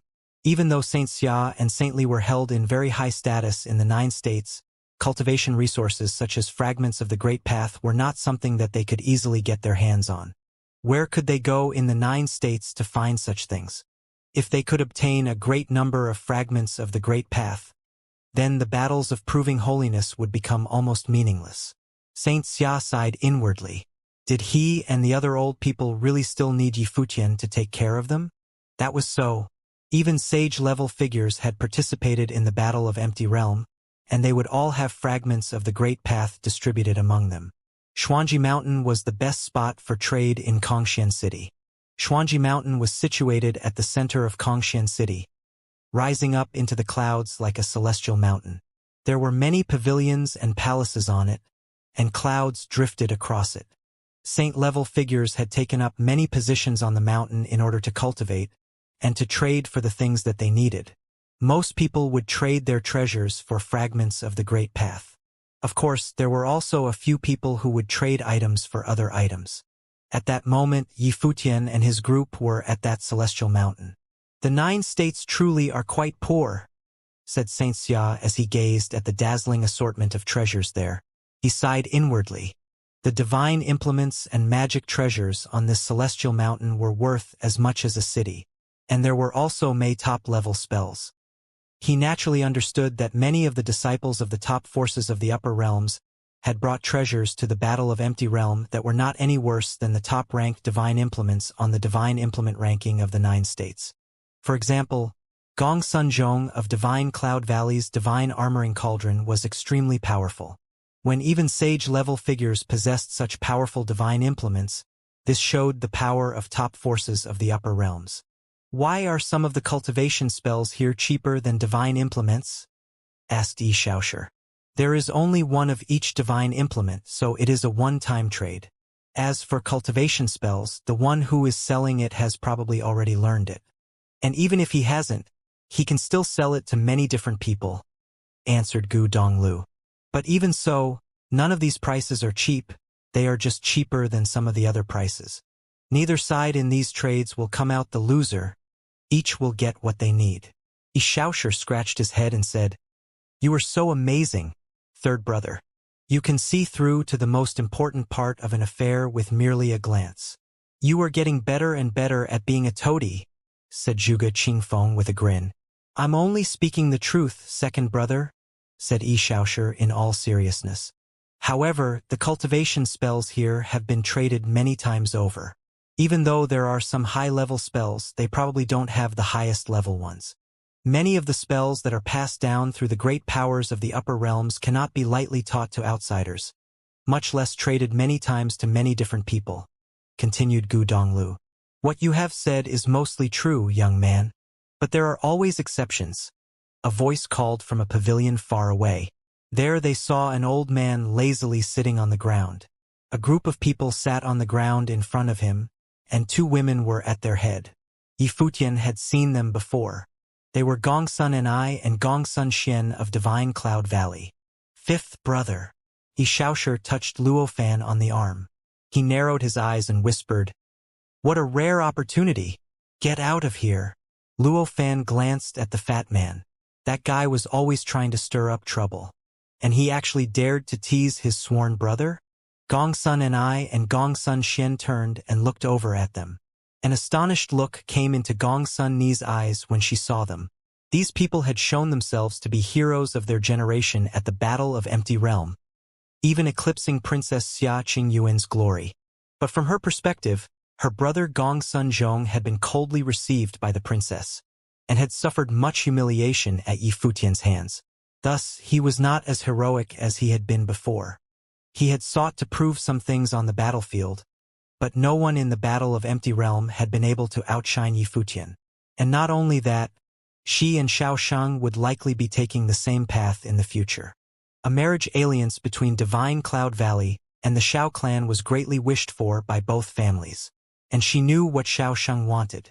But Yifutian had received the princess's trust much more than he had. Gongsun Xian also looked at Yifutian, but she did not think too much of it. Her disposition was different from her sister's. She did not like to think about her family's schemes. Her pretty eyes also found Luofan. He avoided her gaze, seemingly deliberately. She stared at him for a while, then finally averted her gaze. Xianxia paid close attention to where the two of them were looking. The fat man narrowed his eyes and whispered, "Coward!" Luofan glanced at him fiercely, then said, "Are you looking to die, fatty? It seems that you are all talk, fifth brother," scolded Xianxia. In the past he had been so brave when flirting with beauties. Now it seemed as if that had ended. "Why do you say this, sir?" Gu Donglu asked the old man. "In the 3,000 realms of the Great Path, many forces flow through history like sand. But although many forces disappear, the cultivation spells that they leave behind can still be passed down. Some of them will be cherished and practiced alone, but some will be integrated into other top-notch spells and be used for trade," said the old man. Gu Donglu nodded. "What you say makes sense, sir." The old man stroked his beard and said, "Look at my cultivation spell. It was passed down from a vanished top force from Emperor Yan's realm's cultivation methods. It is called Judgment of 9 Refining Flames."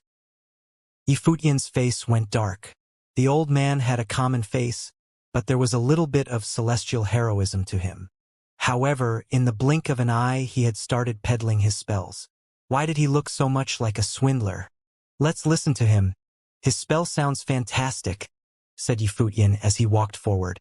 There was a damaged old scroll before him that gave off an aura of antiquity. Beside it was a jade scroll. "This is naturally a perfect level saint spell," the old man said seriously as he looked at Yifutian. The judgment of 9 refining flames takes a great path of fire and refines it to the extreme. Even only a single great path of fire has the power to destroy everything around it. But with this one is able to come infinitely close to the source of all flame will. After learning the spell, you can integrate it into your other powers. There is not need to say too much about how amazing this is. You must know that in order to cultivate to the saint level, you need to sense the great path. A powerful cultivation spell can enhance your perception and let you integrate yourself more easily into the great path. If you don't believe it, that scroll gives an introduction to the spell. The jade scroll is the spell itself. You can look over the scroll if you'd like. Yifutian nodded. He knelt before the pavilion and opened up the scroll. According to the introduction to the spell, it could allow you to continuously temper your body with the great path of fire and turn your body of flesh into a body of flame. Are you interested? Yifutian looked at Gongsun and I and Gongsun Xian beside him. Those who are skilled at cultivating flame spells will all naturally be interested in this. These two girls just think that the asking price is too high. However, this is the only exiting copy. Once it is sold, it will be lost. I only ask for 10,000 fragments of the great path of space. This is absolutely not too much to ask. The old man looked at Yifutian. Would you like to consider it, young man? If the spell was truly so powerful, then 10,000 fragments of the great path of space was certainly not too high an asking price. After all, this was a top-notch spell of the saint level. It would only be natural if Gongsun and I and Gongsun Xian could not afford it. However, Yifutian did not believe this old man's cunning words. That price is indeed a bit too high. If you lower it a little, we might consider buying it, Yifutian said to the old man. The old man looked into Yifutian's eyes and saw how clear they were. He narrowed his own eyes a bit, then smiled and said, Fine, 8,000 each. Yifutian smiled and said, So it's not the last existing copy? If I spend a little bit of my energy, I can make a copy, said the old man. Since it's not the only copy, then 10,000 is too much. Give us a deal. How about 5,000 each? In that case, I will consider buying a copy, and these two women will do the same, said Yifutian. The old man looked at Yifutian through narrowed eyes. What a treacherous boy. Very well, I guess I will take a loss. 5,000 it is then, said the old man. He had already cultivated up the 3rd tier of the Saint Plane by now. With only one more step, he could break through to the plane of Nirvana. He needed extremely large fragments of the Great Path, otherwise he would not be selling spells like this. There was nothing he could do. He had cultivated to such a high level, and the amount of resources that he needed to use to go further was truly frightening. If this spell does not do what it said you would after I purchase it, you may need to return these fragments of the Great Path to me, elder, said Yifutian. The old man looked at the crowd of people behind Yifutian and knew that there was force behind his words. His matrix would be very strong. The old man nodded. No problem. Yifutian took out 5,000 fragments of the Great Path and handed to him, then picked up the Jade Scroll and the Ancient Scroll. But he did not put them away. Instead handed them to Gongsun Xian and said, Divine Cloud Valley is a force that focuses on armoring. You must be good at fire magic them. Can you help me see how good this is? Gongsun Xian was stunned. She looked at Gongsun and I. The people from the 9 states did not understand what Yifutian was trying to do either. Gongsun Xian was silent for a while, then nodded. She took the scrolls. She merged her spiritual willpower with the Jade Scroll, and suddenly a mysterious power from the scroll entered her mind. It suddenly turned into a flame and then disappeared. After a while, Gongsun Xian opened her eyes and saw that the Jade Scroll had disappeared. Her face changed. This? How was it? Asked Yifutian. The elder was not lying. This spell is indeed mysterious and powerful. She nodded. But this spell, I said that it was the only copy. Since this happened, the woman will have to buy it again to give to the young man. I'll have to work hard to copy it, said the old man with a smile. No need. Miss Gongsun does not have many fragments of the Great Path. I had planned to buy this and give it to 5th brother. Since Miss Gongsun has read it, that counts as 5th brother having given it to her. said Yi Futian. Of course. If Miss Gongsun is willing to share it with fifth brother, that would be wonderful. Hey, Luo Fan blushed. Yushang curled his lips in disbelief. After so many years, this habit of his had still not changed. An astonished look also flashed in Gongsun Xian's beautiful eyes. She looked at Luo Fan, then nodded. Since Lord Yi was the one to purchase this, I will naturally share it with Lord Luo. You boy! The old man pointed at Yi Futian. How could he not know that he had been duped? These two guys definitely knew each other and had a close relationship. Otherwise, why would they talk of sharing it? They could probably share it through their spiritual will. Gu Donglu looked at Yi Futian. His sworn brother seemed to have changed a little bit after fighting in Lihan Heaven. Xia Qingyuan spent most of her time at the place where the Space Sacred Mountain was training. However, at that moment, she was standing on top of one of the mountains there, staring blankly at the vista before her. She had spent her many years thus far training diligently, chasing after her father's footsteps and hopefully be able to succeed her father's will. Her mind at training had always been planted on solid rock. She had always been extremely disciplined and spent minimal time thinking about things that had little to do with training. Yet, at present, she was in a dazed state, and her emotions were rather unstable. Such an emotional state should not have been happened with her, and yet there was no doubt that it happened. Xia Qingyuan closed her eyes and steadied her breathing, trying her very best to recompose herself and fend off the unnecessary thoughts. Wind blew from far away at that moment. Xia Qingyuan closed her eyes and her eyebrows twitched, looking rather cold. Someone appeared behind Xia Qingyuan, and it was none other than Xiao Sheng. Xiao Qingyuan naturally knew what the Xiao clan wanted of her, especially when the members of the clan concerned were her uncle and her cousin. While she had not been spending much time around them, she nonetheless knew what they were up to. She did not deliberately distance herself from them. In the world of cultivators, imperial power was more than just political power. It also had the power to bring everything to their knees. The very reason why her father was the Emperor Xia was because her father was a Renhuang, an emperor of humanity. It was outright impossible for her relatives to usurp power from him, and the Xiao clan dared not even harbor such thoughts. They only wanted to be closer to the Renhuang and achieve higher status. If Xiao Sheng were to prove capable enough, Xia Qingyuan would not have been opposed to the idea, as he was her cousin after all, and a clansman of her mother's family. She would have definitely helped promote him if he proved capable. She knew that, and the Xiao clan knew that. As such, Xiao Sheng had indeed intended to prove his worth through efforts in the Battle of Empty Realm. It was a pity that there was that one person who outshined everyone else in the Battle of Empty Realm. All the others had no choice but to be kicked to the sidelines. What matters do you have with me, cousin? Xia Qingyuan turned around and looked at Xiao Sheng. Xiao Sheng was dumbfounded as he looked at the extremely beautiful eyes of his cousin. He was unable to see an anger in those clear eyes of hers, and he had no idea how she thought of him at the moment. Nonetheless, she addressing him as cousin still counted for something. Despite being the princess of Emperor Xia's realm, she was still the biological daughter of his aunt. But then again, Xiao Sheng dared not slack just because Xia Qingyuan addressed him as a cousin.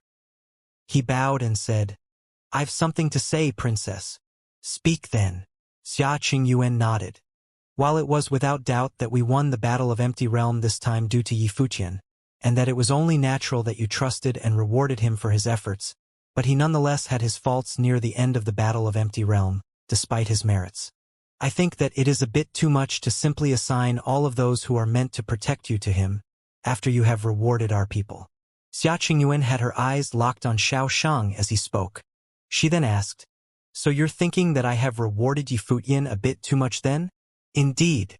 Xiao Sheng lowered his head and continued, "I dared not bring that up in front of everyone else, and so I only brought it up before you, princess."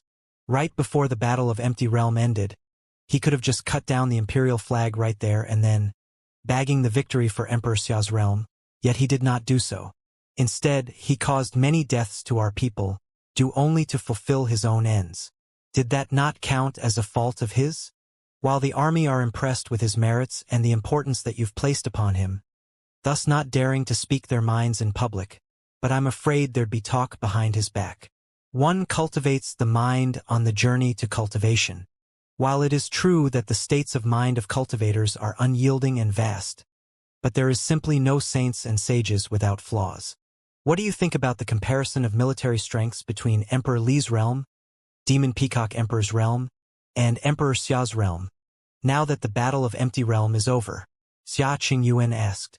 Emperor Li's realm is the strongest, while Emperor Xia's realm and the Demon Peacock Emperor's realm are perhaps in a tie, but it's hard to tell for sure, Xiaosheng answered. If we were to take the powers of Yi Futian and his people into consideration, and how Yuan Jin fought right before he died, there is no doubt that Emperor Li's realm is the strongest, while Emperor Xia's realm is right behind. Demon Peacock Emperor's realm is definitely not all that far behind that of ours as well. Yet, if we were to take Yi Futian and his people out of the equation, Emperor Xia's realm would have been the weakest. Xia Qingyuan then slowly added. As such, if it had not been for Yi Futian and his people, what did you think our odds at coming out on top would have been? How many lives would have been lost? Xiao Sheng hung his head low hearing her words, as he was unable to say anything, while he still had his own ideas that he clung to. How Xia Qingyuan thought of Yi Futian would have naturally been done from her point of view, yet his perspective of looking at the problem was the exact opposite to that of Xia Qingyuan. Now that we have won the Battle of Empty Realm and that Demon Peacock Emperor's realm out of the picture, if we were to fight Emperor Li's realm head-on, how many lives would have been lost? Xia Qingyuan continued to ask. Xiao Sheng continued to hang his head low and stay silent. If that was how his cousin looked at things, then it was pointless how he looked at things. Everyone has their own standpoint and they see what is in their best interests.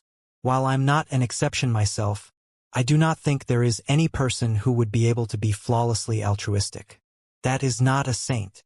A person who is able to be cast their own standpoint aside and consider solely for the best interests of other people is a god. What I'm able to see are but merits and faults. If one's merits are greater than their faults, then they naturally need to be rewarded. We can to rule Empty Realm for 10 years. Is 7 days of reward that out of question in comparison? Xia Qingyuan gazed at Xiao Sheng and said, before you ask strict requirements of others, it's best to first look at yourself. Xiao Sheng's pupils, which were looking at the ground, contracted. That line sounded rather severe. The joy that she brought him by addressing him as cousin had all been thrown out of the window at that very moment. You could excuse yourself, Xia Qingyuan said coldly. Xiao Sheng cupped his hands slightly and then excused himself. Xia Qingyuan continued to gaze far away. It was rare for her to say so much. She had said a lot that day and made her words sound that severe, in hopes of being able to tell Xiao Sheng to reflect on himself. That was considered a reminder from her. If Xiao Sheng had not been her cousin, she would not have even bothered saying that much to him in the first place. Li Yao, what do you mean by this? A silhouette was seen shooting past from far away. One figure after another appeared and blitzed at frightening speeds, heading for one single direction. Xia Qingyuan turned her eyes in that direction and she frowned. She then stepped out as a blue phoenix appeared beneath her feet. She quickly appeared elsewhere as she zipped past in the sky. A small group of people appeared far away. Other than Li Yao, there were also several saints in that group. The outcome of the Battle of Empty Realm is set. This place is now under Emperor Xia's realm's command. Unrelated ones are forbidden to get near. What do you people from Emperor Li's realm mean by doing this? The sacred general of Tian said coldly, sending shock throughout the space. Many turned to look at Li Yao, thinking if he was trying to renege on the deal the realms had made. That could have only happened if Emperor Li attempted to wage a war against Emperor Xia. I just happened to free and wanted to pay a visit to Princess Qingyuan. Li Yao smiled and said. Xia Qingyuan frowned and asked the sacred general telepathically, are there many of them? If those people had indeed came all the way there, then there was no way their numbers would have been that few. There are quite a number of saints appearing near the place. Some of them are of advanced training. The sacred general of Tian then asked, do you wish to retreat, princess? No need for that, Xia Qingyuan replied. If Li Yao dared to come on his own, then she did not believe that he would have dared to make a move against her. Li Yao, the three emperors' realms had an agreement that the region was entrusted to the rule of the party that won. This place is now Emperor Xia's realm's territory. Any unauthorized entry shall be seen as invasions. Xia Qingyun then added coldly, "Everyone else, here are your orders. If the people of Emperor Li's realm dared to take another step into the region, kill them. I'm just taking a stroll around these parts. There is no need to get so serious, princess," Li Yao said as he smiled nonchalantly, turning his eyes at the matrices at the mountains and said, "How many great path fragments had been unearthed so far?" "None of your business," Xia Qingyuan replied. They were several people taking flight and left the place at frightening speeds as they spoke. Yi Futian and the others still remained at Xuanji Mountain. They spent considerable amount of spirit stones of Great Path to trade for several training methods. The Saints of Barren State acquired one set of methods each, which included the Moon Saint as well. He owed the Moon Saint for what the Saint did to help him back at the Sacred War of the Nine States, which he was compelled to repay. Whenever he could have afforded to look out for the Moon Saint, he would have done his part to help out. Yi Futian squatted before a pavilion, but he was feeling somewhat uneasy, as if he was being watched. Several silhouettes appeared beside Yi Futian. Yaya and the Glass Saint, both of whom had been far away, closed in on him. They were not the only ones to do so. Several powerful cultivators assigned by Xia Qingyuan came close behind Yi Futian, as they all seemed to have felt something. Yi Futian acted as if he had sensed nothing and continued to chat. He stood up a while later and asked Yaya telepathically, "Are they powerful? I sensed saintly aura from them, and they were all keeping an eye on you." Yaya replied telepathically, and Yi Futian naturally sensed someone staring at him. "We'll just wait around and see," Yi Futian said telepathically. With him out in the open and his supposed enemies in the dark, it was only natural that he dared not pull anything rash.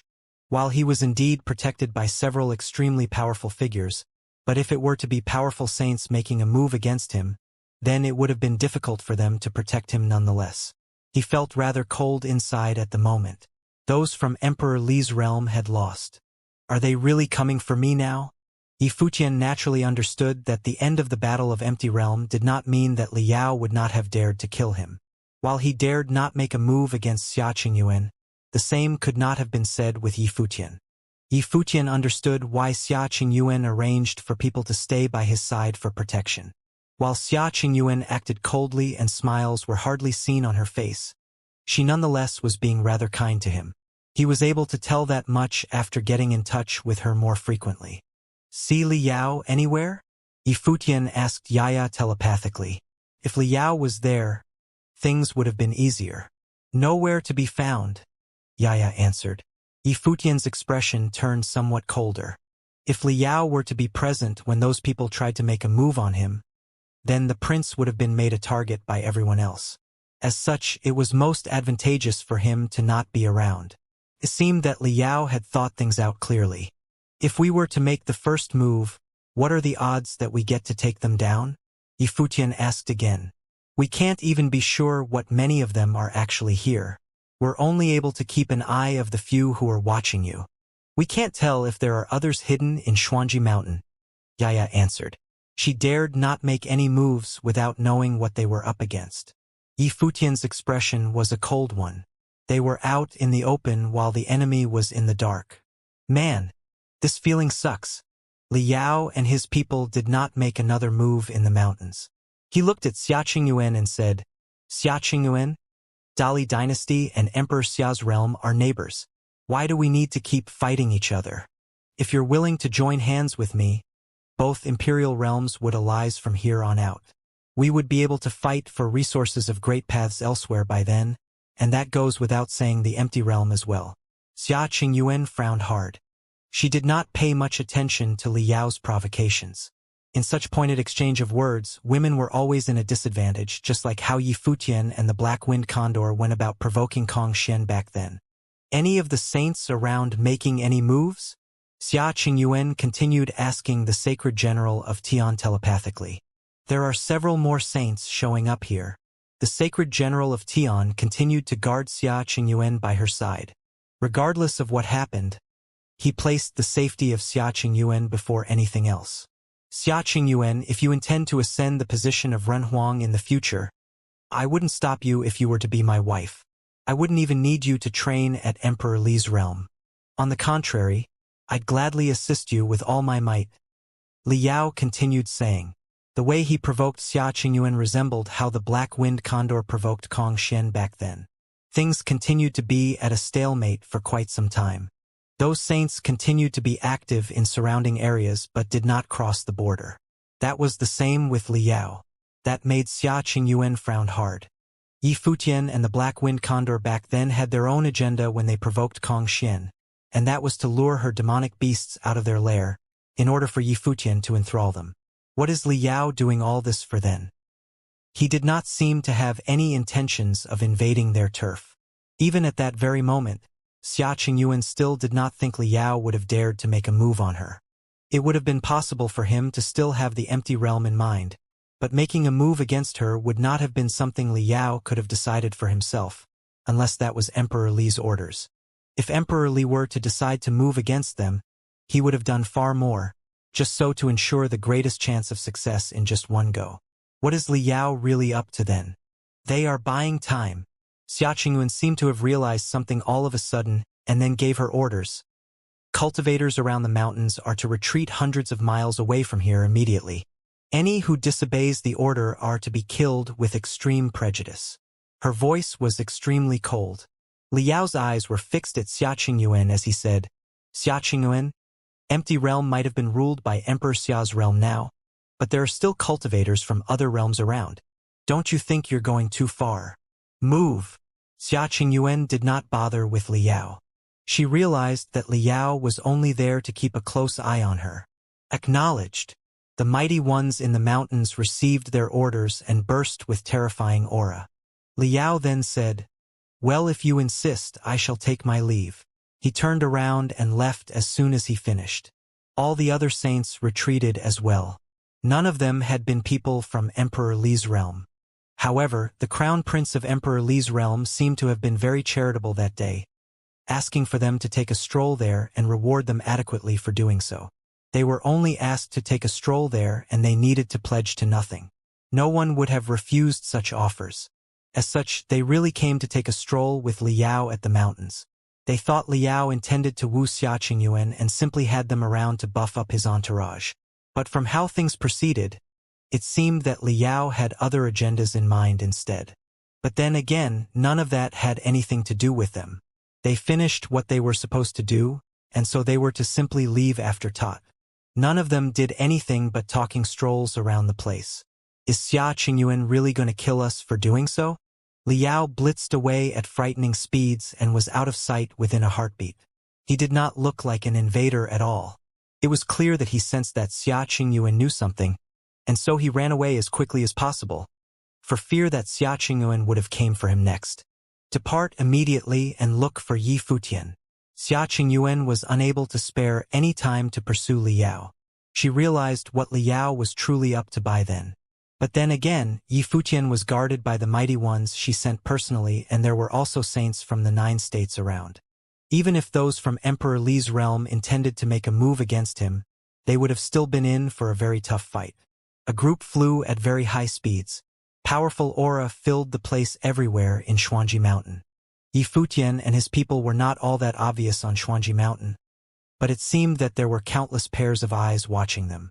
A group of people appeared above Xuanji Mountain at that moment.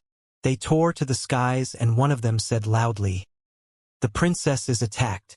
Li Yao led mighty ones and surrounded the sacred mountain. You are to reinforce her at once. Many looked up at the sky and were surprised to find the one saying that to be Xiaosheng. The mighty ones behind Yi Futian were startled all of a sudden. They were being pinned down by the enemy, but said enemy simply watched them without doing anything. So they're after the princess by doing all these? Let's go. They took flight in a heartbeat, but then saw silhouettes appearing in all directions at Xuanji Mountain from the dark. Terrifying auras swept the place and demonic might of overwhelming magnitude was sensed. You all could leave, but leave Yi Futian and Yushang behind. A cold, overbearing voice was heard. Chao Kong. A cold voice was heard. That overwhelming demonic might shrouded the environment. It was an extremely renowned practitioner of demonic arts in Dali dynasty after all, and he was extremely formidable. Chao Yuan, one of the people who perished in the flag battles of the Battle of Empty Realm, was a descendant of his. The mighty ones from Emperor Xia's realm looked grim. Other than Chao Kong, there were also other practitioners of demonic arts and swordsmen about, who were probably people from Dali Sword Mountain. It was almost impossible for the guards to just take Yi Futian and his people to break out from such a barricade in a short span of time. What are you all waiting for? If something were to happen to the princess, who would shoulder the responsibility? Xiao Sheng shouted in the air. Those by Yi Futian's side are to remain behind and escort him back to Emperor Xia's city. The guards were troubled, not knowing if they should leave or they should stay. If they were to leave, the enemy might have made a move on Yi Futian. But if they were to stay, they had to consider Xiao Sheng's status. There was no doubt his words would have proven true, if he were to send word personally. While none of them would have believed that Emperor Li's realm would have dared to make a move on the princess, but they were none who dared to bet on it. They needed to make their choice between the two options. We'll head back. The ones from the 9 states, stay here. A voice was heard saying, making the decision. A group of people then took to the air, heading far away. Xiao Sheng scanned below and saw Gongsun and I and Gongsun Xian on Xuanji Mountain. He then said, "People of Divine Cloud Valley, come with me." "All right." Gongsun and I nodded. There was no need for them to stay behind if all the enemy wanted was Yi Futian and Yu Shang. Furthermore, Xiao Sheng might have been her future husband anymore. "Sister," Gongsun Xian called. It was apparent that Yi Futian's side was more lacking in terms of powers then. There were several saints behind her, making it possible for them to join HT fight. "Let's go." Gongsun and I did not bother with Gongsun Xian's thoughts. It was more dangerous to stay behind, and she naturally felt so as well. Gongsun Xian was exasperated and followed suit, turning to look at Yi Futian and said, "Be careful." They met up with Xiao Sheng and the mighty ones from the Xiao clan soon enough, leaving that side at extreme speeds, heading for the mountains. Only saints from the Barren State, as well as Saint Xia, the Glass Saint and the Moon Saint, whom Yi Futian was more friendly with, were left at Yi Futian's side by then. While Saint Xia was actually concerned for the princess' safety as well. But things did seem more dire where they were at the moment. If their enemies intended to take down the princess, he would not have been of much help anyway. "All who do not have anything to do with this, leave." A shout was heard. The entire Xuanji Mountain was shrouded by terrifying demonic might. Chao Kong had agreed to move against Yi Futian not only because Liao bided him to do so. In truth, even the crown prince did not have the right to just command the top-notch figures of the demonic clan. He was doing it because of Yi Futian and Yu Shang. Liao was right about one thing. Yi Futian would have posed a great threat in the future. It was naturally best to take him out while he was still at Empty Realm. If Yi Futian were to be allowed to return to Emperor Xia's realm, it would have been a lot more difficult to kill him in the future. Even if they were to succeed doing so, it would have been impossible for them to leave alive. As such, they chose to make a move there. There were many saints from other realms at Xuanji Mountain, but they naturally would not have wanted to be a part of the conflict between Emperor Li's realm and Emperor Xia's realm. One figure after another took to the skies and left. Within mere moments, there were only a handful of extremely formidable saints who did not bother about the conflict remaining at the mountain. The others who remained were none other than Yi Futian and his people. Towering demonic might pin them down from above, as if the enemy was trying to bring the sky down on the entire Xuanji Mountain. The previously misty mountain turned to look like doomsday, where demonic clouds rolled about and the face of an ancient devil appearing in the sky, throwing a palm attack on the mountain. The huge mountain quickly crumbled, with cracks appearing non-stop as it headed straight for the spot where Yi Futian and the others were at. Yaya looked at the sky and burst with terrifying sword will from within. A sword diagram appeared right above them, shrouding everyone within. Devastating light pulse on the sword will, tearing everything around apart as boundless aura of the sword shot upwards. The huge palm blocked out the sky as it came crashing down. The sword diagram crumbled with a loud rumble. The palm continued to bear on them, and Yaya transformed into a sword and shot upwards. Her finger pointed at the palm, and boundless sword will lashed out, shattering the palm. Yaya grumbled and looked ashen after doing that. "Take him away." Yaya then ordered the village chief. "But, madam," the village chief looked pale. He naturally sensed the aura about Chao Kong. That demonic figure was a holiness of nirvana. It was someone who his mistress would have only been able to defeat at her prime.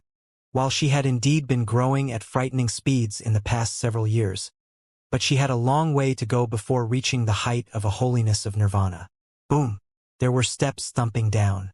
It seemed as if a devil had descended on top of Xuanji Mountain. "Get going. I can't do this for long," Yaya said. She made for higher altitude as boundless sword will coursed about her body.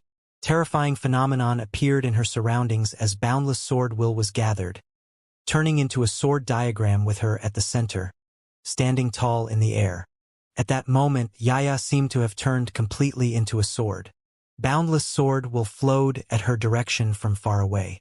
A terrifying sword matrix seemed to have coalesced there. The sword saint of the void. Chao Kong uttered a name and continued to step below. "Let's go." The village chief looked grim. He took Yifutian and streaked through the air, heading outside Xuanji Mountain. All the others retreated as well. But then again, their enemy was there to hunt down Yifutian, and there was no way they would have simply let them leave like that. Liao never brought much of anyone to where Xia Qingyuan was, as she had never been the target. All forces that he was able to muster were all used right there. All the mighty ones from the 9 states escaped by air. There were countless cultivators from Emperor Xia's realm, so much so that they numbered at billions. However, few managed to make it into the pinnacle of Saint Plain. Fewer was capable of even making it to holiness of nirvana. The sword saint of the void had been one such figure before he perished, yet at the moment only the demon of a person was the true holiness of nirvana at the place. There was simply no one other than Yaya, who had once been holiness of nirvana, capable of stopping him. However, even Yaya claimed that she would not have been able to hold him back for long. The vast Xuanji Mountain seemed to have turned into a mountain swords at that moment, shrouded in sword will. Boundless swords turned into a sword diagram of the void, pulsing with towering light. Sword aura covered hundreds of miles. Light of the sword out to tear the heavens shot up, at what looked like an overbearing devil above. The extremely imposing and menacing looks was where Chao Kong, the renowned practitioner of the demonic arts of Dali, was. The swords coalesced into a river of stars and shot to the heavens. At that moment, Yaya seemed to have returned to her peak state. It was such that it seemed as if she had disappeared altogether and had turned into a sword. There seemed to only be the massive sword matrix all over the skies at the moment. The village chief shuddered when he looked back, feeling extremely restless.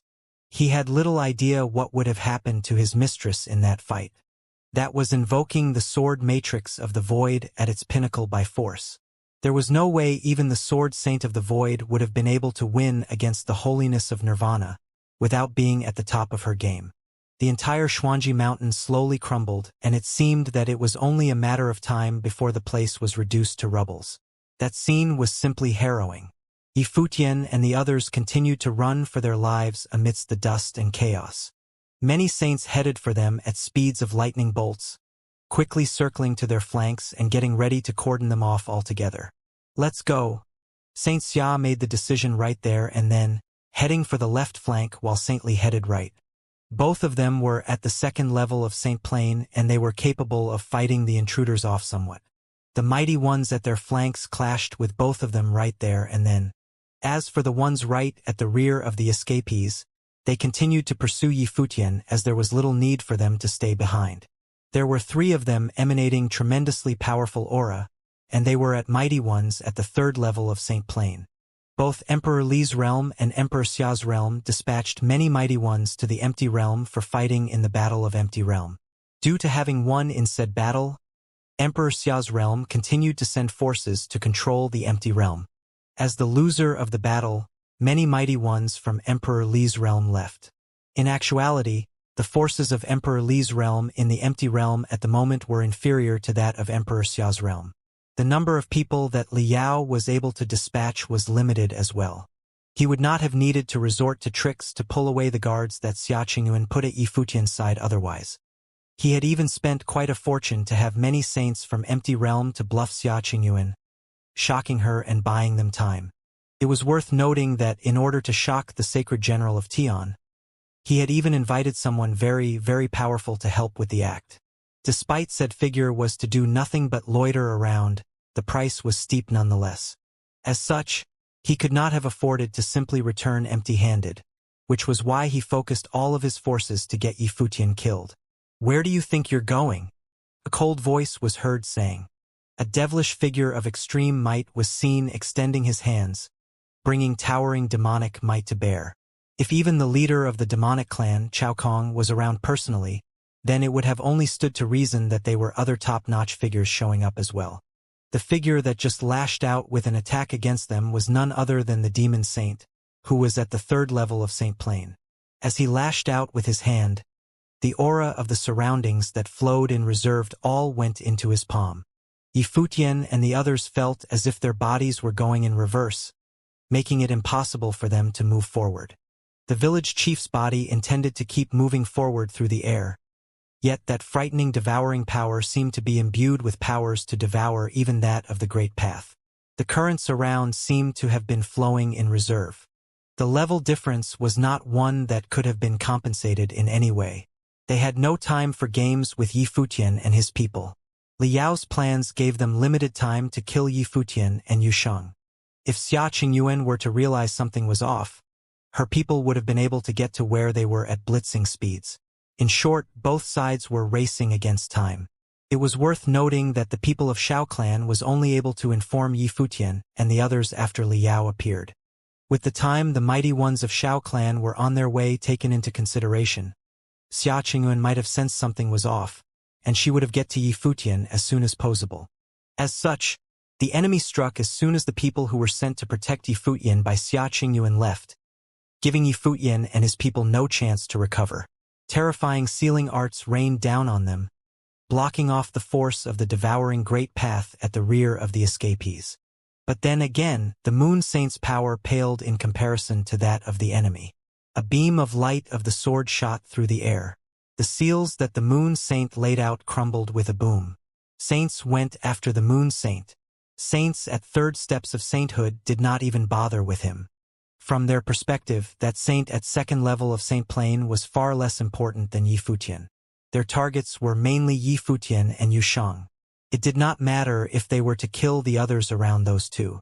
Despite having been thrown off, but he nonetheless continued to buy whatever time he was able to, just to enable Yifutian and the others continue to run. However, that bit of time seemed to have been of little meaning in the pursuit with life and death hanging by a thread. So much so that it could have even been said that the bit of time was not even worth mentioning. There was no way the escapees would have been able to escape. "Please help me to intercept the saints at the flanks." A voice was heard by the saints from the Holy Ji Palace of the Barren State. Their pupils contracted a bit as they heard that, yet they did as asked all the same. Among the mighty ones that were going after them, the 3 at the very front were all of 3rd steps of sainthood powers, which they had no way of fighting against. The ones at the flanks, on the other hand, consisted of saints of the 1st level and 2nd level. Saint Xia, Saint Li and the Moon Saint did quite a lot to hold the enemy mighty ones off. Boom! Dozhan took the lead. Despite being asked to do what he was about to do, he remained pessimistic about his chances. Saints at the 3rd level was simply powerful enough to cause them despair. There was no way they could have fought such enemies off. The few top-notch figures that Xia Qingyuan had assigned to Yifutian's side might have been able to fight such enemies and hold them off, but all of said figures had already been called back to back Xia Qingyuan up, making their situation a despairing one. Battle between saints exploded at the flanks. Dozhan, Zhuge Qingfeng and others had not been saints for long, and they were from the lower worlds, making it impossible to truly fight the enemies toe-to-toe. However, at such a time they had no choice but to fight to the death. But the most brutal thing about the fights there was that even if they were to fight to the death, they were still unable to see hope of coming out on top. Only the Glass Saint and the village chief were left before Yifutian. making it impossible for them to fend off their assailants. Dazzling light burst from the glass saint as she lashed out with the sword in her hand, cutting down all bondage of the great path in an unfazed manner. The devouring powers that shrouded Yifutian and the others were cut down as well. However, it hardly made any difference to the enemy, and it seemed that said enemy was about to take them soon enough. "You all go on ahead."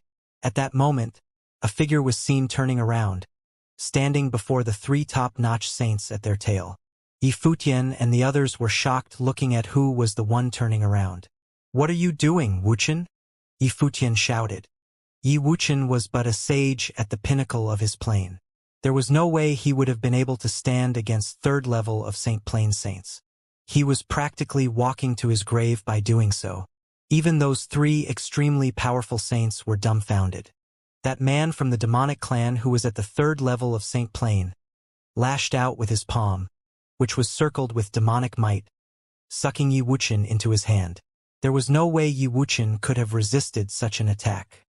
He was sucked inside like a beam of light, as if it would have only taken the enemy a single thought to thrust him into a bottomless abyss. Wuchen. Yifutian felt difficult to move ahead. He turned around to look at the man who stood out for him and felt somewhat despaired.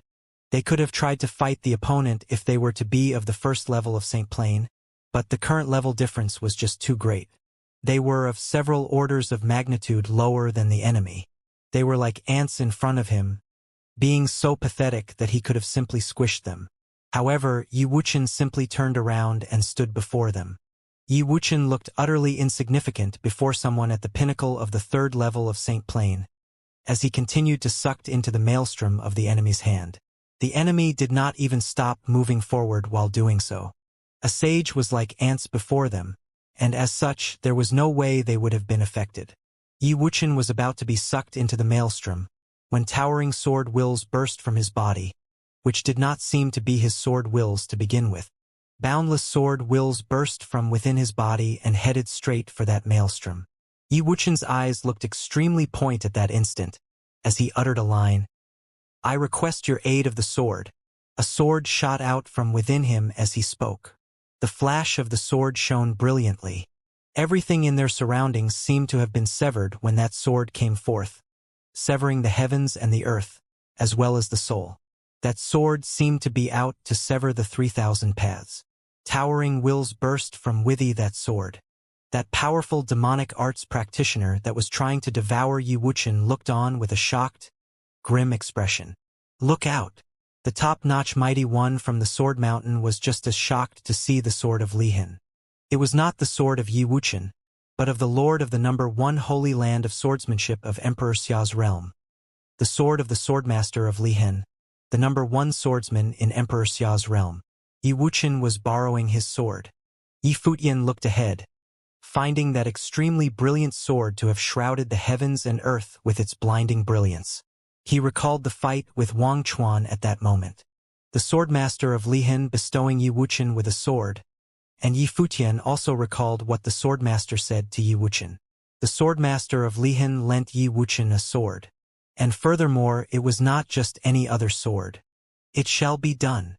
A trembling voice was heard, and that was not Yi Wuchen's voice. It seemed to have came from somewhere else, replying to Yi Wuchen's request. That sword penetrated the maelstrom of that demonic arts practitioner, tearing it to bits. That sword plunged into the palm of the enemy, and despite the towering demonic might imbued within, his hand was penetrated right away by the blade. At the very next moment, that overbearing demonic being was covered in boundless sword will. The aura of the sword shrouded his entire being next. At that moment, far away at a palace at the 33rd layer of heaven at Lihin Heaven, Emperor Xia's realm, someone was seen sitting cross-legged while having towering sword will coursing about him, as if he was fighting a battle far, far away. "Cut!" His voice seemed to have traversed through space and resounded at the 33rd layer of heaven at Lihin Heaven, as well as beneath Xuanji Mountain at Empty Realm. That demonic being was crushed bit by the sword aura as the voice was heard. A harrowing howl was heard, and the man was no more. A third level of St. Plane from Dali dynasty perished. A demonic figure at flawless state of St. Plane was killed with a single sword attack. All the other pursuing saints halted their steps right there and then, locking their gaze forward. A dazzling streak of sword will returned before Yi Wuqian. Sword will of the great path around him coursed about, cutting down all saintly might. That sword was not of Yi Wuqian, but of the number 1 swordsman of Emperor Xia's realm, the swordmaster of Lihin. That third level of Saint Plain figure did not bother with Yi Wuqian before, intending to just devour him right on the spot. It ended up with him devouring the sword, which in turn caused his demise. Even so, it was nonetheless a testament of the unimaginably frightening powers of the swordmaster of Lihin. The man was not there, and yet he was able to cut down a saint of the third level of Saint Plain nonetheless. Rumor had it that the swordmaster of Lihin had trained in the 33 strokes of Lihin sword will. That was probably one of those strokes. However, no one fathomed why such a sword will would have been found on Yi Wuqian. Lihin Heaven had not participated in that year's Battle of Empty Realm. There were even rumors saying that Yi Futian had a grudge against Lihin Heaven. Despite so, the swordmaster of Lihin had nonetheless lent Yi Wuqian his sword, invoking sword will across the vast space and cut down the devil before them. Go! Yi Wuqian did not turn around, saying that with his back facing Yi Futian and the others. That one stroke of sword will had killed a devil at third level of Saint Plain. There were 2 reasons why it happened, the first undoubtedly being the swordmaster's frightening level of powers, and second, the carelessness of the enemy. No one would have expected a sage to have harbored a sword from the swordmaster of Lihin. However, there were still 2 other saints of the third level of Saint Plain, the flawless state of Saint Plain. One of them was even a sword saint level person from Dali Sword Mountain with extraordinary powers. Yi Futian and the others were only still sages. It was simply too dangerous for them to continue staying behind. Yi Futian fixed his gaze at the one-armed figure in front of him. He saw Yi Wuqian's body being shrouded by sword wills, and it seemed that there were 33 layers of them. The sword wills were interconnected with each other as their towering might blocked the skies. Yi Futian was somewhat relieved. If the swordmaster of Lihin was willing to lend his sword, then Wuqian would have definitely been able to fight, armed with said sword. Staying behind there would have resulted in him getting in Yi Wuqian's way instead. Let's go. Yi Futian made his decision right there and then. The party continued heading outside Xianxia City, getting ready to return to Emperor Xia's city. There were some other mighty ones from Emperor Xia's realm stationed at the city. Furthermore, they could have left empty realm territory right there and then by using grand matrix of space. Go after them, that sword saint said to the other saints around him. His body burst with towering might of the sword as well, which he sent in Yi Wuqian's direction. Sword wills of both sides clashed. While his plane was lower when compared to the swordmaster of Lihin, but his opponent only had one of the 33 layers of sword will of Lihin. He was confident that he still stood a chance. Feel this. A voice was heard in Yi Wuqian's mind. The way of the sword descended from above, transformed into 33 layers and shot forward at the saints from Dali dynasty. The 2 most powerful cultivators among them stepped forward, invoking towering powers to resist Yi Wuqian's sword. Boom! Shadows of the sword shot forth in an instant. They rang as their surroundings howled. One sword seemed to have followed another in their path forward, chaining into faster, stronger streams of swords. One sword was all it took to make the saints halt their steps. But then again, Yi Wuqian was able to do so because Yaya had already held back the only holiness of Nirvana level saint among the enemy, Chao Kong, the monster from the demonic clan, as well as Saint Xia and many saints from the barren state stopping many others. All the other pursuers thought they would have been able to easily kill Yi Futian like a pathetic ant, but they never expected the swordmaster of Lihin was able to stop them, while he being thousands of miles away, despite the saints giving their all in resisting that sword attack. The 33 layers of the sword of Lihin lived up to the name of Lihin Heaven. The layers stacked on top on each other, reaching the pinnacle of the way of the sword. In that instant, one saint after another was pierced through by the sword. Devastating sword wills coursed about in their saintly bodies. Their expression went pale and despair was seen in their eyes. That fight marked the end of their training. There was entirely fine from the swordmaster of Lihan to go all out massacring the cultivators of Emperor Li's realm going after Yi Futian. Even if that resulted in the two realms going to war, Emperor Li's realm was the one that provoked it first after all. Swooshing noises were heard continuously. One powerful saint after another was killed, but those two of flawless state of Saint Plain were still able to resist the sword attack, while protecting several other saints right behind them. They were the only survivors in that attack other than the two. Go! That flawless sword saint pointed his finger forward at that moment. One huge sword after another appeared, enabling several cultivators of the sword mountain behind him to break through their opponent's sword will, armed with towering might of the sword, and arrived far away. They zipped past Yi Wuxian, while those two top-notch figures continued to resist that sword attack. For saints rode on the huge swords and zipped past Yi Wuxian, continuing on their path to hunt down Yi Futian. The battle had gone south. One saint of flawless state of Saint Plain ended up killed, and there were quite a number of saints dying by the hands of the swordmaster of Lihan. If they were to fail to kill Yi Futian, they would not have dared to return to Emperor Li's realm. They had been the ones who provoked the conflict, and yet they suffered considerable casualties. If they were to fail in their ultimate objective, they would have ended up being made a laughingstock by the cultivators of Dali dynasty. It would have made it very difficult to report to their emperor, and that would have been an insult like no other. Yi Futian and the others moved at blitzing speeds, but the enemy saints were swordsmen and were able to move just as fast, being right behind them. Xianxia city was already within sight by then. The village chief took the holy sword right up to the city, with blazing sword aura marking their trail. He turned around and saw the glass saint by his side, saying, "Go on without me." She then turned around. The love destroyer was brandished as she went up against several incoming enemy swordsmen. The enemy split up and there were two holding the glass saint back. The remaining two continued on their paths at pursuit, zipping past the glass saint without any intention to stop. Forward! The village uttered a single word, before turning around with the holy sword. Yi Futian and the others continued moving forward. The village streaked through the air and headed straight for the two saints who continued to move in. A great battle took place right there and then.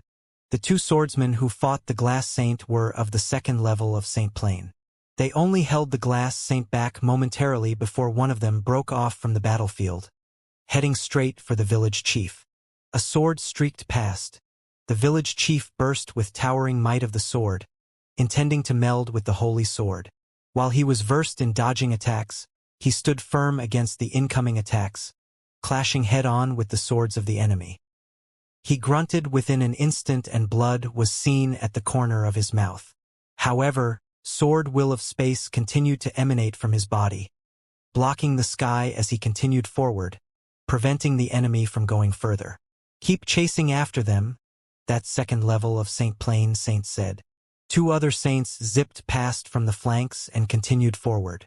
However, despite all the blockades encountered, those from Emperor Li's realm finally caught up to Yi Futian's party. There were only two saints to be in said party. At the same time, the sacred general of Tian and the others took Xianxia, speeding for Xianxia city. Her expression at the moment was cold. Liao had been defeated in the Battle of Empty Realm and turned to move against Yi Futian. But then again, she had placed a Holiness of Nirvana saint at Yi Futian's side, protecting him. It would not have been all that simple for them to take him down. The sacred general of Tian was the head of the 8 sacred generals serving Emperor Xia, and was a Holiness of Nirvana saint as well. His speed was frighteningly fast and took Xianxia blitzing at the very front. Yet at that moment he focused and gazed forward. He then saw a group of people blitzing by in an instant. Xianxia's expression looked rather grim after seeing them appear and said, "Where is Yi Futian?" All of them were people that she placed by his side. Those mighty ones knew they had been set up after seeing Xianxia unharmed. In actuality, a mighty one had thought about the possibility of Yi Futian being the real target back at Xuanji Mountain. A top-notch figure from the demonic clan was there after all. Furthermore, it was a nephew of the queen who sent word saying that the princess was under attack. He dared not risk it. He was someone that Emperor Xia had placed at Xianxia's side. There was only one objective to everything that he was doing, and that was to protect the princess from harm. Nothing else mattered more than Xia Qingyuan's safety to him. As such, despite his doubts, he had to leave. "We'll talk along the way. Be quick." That mighty one turned around and Xia Qingyuan knew something was wrong. The sacred general of Tian took her along and blitzed forward. Xia Qingyuan then asked, "What happened?" Chao Kong of Dali Dynasty led a group of mighty ones and surrounded Xuanji Mountain, demanding Yi Futian and Yu Sheng be left behind.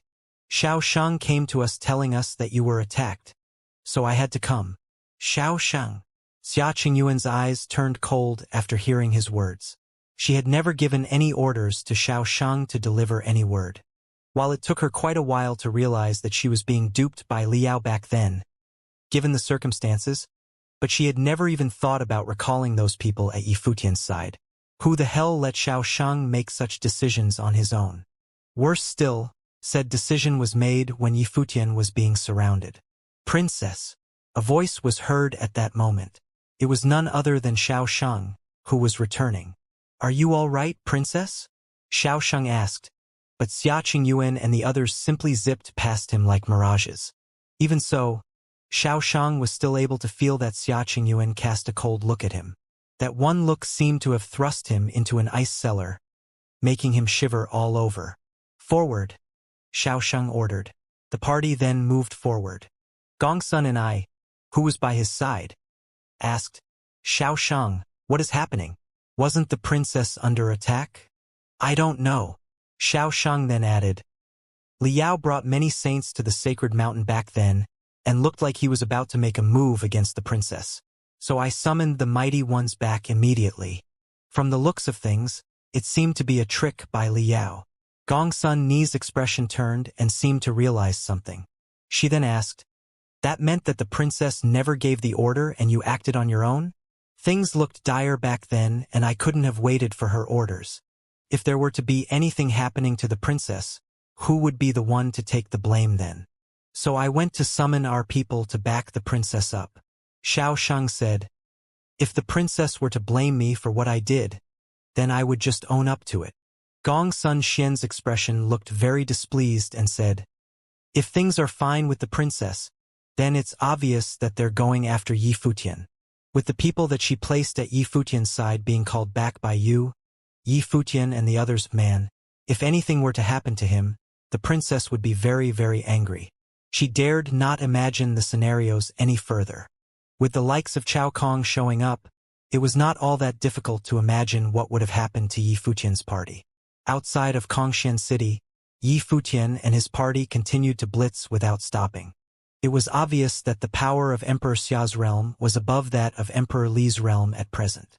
Unless Emperor Li of Dali Dynasty himself were to give orders to wage war between the imperial realms and sent mighty ones to see to it, it would have been Liao's personal agenda otherwise. Liao wanted him dead. As such, it would have sufficed to keep buying time, as that would have prevented Liao from accomplishing his objective. The saints by his side continued to stand their pursuers' way. Yaya returned to the pinnacle of her training. The sword matrix of the void burst forth. The swordmaster of Lihan lent his sword to Wuxian. The likes of Saint Xia and Saint Li took on the enemy without regard of dangers. There were also the village chief, his teacher and other saints from the Holy Ji Palace. Even Saint Glass turned around to fight. All those saints did what they did, just so that he was able to leave. The weather in the sky changed and violent currents swept about. That was an area of barren land, and there were even sandstorms whipping up below, which seemed to have been affected by the strong air currents. Two saint swordsmen kept flying at great speeds, chasing after Yi Futian's party, catching up to them soon enough. They were saints after all, and besides, swordsmen had always been versed in speed. When they traveled with their swords, the distance of 100 miles could have been covered within a heartbeat. They closed in behind Yi Futian soon enough. Both of them pointed their fingers forward. Swords whooshed about in the air at greater speeds than the humans traveling, coming before Yi Futian's party within an instant. Boom! Yi Futian's party split up within that split second, drawing arcs in the air. Furthermore, they drew their arcs behind instead of forward. As the two swordsmen continued to move forward, The arcs seemed to have drawn around them, surrounding the two saints. The sages were actually surrounding the saints. The two swordsmen halted their steps in an instant, feeling something was off when they saw what Yifutian and the others were doing. Despite their enemies being of superior numbers, they were nonetheless sages. Sages and saints seemed to have been only a thin line apart, yet there were considerable differences in the nature of their powers, and such differences were not something that could have been compensated through talents in combat alone. Sages were sages and saints were saints.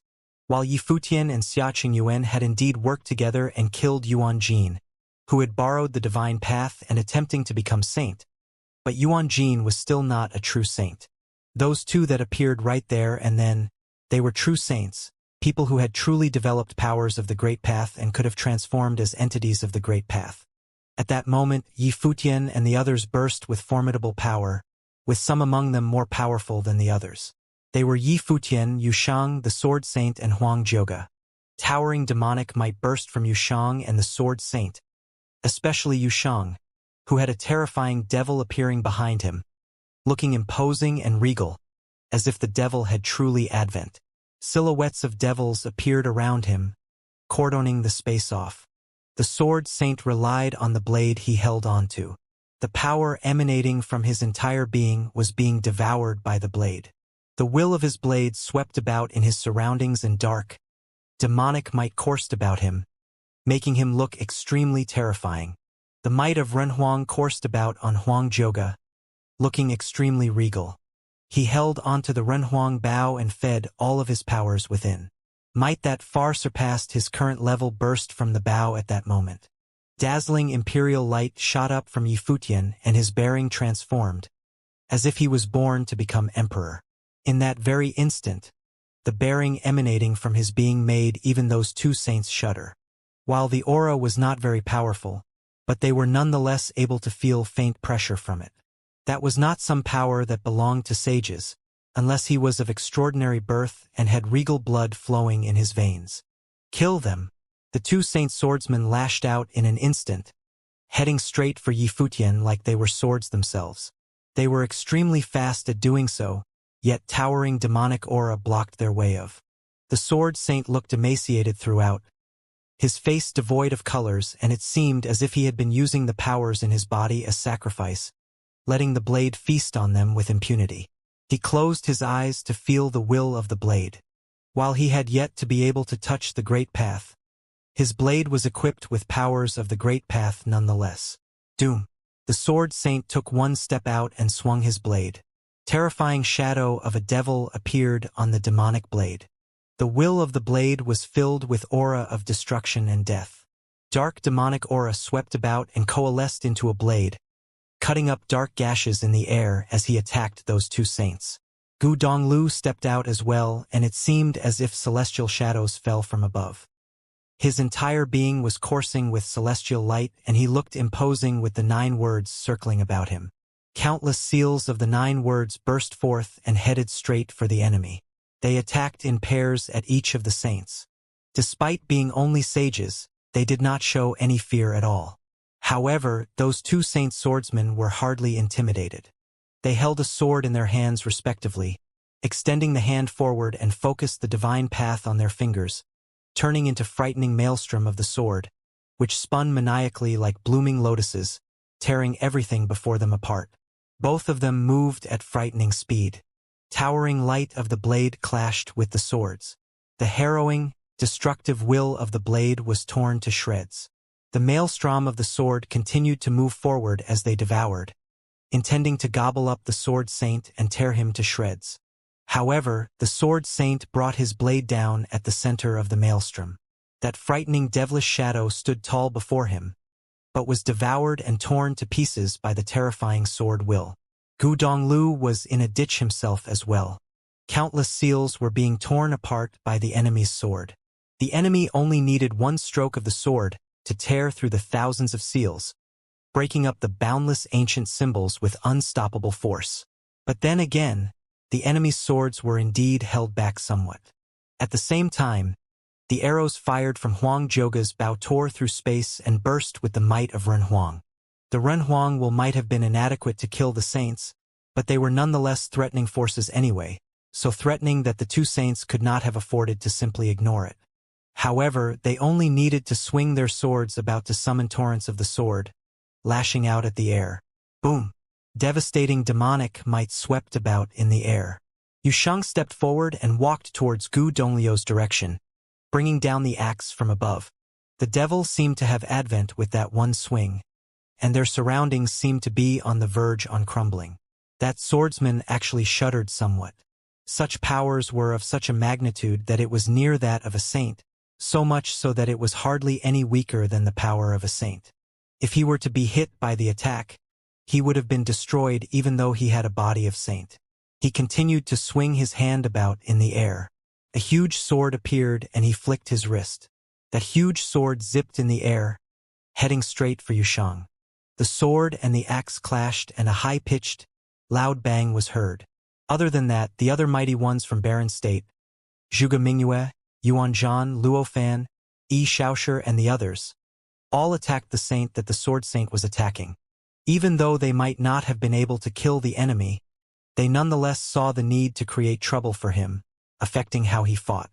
The sword of that saint swordsman and the blade of the sword saint clashed. Extremely violent power of the sword tore through the will of the demonic blade. However, the blade remained where it was without flinching. Thousands of devilish shadows appeared at the same time. The sword cut them down one after another, but there did not seem to be an end to it. The sword saint was trembling all over.